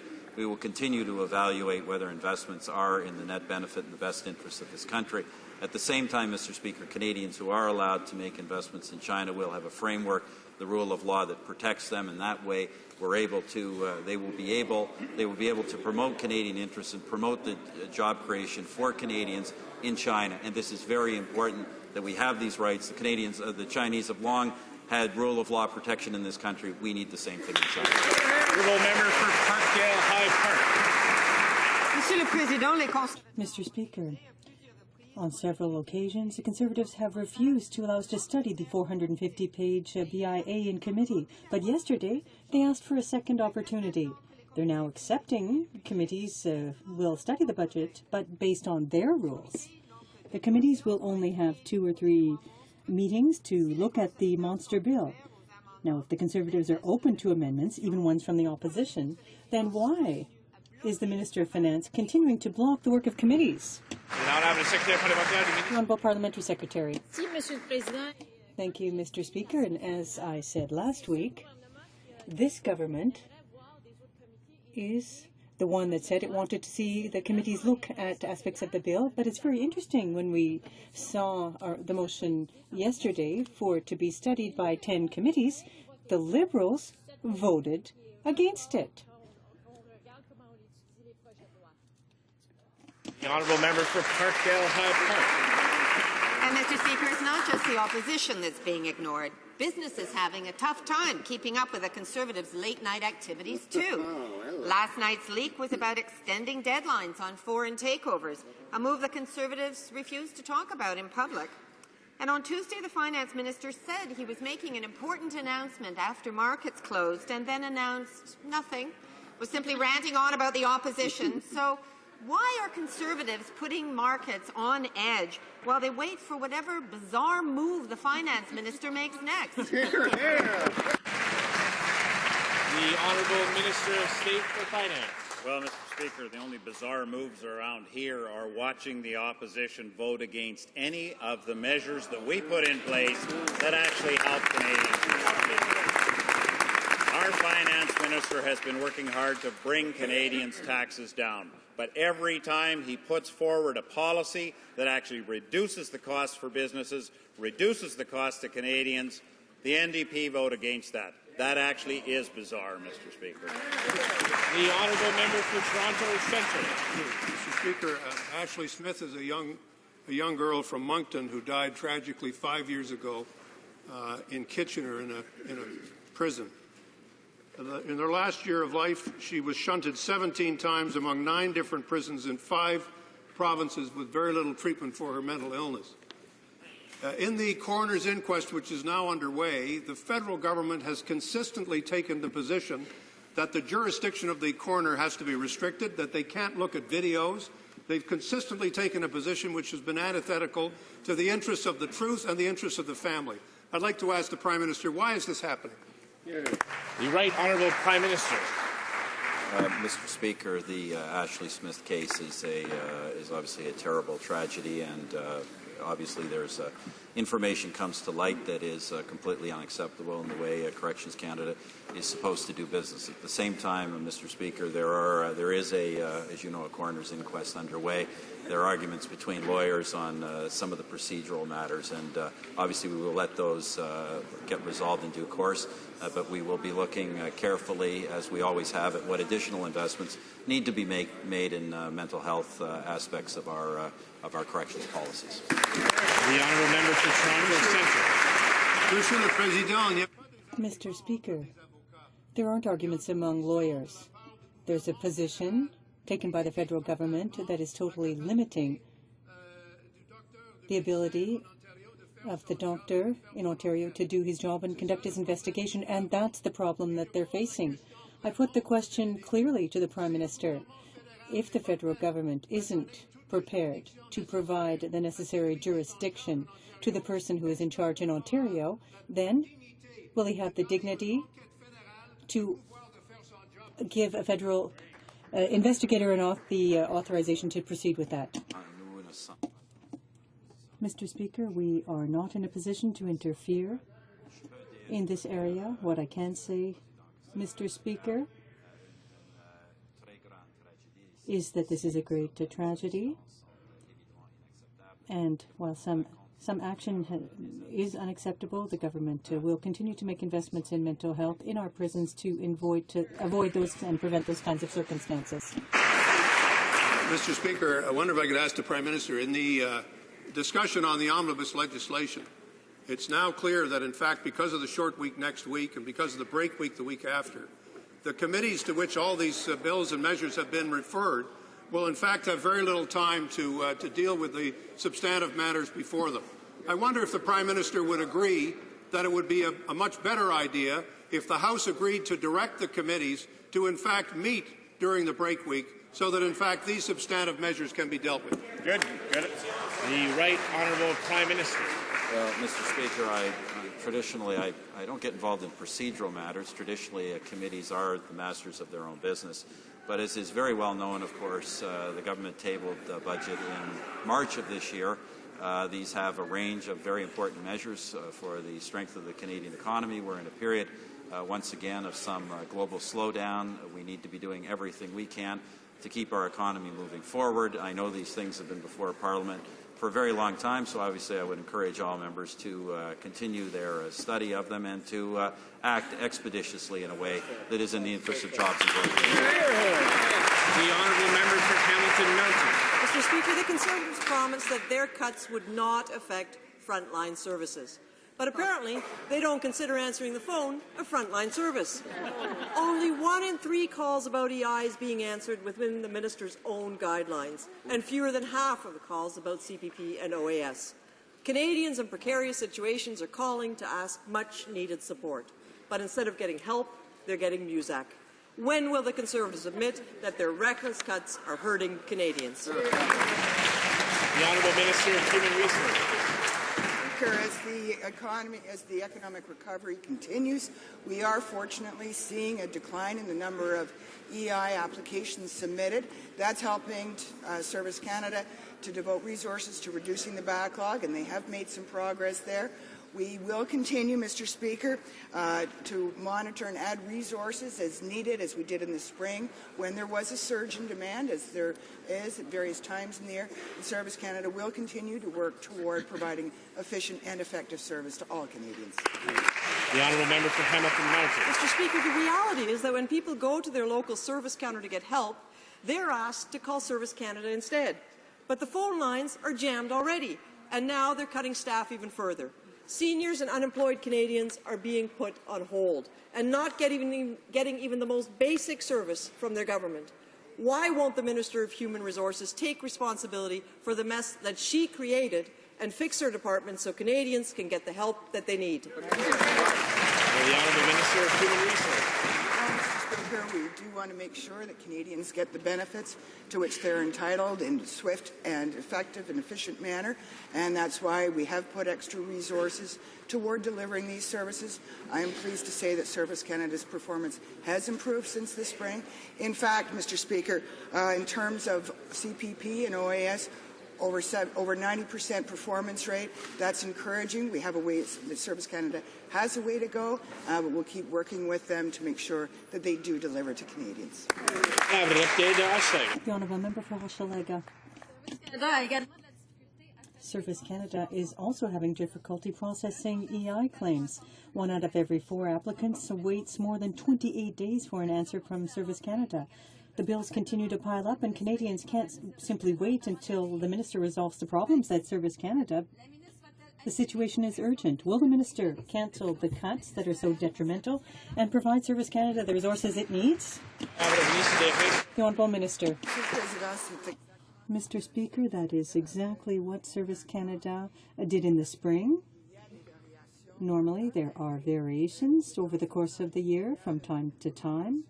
There is a rise in the number of claims, and when that happens, the Service Canada adds resources to process them efficiently and effectively. Service Canada will continue to work on providing this service to Canadians. The Honourable Member for Hochelaga. Mr. Speaker, the Conservatives are ravaging Service Canada, but they had promised that, in fact, frontline services wouldn't be compromised. Unemployed Canadians are waiting longer and longer before receiving their first EI check. If Service Canada doesn't get more resources immediately, we'll be facing a disaster. Will the minister acknowledge that the changes are not working? Will she rectify the situation and stop destroying Service Canada slowly but surely? The Honourable Minister.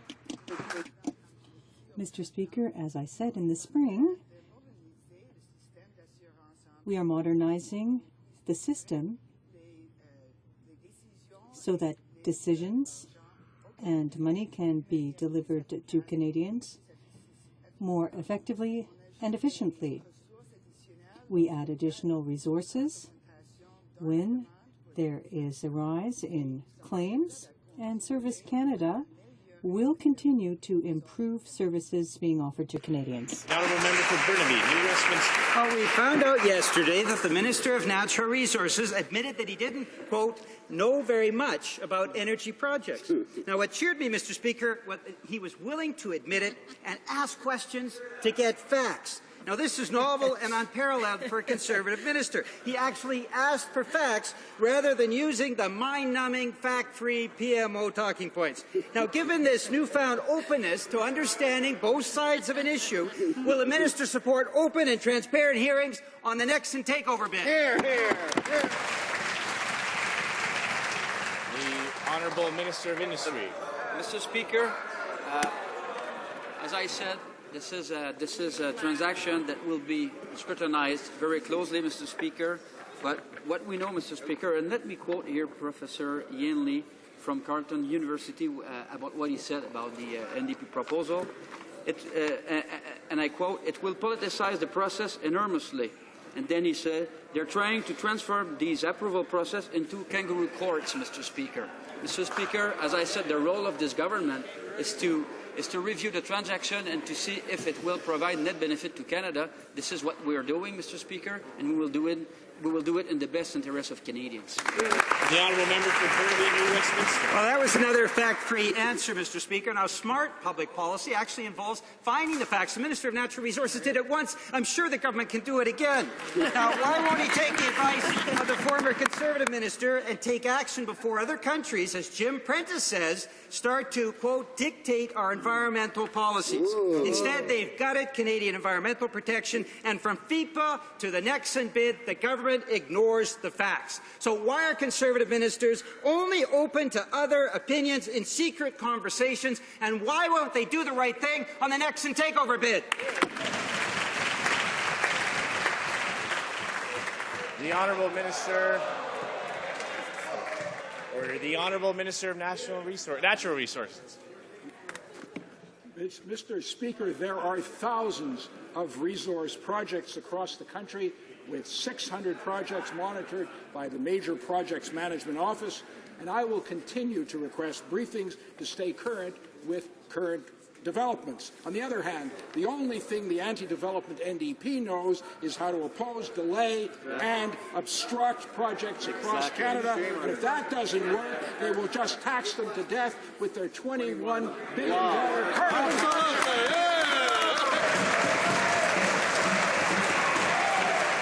The Honourable Member for Toronto Danforth. Michael Sona has finally come forward. He said the Conservative Party's Director of Communications sent him to the University of Guelph, where he stole a ballot box. He also called the Central Campaign about how untraceable voter suppression calls are made. And he talked about how easy it would be for the Conservatives to identify who pulled non-supporter lists from their database. When will Conservatives come clean, Mr. Speaker, and take responsibility for any involvement of their Central Campaign in dirty tricks? The Honourable Parliament Secretary, Minister of Transport. Mr. Speaker, the Conservative Party of Canada ran a clean and ethical campaign and condemns in the strongest of terms any act of voter suppression. That is why our party is working with Elections Canada to get to the bottom of the serious allegations in Guelph. If only the NDP had been so forthcoming after it accepted $340,000 in illegal union money.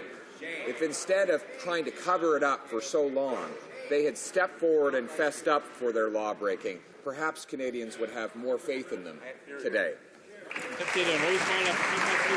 The Honourable Member for Rosemont-la-Petite-Patrie. Mr. Speaker, I too will tell my children some fascinating stories when I put them to bed. And there were plenty of fascinating revelations in the comments made by Michael Sona. They're trying to pass electoral fraud off him, but the truth is that Pierre Poutine is the one who exceeded in gaining access to the database, not Michael Sona.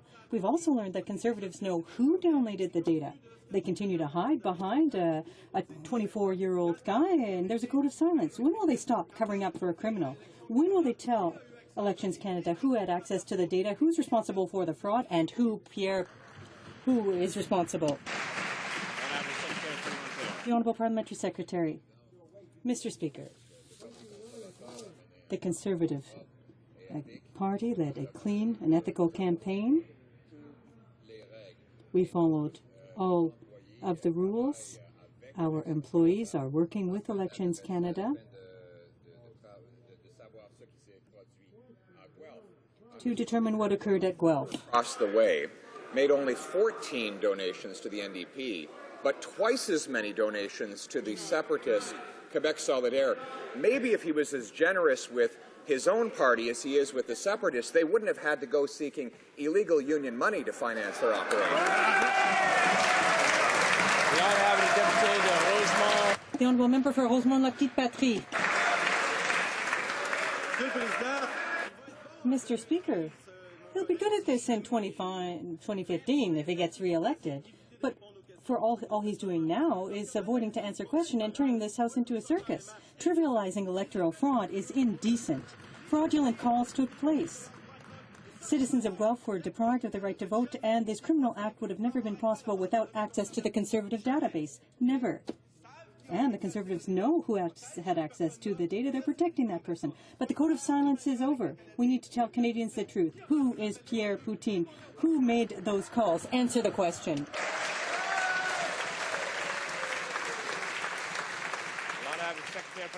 The Honourable Parliamentary Secretary to the Minister of Transport.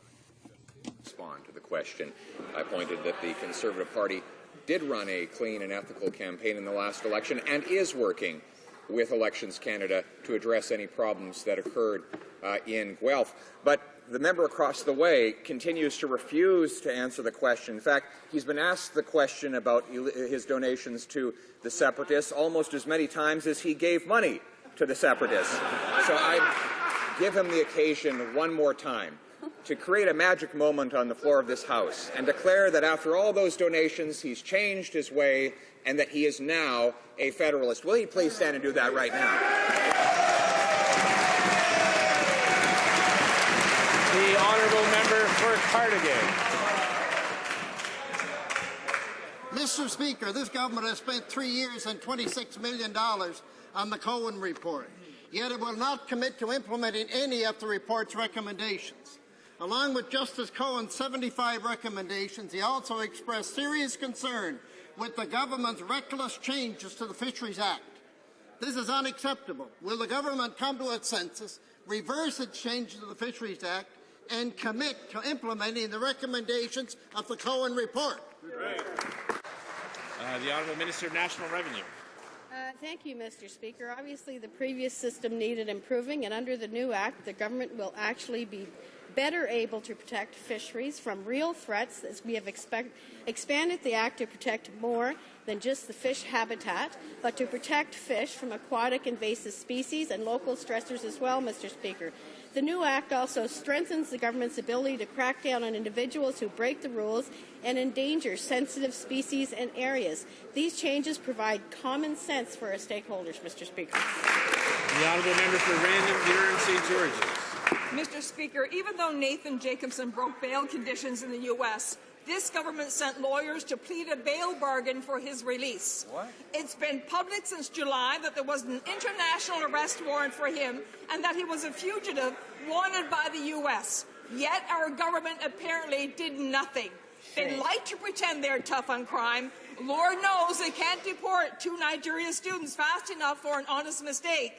Did the government take any action to proactively locate and apprehend Mr. Jacobson before October the 24th? And if not, why not? The Honourable Parliamentary Secretary, Minister of Justice. The member knows full well that the government does not interfere with police investigations, nor does it interfere with the court process. The prosecutors in this case acted completely independent, without unfettered discretion. The bail that was posted was $600,000. Both his Canadian and his Israeli passport were surrendered. This is a matter that was acted upon immediately upon the request. The Americans requested that he be arrested on October 24th. The very next day, October 25th, he was arrested. This case is now before the courts. It would be inappropriate to interfere with. We have the best judicial system in Canada. Speaker, let them go for it. That's it. The Honourable Member for Saint Laurent, Cartierville. Mr. Speaker, the Minister for Democratic Reform knows that honesty in elections is a fundamental principle of democracy. In the election of 2011, people were directed to the wrong polling stations. The employee identified by the Conservatives says that he is a scapegoat and he could have never coordinated fraud of that scale. Will the Minister take his responsibilities and shed light on this organized situation? Will the Minister of Democratic Reform or the Minister of Conservative Camouflage answer this question? The Honourable Parliamentary Secretary. Mr. Speaker, I've already answered the question. The Conservative Party led a clean and ethical campaign. We will work and continue to work with Elections Canada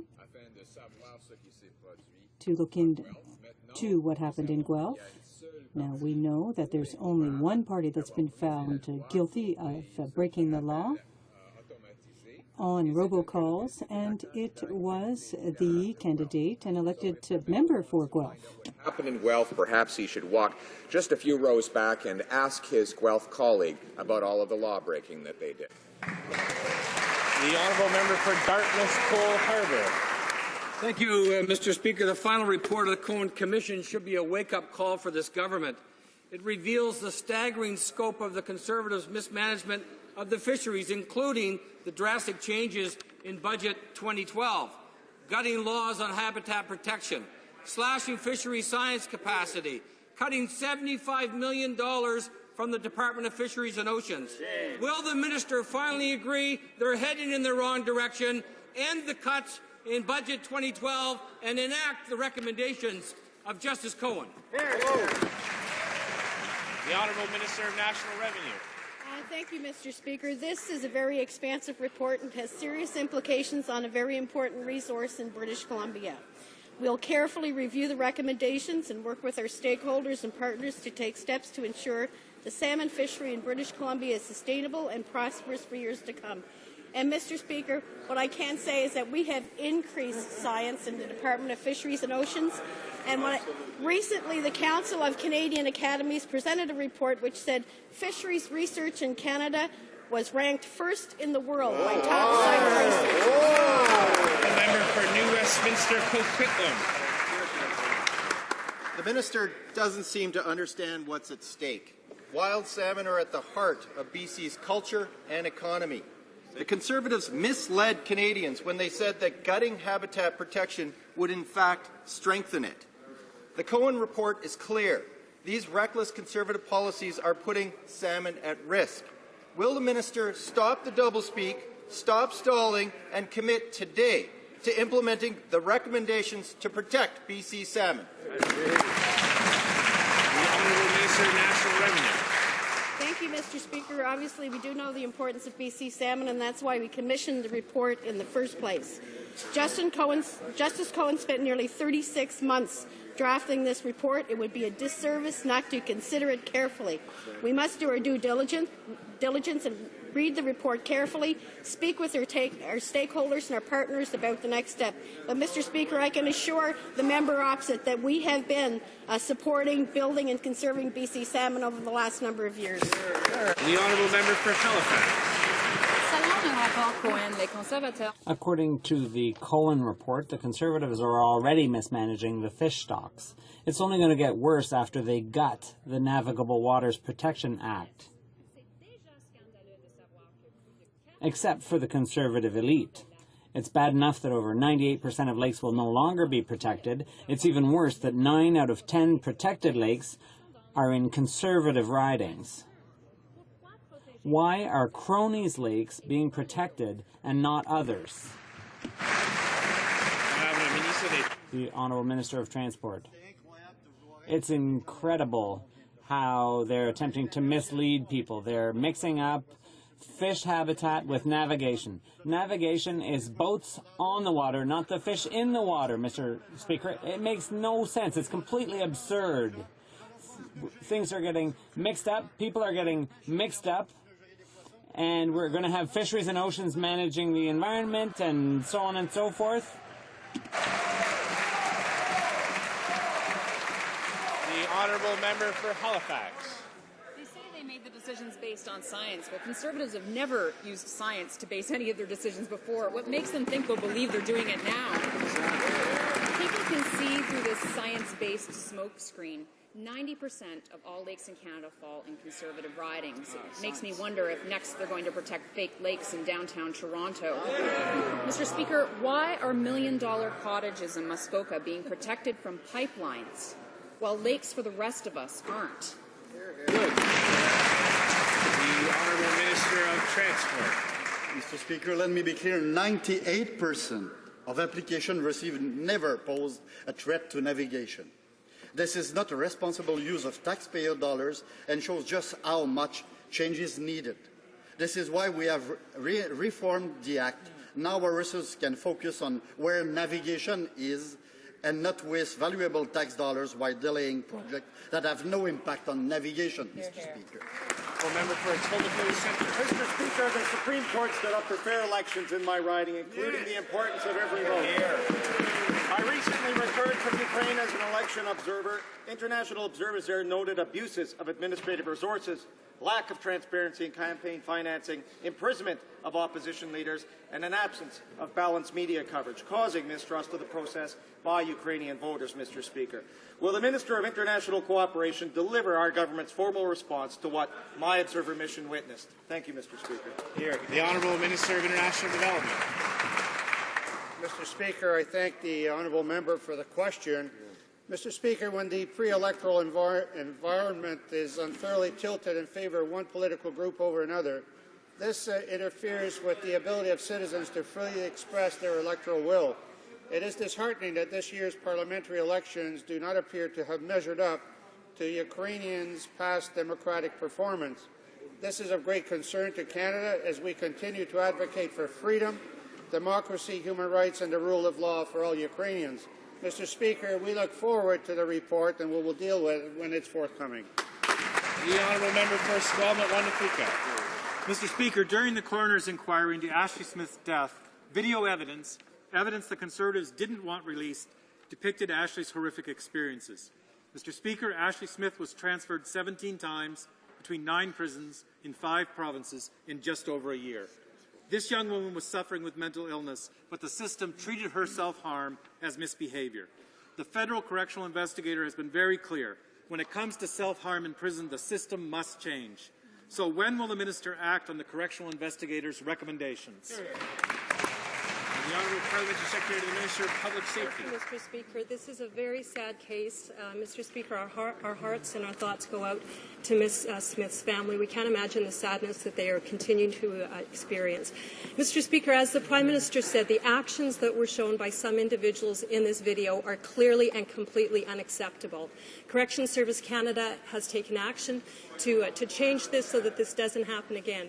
But, Mr. Speaker, what this shows is that clearly not only is the federal government working, as the Prime Minister said, to address mental health in prison, but the provinces need to help us. We need to work together so that individuals who are dealing with mental health issues are addressed before they reach the correctional system. Thank you. The Honourable Member for Alfred Pellant. Ashley Smith's family deserves real answers. And unfortunately, this is not an isolated case. In 10 years, the number of offenders with mental health issues has doubled. 50% of current women offenders have self-harmed, like Ashley Smith, before she took her own life. The recent report of the correctional investigator makes clear recommendations for addressing these serious problems. Mr. Speaker, will the minister follow them? The Honourable Parliamentary Secretary. Has taken action to address mental health in prison. Mr. Speaker, we've initiated a mandatory 90-day review so that individuals can have a plan and mental health assessment within 90 days of entering the correctional system. But clearly, prisons are not the place to address mental health issues. In the case of Ashley Smith, the actions by Correctional Services Canada by those specific individuals was clearly unacceptable. We want to see changes. We want to see individuals who are mentally ill dealt with before they reach the correctional system. Thank you, Mr. Speaker. Member for Vancouver East. Mr. Speaker, the government has done nothing to investigate reports that people have suffered adverse drug reactions to prescription medications, and sadly, some have even died. It seems astounding that Health Canada is not following up on these critical issues of life and death, nor giving grieving families the answers they need. Mr. Speaker, these families deserve an explanation and accountability from this minister. What is her response, and what will she do to ensure no further deaths occur? Here. The Honourable Parliamentary Secretary to the Minister of Health. Mr. Speaker, our hearts go out to patients who have had adverse drug reactions. Our government has taken a leadership role in working with the provinces and territories to develop ways that we can work with the provinces and territories to address this issue, and we do see it as a very significant part of the Canadian healthcare system. Thank you. The Honourable Member for Saint-Bruno, Saint-Hubert. Mr. Speaker, Conservative inaction is endangering many Canadians. The Conservatives have failed to heed hundreds of reports on serious side effects to drugs, drugs that are currently routinely sold at drugstores. There have been over 600 reported cases of children with serious and even sometimes fatal side effects. Hundreds of families are concerned, and they deserve the full story on this troubling situation. Will the Minister of Health launch an inquiry, Mr. Speaker? The Honourable Parliamentary Secretary. The members should know that in Canada, drugs are not allowed to be sold until scientists working with Health Canada have verified that they are safe and used as directed. Once approved, these drugs are subject to regular scientific review based on the latest information available. Canadian families should always speak to their family physician before taking any prescriptions or providing one to any children. Thank you very much, Mr. Speaker. The Honourable Member for St. Paul. Mr. Speaker, today in Winnipeg, provincial cabinet ministers joined Canada's Aboriginal leaders for a two-day meeting on missing and murdered Aboriginal women and girls. 3 federal cabinet ministers were invited. None are attending. AFN National Chief Sean Atleo has said, striking an independent and inclusive National Public Commission of Inquiry would demonstrate a clear and focused commitment to achieve positive change for and with Indigenous people.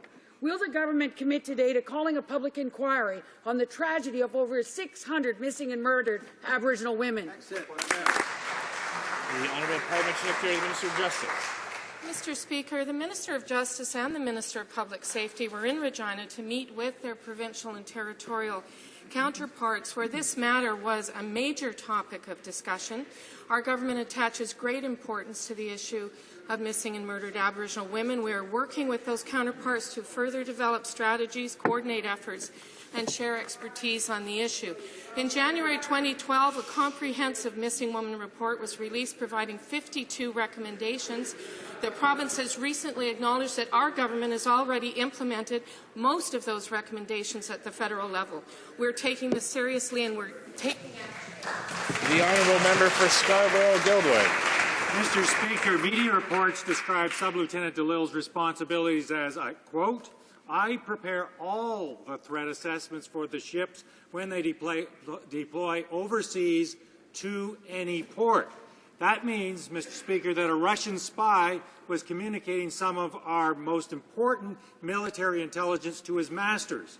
Instead of letting this spy scandal leak out article by article, why doesn't the minister convene a judicial inquiry so that Canadians and our allies can have their confidence restored in our security system?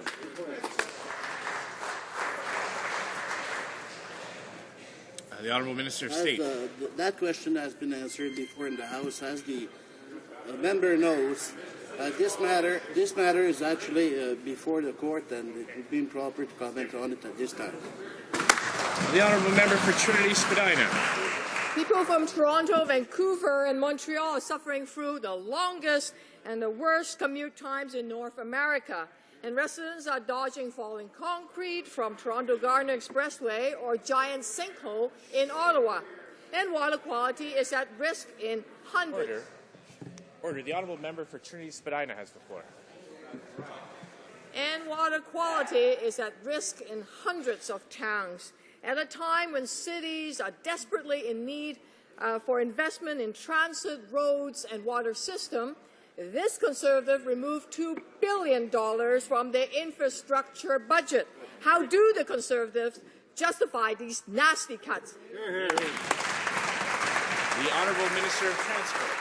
Mr. Speaker, the member should know, just as the FCM does, that this is a case of responsible accounting, only that, and does not indicate a cut to any infrastructure programs. The federal government does not grant funds to proponents until projects are completed. Thank you, Mr. Speaker.